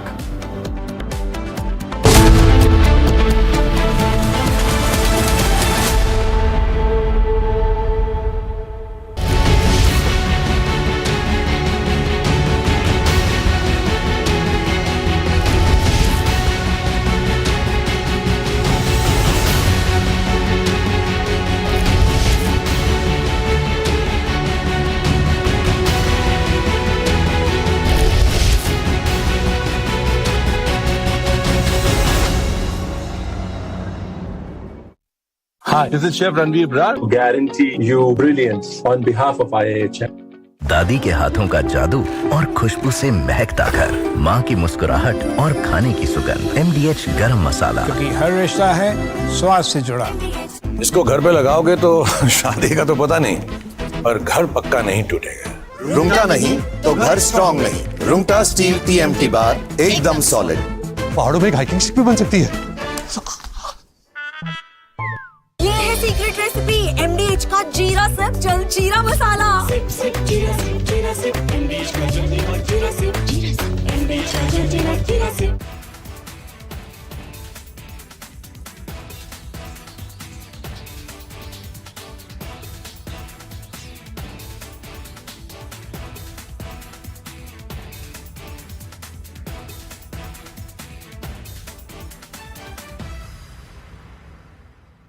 महाराष्ट्राची माफी मागतो मी, छत्रपती शिवाजी महाराजांची माफी मागतो, महाराजांची माफी मागतो, बाळासाहेबांची माफी मागतो, उद्धव साहेबांची माफी मागतो, राज साहेबांची माफी मागतो,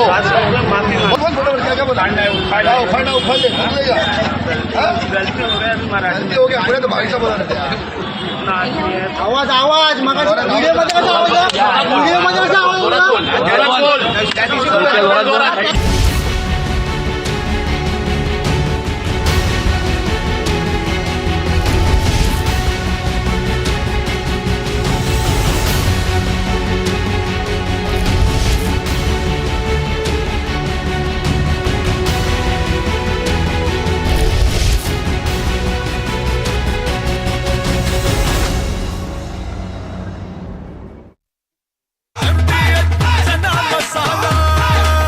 अब छोलिया हो या लोबिया, सफेद चने या काले चने, सब कुछ मजेदार बने।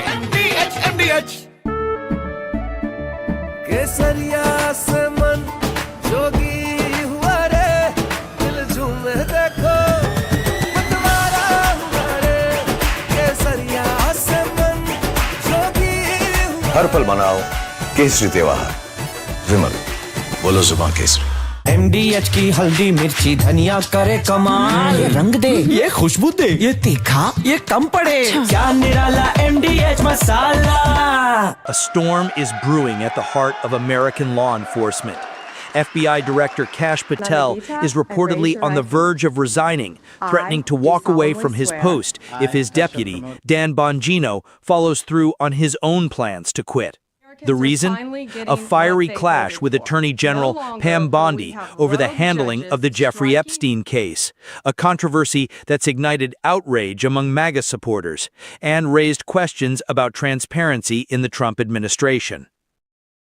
The Epstein saga has long haunted political and social circles, with its web of allegations involving powerful figures. President Donald Trump, seen here socializing with Epstein in 1992 at Mar-a-Lago.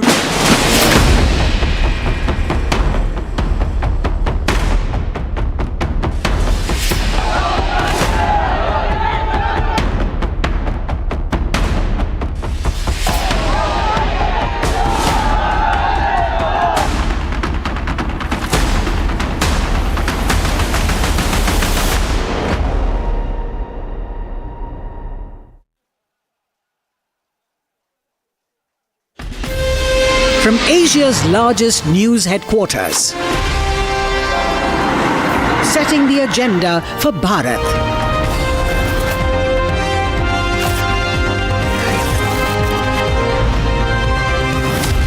You're watching Republic.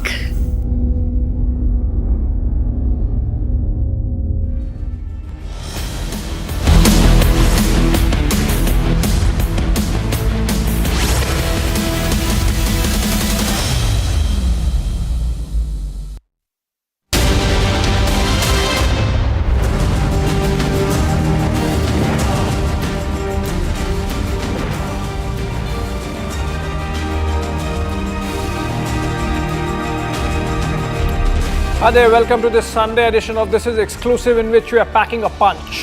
There was a rail accident early in the morning in Tamil Nadu, and it seems, it's emerging rather, that it could be a case of sabotage, with cracks being noticed in the railway tracks just ahead of this spot where the train derailed. It's clearly building up to something, and that's going to be our focus also. With External Affairs Minister S. Jaishankar set to visit China this week, I spoke to former Foreign Secretary Kanwal Sibal on what to expect in this diplomatic quicksand. All that and more. Let's begin with the headlines.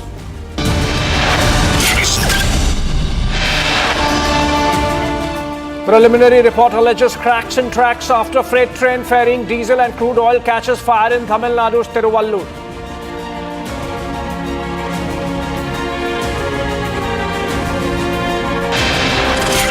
Huge controversy erupts over AAIB's preliminary crash report. Pilot Association questions report and leak to Western media. President Draupadi Murmu nominates former Foreign Secretary Harsh Shringla, 2611 lawyer Ujjwal Nikam, BJP leader Sadanandan Master and historian Meenakshi Jain to the Rajya Sabha. Prime Minister Modi extends wishes. Hit and run, horror rocks Delhi, drunk driver runs over 5 people, arrested and let go on bail.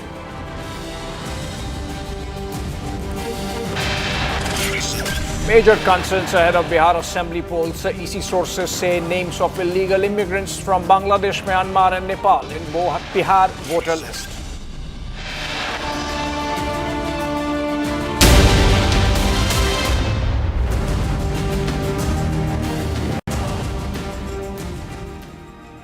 All right, welcome back, friends. The Tamil Nadu train fire accident is currently under investigation, with railway officials and police probing into the cause of the incident. A goods train carrying diesel derailed near Tiruvallur railway station, resulting in a massive fire that engulfed 5 wagons. Now a new angle is under lens.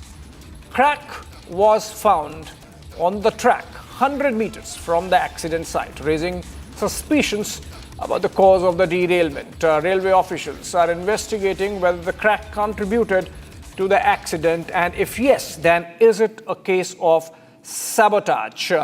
Let's go to Sharda. She's joining us live. These are pictures from earlier, morning pictures on your right of the screen with the train on fire, the wagons on fire, and to your left, the rescue and relief operations, etc., going on from the site. Sharda joins us live. Sharda, preliminary reports suggesting that there was a crack on the track.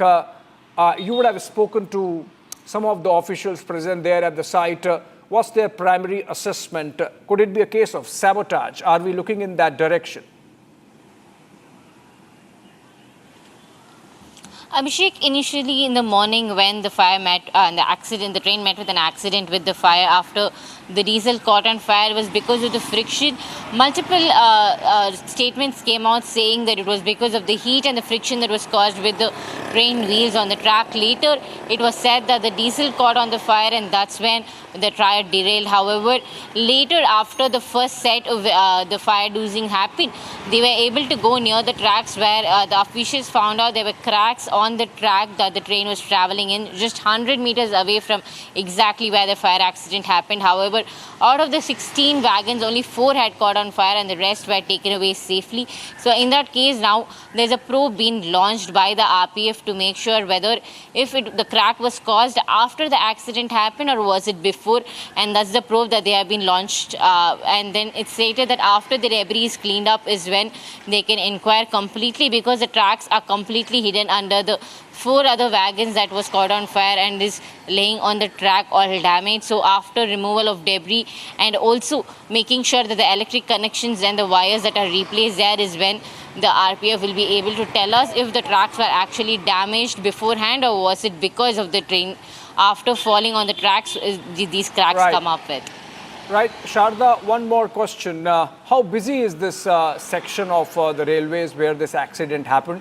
Was some passenger train also likely or expected to come at the same time that this goods train passed by? Are the authorities looking at those aspects about the possibility of a larger plan to cause sabotage, damage and even loss of life or property? Abhishek, this was a goods train, and luckily no other trains at that time crossed that particular area. The accident exactly happened at 5:20 a.m. is what the locals there were telling us. They also heard the explosion noise, and that is when they knew that the fire accident was caused, and they immediately ran out of their houses because they live near the tracks. And being 5:20 a.m., there were no passenger trains that crossed that particular area because Tiruvallur and is in between Arakonam and Chennai, which is one of the important stations and is the district right next to the capital city, Chennai. So their movements there from 6 a.m. would be very heavy. However, the EMU trains would be running only from 6 a.m. and luckily nobody was hurt. And following the accident, multiple other express trains and passenger trains were stopped and also derouted. And the Southern Railway said at least 24 hours there had been no other movement in that particular area. Right. All right. Thank you so much, Sharda, with those details. We keep close track of those developments, close track of the crack in the section there where the accident has taken place. Moving on for now to the next one. And External Affairs Minister S. Jaishankar's visit to China for the Shanghai Cooperation Organization Foreign Ministers meeting is expected to lay the groundwork for Prime Minister Narendra Modi's anticipated visit to Beijing for the SCO Leaders Summit in the month of August. The visit will also help set the tone for India-China relations and regional diplomacy. Jaishankar's trip is seen as a litmus test for how far the two nations have progressed in rebuilding trust since the October 2024 decision to disengage at the last two remaining friction points along the line of actual control. The major question is, what should New Delhi focus on and what should be the expectations from the SCO summit? I spoke to former Foreign Secretary Kanwal Sibbal. Joining us, Mr. Kanwal Sibbal, former Foreign Secretary of India. Thank you so much for joining us, sir. And first visit of External Affairs Minister S. Jaishankar, as it happens after Galwan, after Operation Sindoor, after our Vice Chief of Army said that we had one front but two nations fighting, obviously, that the second nation was China. And yes, again, first visit after the 90th birthday of Dalai Lama, where there was some heated arguments on which side India strongly stands or should stand. So what do you expect from External Affairs Minister's visit to China for the Shanghai Cooperation Organization Summit meeting? Well, if it was a purely bilateral visit, then many of the things that you have pointed out would have been very relevant. But this is not a bilateral visit. It's an SCO foreign minister's visit. It's a multilateral visit.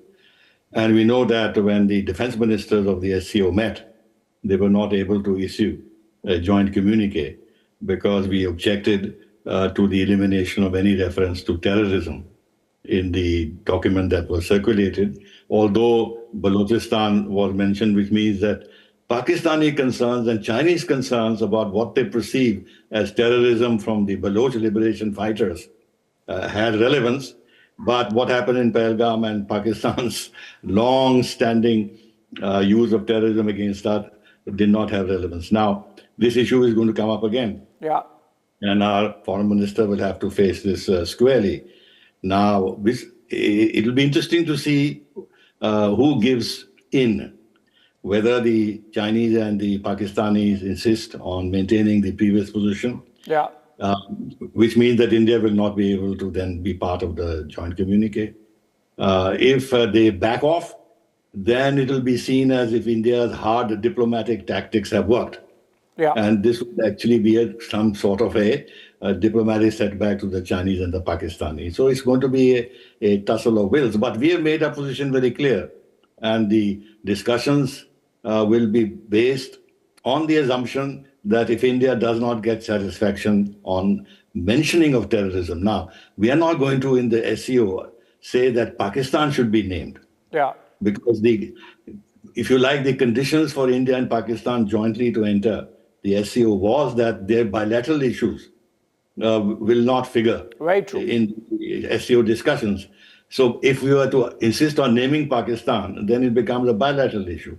But if we rightly say that all countries are committed to fighting terrorism. There are so many UN documents on this, so many bilateral joint statements on this issue, and China itself condemned Pahalgam as a terrorist act. So why should there be any difficulty in mentioning terrorism in the joint communique and the responsibility of all countries to fight terrorism and have zero tolerance for terrorism? This will be our bottom line position. Now let's see what happens.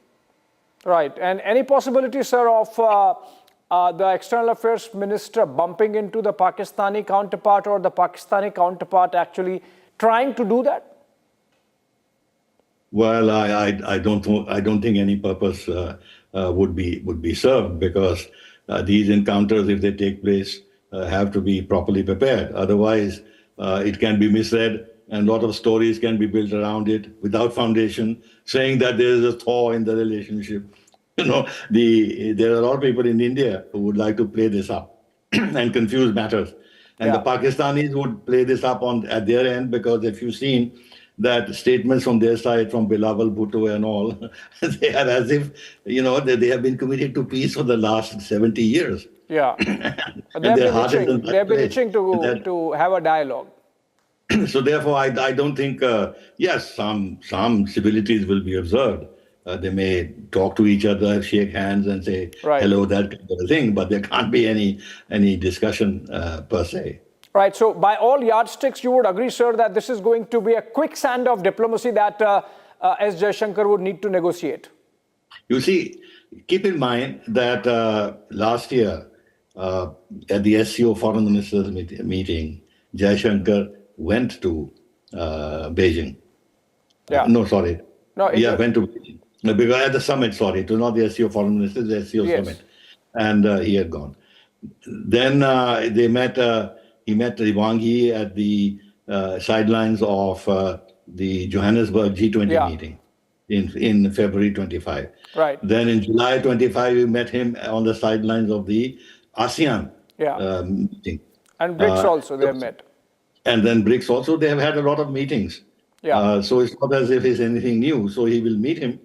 And I suppose the usual things will be said about maintaining peace and tranquility and resolving outstanding issues, and then proceeding towards some normalization. Last time it was that the Yatra, Mansarovar Yatra would be revived, and there was some talk about exchange of civilian flights.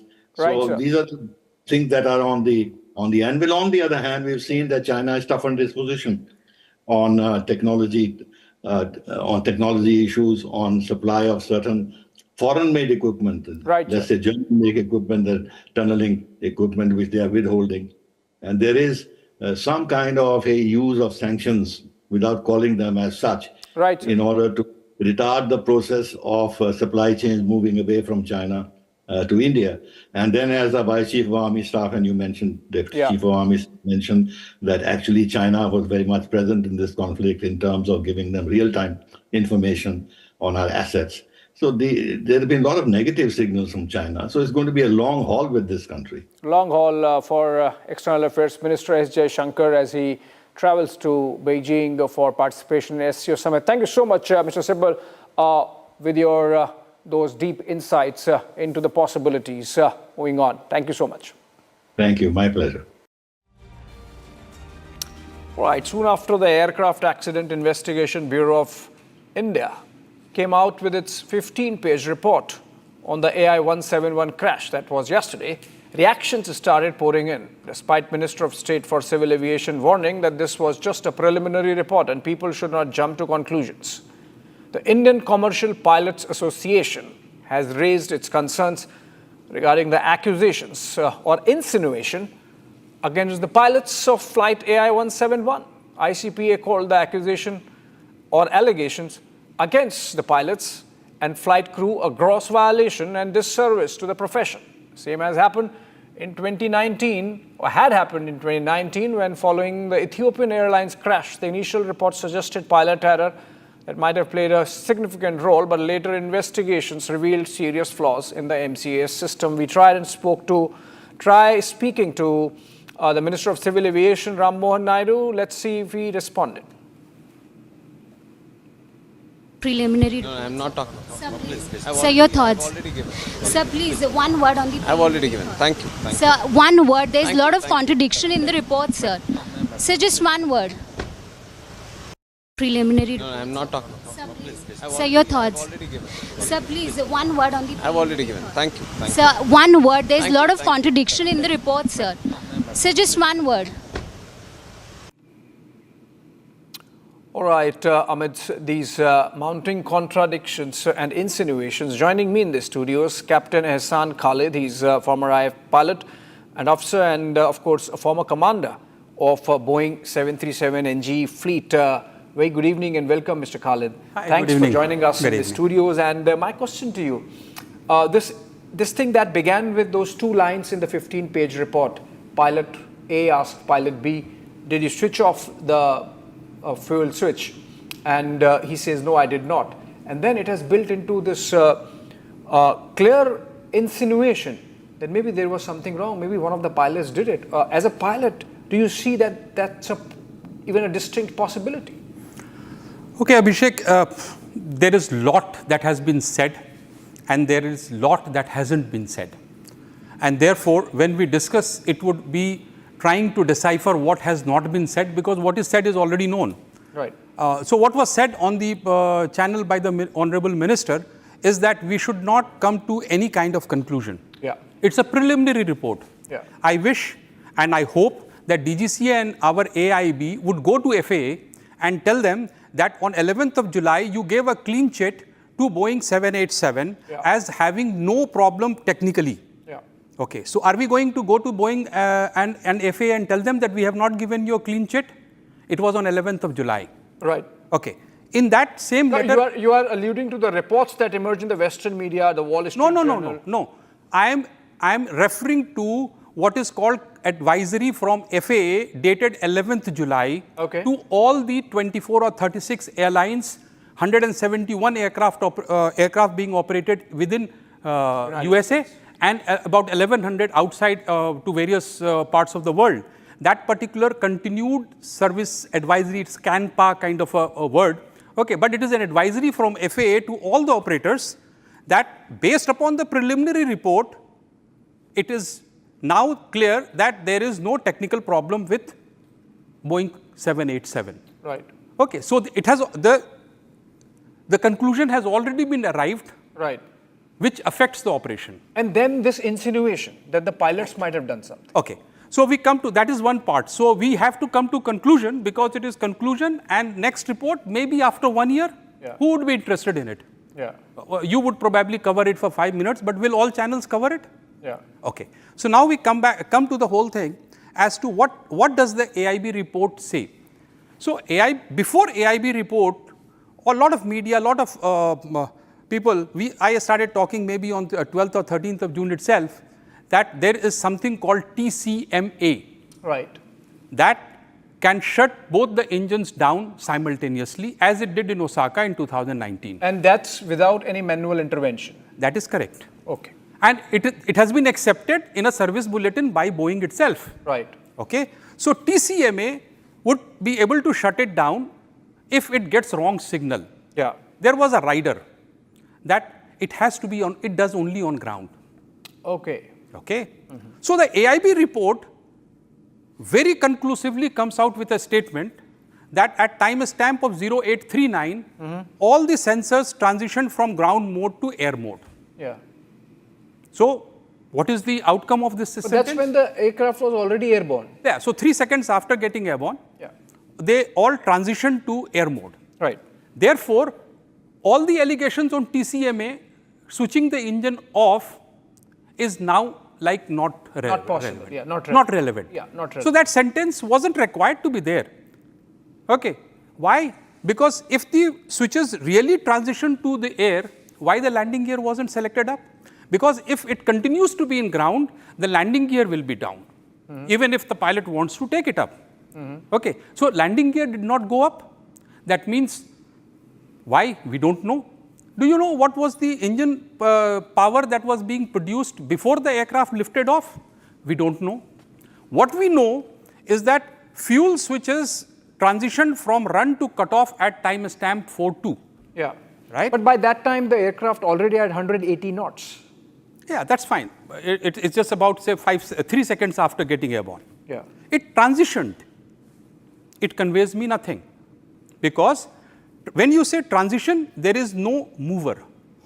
When you say moved, that means somebody moved. So AIB report, and rightly so, because AIB report is only seeing the electrical position recording. Either it is 0 or it is 1. Right. So it was 1 when it was on. When it went off, it became 0. So there was an electrical signal that went on to turn the fuel supply off. Okay. They never say that the fuel switches were moved up and down. No, nowhere have they said. Except for that pilot conversation. And that's why this insinuation that the pilots might have done it. Let's look at it. I will come to it. Even if I miss it, please tell me, because I haven't slept the whole night as to why would somebody do that. I know exactly well. Okay. So the AIB report never says that the switch was moved. They only say that it transitioned from one state to another. Yeah. Okay. That can happen electrically. That can happen probably from TCMA. It can happen from FedEx. It can happen from EEC. Can it happen in flight? Why not? If there is an electrical malfunction, Boeing never said that it can malfunction on ground. Right. Before 2019, that action. Yeah. So if we really investigate, they'll say, okay, it can malfunction and we'll correct it. Yeah. Okay. So we come back to the question of pilot talking. Did you put off? Or he says, I didn't do so. So the whole AIB report, if you read, first is that electric fuel switch SAIB, the report. Yeah. That says that, Boeing 737 in 2018 had a problem that the latching mechanism can go wrong. Yeah. It has got no relevance to 787. Okay. Okay. But be it as it is, if it fails, that means a mechanical failure. Yeah. There are two different switches with two different springs. Yeah. Will they fail exactly in that same second? That's why this insinuation of a manual intervention. No. I will come back again. This switch was found in the run position after the crash. Right. The crash means it has gone through so much of bashing. But that's been explained that the other pilot tried to rev up the engines again. What I'm saying is that switch wasn't faulty. That SAIB report that is in the... Oh, you mean to say, had it shut down, it wouldn't have easily come up again? Right. No, if it was put, so let's say that the switch was faulty. Both the switches became faulty at the same time, same second, assume, right? Then they put it up. In the crash, things would have moved. This would have moved back? No, it hasn't moved. It is firmly, it is in their report, in their image, that it is in the run position. So when can we expect? So when can we expect this insinuation to really go now? Like how long we have to wait? Okay, so I will tell you that those two sentences of the CVR recording. We did not have any CVR recording or transcript. Right. It is an interpretation of CVR that we have. Now I'll tell you the whole sequence and I'll speak the same sentence. Okay. I rotate the aircraft. The engines are going up and down. The power is varying. Okay. I get airborne. And thereafter, at 39, my engines start to wind down. I get both engine failure. I said, okay, memory items, engine failure. And thereafter, I'm controlling the aircraft. And the engine doesn't. So I said, did you turn the fuel switch off? Yeah. He says, no, I didn't do so. Then I would say, do it. Yeah. Now do it again. Put it to run. So the pilot... That communication has to be there. Those exact words have to be there. Yeah. So, but I'm saying these two sentences will be part of the checklist, what Boeing has mandated to do. And is there a camera possibility also? No, there is no camera here. Oh, there is no camera. Okay, so the cockpit does not have a camera. No, the cockpit does not have a camera. So I'm saying that, when you have a checklist being executed, which is dual engine failure checklist, and you tell the pilot that, okay, dual engine failure, both the switches off and both the switches to run. And engine hasn't picked up because I am flying, I am not looking inside. Yeah. Okay. It has not picked up. So I asked, did you do it? He said, no, I didn't do it. Why? Because he was frozen. Yeah. Right? So he said, okay, do it. Then he does it. Okay. Now it looks very nice. So you mean to say this insinuation can go only when the final conversation, right? Exactly. The CVR comes through the CVR comes out. Yeah. So the biggest question that has been opened here is that was the fuel switch moved? If it was moved, it doesn't say it was moved. If it was moved, was it in the attempt to restart the engine, or was it the attempt of killing the engine? Now, I will come back to this question of killing the engine, okay, which is an insinuation. It is an impossibility. Let us assume that Kundar was flying and Sabharwal was pilot monitoring with 15,000 hours of experience versus 3,000 hours. He is flying like this, and let us assume that Sabharwal tried to kill himself. Right. Okay. He put the switches off, and this guy rotates and engine dies. There would be 50 lights, 50 messages. Kundar will not realize what has happened, not in 5 seconds, not in 10 seconds, not in half an hour, because his workload has increased like no other pilot has ever had. He is flying a glider suddenly. He will be just doing it. We are not trained to do the checklist with the pilot not being trusted. Okay, so the checklist is being, he is flying, he can't ask me, did you do this, did you do that? No, that won't happen. Okay, and the second thing is, the conversation that will happen on the CAS messages, warning messages. It will say dual engine failed, single engine failed, this, there would be 50 lights on. Right. Okay, so this won't be a talk like it is presented. But when you see the flow of the talk in AIB, it leads to a direction. Yeah. Okay, which is harsh on pilots. Yeah. And when you look at it like this, it looks perfectly so fine. I think I fully understood what you're saying, sir. Essentially, what we have understood, Captain Khalid, from your conversation is that the insinuation is bad, and it can be lifted only after we get the exact conversation that happened between the pilots, for which I think we will have to wait, and hopefully the AAIB and more than the AAIB, in fact, the government should intervene, because this seems like a case of a big corporate war also. Remember, let's not forget that just hours before the AAIB report became public, there were reports already in Western media platforms like the Wall Street Journal giving a certain spin to the accident. We are not going to let go of this story anytime soon. Thanks, friends, joining us this Sunday. This is exclusive. I run out of time. Short break. Get Me Right is back on the other side.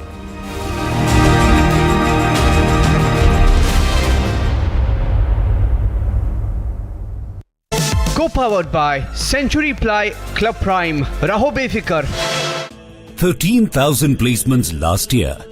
At Amity, we are committed to nurturing passionate, hardworking and proactive professionals. दादी के हाथों का जादू और खुशबू से महकता घर, माँ की मुस्कुराहट और खाने की सुगंध। MDH गरम मसाला, क्योंकि हर रिश्ता है स्वाद से जुड़ा। केसरिया से मन जोगी हुआ रे, दिल झूमे देखो मतवारा हुआ रे। केसरिया से मन जोगी हुआ। हर पल मनाओ केसरी त्योहार। विमल, बोलो जुबान केसरी। अब छोलिया हो या लोबिया, सफेद चने या काले चने, सब कुछ मजेदार बने। MDH।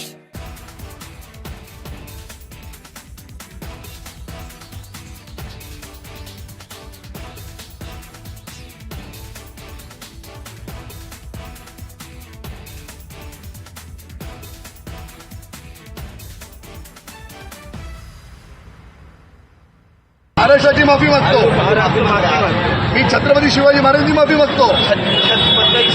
महाराजांची माफी मागतो. बाळासाहेबांची माफी मागतो. उद्धव साहेबांची माफी मागतो. राज साहेबांची माफी मागतो.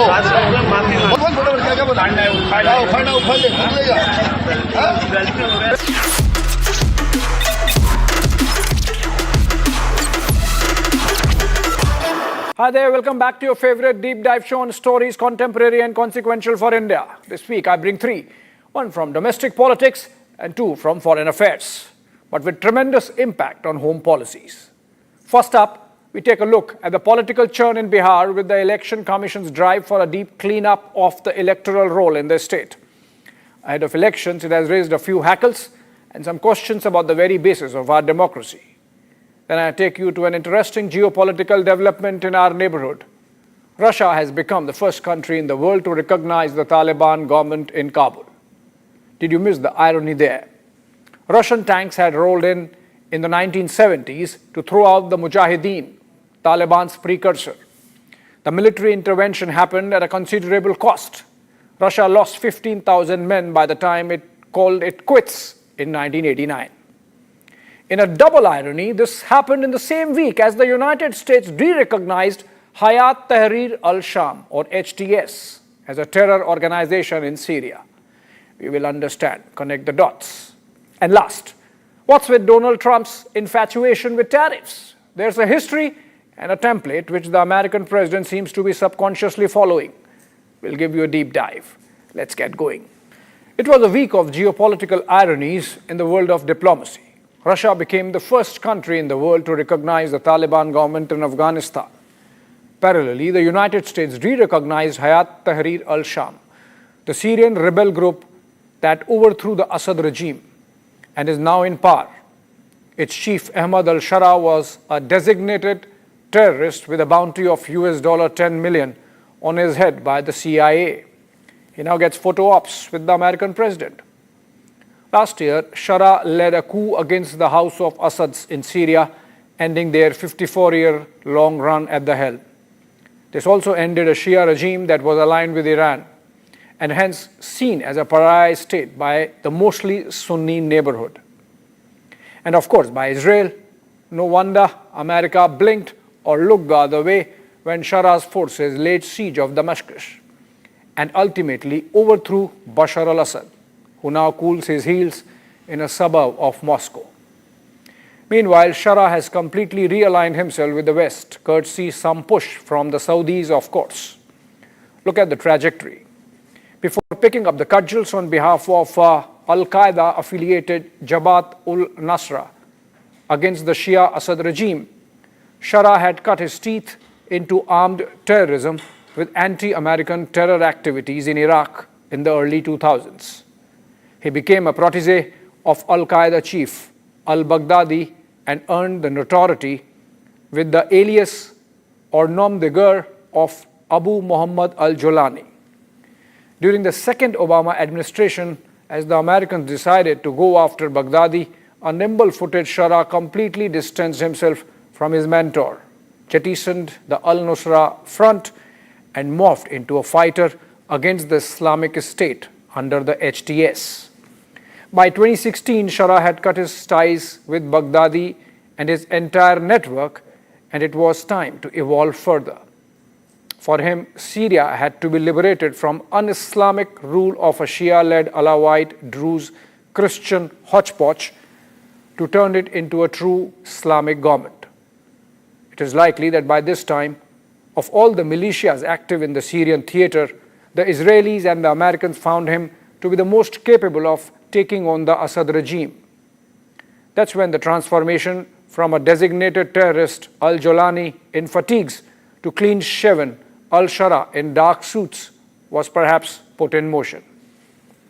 In his first outreach that he made to the Americans through an interview with the PBS in 2021, he made it clear that his fight was against Assad and his Russian backers, and not the West.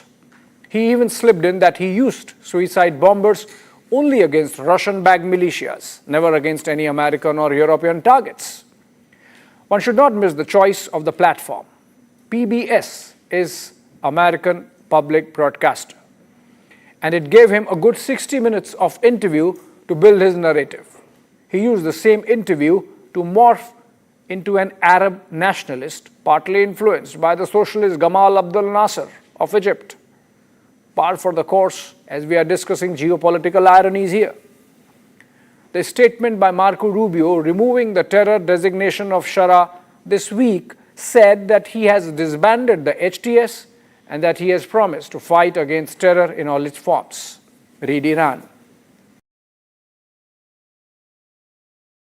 And as you may know, today President Trump will issue a new executive order lifting U.S. sanctions on Syria, reaffirming his belief that the Syrian people deserve a future of safety and prosperity. This policy reflects the president's conviction that American leadership can unlock new paths to regional stability. Trump has already met and obliged a suited, booted Shara with a picture during his Middle East visit in the month of May, and announced lifting of all sanctions on Syria with the changed circumstances. as that Bob Dylan number goes. For the times they are a-changing. How did you find the Syrian president? Great. I think very good. Young, attractive guy, tough guy. You know, strong pass. Very strong pass fighter. Keeping up with the changing times, let's look at the other irony, perhaps juicier one. Imagine circa 1979. Russian tanks rolled into Afghanistan, marking a tectonic shift in the politics of Central Asia. The great game had turned a leaf and the theater was hot again. That was still the peak of Cold War, and the Soviets would not have realized they were heading into a war that would shake the very foundations of the USSR. By the time the Soviet invasion of Afghanistan wound up, they had lost 15,000 men and billions of dollars in national wealth, plus the wounds to lick, having been defeated by a ragtag militia of mujahideen, though of course trained by the ISI and funded by the CIA. The Taliban evolved out of that period, most of its fighters having fought the communist jihad as a creed. The godless Russians were the sole enemy in their world. USSR stopped existing a couple of years later. One would have thought the wounds would be deep. The Taliban regime in Kabul was a scar, a daily reminder of why the USSR became Russia, among many other factors. So when 9/11 happened, the Russians turned around, came out in full support of the Americans, and provided their airspace for American and NATO flights to go into Afghanistan. In the backdrop of the Ukraine war and the battle lines between Europe and Russia, it is hard to imagine that just 25 years ago, the Russians were providing full logistical and ground support to NATO forces in their war against the Osama bin Laden and the Taliban. That was the time when Putin even floated the idea of Russia joining NATO. Another irony. But then let's pull back. In 2021, the Americans pulled out of Afghanistan as the Taliban rolled into Kabul, displacing the West-backed democratically elected government. The ensuing chaos and the pictures from Kabul became a testament of an empire in retreat. Like the Soviets then, America had wounds to lick. Surprisingly, Russia was one of the very few countries that did not close down their embassy. They followed it up with an economic deal with the Taliban in 2022, agreeing to supply oil, gas, and wheat to Afghanistan. This paid dividends. In July last year, for example, the Islamic State in Khorasan province, or ISKP, killed 130 people at a concert hall on the outskirts of Moscow in Russia's deadliest terror attack in recent memory. The ISKP operates out of Afghan soil. Having an ambassador in Kabul helped. Putin rang up the Taliban and called them his allies. In April this year, in fact, Russia moved Taliban out of its terror list. Now connect the dots. Russia is struggling with the Ukraine war, Russia facing sanctions, America muscling its way into Syria via Ahmad al-Shara, the Russians responding with firming up the Taliban connect. On their mind would also be an alternative access to the Indian Ocean via the North-South Transport Corridor and the Chabahar and Bandar Abbas ports in Iran via Afghanistan.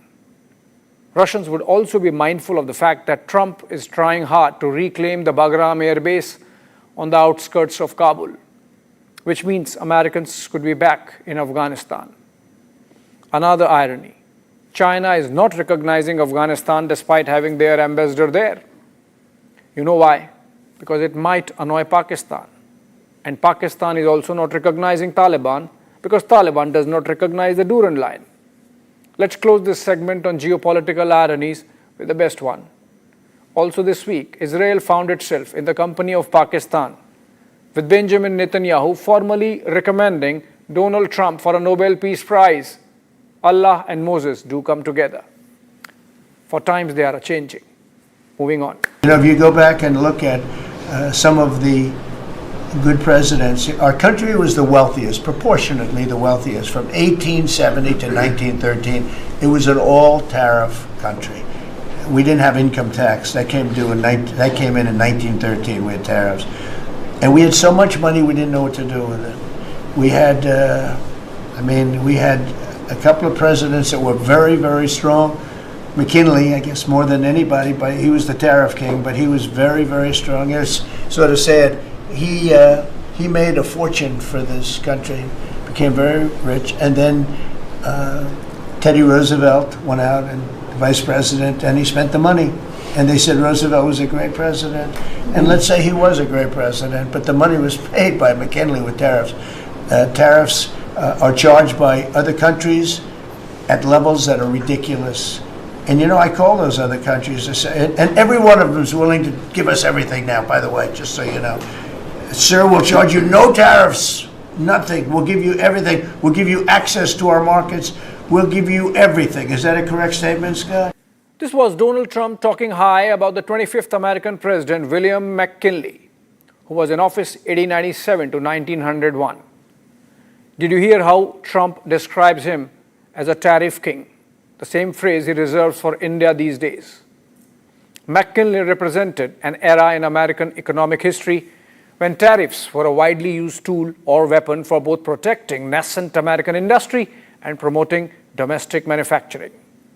This era lasted for about 70 years, from the end of the Civil War in 1860 to the Great Depression in 1930. This was a period when they were the chief source of, or tariffs were the chief source of revenue for the federal government. Again, something which makes Trump nostalgic. The tariff walls ring-fenced American economy against the mighty manufacturing muscle, not of China, but of the United Kingdom and other industrialized European parts at that time. The first Treasury Secretary, Alexander Hamilton, was as vocal as Trump these days about tariffs as a tool and a hawk on discouraging imports from the United Kingdom. The post-Civil War surge in industrial growth of America had much to do with tariffs providing guardrails to American steel industry, for example, against cheaper European steel. The steel industry fed into the railroad expansion, again heavily supported by tariffs. The two, steel and railroads, formed the foundation of the first wave of American industrialization that changed both the physical and economic geography of the United States. McKinley, even before he became president, brought what is called the McKinley Tariff Act of 1890, raising tariffs to the highest levels in American history at that time, levels which are being talked about by Trump now. Like the average tariff on imports reached a peak of 50%.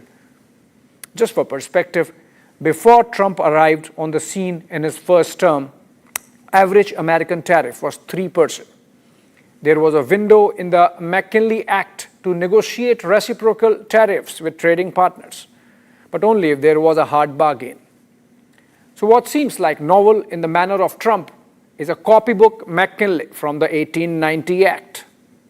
Also, through much of this period of 70 years, the US Congress was in control of the Republicans, and tariffs were a central feature of their economic policy. That DNA has continued with some atavism and is reflecting in Trump rather strongly. The tariffs kept increasing post the First World War as the US calibrated its production and supplies in response to recovery of the European nations. Then came the 1930 Tariff Act, also called Smoot-Hawley Act, by which the Hoover administration jacked up the rates even further, making the tax more broad-based. Trade partners of the United States, Canada, France, UK, and others retaliated, bringing down overall global trade volume. For example, the US imports from Europe declined from US $1.3 billion in 1929 to just $390 million in 1932, while US exports to Europe fell from US $2.3 billion to $784 million in the same period. Overall, world trade declined by some 66%.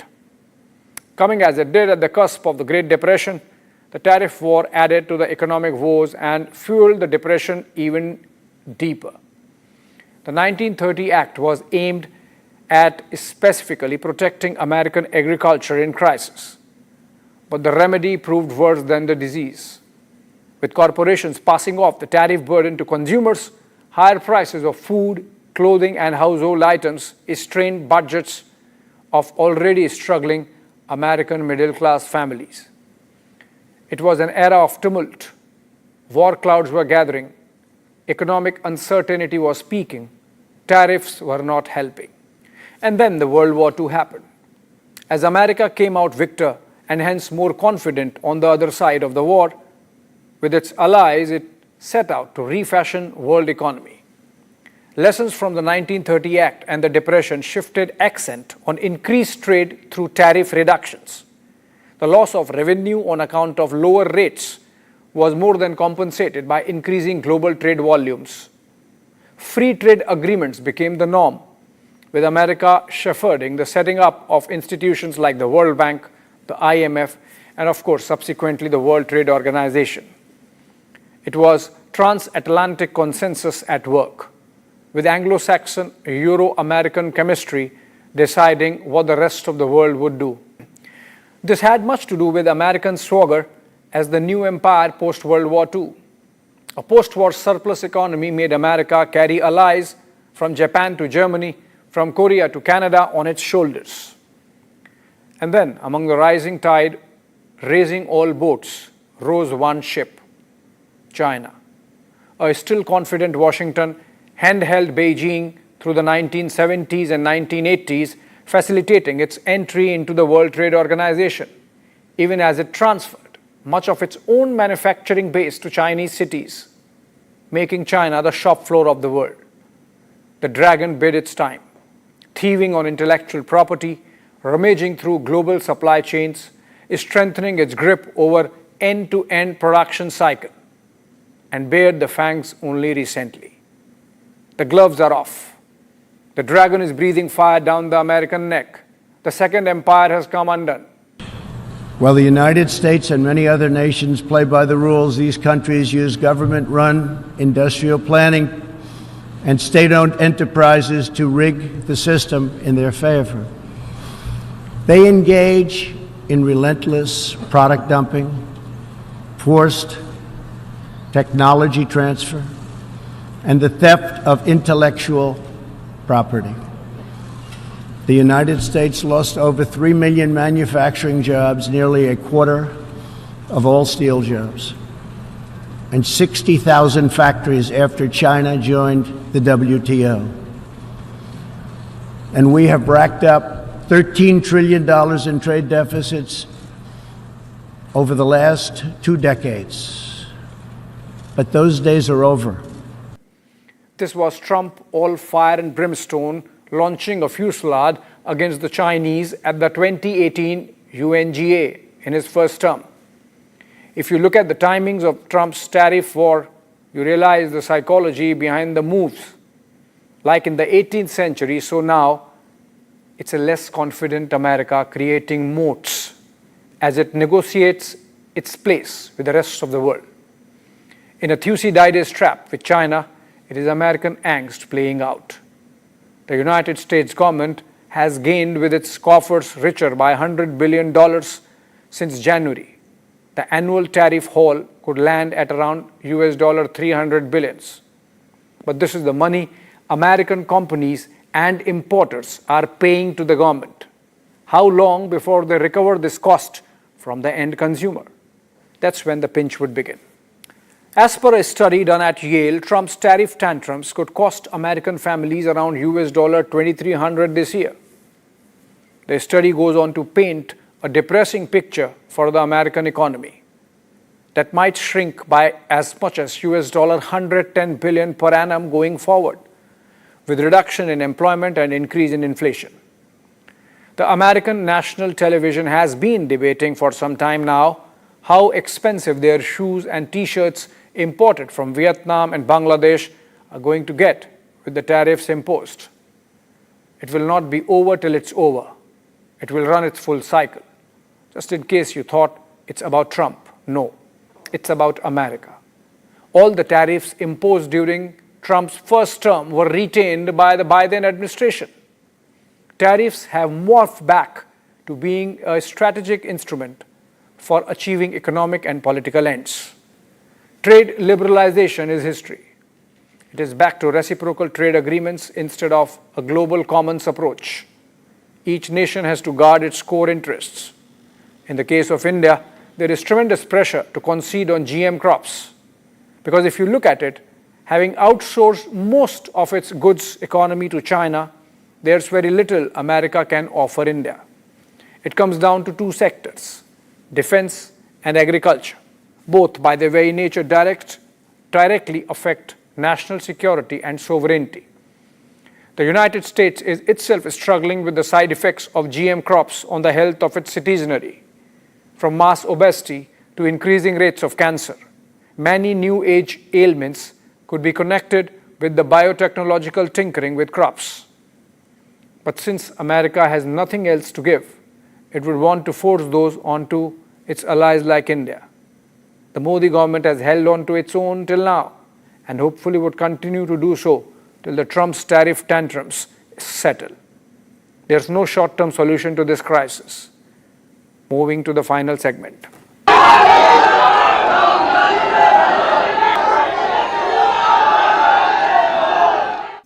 The issue of substantive revision of electoral rolls in Bihar is sub judice.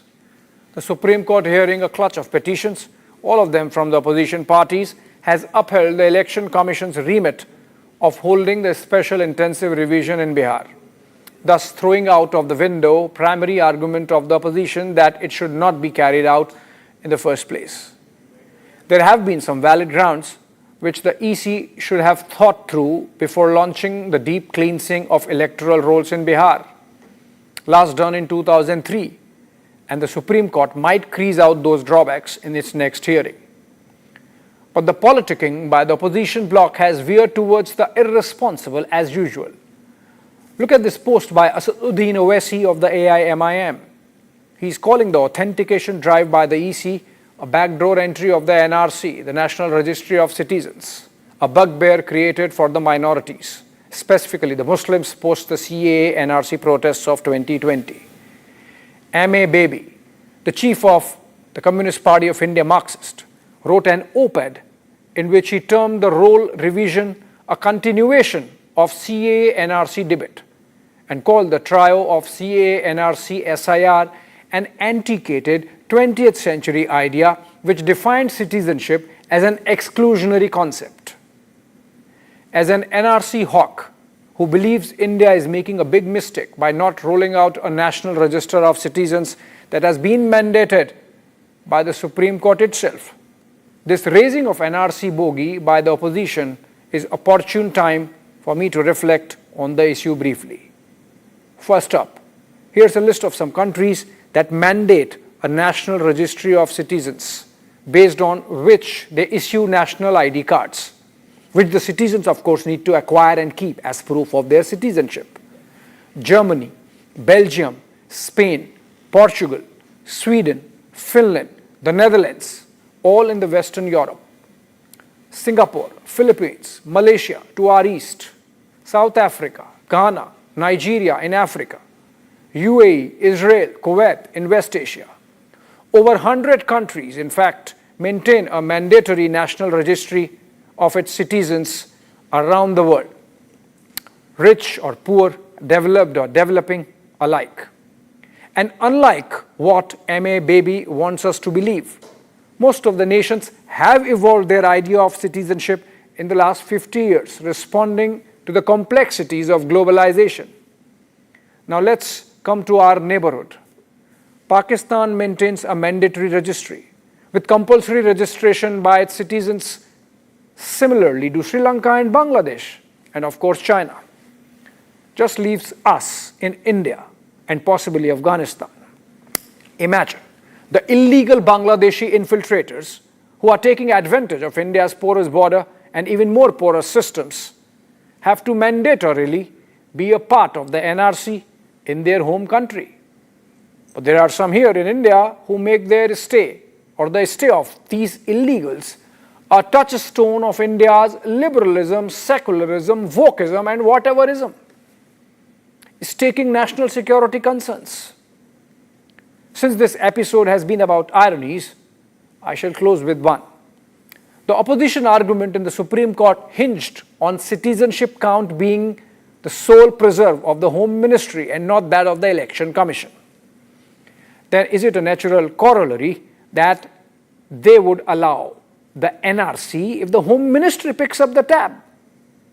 Again, they have argued that the Aadhaar card should be allowed to claim presence on the electoral rolls. The same opposition resisted tooth and nail the idea mooted by the Modi government in 2021 that the Aadhaar card be linked with the voter ID cards. As they would say, irony died an electoral death. Thanks for watching.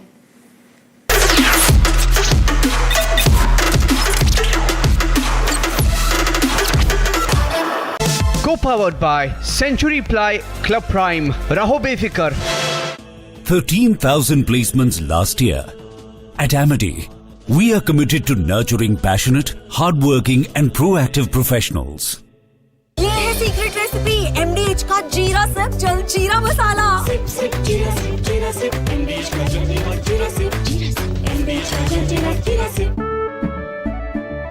केसरिया से मन जोगी हुआ रे दिल झूमे देखो मतवारा हुआ रे केसरिया से मन जोगी हर पल मनाओ केसरी त्योहार. विमल, बोलो जुबान केसरी. महाराष्ट्राची माफी मागतो. मी छत्रपती शिवाजी महाराजांची माफी मागतो. महाराजांची माफी मागतो. बाळासाहेबांची माफी मागतो. उद्धव साहेबांची माफी मागतो. राज साहेबांची माफी मागतो.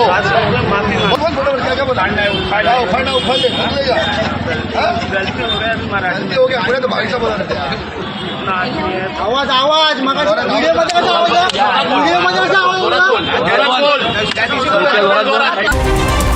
Bharat 1 Minute brought to you by Canara Bank. Together we can. Delhi PWD Minister Parvesh Verma visits Palla to review the ongoing monsoon preparedness measures and inspection of the Yamuna River. He says that a meeting was held on the measures being taken to deal with the floods and that samples of Yamuna water were taken from Haryana, also saying that he reviewed the work and is satisfied with the pace of work. On the inclusion of Chhatrapati Shivaji Maharaj's 12 forts in UNESCO's World Heritage List, Union Minister Piyush Goyal expressed that this is a matter of great pride for all of us. He says that Chhatrapati Shivaji Maharaj worked to bring peace to the country, fought for India's unity and integrity, promoted development and respect for every individual.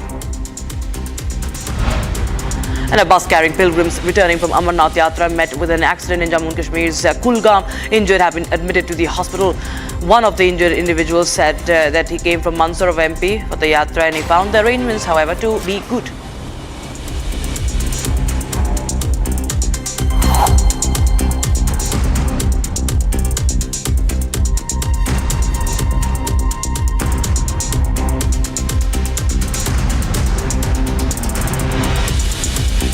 Powered by Century Ply Club Prime. Raho befikar. 13,000 placements last year. At Amity, we are committed to nurturing passionate, hardworking and proactive professionals. MDH की देगी मीरज देगी मिर्च का तड़का अंग अंग फड़का. MDH की देगी मीरज. इसको घर पे लगाओगे तो शादी का तो पता नहीं, पर घर पक्का नहीं टूटेगा. रूंगटा नहीं तो घर स्ट्रॉन्ग नहीं. रूंगटा स्टील TMT बार एकदम सॉलिड. पहाड़ों में एक हाइकिंग स्टिक भी बन सकती है. आधे बाउल दही में 4 चम्मच MDH चटनी पुदीना मसाला डाला, स्टर करो, पुदीना चटनी तैयार. MDH चटनी पुदीना मसाला. A storm is brewing at the heart of American law enforcement. FBI Director Kash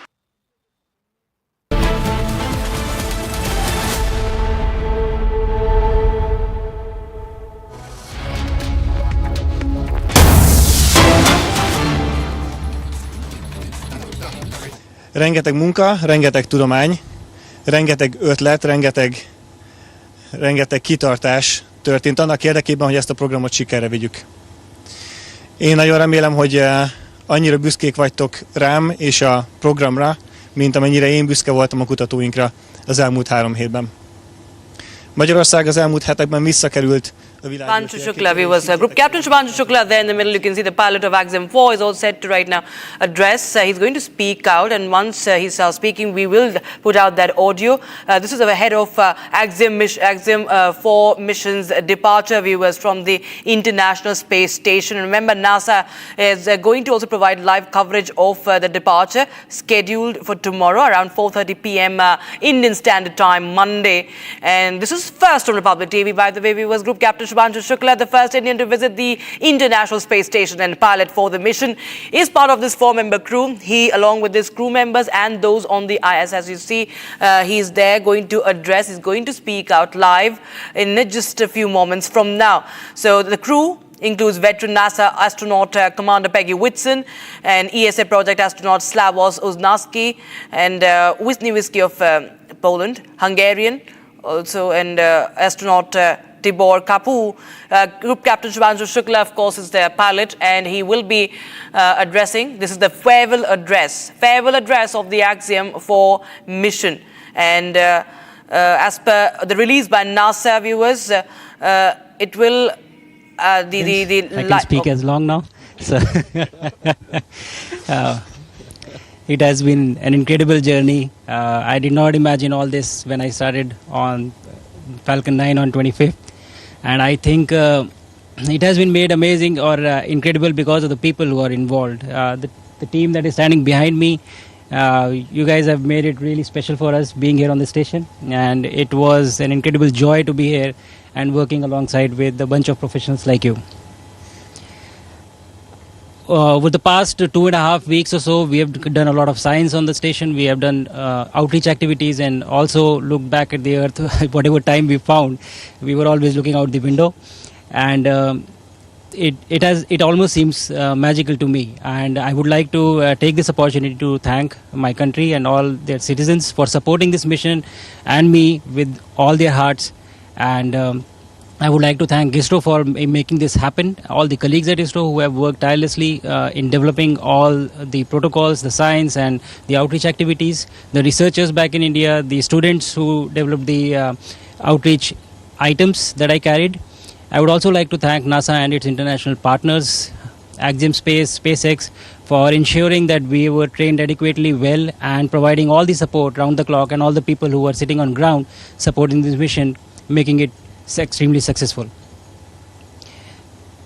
I would agree with what TB said, that these missions have much far-reaching implications beyond science, and that is what I believe that this mission would also do in all of our respective countries as well. Going back from here, I carry with me a lot of memories and the learnings out of this mission that I would try and spread back. But the one thing that really sticks to me is what humanity is capable of when all of us come together from different parts of the world and work for a common goal or a common objective. It is truly incredible. So thank you everyone, and it has been an incredible mission for me. And अब कुछ शब्द मेरे देशवासियों के लिए हिंदी में. कमाल की यात्रा रही है ये मेरी, लेकिन अब जैसे मेरी ये यात्रा ख़त्म होने वाली है, आपकी और मेरी यात्रा अभी बहुत लंबी है. हमारी ह्यूमन स्पेस मिशन की जो यात्रा है वो बहुत लंबी है और बहुत कठिन भी है, लेकिन मैं आपको विश्वास दिलाता हूँ कि अगर हम निश्चय कर लें तो तारा अभी प्राप्यन्ते, इवन स्टार्स आर अटेनेबल. 41 साल पहले कोई भारतीय अंतरिक्ष में गए थे और उन्होंने हमें बताया था कि ऊपर से भारत कैसा दिखता है. और कहीं ना कहीं मुझे लगता है कि हम सब ये जानना चाहते हैं कि आज भारत कैसा दिखता है. मैं आपको बताता हूँ, आज का भारत स्पेस से महत्वाकांक्षी दिखता है. आज का भारत निडर दिखता है. आज का भारत कॉन्फिडेंट दिखता है. आज का भारत गर्व से पूर्ण दिखता है. और इन्हीं सब कारणों की वजह से मैं एक बार फिर से कह सकता हूँ कि आज का भारत अभी भी सारे जहाँ से अच्छा दिखता है. जल्दी धरती पर मुलाकात करते हैं. धन्यवाद. I will now hand over the mic to my colleague Swav. Thank you, Shuks. Thank you all for such beautiful words, and thank you to all the people here during this 11 astronauts, cosmonauts who gathered together on the International Space Station and helped us to execute this mission. We are 4, but to be honest, your work we couldn't do it without you. We couldn't do it without, as well, many people on the ground. So these are hundreds of people working back in Poland, in our countries, at the European Space Agency, at NASA, at Axiom Space, who make this mission happen. So I want to thank you all. Thank you for such a beautiful, for hosting us on the ISS.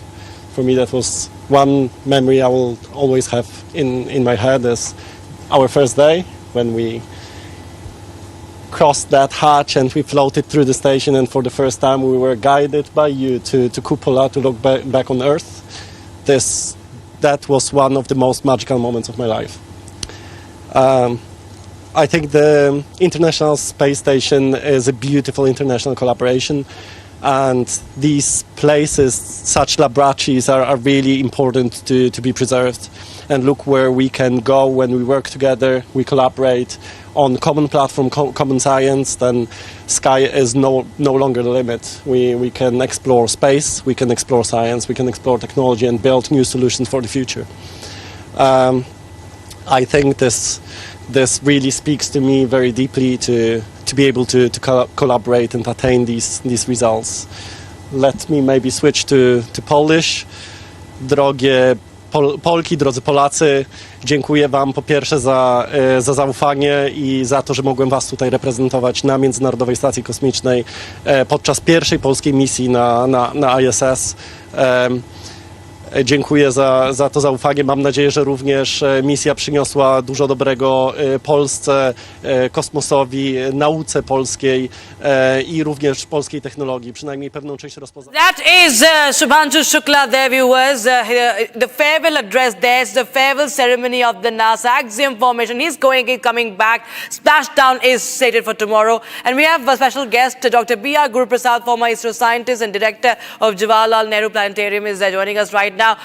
Dr. Guruprasad, सारे जहां से अच्छा भारत अभी भी है. That is what years ago, 41 years ago, Rakesh Sharma, Wing Commander Rakesh Sharma had said. He echoed the same. When we have Group Captain echoing the same today, and he also says that today's India is a confident India. And he also talks about the journey that India has set, a very, very long journey as far as space is concerned, sir. Yeah, good evening, namaskar. And, it is very heartening it was very heartening just a few moments ago to listen to Shubhanshu Shukla. Really, what he said, each and every sentence, it is really, it is emotional and it is true. India looks, even today, it looks very good. 41 years back, this is what Rakesh Sharma told the then Prime Minister, Srimati Indira Gandhi.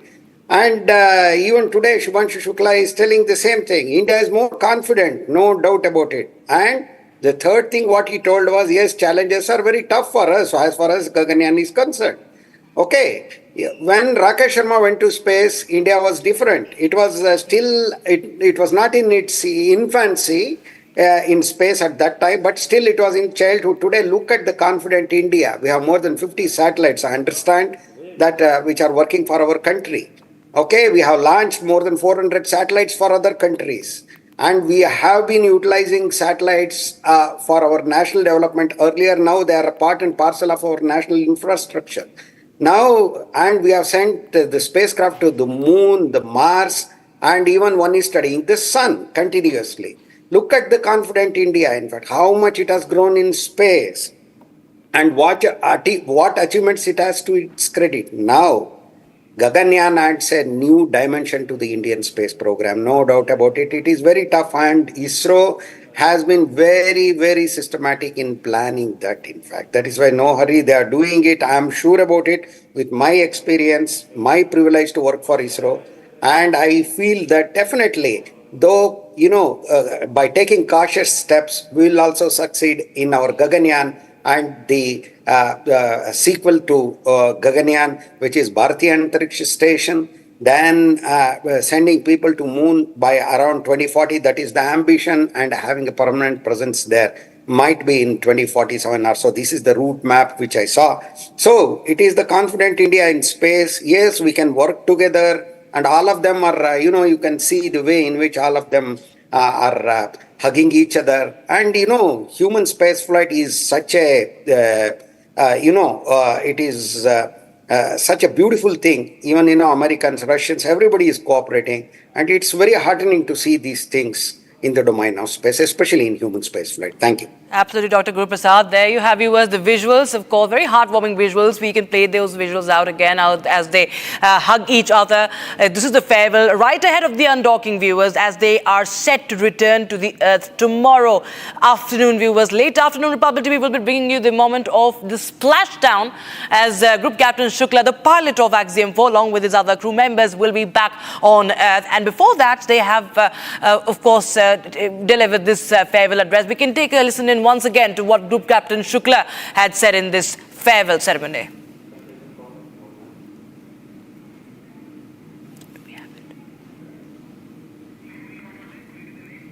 All right, we have some breaking news coming in. We'll continue to get you this message, but we have some breaking news coming in right now, viewers. This is coming in. All right, Tejasvi Yadav, viewers. Tejasvi Yadav has made a derogatory remarks on the journalists. It's former Bihar Deputy Chief Minister, leader of opposition right now in Bihar, Tejasvi Yadav, abusing journalists, insulting journalists. During a press briefing in Patna, he has referred to Sutra as Mutra. That is, he is comparing the sources. He's talking about media sources and of course, comparing it to urine, as this is the latest statement by Bihar LOP Tejasvi Yadav. This is his disdain for journalists, for the fourth pillar of democracy. Lalu's son there, his contempt for media on full display. Listen in. एक minute इसका चुनाव आयोग से कोई document या कोई press note या कोई ऐसी बात आई है या कि कहाँ से खबर आई? सोर्सेज बता रहे हैं, सूत्र बताते हैं। हम उस सूत्र को मूत्र समझते हैं। वेस्ट जो होता है ना, ये वो है, इसका कोई आधार नहीं ना। ये वही सूत्र है जो पाकिस्तान में कब्जा करवा दिया था, इस्लामाबाद, कराची। सूत्र नहीं, मूत्र लोग हैं। एक मिनट इसका चुनाव आयोग से कोई डॉक्यूमेंट या कोई प्रेस नोट या कोई ऐसी बात आई है या कि कहाँ से खबर आई? सोर्सेज बता रहे हैं, सूत्र बताते हैं। हम उस सूत्र को मूत्र समझते हैं।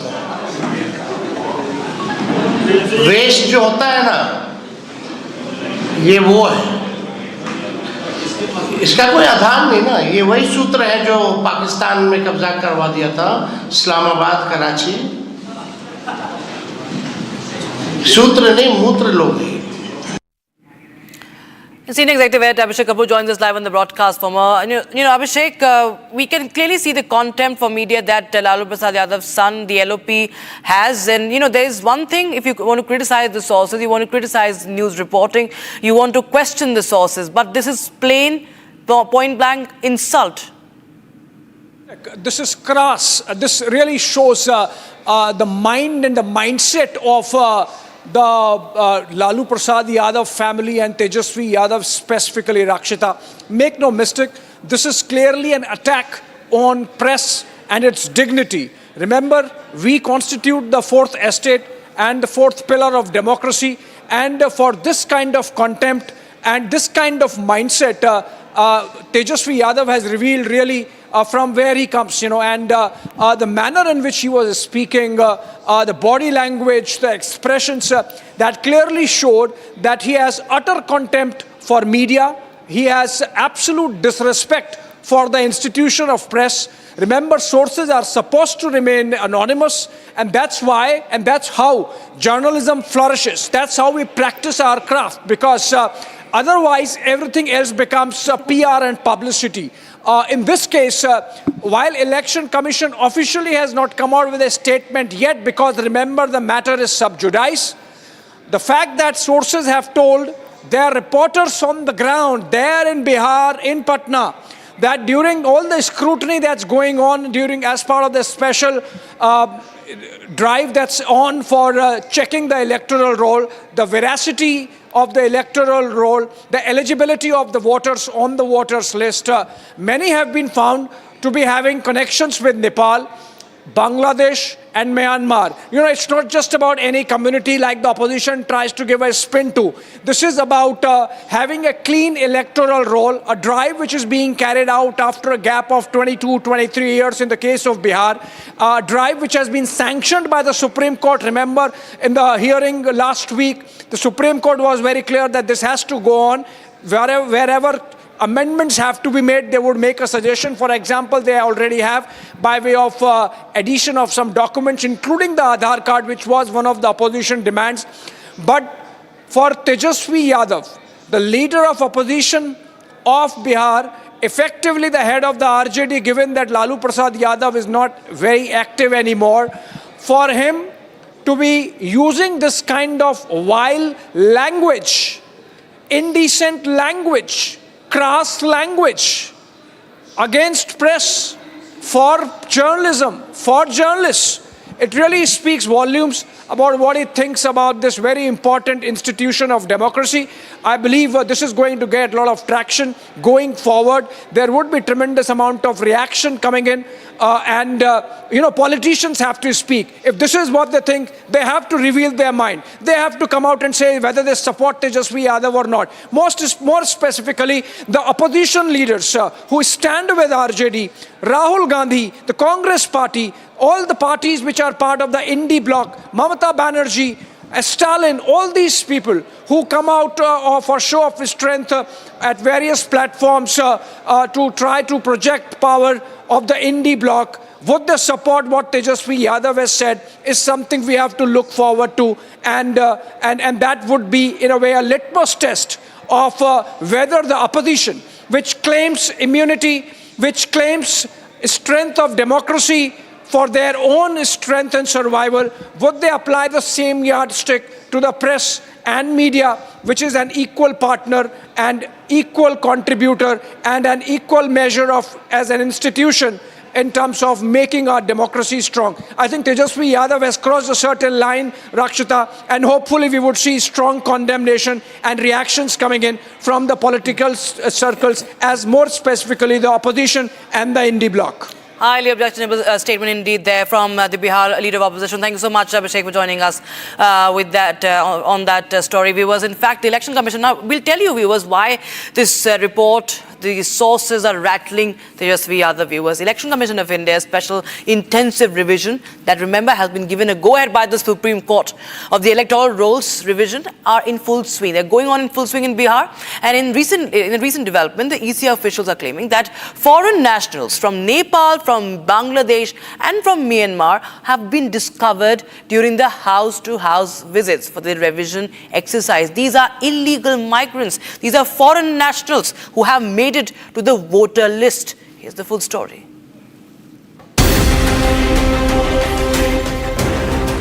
The Election Commission of India's special intensive revision of the electoral rolls are in full swing in the state of Bihar. The Election Commission's exercise in Bihar comes right ahead of the 2025 assembly elections. The Election Commission officials claim that foreign nationals from Nepal, Bangladesh and Myanmar were discovered during their house-to-house visits for the revision exercise. The names of the illegal migrants will reportedly not be included in the final electoral roll to be published on September 30th. This after a proper inquiry into such people is conducted after August 1st. BJP national spokesperson Shehzad Poonawala said that the revision exercise will ensure that only the people of Bihar, not foreigners, get the right to vote. जो अब ये SIR की exercise चल रही है, उसमें पाया गया है कि जो पुरानी वोटर लिस्ट थी 2003 की, जिस समय पर महागठबंधन आरजेडी की सरकारें राज्य सरकार में थी, उस समय की वोटर लिस्ट में बहुत सारे विदेशी नागरिक, बांग्लादेश के, म्यांमार के, रोहिंग्या इत्यादि पाए गए हैं और आज जब उसकी क्लीनिंग हो रही है, संविधान ये कहता है कि केवल भारतीय नागरिकों को वोट करने का अधिकार है। ये सुनिश्चित किया जा रहा है कि बिहारी वोट करे, बाहरी नहीं। तो आज उन तमाम फर्जी घुसपैठी वोटर्स के पक्ष में फिर से एक बार कांग्रेस, आरजेडी और ये तमाम पार्टियां आ चुकी है। मतलब कि वो नहीं चाहते कि बिहारियों को अधिकार मिले। वोट बैंक नीति के चलते वो संविधान नीति को दरकिनार करके घुसपैठियों को वोट दिलाना चाहते हैं। इसीलिए ये पूरी SIR एक्सरसाइज का लगातार वो विरोध कर रहे थे। The Election Commission has stated that as of Saturday evening, 80.11% electors in Bihar had submitted their forms. However, the opposition raises doubts on the Election Commission's claims, with RJD leader Tejasvi Yadav saying it's completely different to the ground reality. Gandhi मैदान में भी जो है भारी मात्रा में जो है इसी हिसाब से फॉर्म जो है फेंके जा रहे हैं।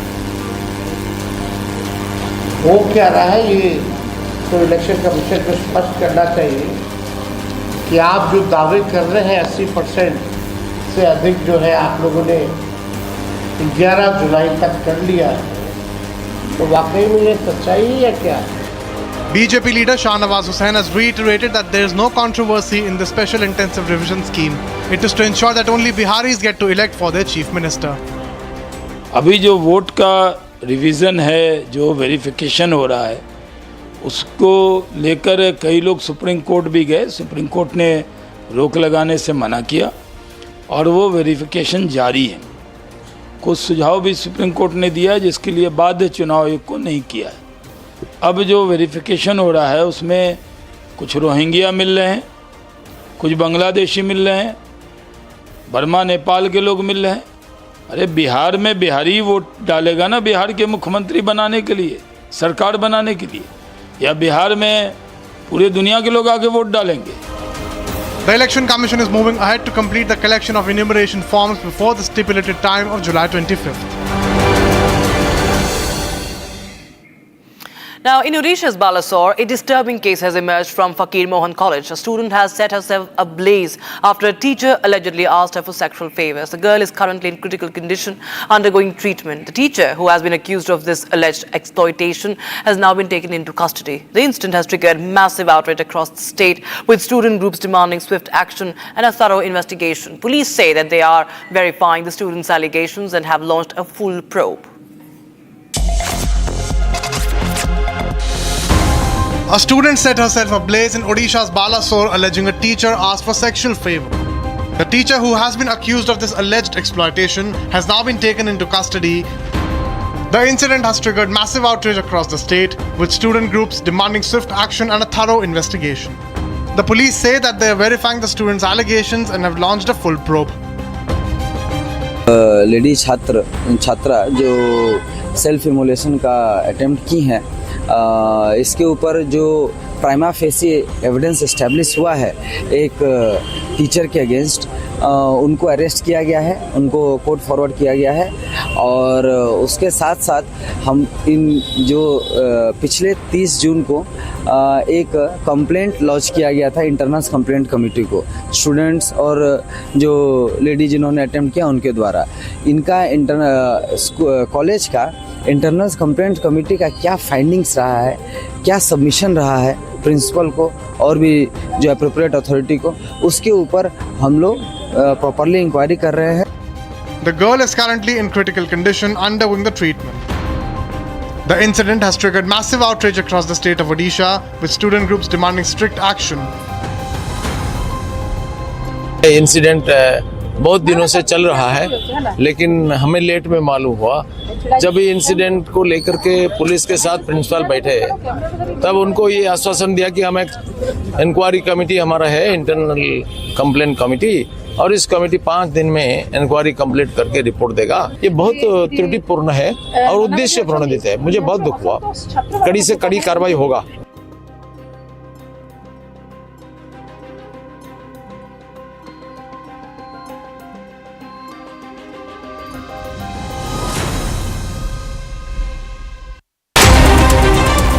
Bharat 1 Minute brought to you by Canara Bank. Together we can. Delhi PWD Minister Parvesh Verma visits Palla to review the ongoing monsoon preparedness measures and inspection of Yamuna River. He says that a meeting was held on the measures being taken to deal with the floods. He says that the samples of Yamuna water were taken from Haryana. He has reviewed the work and he's satisfied, he says, with the pace of the work.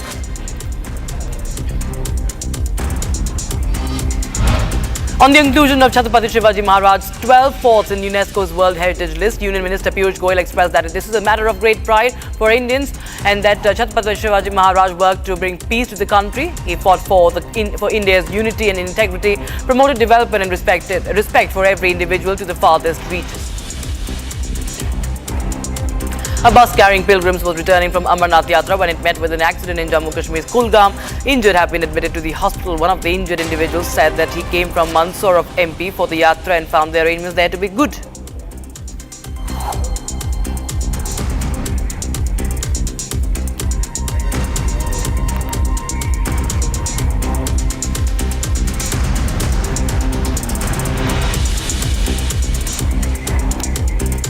Now, UP ATS has uncovered shocking details in the Uttar Pradesh conversion case. Changur Baba, the mastermind and the engineer of a sinister radicalization network, has cracked under pressure and exposed the hidden hands operating from the foreign nations. Here's the story.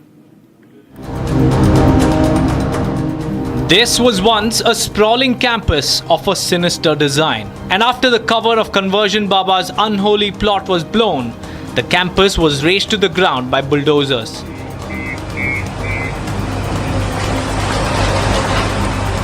With each passing day, more details of this sinister design is unraveling. Now, a massive conspiracy stretching from Balrampur to the borders of Nepal has come crashing down.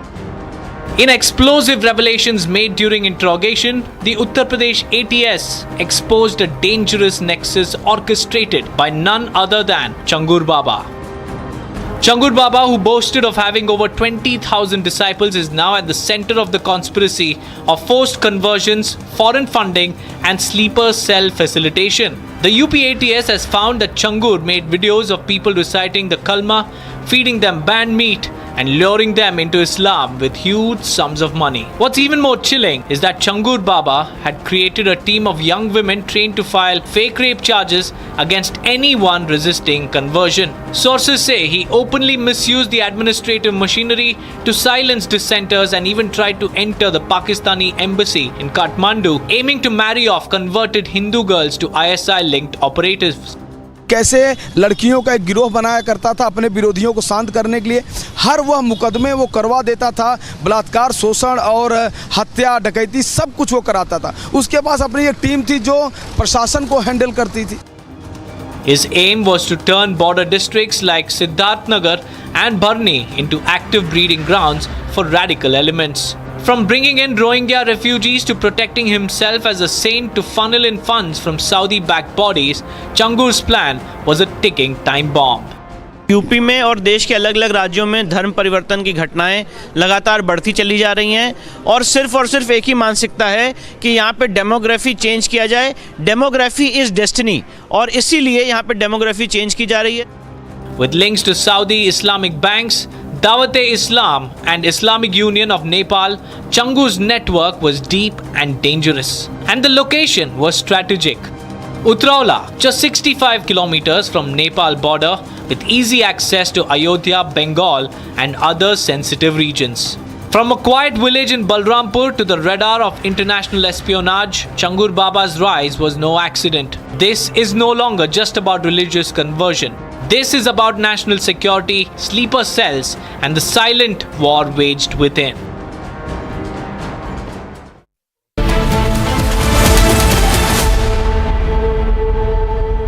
Powered by Century Ply Club Prime. Raho befikar.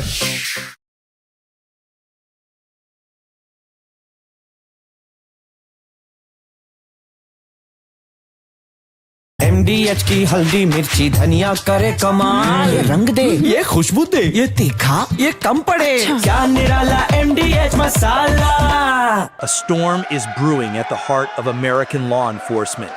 FBI Director Kash Patel is reportedly on the verge of resigning, threatening to walk away from his post if his deputy, Dan Bongino, follows through on his own plans to quit. The reason? A fiery clash with Attorney General Pam Bondi over the handling of the Jeffrey Epstein case, a controversy that's ignited outrage among MAGA supporters and raised questions about transparency in the Trump administration. The Epstein saga has long haunted political and social circles, with its web of allegations involving powerful figures. President Donald Trump, seen here socializing with Epstein in 1992 at Mar-a-Lago, has faced scrutiny over their past friendship. Trump has since distanced himself, claiming in a recent cabinet meeting that he hadn't been close to Epstein for nearly 2 decades before his death. Are you still talking about Jeffrey Epstein? This guy's been talked about for years. You're asking, we have Texas, we have this, we have all of the things. And are people still talking about this guy, this creep? From Asia's largest news headquarters, setting the agenda for Bharat.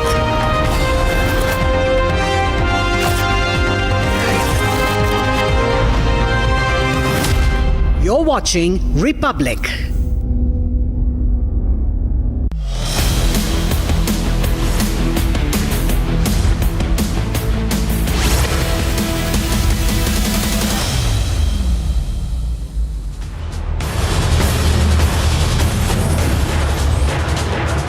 A very warm welcome, viewers. You're watching the latest edition of Forces First, and I am Rakshita Mishra with you, viewers. We have a power-packed lineup of all the stories.